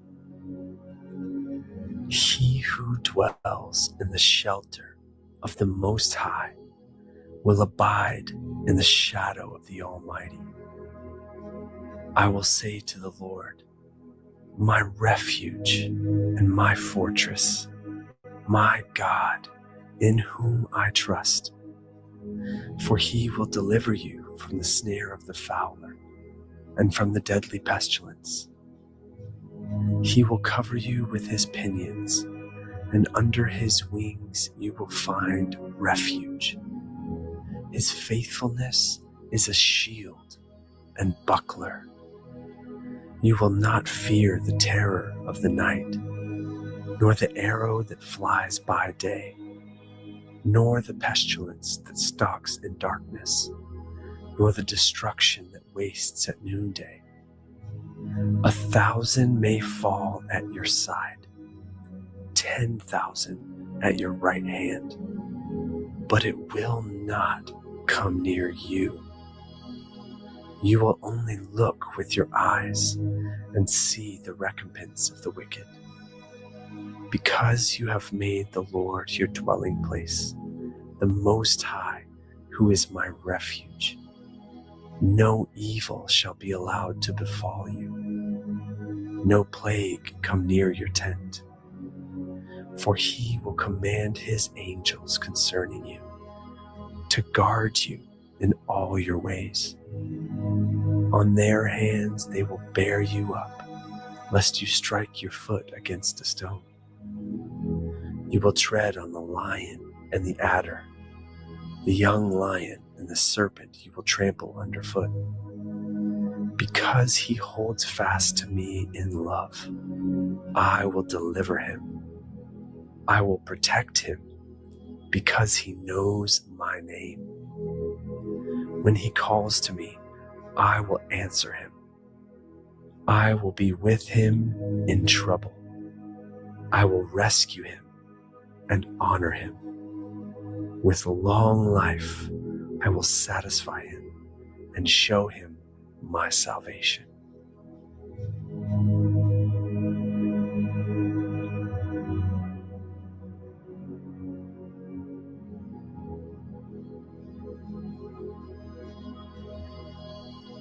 Psalm 23. The Lord is my shepherd. I shall not want. He makes me lie down in green pastures. He leads me beside still waters. He restores my soul. He leads me in paths of righteousness for his name's sake. Even though I walk through the valley of the shadow of death, I will fear no evil, for you are with me. Your rod and your staff, they comfort me. You prepare a table before me in the presence of my enemies. You anoint my head with oil. My cup overflows. Surely goodness and mercy shall follow me all the days of my life, and I shall dwell in the house of the Lord forever.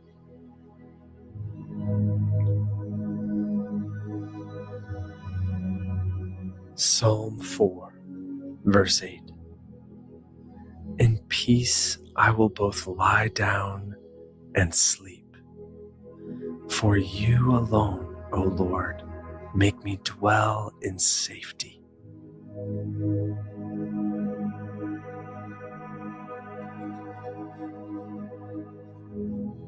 Proverbs 16, verse 9. The heart of man plans his way, but the Lord establishes his steps.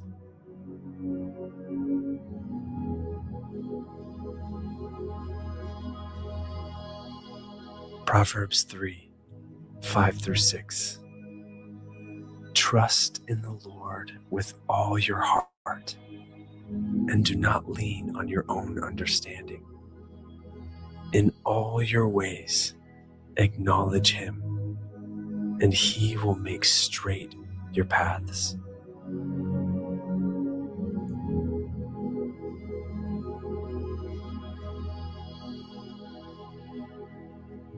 Deuteronomy 28, 1 through 8.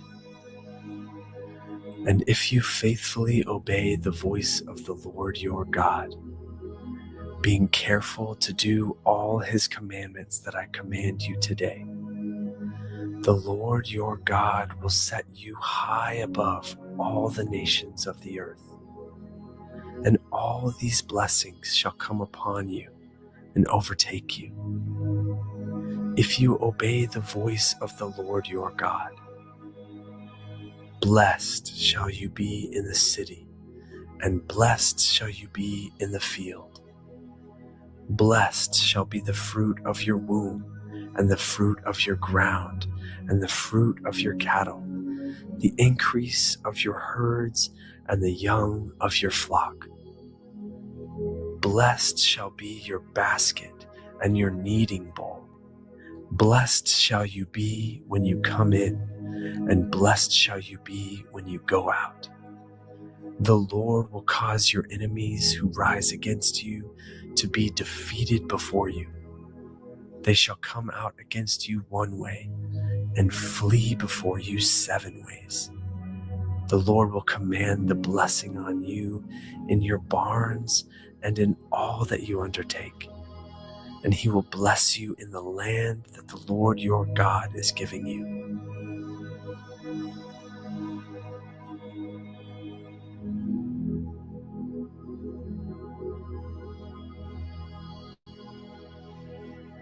Malachi 3, verse 10. Bring the full tithe into the storehouse, that there may be food in my house, and thereby put me to the test, says the Lord of hosts, if I will not open the windows of heaven for you and pour down for you a blessing until there is no more need.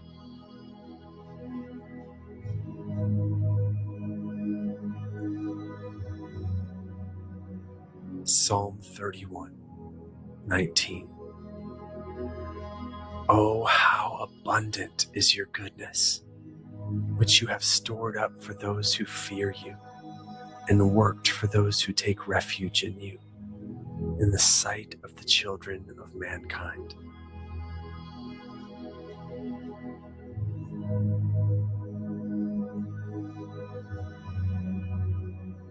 Psalm 121, 1 through 8.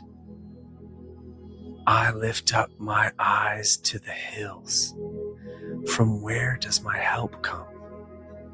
My help comes from the Lord, who made heaven and earth. He will not let your foot be moved. He who keeps you will not slumber. Behold, he who keeps Israel will neither slumber nor sleep. The Lord is your keeper. The Lord is your shade on your right hand. The sun shall not strike you by day, nor the moon by night. The Lord will keep you from all evil. He will keep your life. The Lord will keep your going out and your coming in from this time forth and forevermore.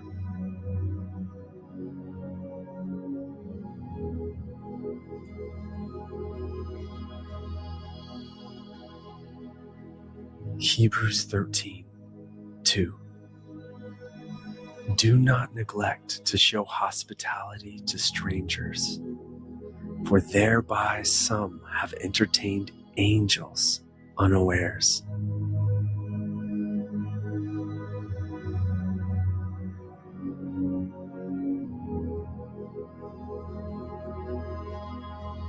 Isaiah 40, 30 through 31. Even youths shall faint and be weary, and young men shall fall exhausted. But they who wait for the Lord shall renew their strength. They shall mount up with wings like eagles. They shall run and not be weary. They shall walk and not faint.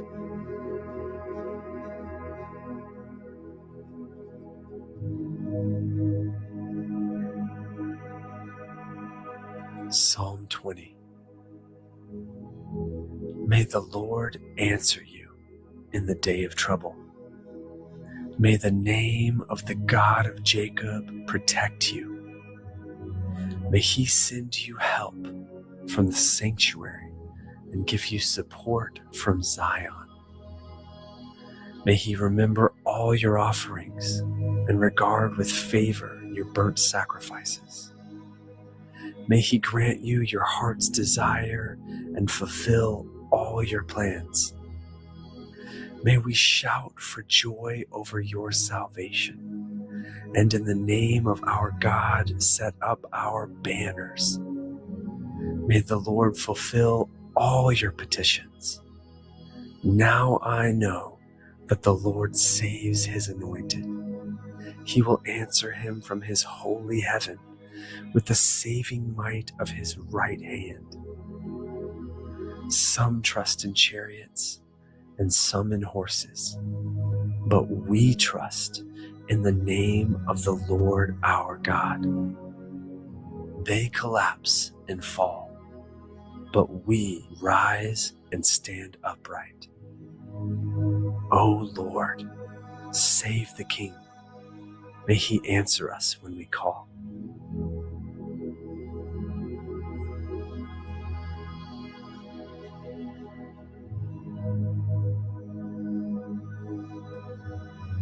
Romans 12, 9 through 21.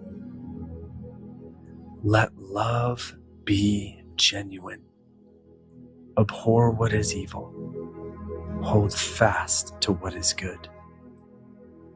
Love one another with brotherly affection. Outdo one another in showing honor. Do not be slothful in zeal. Be fervent in spirit. Serve the Lord. Rejoice in hope. Be patient in tribulation. Be constant in prayer. Contribute to the needs of the saints and seek to show hospitality. Bless those who persecute you. Bless and do not curse them. Rejoice with those who rejoice. Weep with those who weep. Live in harmony with one another. Do not be haughty, but associate with the lowly. Never be wise in your own sight. Repay no one evil for evil, but give thought to do what is honorable in the sight of all. If possible, so far as it depends on you, live peaceably with all. Beloved, never avenge yourselves, but leave it to the wrath of God, for it is written, "Vengeance is mine, I will repay," says the Lord. To the contrary, if your enemy is hungry, feed him. If he is thirsty, give him something to drink, for by so doing, you will heap burning coals on his head. Do not be overcome by evil, but overcome evil with good.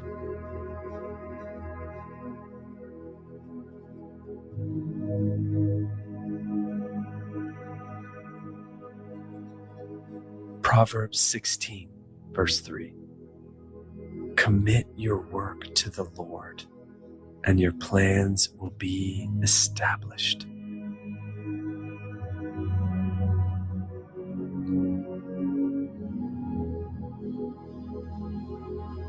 Psalm 133, verse 1. Behold, how good and pleasant it is when brothers dwell in unity.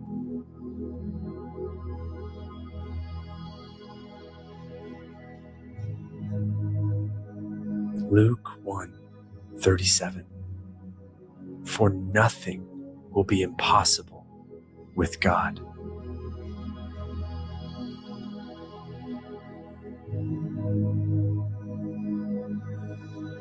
Psalm 113, verse 9. He gives the barren woman a home, making her the joyous mother of children. Praise the Lord.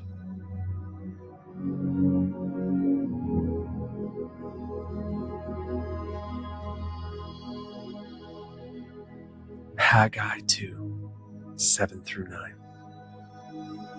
And I will shake the nations, so that the treasures of all nations shall come in. And I will fill this house with glory, says the Lord of hosts. The silver is mine, and the gold is mine, declares the Lord of hosts.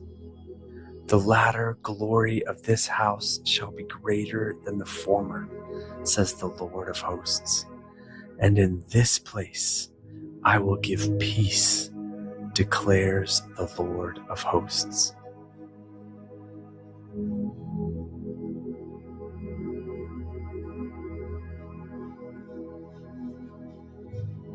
Second Corinthians 13, verse 14. The grace of the Lord Jesus Christ and the love of God and the fellowship of the Holy Spirit be with you all.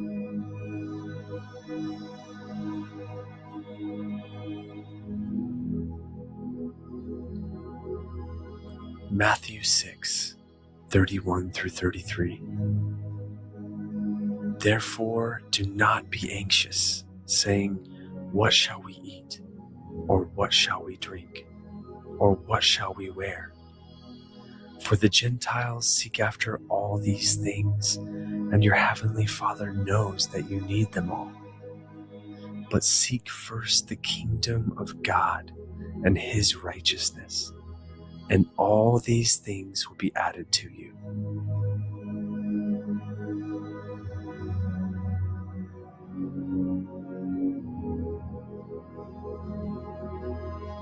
Exodus 23, verse 25. You shall serve the Lord your God, and he will bless your bread and your water, and I will take sickness away from among you.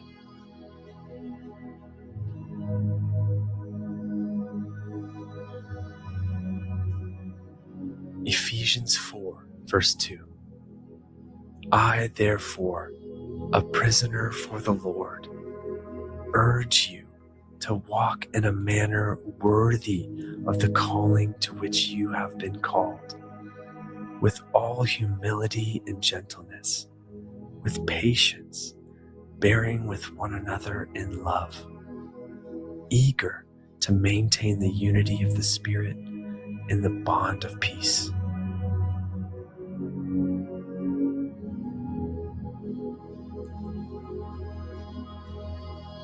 Proverbs 16:20.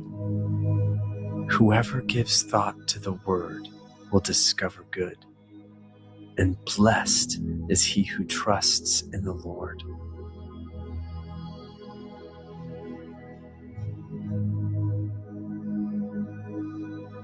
Luke 6:45.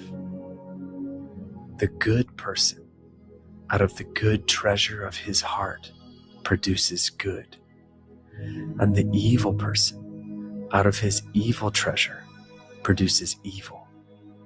For out of the abundance of the heart his mouth speaks.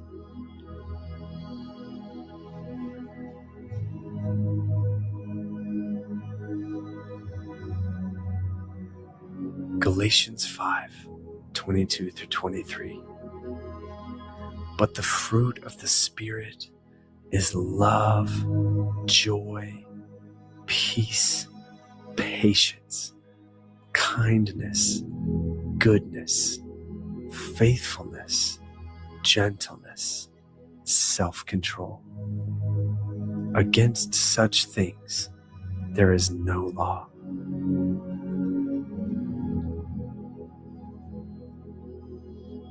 Genesis 12, verse 2. And I will make of you a great nation, and I will bless you and make your name great, so that you will be a blessing.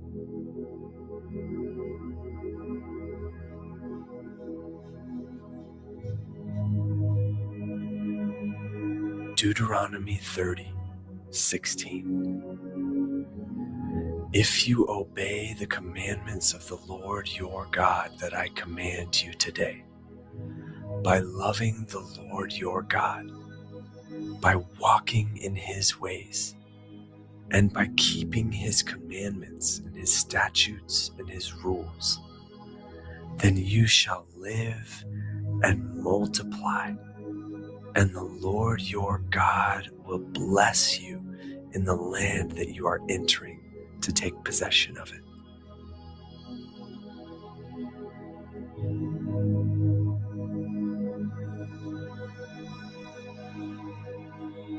First Peter 3:9.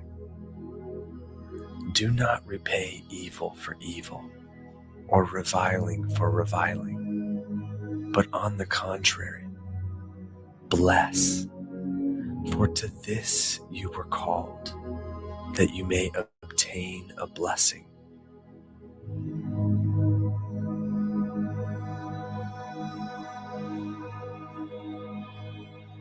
Deuteronomy 7:13. He will love you, bless you, and multiply you. He will also bless the fruit of your womb and the fruit of your ground, your grain and your wine and your oil, the increase of your herds and the young of your flock, in the land that he swore to your fathers to give you.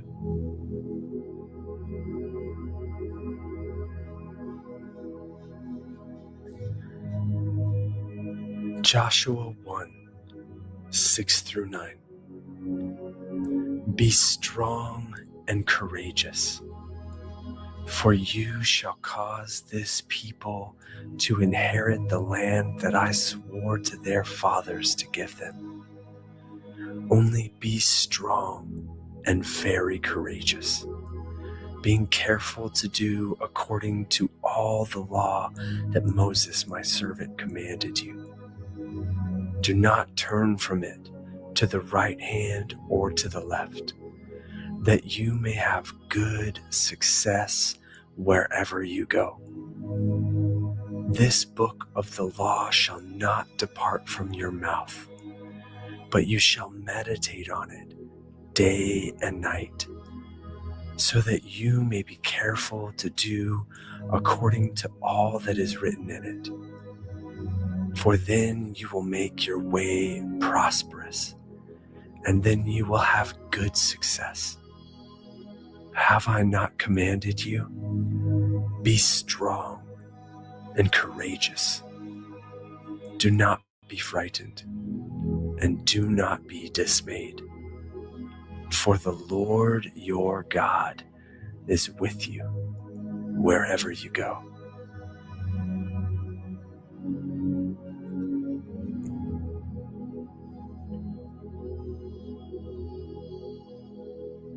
Colossians 2, 6 through 7. Therefore, as you received Christ Jesus the Lord, so walk in him, rooted and built up in him and established in the faith, just as you were taught, abounding in thanksgiving.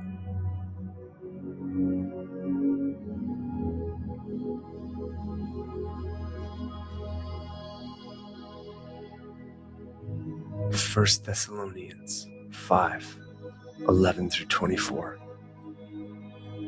Therefore, encourage one another and build one another up, just as you are doing. We ask you, brothers, to respect those who labor among you and are over you in the Lord and admonish you, and to esteem them very highly in love because of their work. Be at peace among yourselves. And we urge you, brothers, admonish the idle, encourage the faint-hearted, help the weak, be patient with them all. See that no one repays anyone evil for evil, but always seek to do good to one another and to everyone. Rejoice always. Pray without ceasing. Give thanks in all circumstances, for this is the will of God in Christ Jesus for you. Do not quench the Spirit. Do not despise prophecies, but test everything. Hold fast what is good. Abstain from every form of evil. Now may the God of peace himself sanctify you completely, and may your whole spirit and soul and body be kept blameless at the coming of our Lord Jesus Christ. He who calls you is faithful. He will surely do it.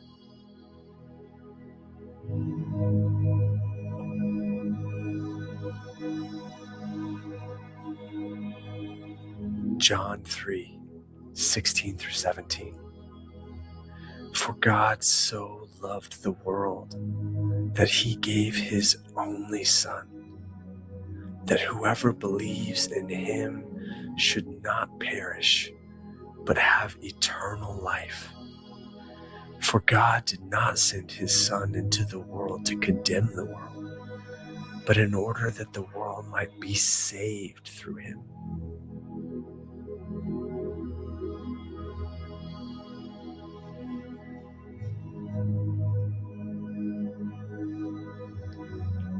Psalm 147, 10 through 14. His delight is not in the strength of the horse, nor his pleasure in the legs of a man. But the Lord takes pleasure in those who fear him, in those who hope in his steadfast love. Praise the Lord, O Jerusalem. Praise your God, O Zion. For he strengthens the bars of your gates. He blesses your children within you. He makes peace in your borders. He fills you with the finest of the wheat.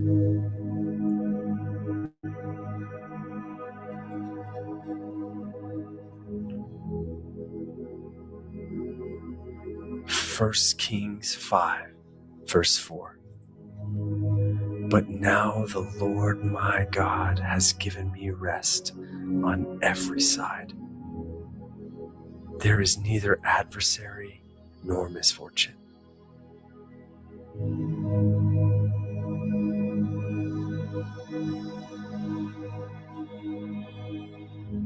Job 5, 24.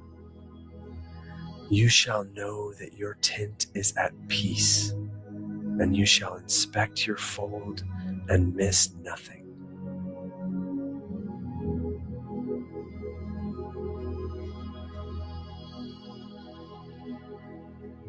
Numbers 24, 5. How lovely are your tents, O Jacob, your encampments, O Israel.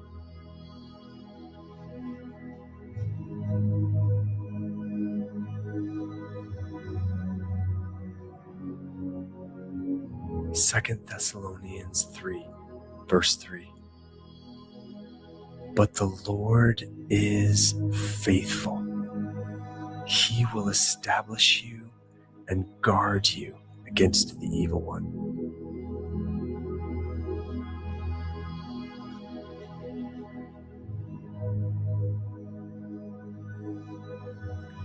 Isaiah 54, 17. No weapon that is fashioned against you shall succeed, and you shall confute every tongue that rises against you in judgment. This is the heritage of the servants of the Lord, and their vindication from me, declares the Lord.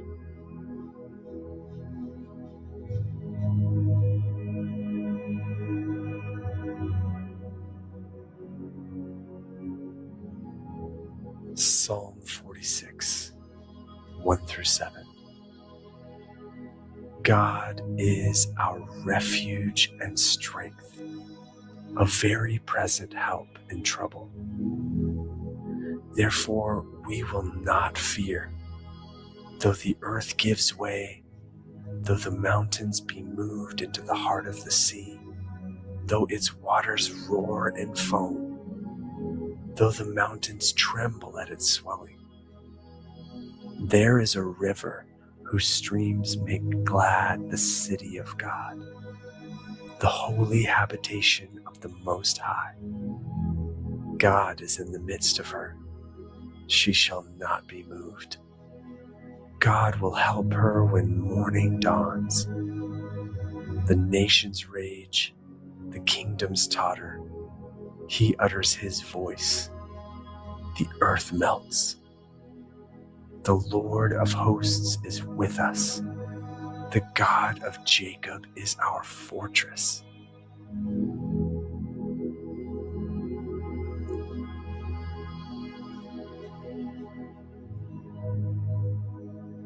Deuteronomy 31, verse 6.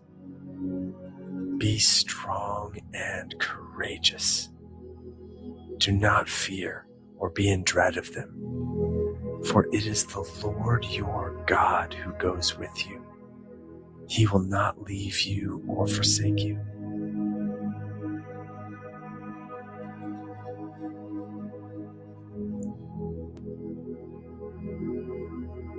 Psalm 32:7. You are a hiding place for me. You preserve me from trouble. You surround me with shouts of deliverance.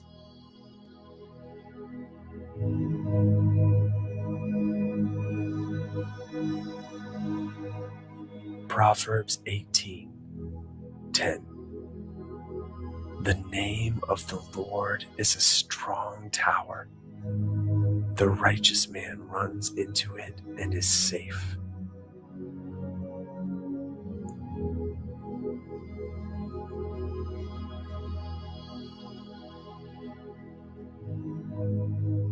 Psalm 138:7. Though I walk in the midst of trouble, you preserve my life.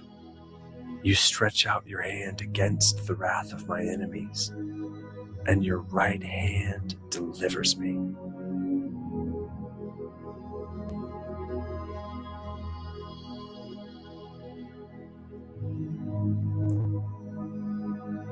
Psalm 17:8. Keep me as the apple of your eye. Hide me in the shadow of your wings.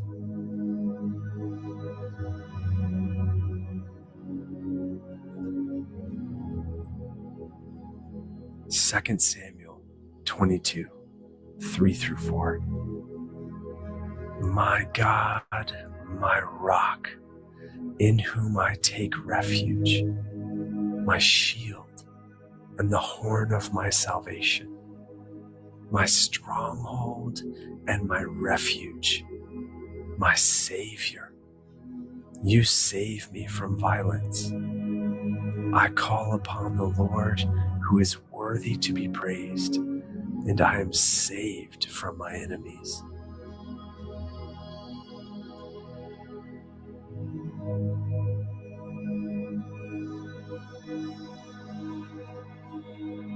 Nahum 1:7. The Lord is good, a stronghold in the day of trouble. He knows those who take refuge in him.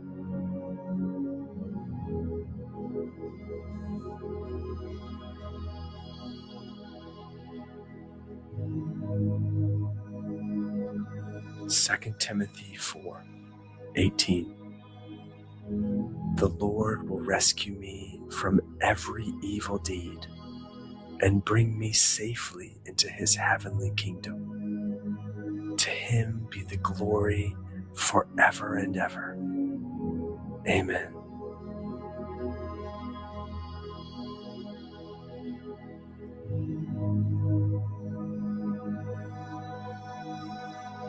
Hebrews 13:6. So we can confidently say, the Lord is my helper. I will not fear. What can man do to me?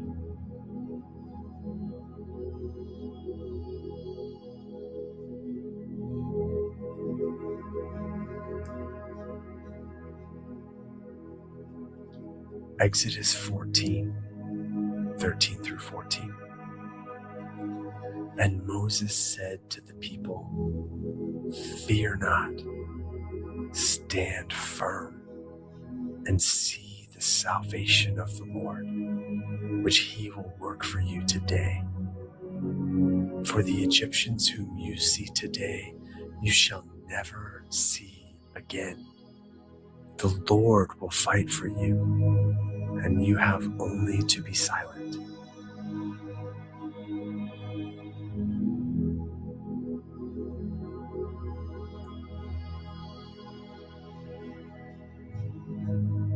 Romans 8:31. What then shall we say to these things? If God is for us, who can be against us?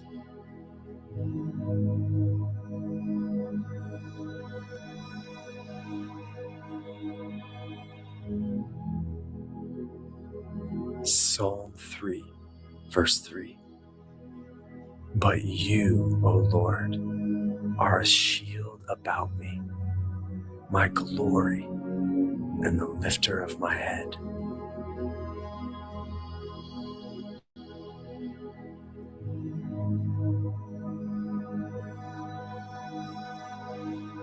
Psalm 118, 5 through 9. Out of my distress I called on the Lord.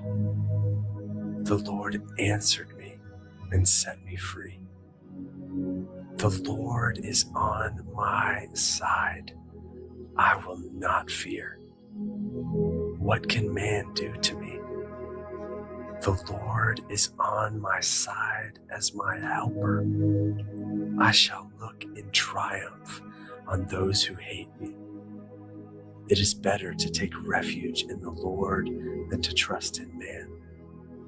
It is better to take refuge in the Lord than to trust in princes.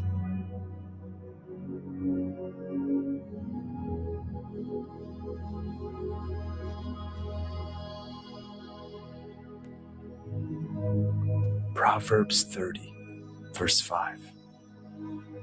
Every word of God proves true. He is a shield to those who take refuge in him.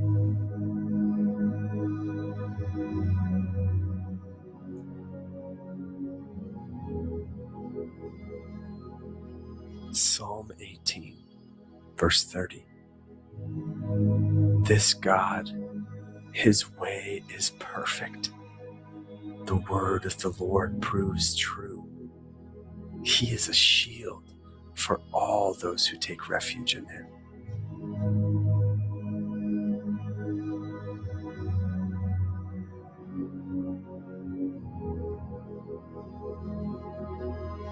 Psalm 16, 1 through 11. Preserve me, O God, for in you I take refuge. I say to the Lord, you are my Lord. I have no good apart from you. As for the saints in the land, they are the excellent ones, in whom is all my delight. The sorrows of those who run after another God shall multiply. Their drink offerings of blood I will not pour out, or take their names on my lips. The Lord is my chosen portion and my cup. You hold my lot. The lines have fallen for me in pleasant places. Indeed, I have a beautiful inheritance. I bless the Lord who gives me counsel. In the night also my heart instructs me. I have set the Lord always before me. Because he is at my right hand, I shall not be shaken. Therefore my heart is glad, and my whole being rejoices. My flesh also dwells secure. For you will not abandon my soul to Sheol, or let your Holy One see corruption. You make known to me the path of life. In your presence there is fullness of joy. At your right hand are pleasures forevermore.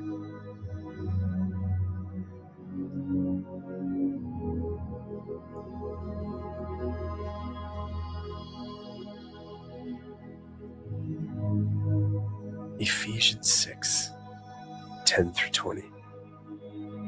Finally, be strong in the Lord and in the strength of his might. Put on the whole armor of God, that you may be able to stand against the schemes of the devil. For we do not wrestle against flesh and blood, but against the rulers, against the authorities, against the cosmic powers over this present darkness, against the spiritual forces of evil in the heavenly places. Therefore, take up the whole armor of God, that you may be able to withstand in the evil day, and having done all, to stand firm. Stand therefore, having fastened on the belt of truth, and having put on the breastplate of righteousness, and as shoes for your feet, having put on the readiness given by the gospel of peace. In all circumstances, take up the shield of faith, with which you can extinguish all the flaming darts of the evil one, and take the helmet of salvation and the sword of the Spirit, which is the word of God, praying at all times in the Spirit, with all prayer and supplication.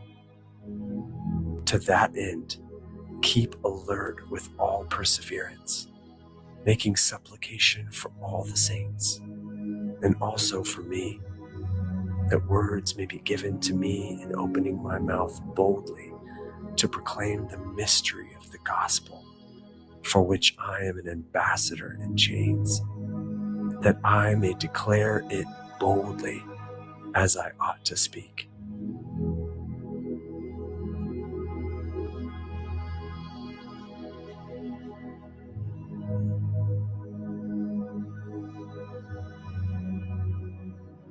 Isaiah 46, verse 4.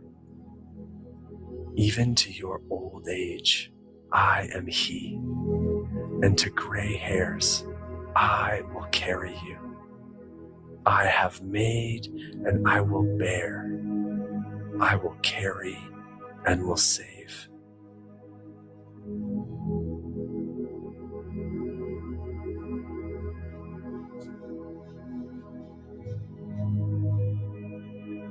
Psalm 34, 22.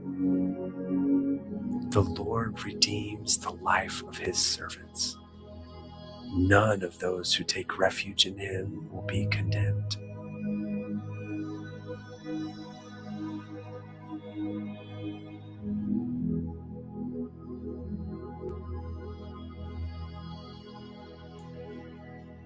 Psalm 119, 114.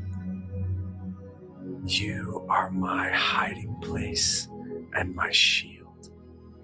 I hope in your word.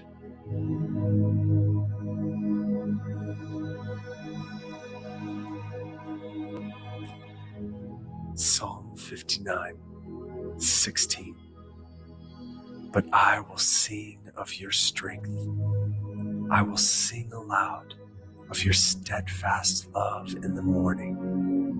For you have been to me a fortress and a refuge in the day of my distress.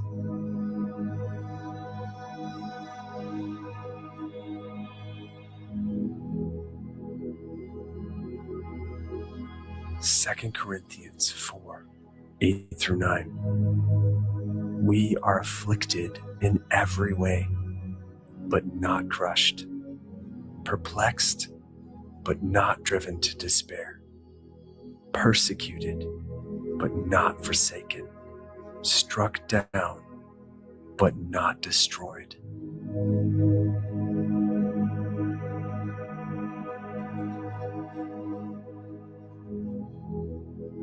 Romans 8, 28.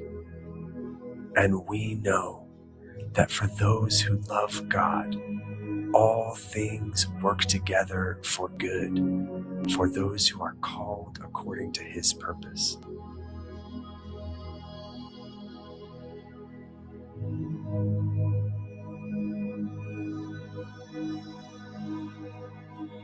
John 10, 28 through 30.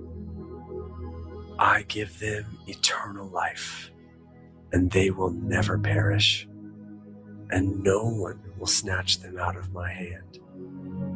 My Father, who has given them to me, is greater than all, and no one is able to snatch them out of the Father's hand. I and the Father are one.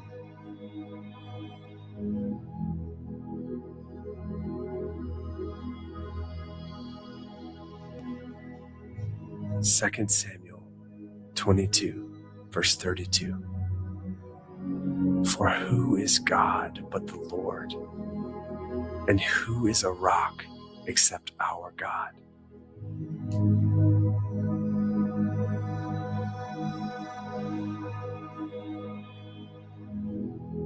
First John 5:18.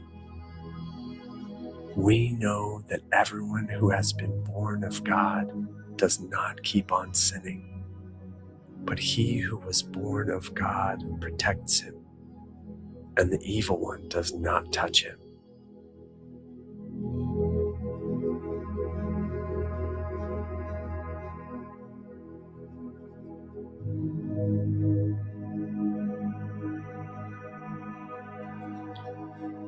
Psalm 34:19. Many are the afflictions of the righteous, but the Lord delivers him out of them all.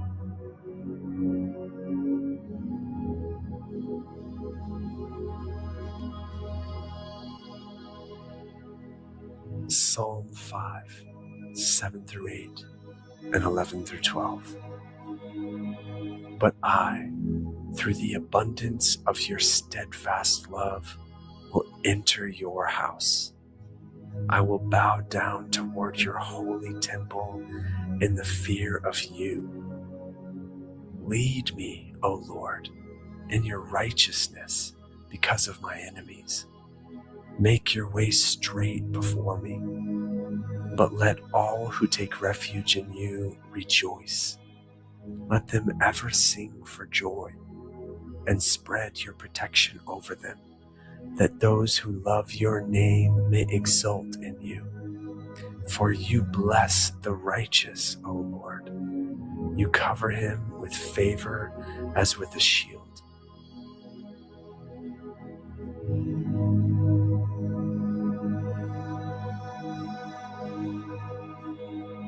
Genesis 28:15.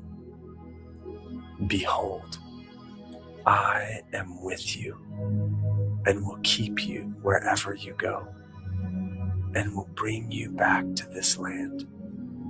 For I will not leave you until I have done what I have promised you.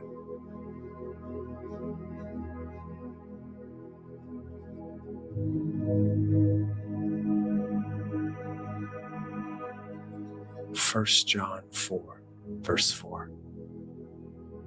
Little children, you are from God and have overcome them. For he who is in you is greater than he who is in the world.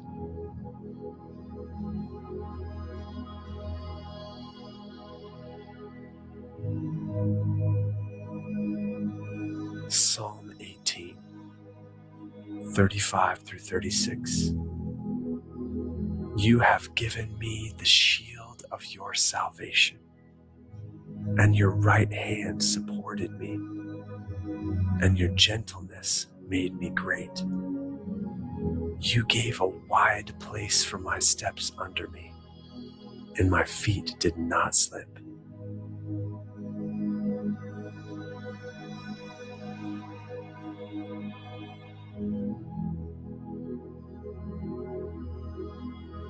Hebrews 13:5. Keep your life free from the love of money, and be content with what you have. For he has said, I will never leave you nor forsake you.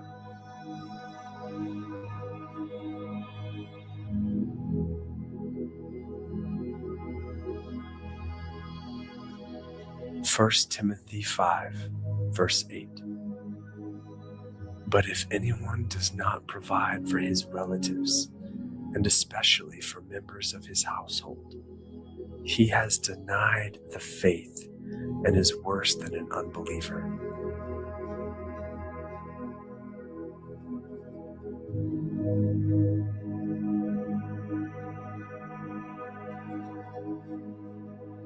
James 4, 7 through 8. Submit yourselves, therefore, to God. Resist the devil, and he will flee from you. Draw near to God, and he will draw near to you.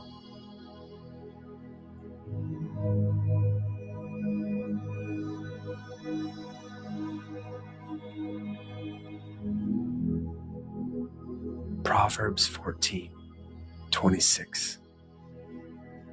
In the fear of the Lord, one has strong confidence, and his children will have a refuge.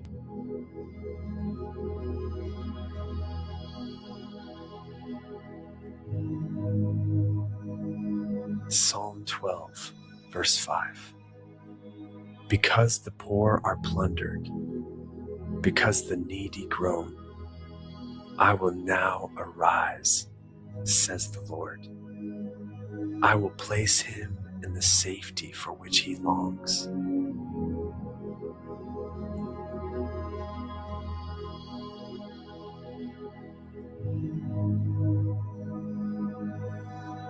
Proverbs 19, 23. The fear of the Lord leads to life, and whoever has it rests satisfied. He will not be visited by harm.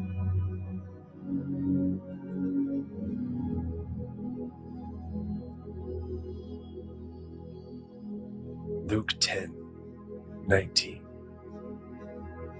Behold, I have given you authority to tread on serpents and scorpions, and over all the power of the enemy, and nothing shall hurt you.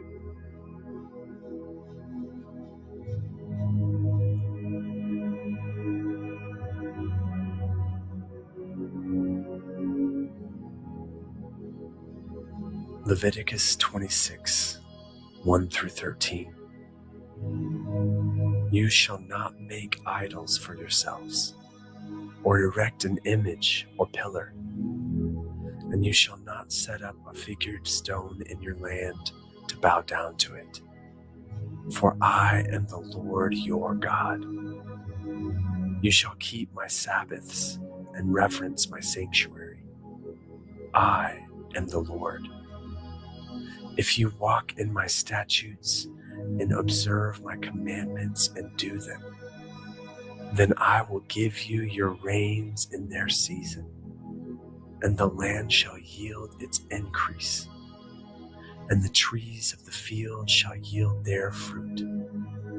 Your threshing shall last to the time of the grape harvest, and the grape harvest shall last to the time for sowing. And you shall eat your bread to the full, and dwell in your land securely. I will give peace in the land, and you shall lie down, and none shall make you afraid.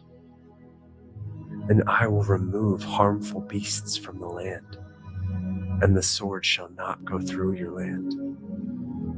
You shall chase your enemies, and they shall fall before you by the sword. 5 of you shall chase 100, and 100 of you shall chase 10,000, and your enemies shall fall before you by the sword. I will turn to you and make you fruitful and multiply you, and will confirm my covenant with you. You shall eat old store long kept, and you shall clear out the old to make way for the new.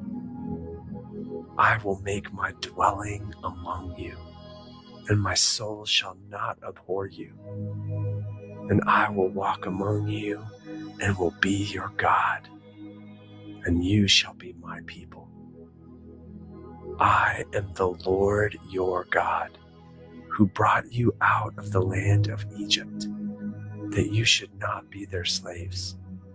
And I have broken the bars of your yoke and made you walk erect.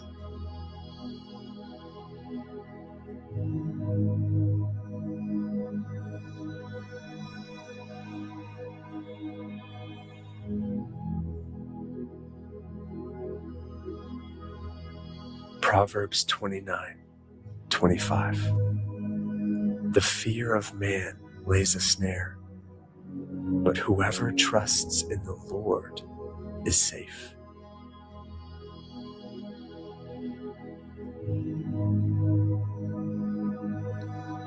Psalm 41, verse 2. The Lord protects him and keeps him alive. He is called blessed in the land. You do not give him up to the will of his enemies.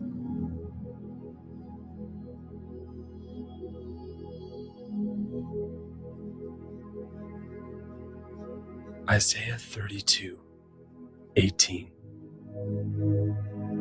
My people will abide in peaceful habitation, in secure dwellings, and in quiet resting places.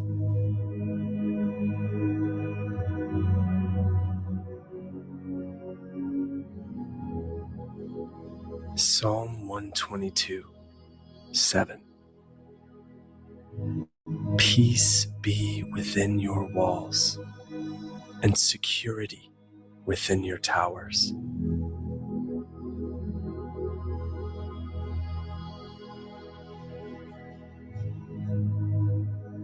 Psalm 125:2. As the mountains surround Jerusalem, so the Lord surrounds his people, from this time forth and forevermore.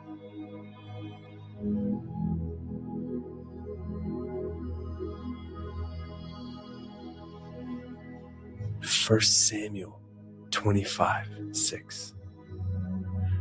And thus you shall greet him.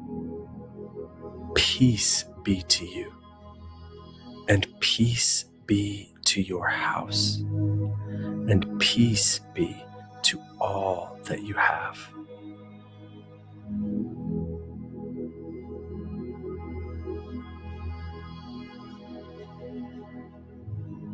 Psalm 27, verse 1. The Lord is my light and my salvation. Whom shall I fear? The Lord is the stronghold of my life. Of whom shall I be afraid?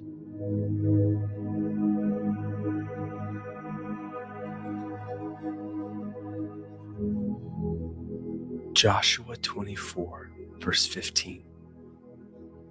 But as for me and my house, we will serve the Lord.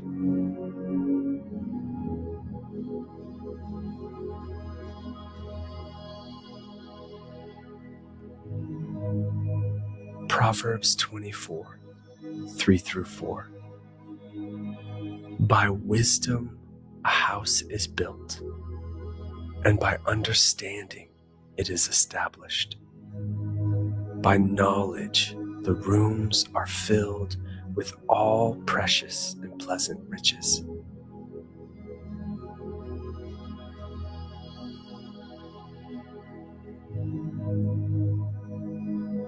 Psalm 34, 7-8.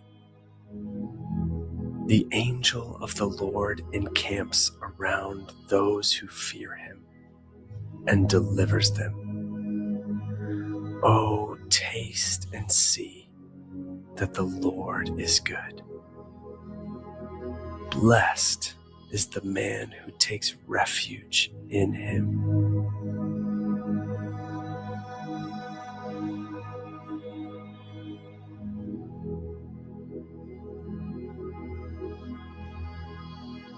Matthew 7:24. Everyone then who hears these words of mine and does them will be like a wise man who built his house on the rock.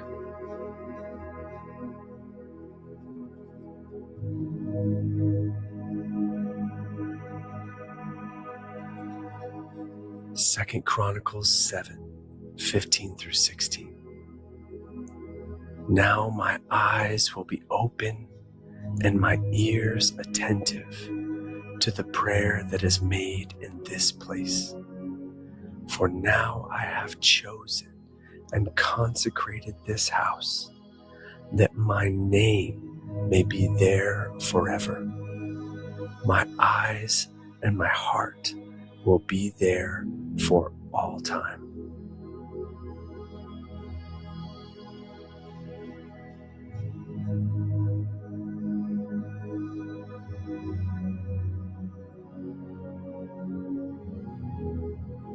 Deuteronomy 6, verse 6 through 9. And these words that I command you today shall be on your heart. You shall teach them diligently to your children, and shall talk of them when you sit in your house, and when you walk by the way, and when you lie down, and when you rise. You shall bind them as a sign on your hand, and they shall be as frontlets between your eyes. You shall write them on the doorposts of your house and on your gates.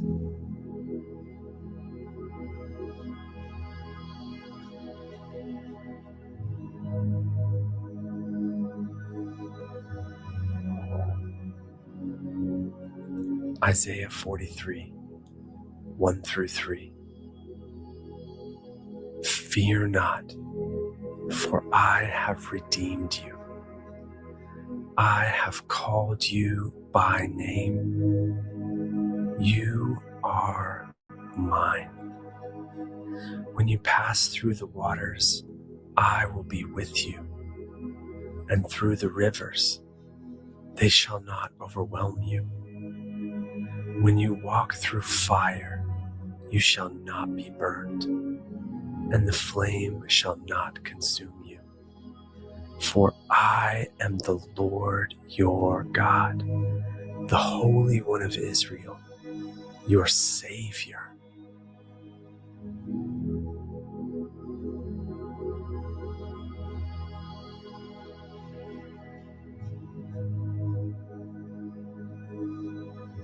Colossians 3, 12 through 17. Put on then as God's chosen ones, holy and beloved, compassionate hearts, kindness, humility, meekness, and patience, bearing with one another, and if one has a complaint against another, forgiving each other. As the Lord has forgiven you, so you also must forgive. And above all these, put on love, which binds everything together in perfect harmony. And let the peace of Christ rule in your hearts, to which indeed you were called in one body. And be thankful. Let the word of Christ dwell in you richly, teaching and admonishing one another in all wisdom, singing psalms and hymns and spiritual songs, with thankfulness in your hearts to God. And whatever you do, in word or deed, do everything in the name of the Lord Jesus, giving thanks to God the Father through him.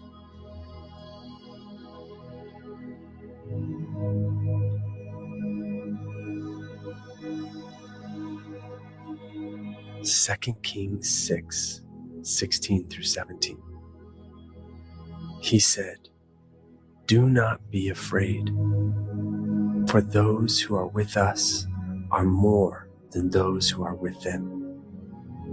Then Elisha prayed and said, "O Lord, please open his eyes that he may see." So the Lord opened the eyes of the young man, and he saw.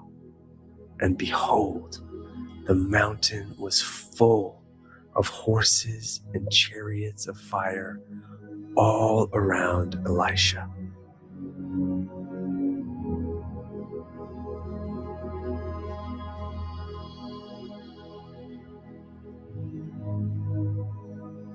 Philippians 4 through 7. Rejoice in the Lord always. Again, I will say, rejoice. Let your reasonableness be known to everyone. The Lord is at hand. Do not be anxious about anything, but in everything, by prayer and supplication, with thanksgiving, let your requests be made known to God. And the peace of God, which surpasses all understanding, will guard your hearts and your minds in Christ Jesus.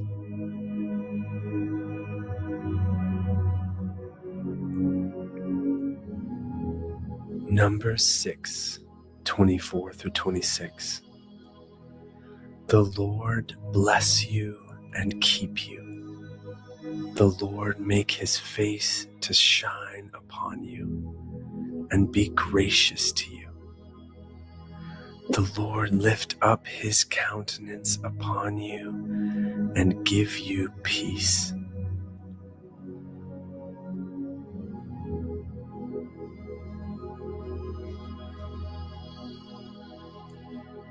Luke 10, verse 5. Whatever house you enter, first say, peace be to this house.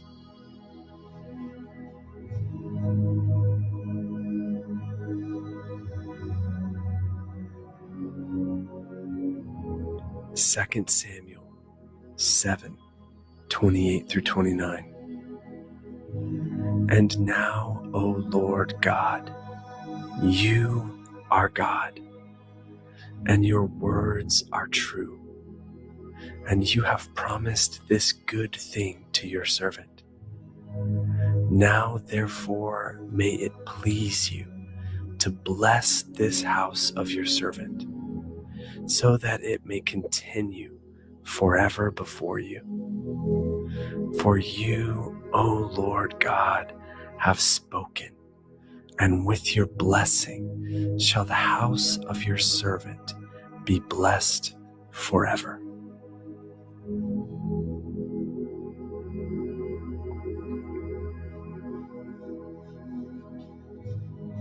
Jeremiah 29, 11. For I know the plans I have for you, declares the Lord, plans for welfare and not for evil, to give you a future and a hope.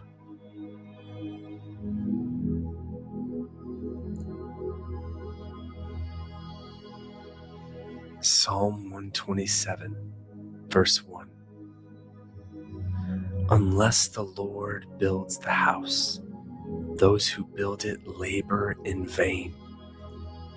Unless the Lord watches over the city, the watchman stays awake in vain.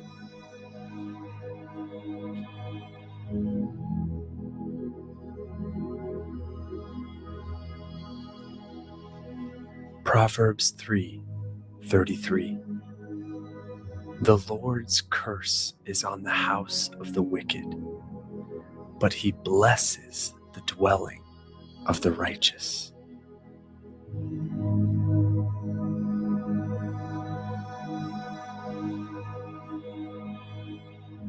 Isaiah 41, verse 10. Fear not, for I am with you. Be not dismayed, for I am your God. I will strengthen you. I will help you. I will uphold you with my righteous right hand.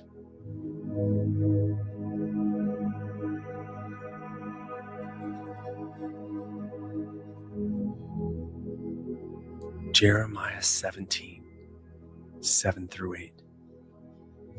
Blessed is the man who trusts in the Lord, whose trust is the Lord.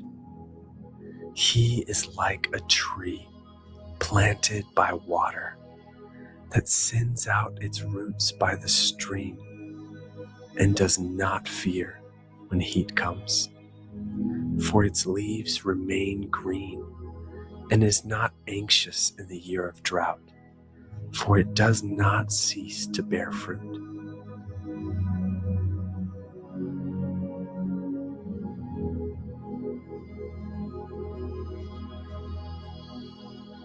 Philippians 4:19. And my God will supply every need of yours according to his riches in glory in Christ Jesus.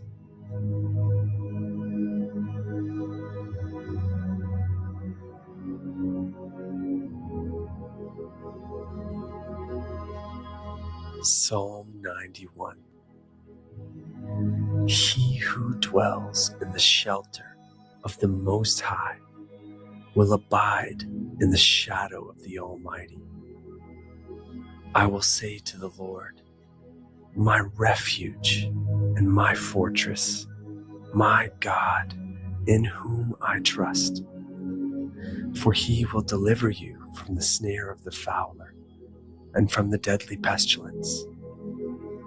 He will cover you with his pinions, and under his wings you will find refuge.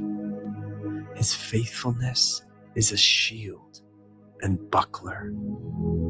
You will not fear the terror of the night, nor the arrow that flies by day, nor the pestilence that stalks in darkness, nor the destruction that wastes at noonday. 1,000 may fall at your side, 10,000 at your right hand, but it will not come near you. You will only look with your eyes and see the recompense of the wicked. Because you have made the Lord your dwelling place, the Most High, who is my refuge, no evil shall be allowed to befall you. No plague come near your tent.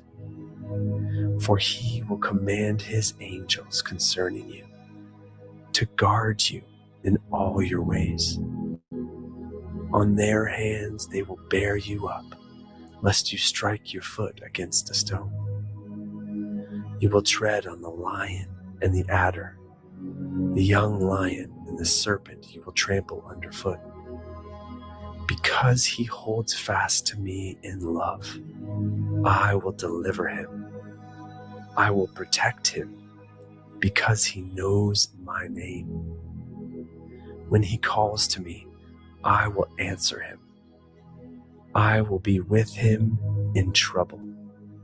I will rescue him and honor him. With long life, I will satisfy him and show him my salvation.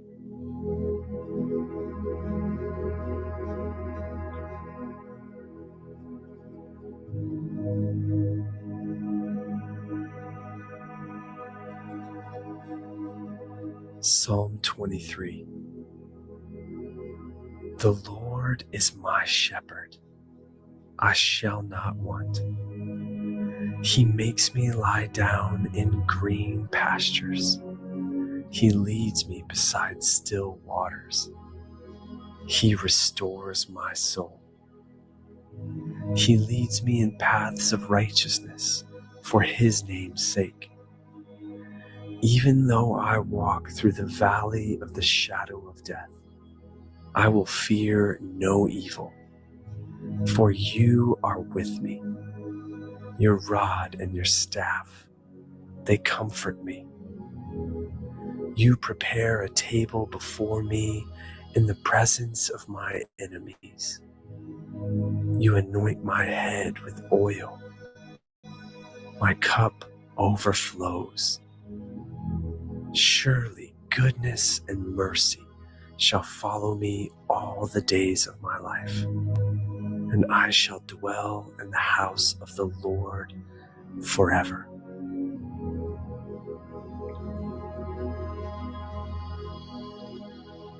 Psalm 4, verse 8. In peace I will both lie down and sleep. For you alone, O Lord, make me dwell in safety.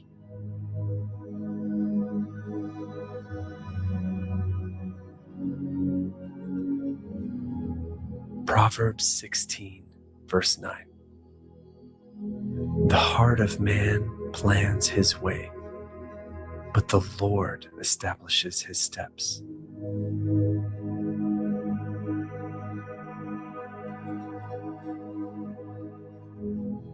Proverbs 3, 5 through 6.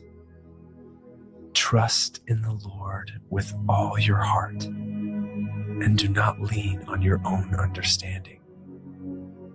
In all your ways, acknowledge him, and he will make straight your paths.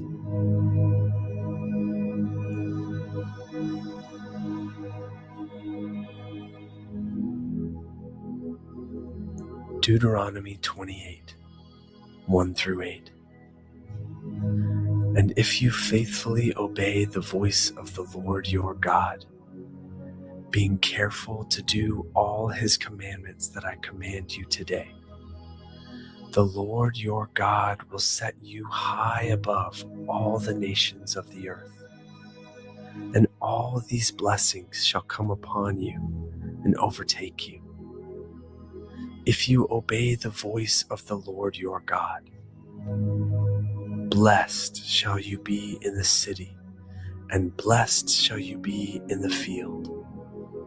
Blessed shall be the fruit of your womb, and the fruit of your ground, and the fruit of your cattle, the increase of your herds, and the young of your flock. Blessed shall be your basket and your kneading bowl. Blessed shall you be when you come in, and blessed shall you be when you go out. The Lord will cause your enemies who rise against you to be defeated before you. They shall come out against you one way and flee before you 7 ways. The Lord will command the blessing on you in your barns and in all that you undertake. And he will bless you in the land that the Lord your God is giving you.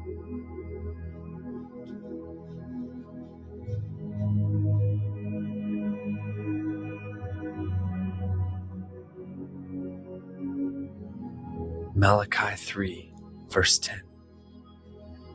Bring the full tithe into the storehouse, that there may be food in my house, and thereby put me to the test, says the Lord of hosts, if I will not open the windows of heaven for you and pour down for you a blessing until there is no more need.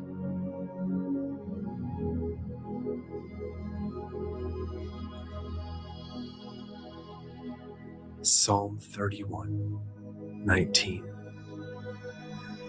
Oh, how abundant is your goodness, which you have stored up for those who fear you, and worked for those who take refuge in you, in the sight of the children of mankind.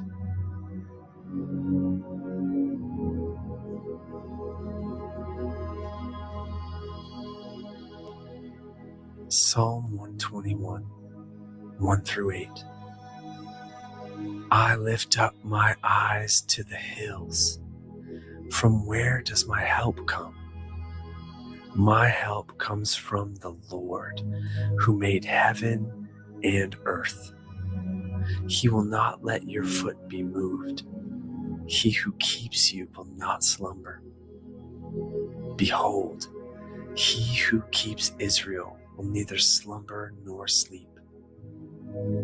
The Lord is your keeper. The Lord is your shade on your right hand. The sun shall not strike you by day, nor the moon by night. The Lord will keep you from all evil. He will keep your life. The Lord will keep your going out and your coming in from this time forth and forevermore.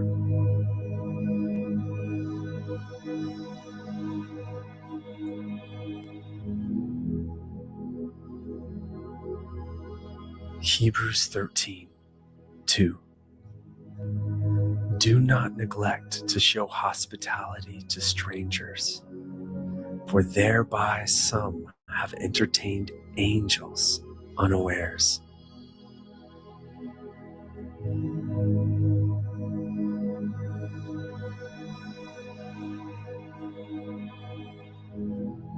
Isaiah 40:30-31. Even youths shall faint and be weary, and young men shall fall exhausted.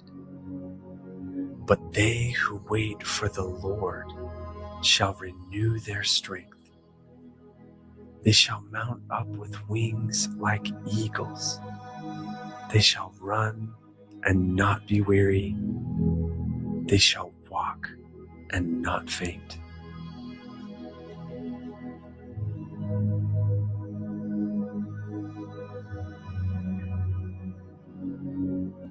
Psalm 20. May the Lord answer you in the day of trouble. May the name of the God of Jacob protect you. May he send you help from the sanctuary and give you support from Zion. May he remember all your offerings and regard with favor your burnt sacrifices. May he grant you your heart's desire and fulfill all your plans. May we shout for joy over your salvation, and in the name of our God set up our banners.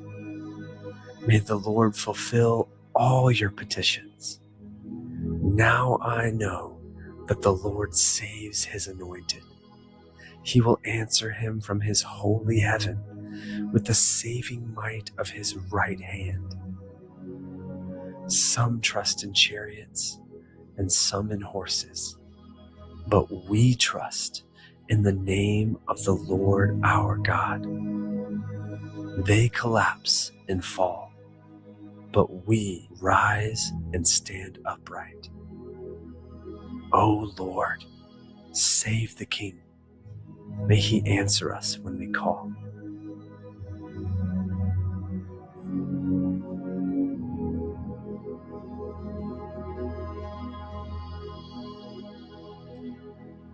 Romans 12:9-21.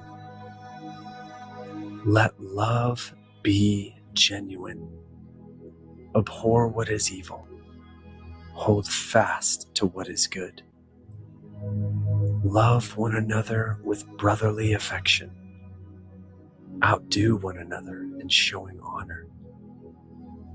Do not be slothful in zeal. Be fervent in spirit. Serve the Lord. Rejoice in hope. Be patient in tribulation. Be constant in prayer. Contribute to the needs of the saints and seek to show hospitality. Bless those who persecute you. Bless and do not curse them. Rejoice with those who rejoice. Weep with those who weep. Live in harmony with one another. Do not be haughty, but associate with the lowly. Never be wise in your own sight. Repay no one evil for evil, but give thought to do what is honorable in the sight of all. If possible, so far as it depends on you, live peaceably with all. Beloved, never avenge yourselves, but leave it to the wrath of God, for it is written, "Vengeance is mine, I will repay," says the Lord. To the contrary, if your enemy is hungry, feed him. If he is thirsty, give him something to drink. For by so doing, you will heap burning coals on his head. Do not be overcome by evil, but overcome evil with good.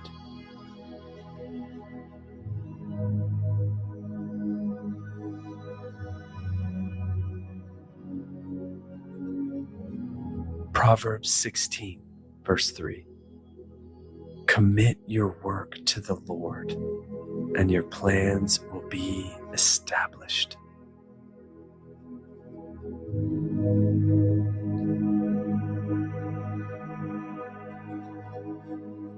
Psalm 133, verse 1. Behold, how good and pleasant it is when brothers dwell in unity.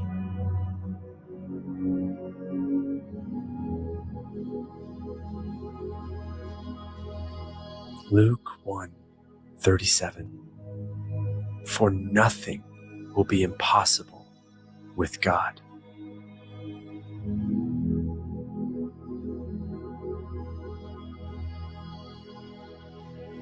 Psalm 113, verse 9. He gives the barren woman a home, making her the joyous mother of children. Praise the Lord.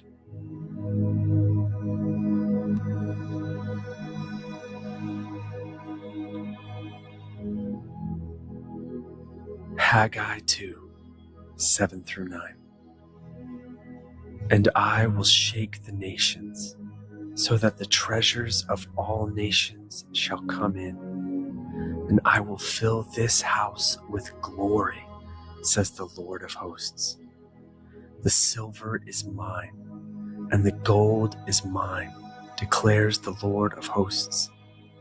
The latter glory of this house shall be greater than the former, says the Lord of hosts. And in this place I will give peace, declares the Lord of hosts.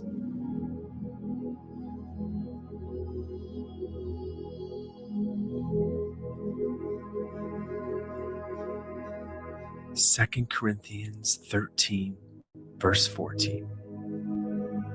The grace of the Lord Jesus Christ and the love of God and the fellowship of the Holy Spirit be with you all.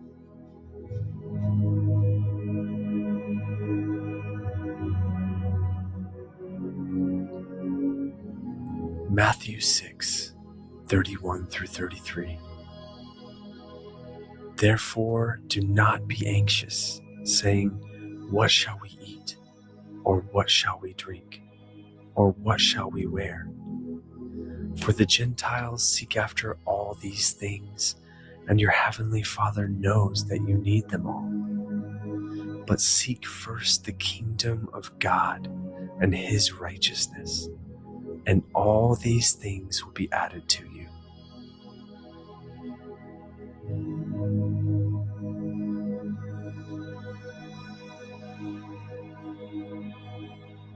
Exodus 23, verse 25.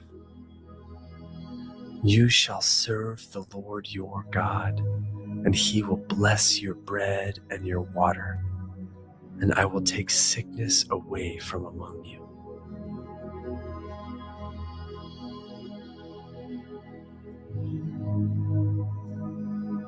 Ephesians 4, verse 2. I, therefore, a prisoner for the Lord, urge you to walk in a manner worthy of the calling to which you have been called, with all humility and gentleness, with patience, bearing with one another in love, eager to maintain the unity of the Spirit in the bond of peace.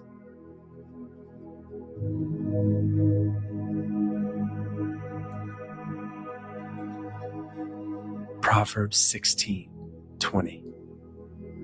Whoever gives thought to the word will discover good, and blessed is he who trusts in the Lord.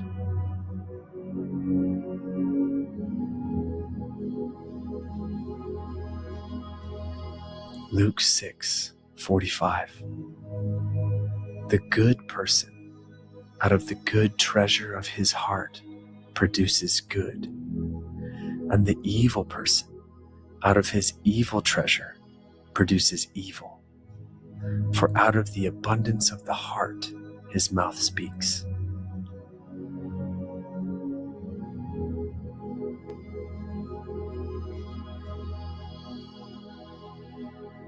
Galatians 5:22-23. But the fruit of the Spirit is love, joy, peace, patience, kindness, goodness, faithfulness, gentleness, self-control. Against such things there is no law.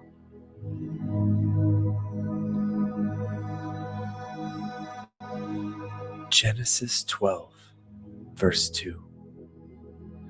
And I will make of you a great nation, and I will bless you and make your name great, so that you will be a blessing.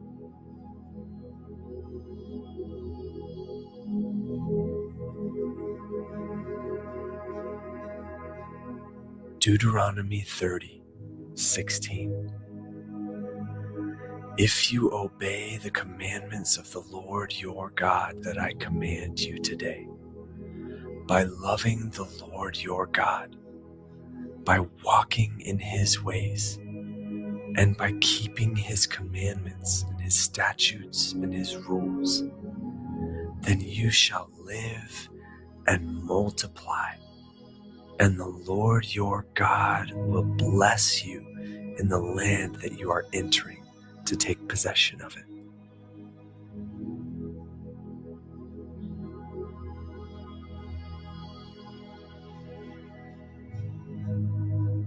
First Peter 3:9. Do not repay evil for evil or reviling for reviling, but on the contrary, bless, for to this you were called, that you may obtain a blessing.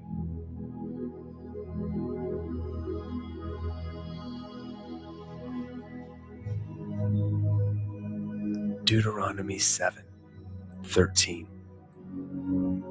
He will love you, bless you, and multiply you.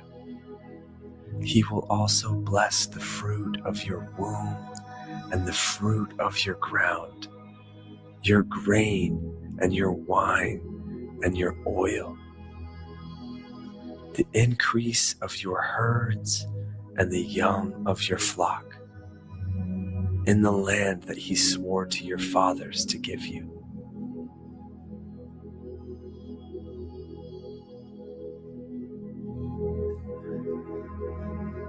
Joshua 1:6-9.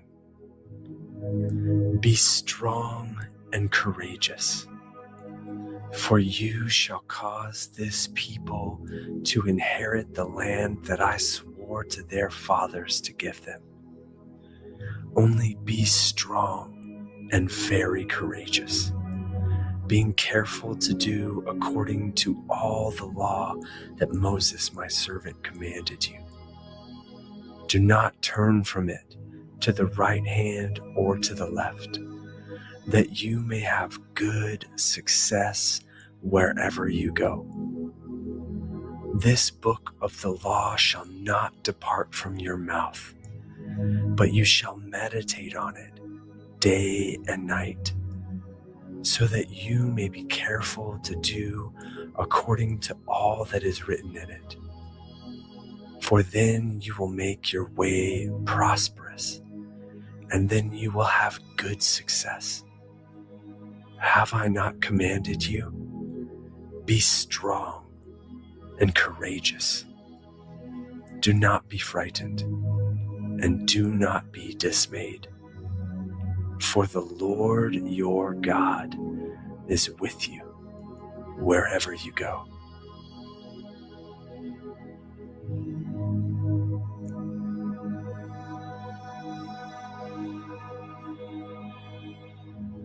Colossians 2, 6 through 7. Therefore, as you received Christ Jesus the Lord, so walk in him, rooted and built up in him and established in the faith, just as you were taught, abounding in thanksgiving.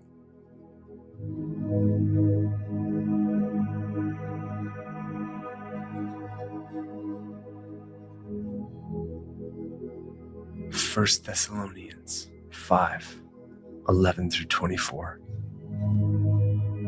Therefore, encourage one another and build one another up, just as you are doing. We ask you, brothers, to respect those who labor among you and are over you in the Lord and admonish you, and to esteem them very highly in love because of their work. Be at peace among yourselves.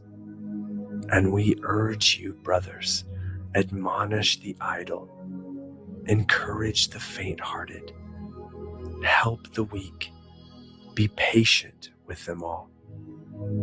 See that no one repays anyone evil for evil, but always seek to do good to one another and to everyone. Rejoice always. Pray without ceasing. Give thanks in all circumstances, for this is the will of God in Christ Jesus for you. Do not quench the Spirit. Do not despise prophecies, but test everything. Hold fast what is good. Abstain from every form of evil. Now may the God of peace himself sanctify you completely, and may your whole spirit and soul and body be kept blameless at the coming of our Lord Jesus Christ. He who calls you is faithful. He will surely do it.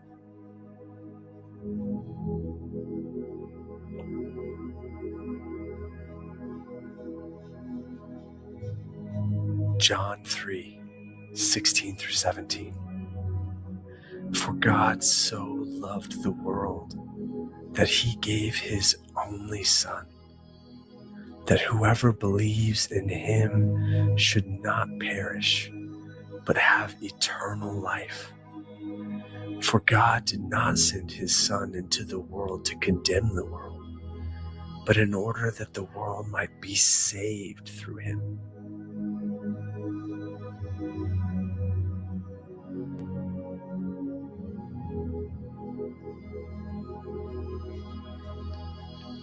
Psalm 147, 10 through 14. His delight is not in the strength of the horse, nor his pleasure in the legs of a man. But the Lord takes pleasure in those who fear him, in those who hope in his steadfast love. Praise the Lord, O Jerusalem. Praise your God, O Zion, for he strengthens the bars of your gates. He blesses your children within you. He makes peace in your borders. He fills you with the finest of the wheat.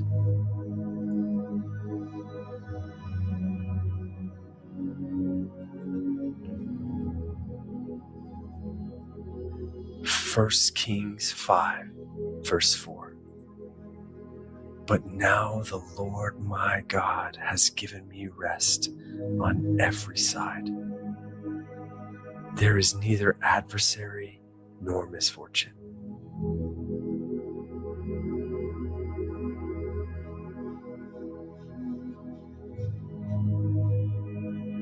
Job 5, 24. You shall know that your tent is at peace, and you shall inspect your fold and miss nothing.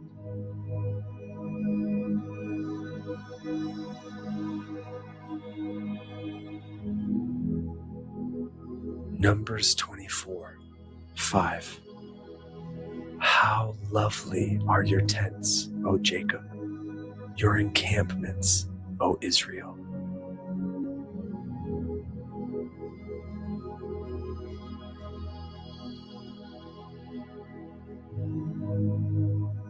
Second Thessalonians 3:3.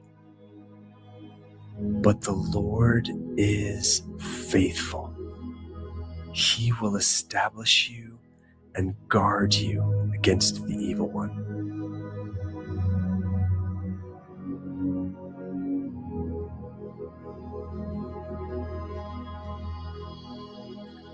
Isaiah 54:17.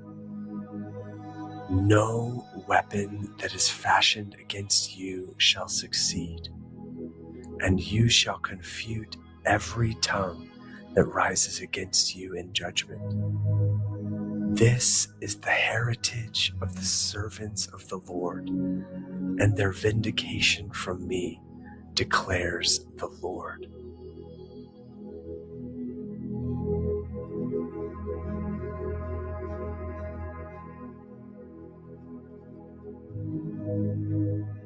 Psalm 46:1-7. God is our refuge and strength, a very present help in trouble. Therefore, we will not fear, though the earth gives way, though the mountains be moved into the heart of the sea, though its waters roar and foam, though the mountains tremble at its swelling. There is a river whose streams make glad the city of God, the holy habitation of the Most High. God is in the midst of her. She shall not be moved. God will help her when morning dawns. The nations rage, the kingdoms totter. He utters his voice. The earth melts. The Lord of hosts is with us. The God of Jacob is our fortress.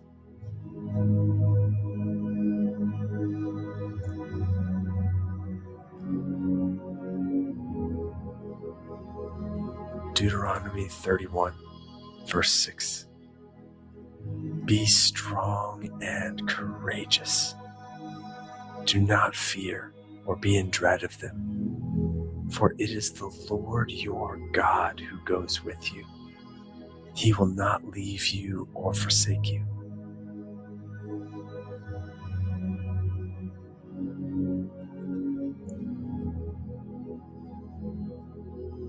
Psalm 32:7. You are a hiding place for me. You preserve me from trouble. You surround me with shouts of deliverance.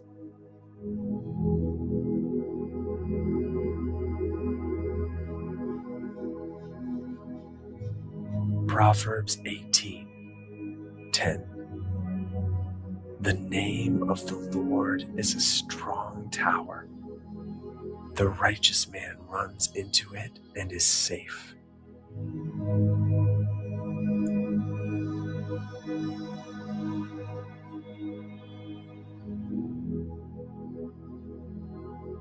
Psalm 138:7. Though I walk in the midst of trouble, you preserve my life. You stretch out your hand against the wrath of my enemies, and your right hand delivers me.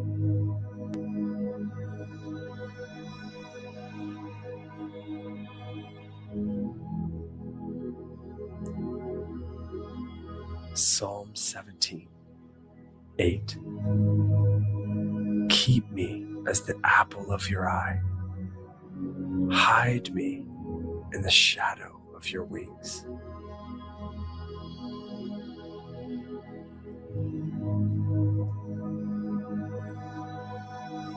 Second Samuel 22:3-4. My God, my rock, in whom I take refuge, my shield and the horn of my salvation, my stronghold and my refuge, my Savior. You save me from violence. I call upon the Lord, who is worthy to be praised, and I am saved from my enemies.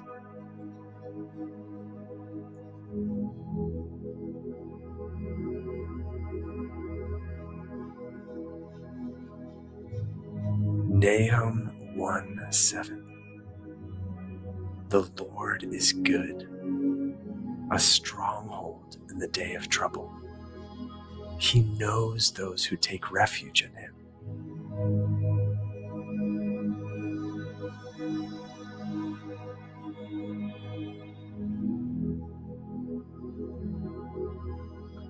Second Timothy 4:18.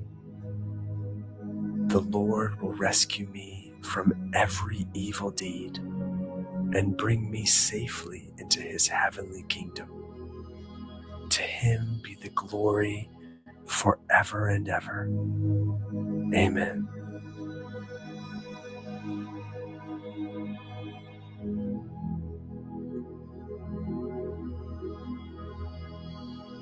Hebrews 13:6.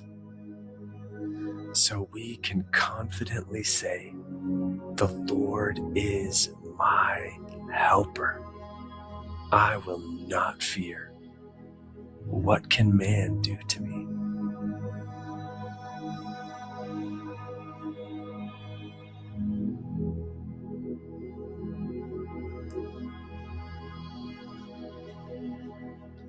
Exodus 14:13 through 14. And Moses said to the people, fear not, stand firm and see the salvation of the Lord, which he will work for you today. For the Egyptians whom you see today, you shall never see again. The Lord will fight for you, and you have only to be silent.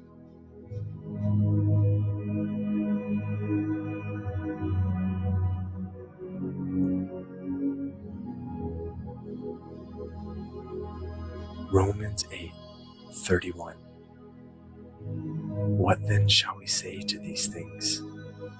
If God is for us, who can be against us?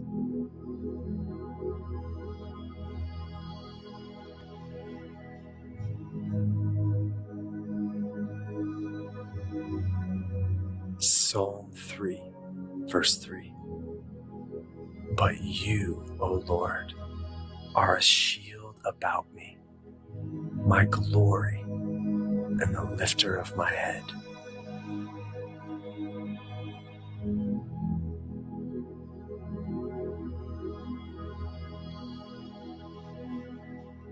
Psalm 118:5 through 9.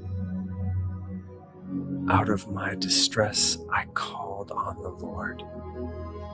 The Lord answered me and set me free. The Lord is on my side. I will not fear. What can man do to me? The Lord is on my side as my helper. I shall look in triumph on those who hate me. It is better to take refuge in the Lord than to trust in man. It is better to take refuge in the Lord than to trust in princes.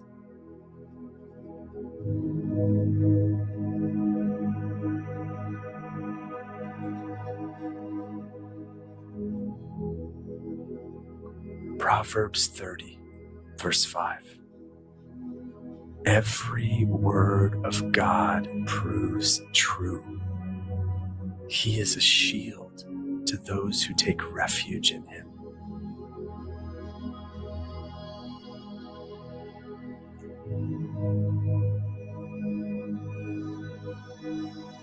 Psalm 18:30. This God His way is perfect. The word of the Lord proves true. He is a shield for all those who take refuge in him.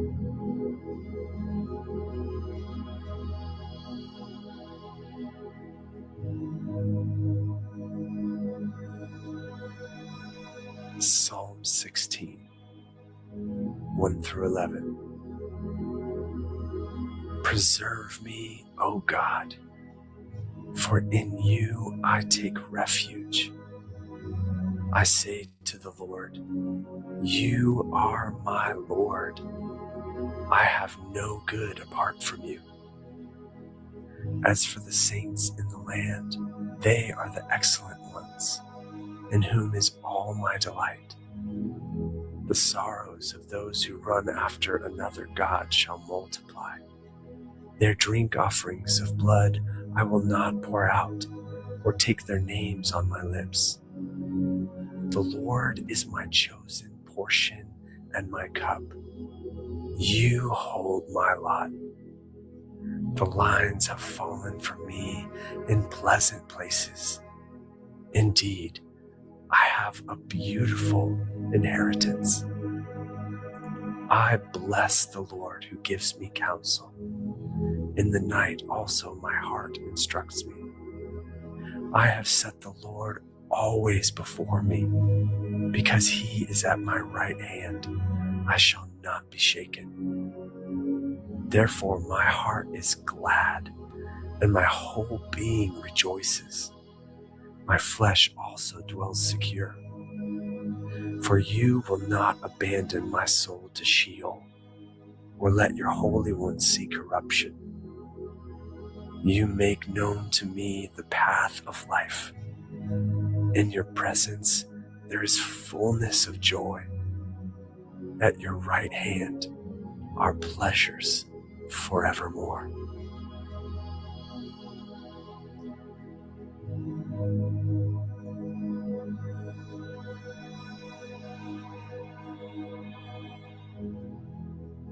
Ephesians 6, 10 through 20. Finally, be strong in the Lord and in the strength of his might. Put on the whole armor of God, that you may be able to stand against the schemes of the devil. For we do not wrestle against flesh and blood, but against the rulers, against the authorities, against the cosmic powers over this present darkness, against the spiritual forces of evil in the heavenly places. Therefore, take up the whole armor of God, that you may be able to withstand in the evil day, and having done all, to stand firm. Stand therefore, having fastened on the belt of truth, and having put on the breastplate of righteousness, and as shoes for your feet, having put on the readiness given by the gospel of peace. In all circumstances, take up the shield of faith, with which you can extinguish all the flaming darts of the evil one, and take the helmet of salvation and the sword of the Spirit, which is the word of God, praying at all times in the Spirit, with all prayer and supplication.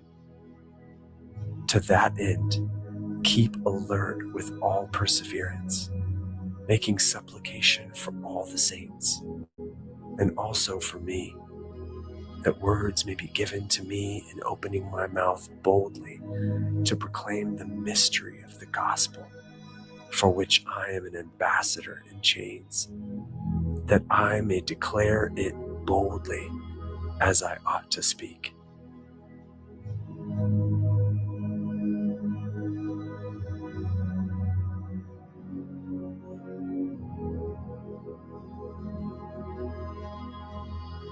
Isaiah 46, verse 4. Even to your old age, I am he, and to gray hairs, I will carry you. I have made, and I will bear. I will carry and will save.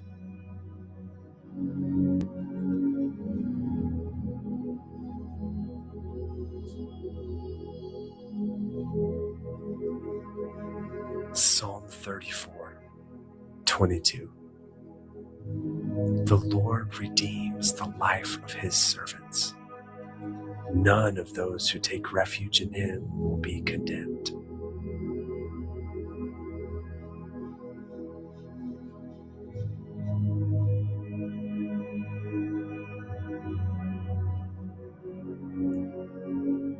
Psalm 119, 114.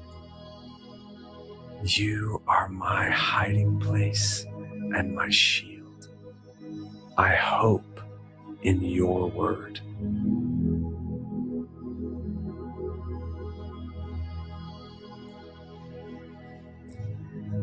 Psalm 59, 16. But I will sing of your strength. I will sing aloud of your steadfast love in the morning. For you have been to me a fortress and a refuge in the day of my distress.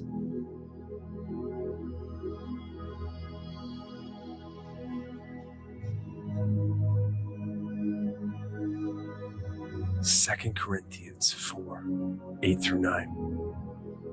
We are afflicted in every way, but not crushed, perplexed, but not driven to despair, persecuted, but not forsaken, struck down, but not destroyed.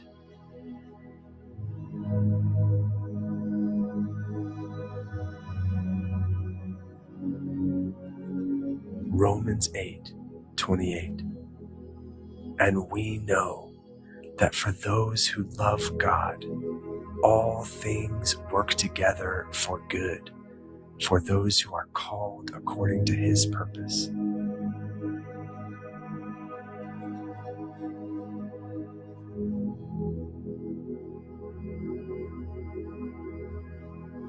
John 10, 28 through 30.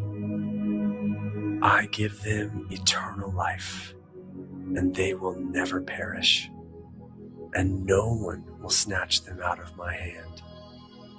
My Father, who has given them to me, is greater than all, and no one is able to snatch them out of the Father's hand. I and the Father are one.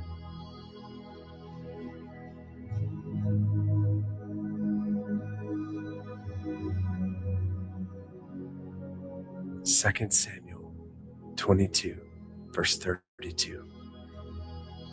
For who is God but the Lord? And who is a rock except our God?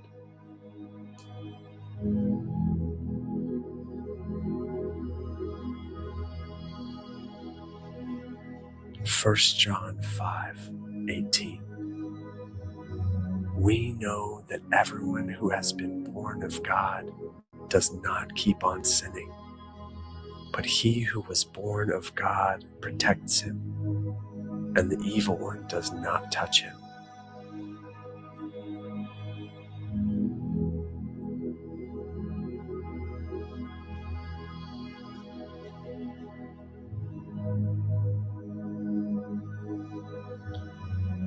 Psalm 34, 19. Many are the afflictions of the righteous, but the Lord delivers him out of them all.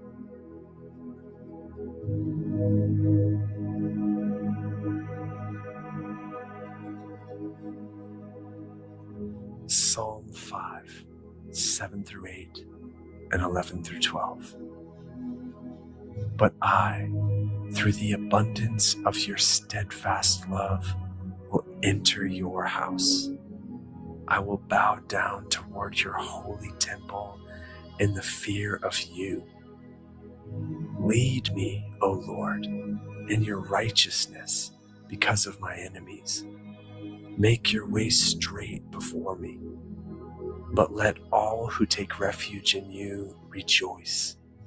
Let them ever sing for joy and spread your protection over them, that those who love your name may exult in you.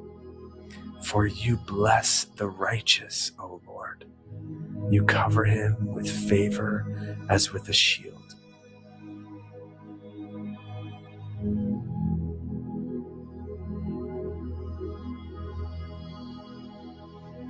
Genesis 28:15. Behold, I am with you and will keep you wherever you go, and will bring you back to this land. For I will not leave you until I have done what I have promised you.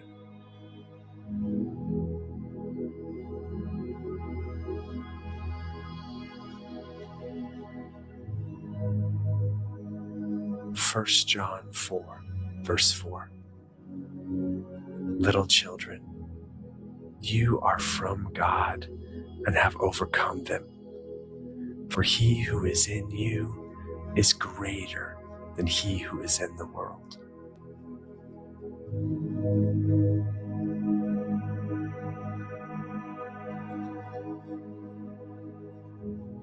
Psalm 18:35-36.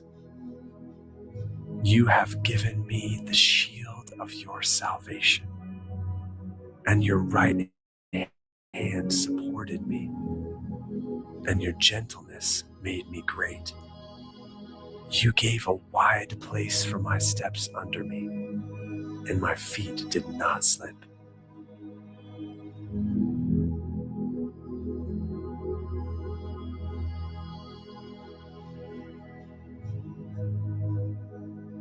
Hebrews 13:5. Keep your life free from the love of money, and be content with what you have.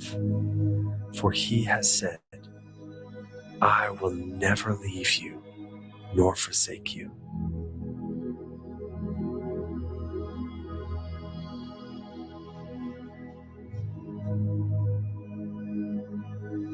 First Timothy 5:8. But if anyone does not provide for his relatives, and especially for members of his household, he has denied the faith and is worse than an unbeliever.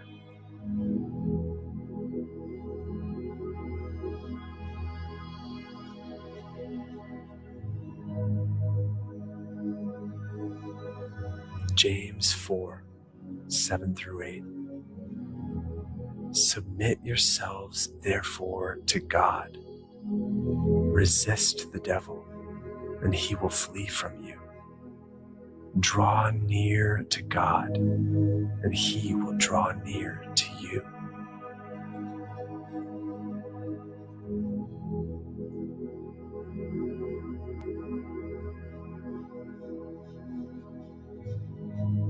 Proverbs 14:26. In the fear of the Lord, one has strong confidence, and his children will have a refuge.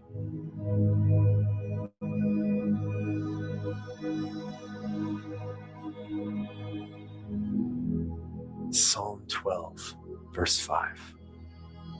Because the poor are plundered, because the needy groan, I will now arise, says the Lord.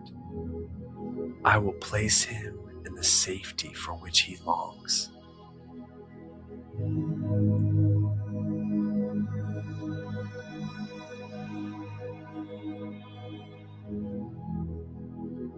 Proverbs 19:23. The fear of the Lord leads to life, and whoever has it rests satisfied. He will not be visited by harm.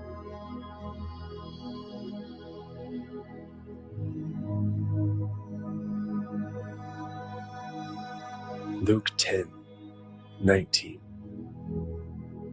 Behold, I have given you authority to tread on serpents and scorpions, and over all the power of the enemy, and nothing shall hurt you.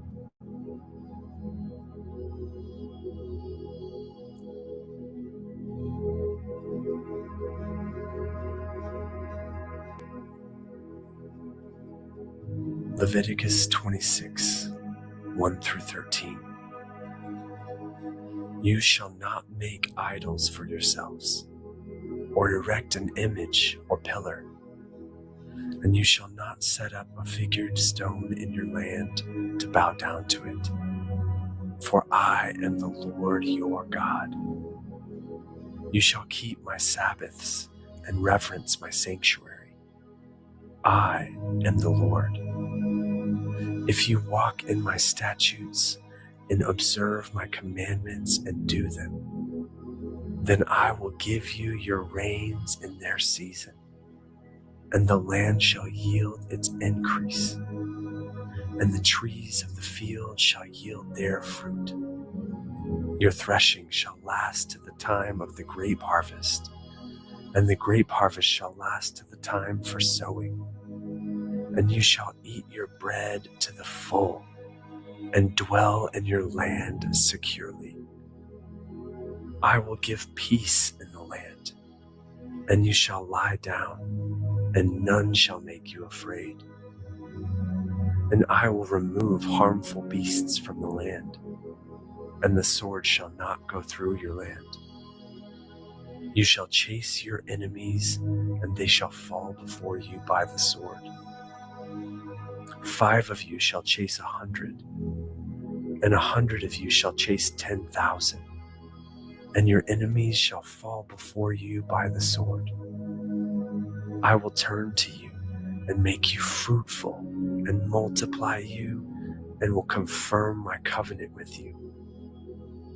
You shall eat old store long kept, and you shall clear out the old to make way for the new. I will make my dwelling among you, and my soul shall not abhor you. And I will walk among you, and will be your God, and you shall be my people. I am the Lord your God, who brought you out of the land of Egypt, that you should not be their slaves. And I have broken the bars of your yoke and made you walk erect.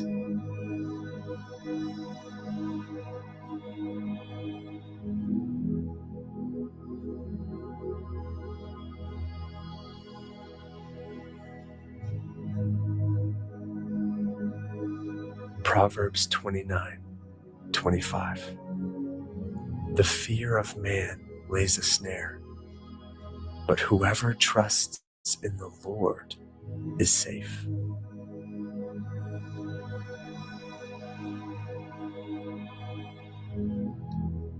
Psalm 41, verse 2.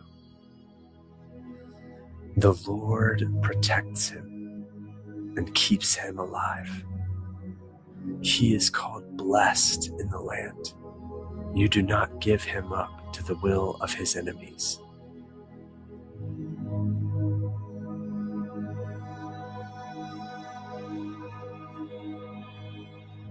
Isaiah 32:18. My people will abide in peaceful habitation, in secure dwellings, and in quiet resting places.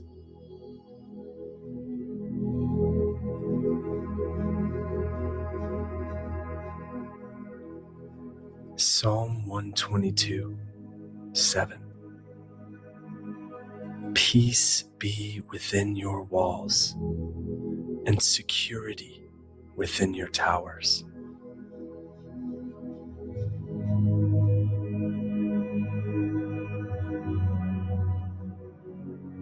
Psalm 125:2. As the mountains surround Jerusalem, so the Lord surrounds his people, from this time forth and forevermore.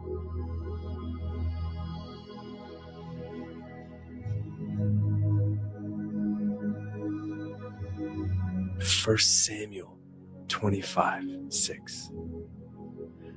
And thus you shall greet him. Peace be to you, and peace be to your house, and peace be to all that you have.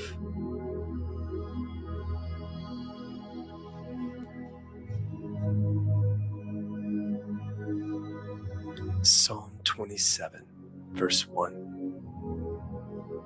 The Lord is my light and my salvation. Whom shall I fear? The Lord is the stronghold of my life. Of whom shall I be afraid?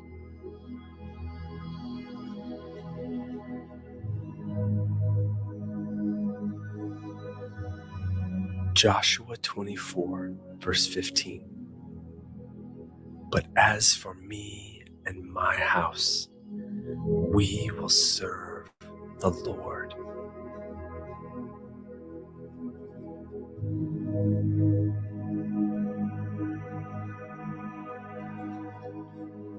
Proverbs 24, 3-4. By wisdom a house is built, and by understanding it is established. By knowledge the rooms are filled with all precious and pleasant riches.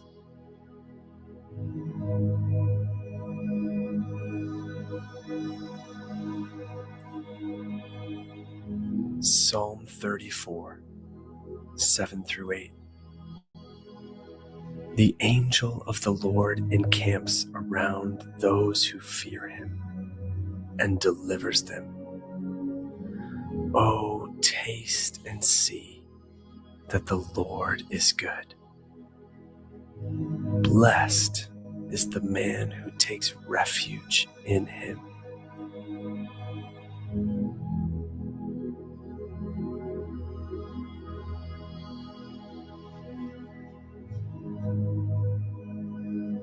Matthew 7:24.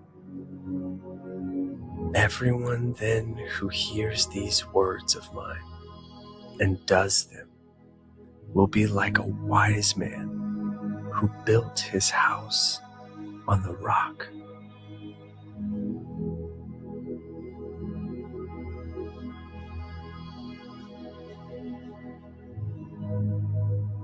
Second Chronicles 7:15-16.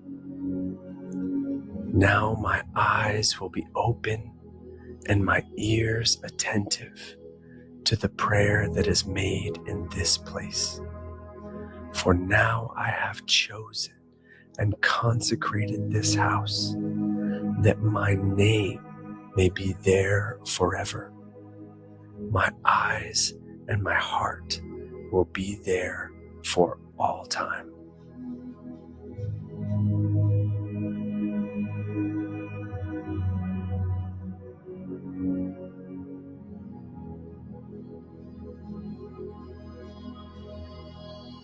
Deuteronomy 6, verse 6-9.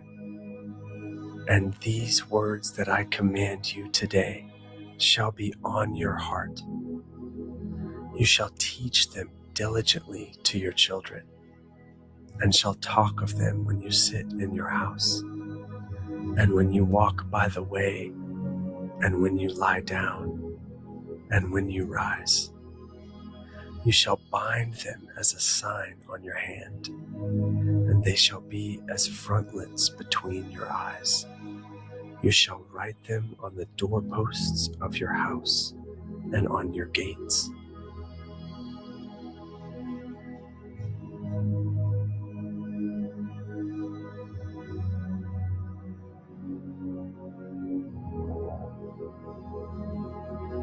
Isaiah 43, 1-3.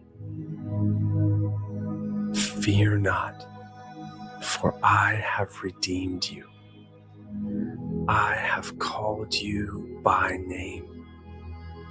You are mine.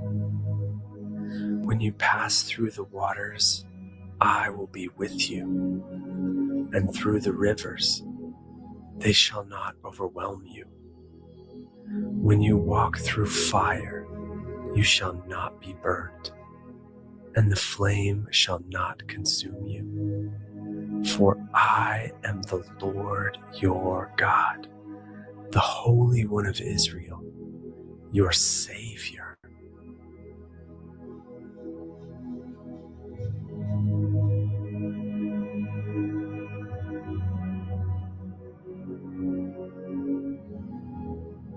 Colossians 3:12-17.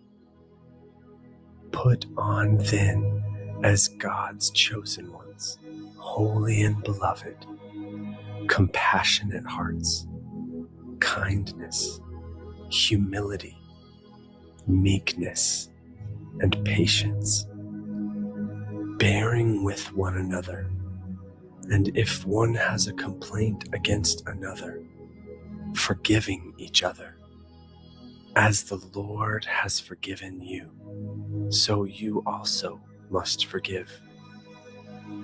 And above all these, put on love, which binds everything together in perfect harmony. And let the peace of Christ rule in your hearts, to which indeed you were called in one body. And be thankful. Let the word of Christ dwell in you richly, teaching and admonishing one another in all wisdom, singing psalms and hymns and spiritual songs with thankfulness in your hearts to God. And whatever you do, in word or deed, do everything in the name of the Lord Jesus, giving thanks to God the Father through him.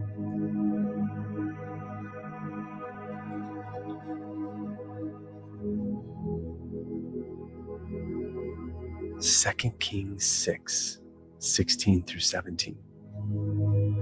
He said, "Do not be afraid, for those who are with us are more than those who are with them." Then Elisha prayed and said, "O Lord, please open his eyes that he may see." So the Lord opened the eyes of the young man, and he saw.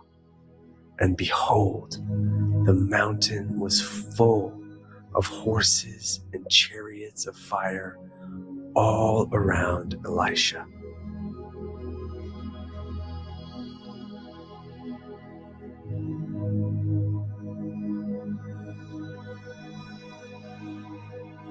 Philippians 4:4-7.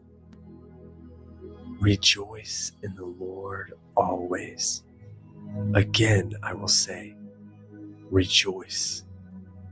Let your reasonableness be known to everyone. The Lord is at hand. Do not be anxious about anything, but in everything, by prayer and supplication, with thanksgiving, let your requests be made known to God. And the peace of God, which surpasses all understanding, will guard your hearts and your minds in Christ Jesus.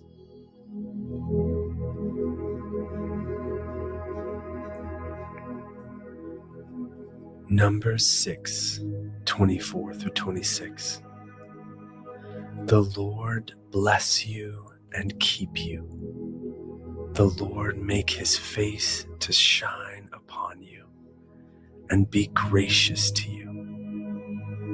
The Lord lift up his countenance upon you and give you peace.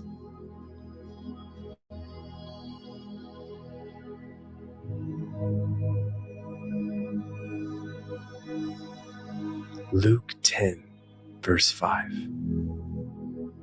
Whatever house you enter, first say, "Peace be to this house."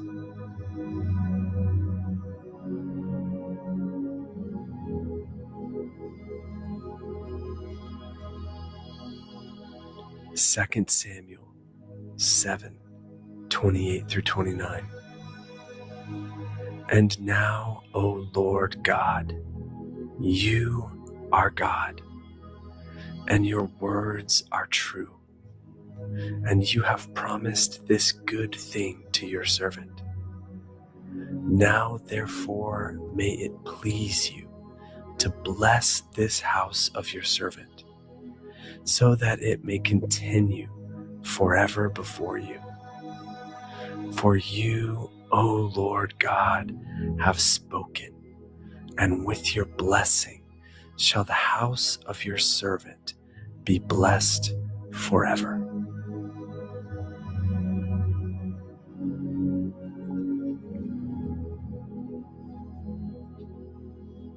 Jeremiah 29:11.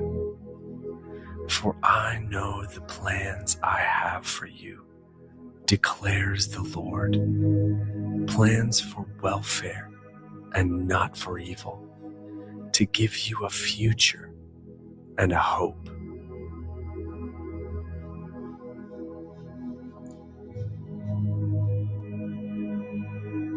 Psalm 127, verse 1.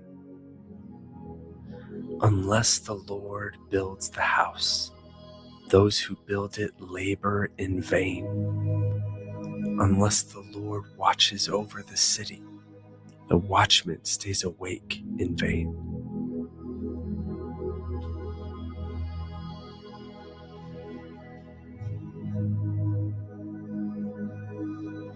Proverbs 3:33. The Lord's curse is on the house of the wicked, but he blesses the dwelling of the righteous.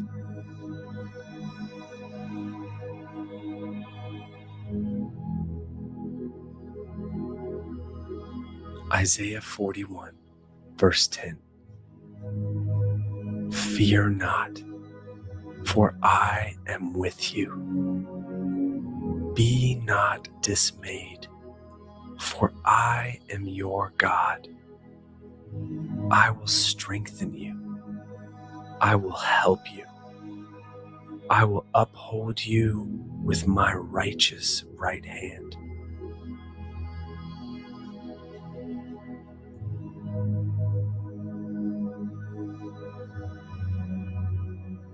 Jeremiah 17:7-8. Blessed is the man who trusts in the Lord, whose trust is the Lord.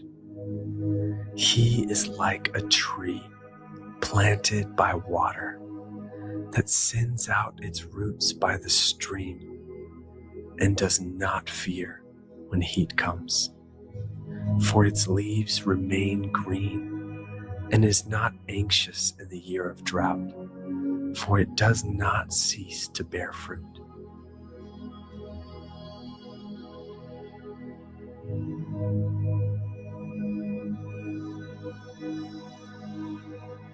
Philippians 4:19. And my God will supply every need of yours according to his riches in glory in Christ Jesus.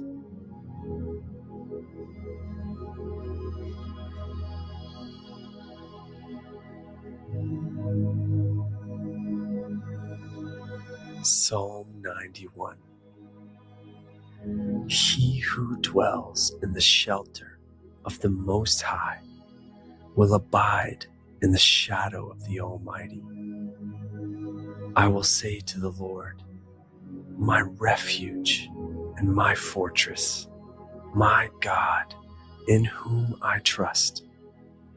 For he will deliver you from the snare of the fowler and from the deadly pestilence. He will cover you with his pinions, and under his wings you will find refuge. His faithfulness is a shield and buckler. You will not fear the terror of the night, nor the arrow that flies by day, nor the pestilence that stalks in darkness, nor the destruction that wastes at noonday. 1,000 may fall at your side, 10,000 at your right hand, but it will not come near you. You will only look with your eyes and see the recompense of the wicked. Because you have made the Lord your dwelling place, the Most High, who is my refuge, no evil shall be allowed to befall you, no plague come near your tent. For he will command his angels concerning you, to guard you in all your ways. On their hands they will bear you up, lest you strike your foot against a stone. You will tread on the lion and the adder, the young lion and the serpent you will trample underfoot. Because he holds fast to me in love, I will deliver him. I will protect him, because he knows my name. When he calls to me, I will answer him. I will be with him in trouble. I will rescue him and honor him. With a long life, I will satisfy him and show him my salvation.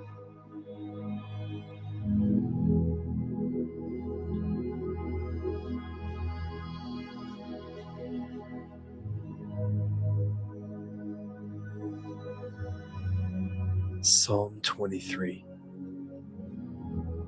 The Lord is my shepherd. I shall not want. He makes me lie down in green pastures. He leads me beside still waters. He restores my soul. He leads me in paths of righteousness for his name's sake. Even though I walk through the valley of the shadow of death, I will fear no evil, for you are with me. Your rod and your staff, they comfort me.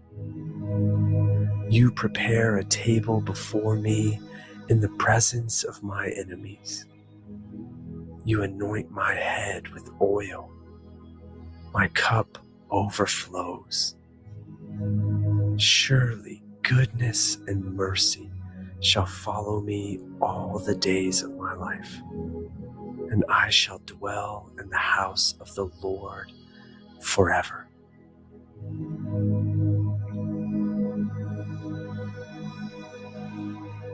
Psalm 4, verse 8. In peace I will both lie down and sleep. For you alone, O Lord, make me dwell in safety.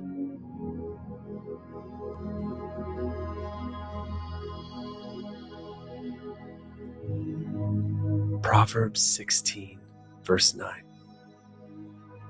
The heart of man plans his way, but the Lord establishes his steps.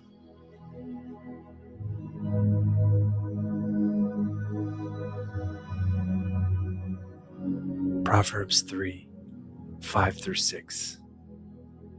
Trust in the Lord with all your heart, and do not lean on your own understanding. In all your ways, acknowledge him, and he will make straight your paths.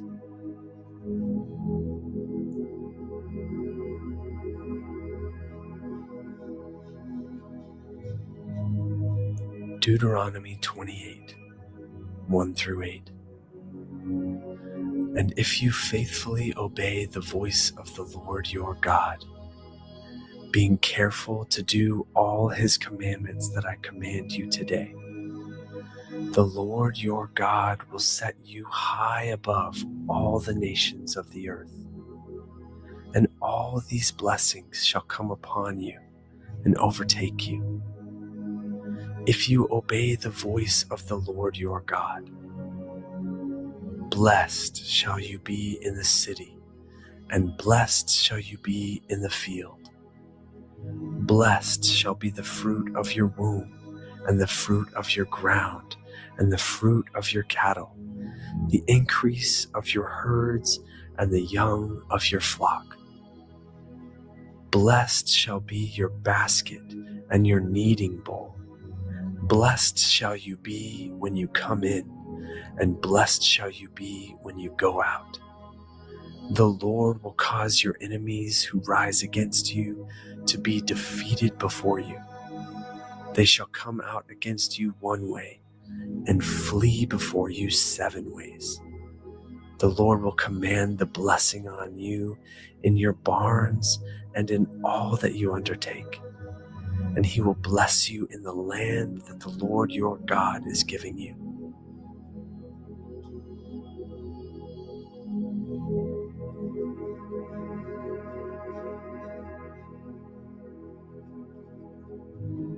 Malachi 3, verse 10. Bring the full tithe into the storehouse, that there may be food in my house, and thereby put me to the test, says the Lord of hosts, if I will not open the windows of heaven for you and pour down for you a blessing until there is no more need.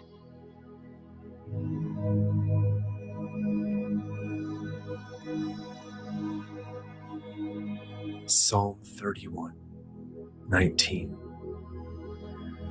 Oh, how abundant is your goodness, which you have stored up for those who fear you, and worked for those who take refuge in you, in the sight of the children of mankind.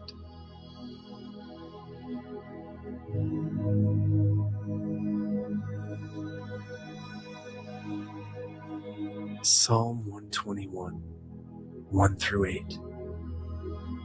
I lift up my eyes to the hills. From where does my help come? My help comes from the Lord, who made heaven and earth. He will not let your foot be moved. He who keeps you will not slumber. Behold, he who keeps Israel will neither slumber nor sleep. The Lord is your keeper.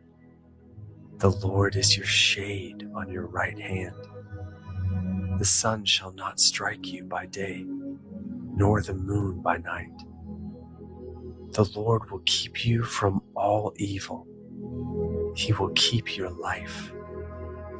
The Lord will keep your going out and your coming in from this time forth and forevermore.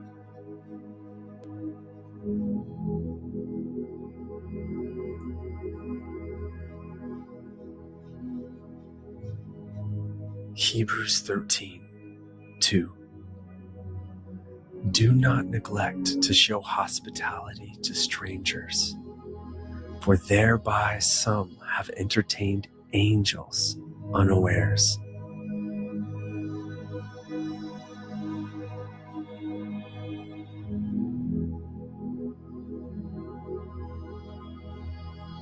Isaiah 40, 30 through 31.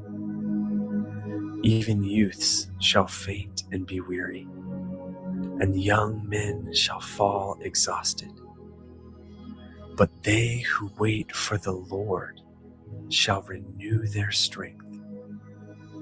They shall mount up with wings like eagles. They shall run and not be weary.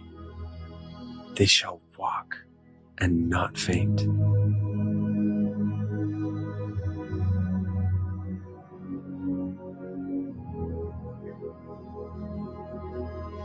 Psalm 20. May the Lord answer you in the day of trouble. May the name of the God of Jacob protect you.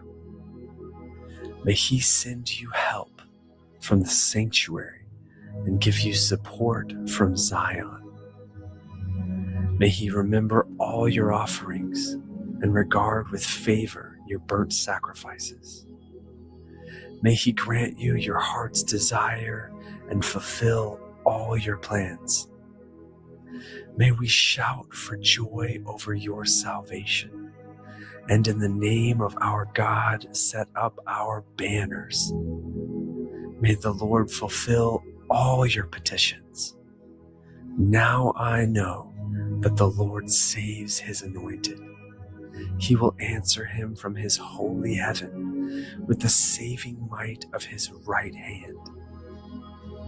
Some trust in chariots and some in horses, but we trust in the name of the Lord our God. They collapse and fall, but we rise and stand upright. O Lord, save the King.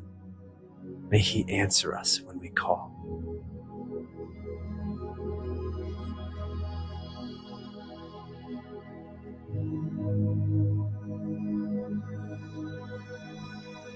Romans 12, 9 through 21. Let love be genuine. Abhor what is evil. Hold fast to what is good. Love one another with brotherly affection.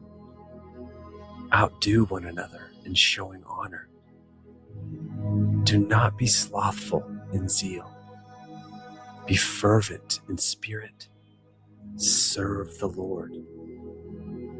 Rejoice in hope. Be patient in tribulation. Be constant in prayer. Contribute to the needs of the saints and seek to show hospitality.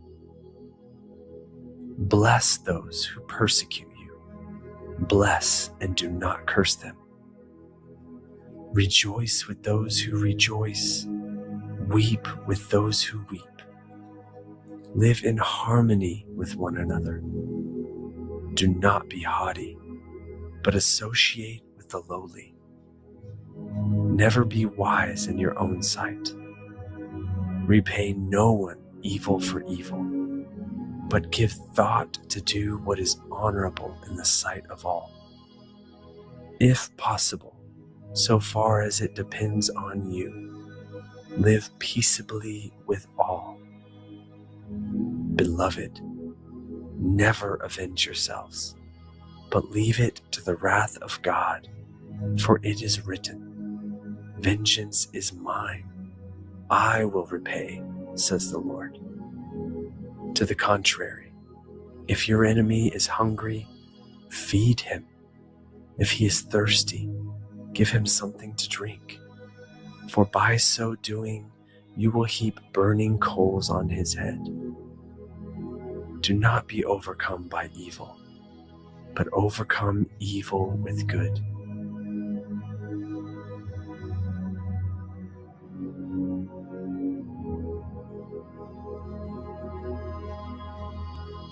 Proverbs 16, verse 3.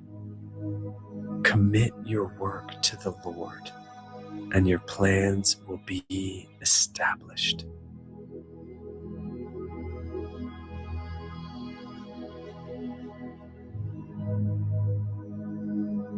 Psalm 133, verse 1. Behold, how good and pleasant it is when brothers dwell in unity.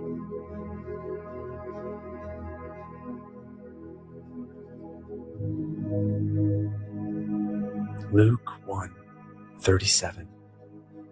For nothing will be impossible with God.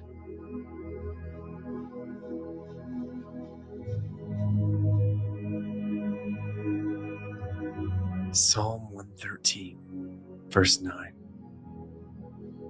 He gives the barren woman a home, making her the joyous mother of children. Praise the Lord.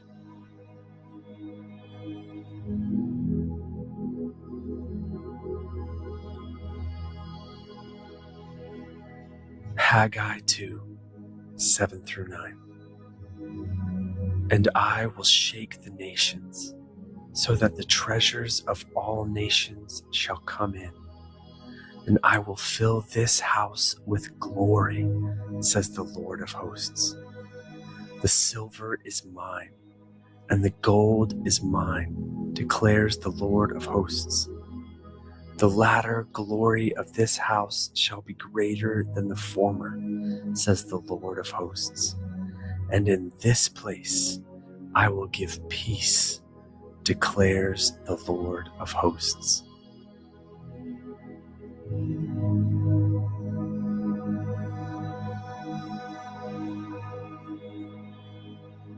Second Corinthians 13, verse 14. The grace of the Lord Jesus Christ and the love of God and the fellowship of the Holy Spirit be with you all.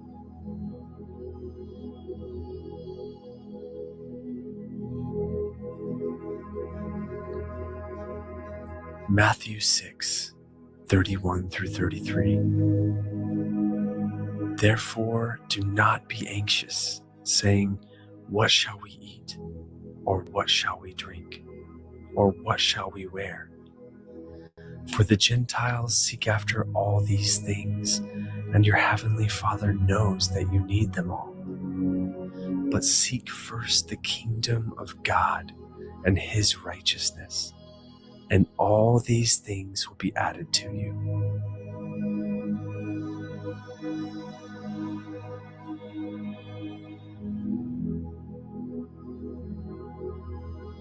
Exodus 23, verse 25. You shall serve the Lord your God, and he will bless your bread and your water, and I will take sickness away from among you.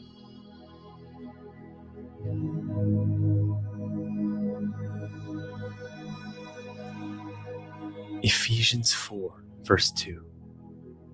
I, therefore, a prisoner for the Lord, urge you to walk in a manner worthy of the calling to which you have been called, with all humility and gentleness, with patience, bearing with one another in love, eager to maintain the unity of the Spirit in the bond of peace.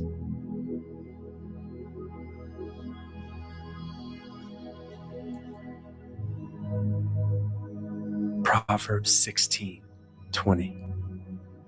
Whoever gives thought to the word will discover good, and blessed is he who trusts in the Lord.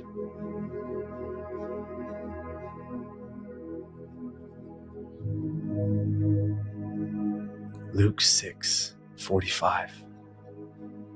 The good person out of the good treasure of his heart produces good, and the evil person out of his evil treasure produces evil. For out of the abundance of the heart his mouth speaks.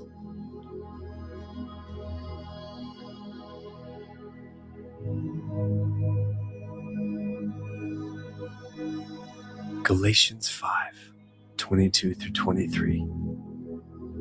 But the fruit of the Spirit is love, joy, peace, patience, kindness, goodness, faithfulness, gentleness, self-control.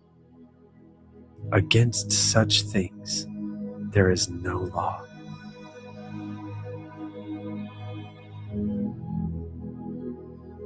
Genesis 12, verse 2. And I will make of you a great nation, and I will bless you and make your name great, so that you will be a blessing.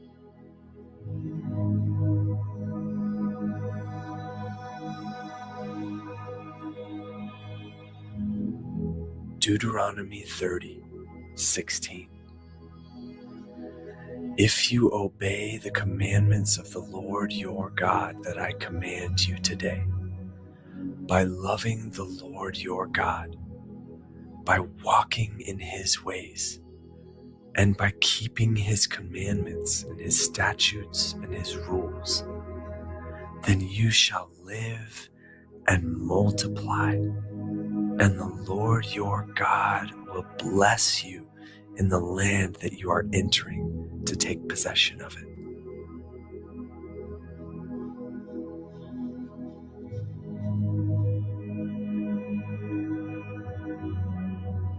First Peter 3:9.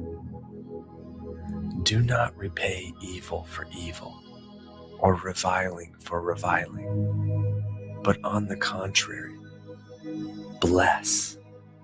For to this you were called, that you may obtain a blessing.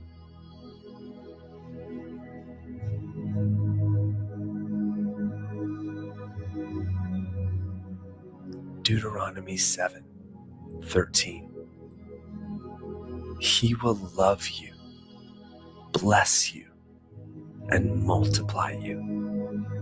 He will also bless the fruit of your womb and the fruit of your ground, your grain and your wine and your oil, the increase of your herds and the young of your flock, in the land that he swore to your fathers to give you.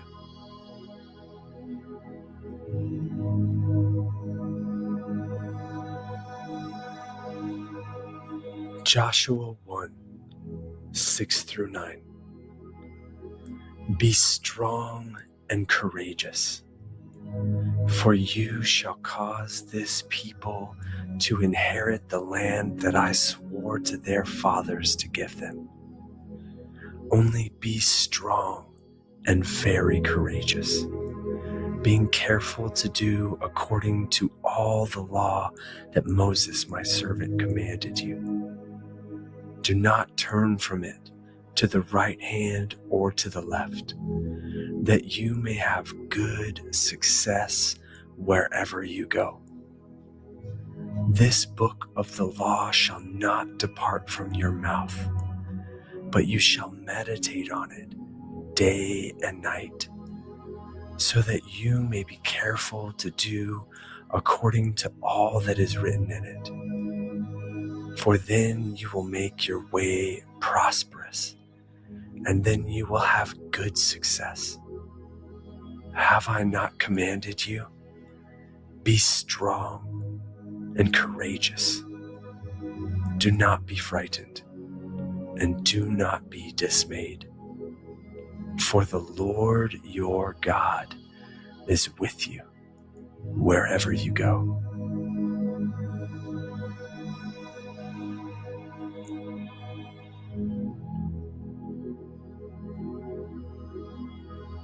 Colossians 2:6-7. Therefore, as you received Christ Jesus the Lord, so walk in him, rooted and built up in him and established in the faith, just as you were taught, abounding in thanksgiving.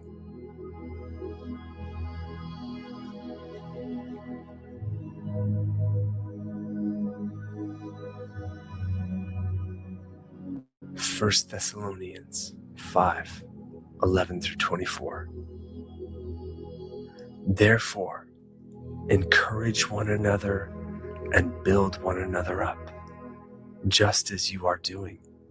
We ask you, brothers, to respect those who labor among you and are over you in the Lord and admonish you, and to esteem them very highly in love because of their work. Be at peace among yourselves. And we urge you, brothers, admonish the idle, encourage the faint-hearted, help the weak, be patient with them all. See that no one repays anyone evil for evil, but always seek to do good to one another and to everyone. Rejoice always. Pray without ceasing. Give thanks in all circumstances, for this is the will of God in Christ Jesus for you. Do not quench the Spirit. Do not despise prophecies, but test everything. Hold fast what is good. Abstain from every form of evil. Now may the God of peace himself sanctify you completely, and may your whole spirit and soul and body be kept blameless at the coming of our Lord Jesus Christ. He who calls you is faithful. He will surely do it.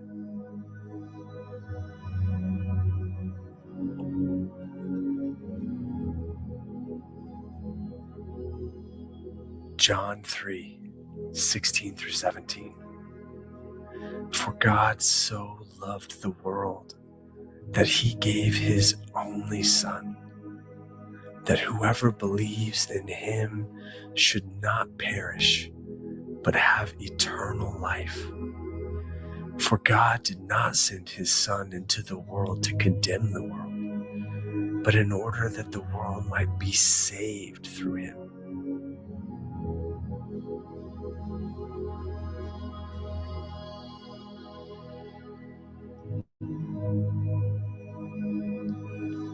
Psalm 147, 10 through 14. His delight is not in the strength of the horse, nor his pleasure in the legs of a man. But the Lord takes pleasure in those who fear him, in those who hope in his steadfast love. Praise the Lord, O Jerusalem. Praise your God, O Zion, for he strengthens the bars of your gates. He blesses your children within you. He makes peace in your borders. He fills you with the finest of the wheat.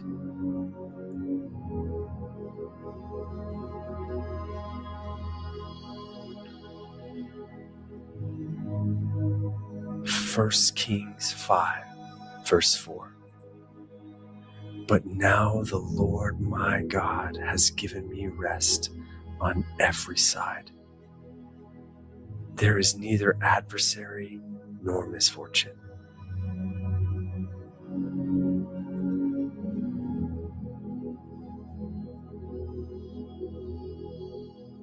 Job 5:24.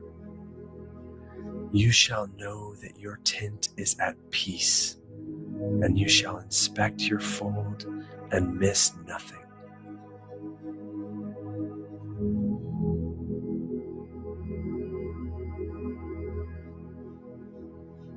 Numbers 24:5. How lovely are your tents, O Jacob, your encampments, O Israel.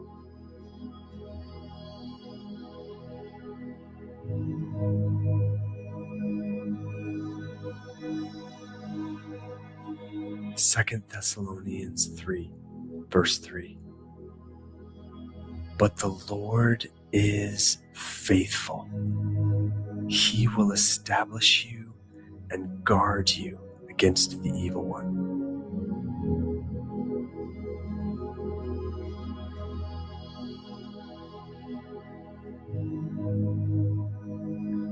Isaiah 54:17. No weapon that is fashioned against you shall succeed, and you shall confute every tongue that rises against you in judgment. This is the heritage of the servants of the Lord, and their vindication from me, declares the Lord.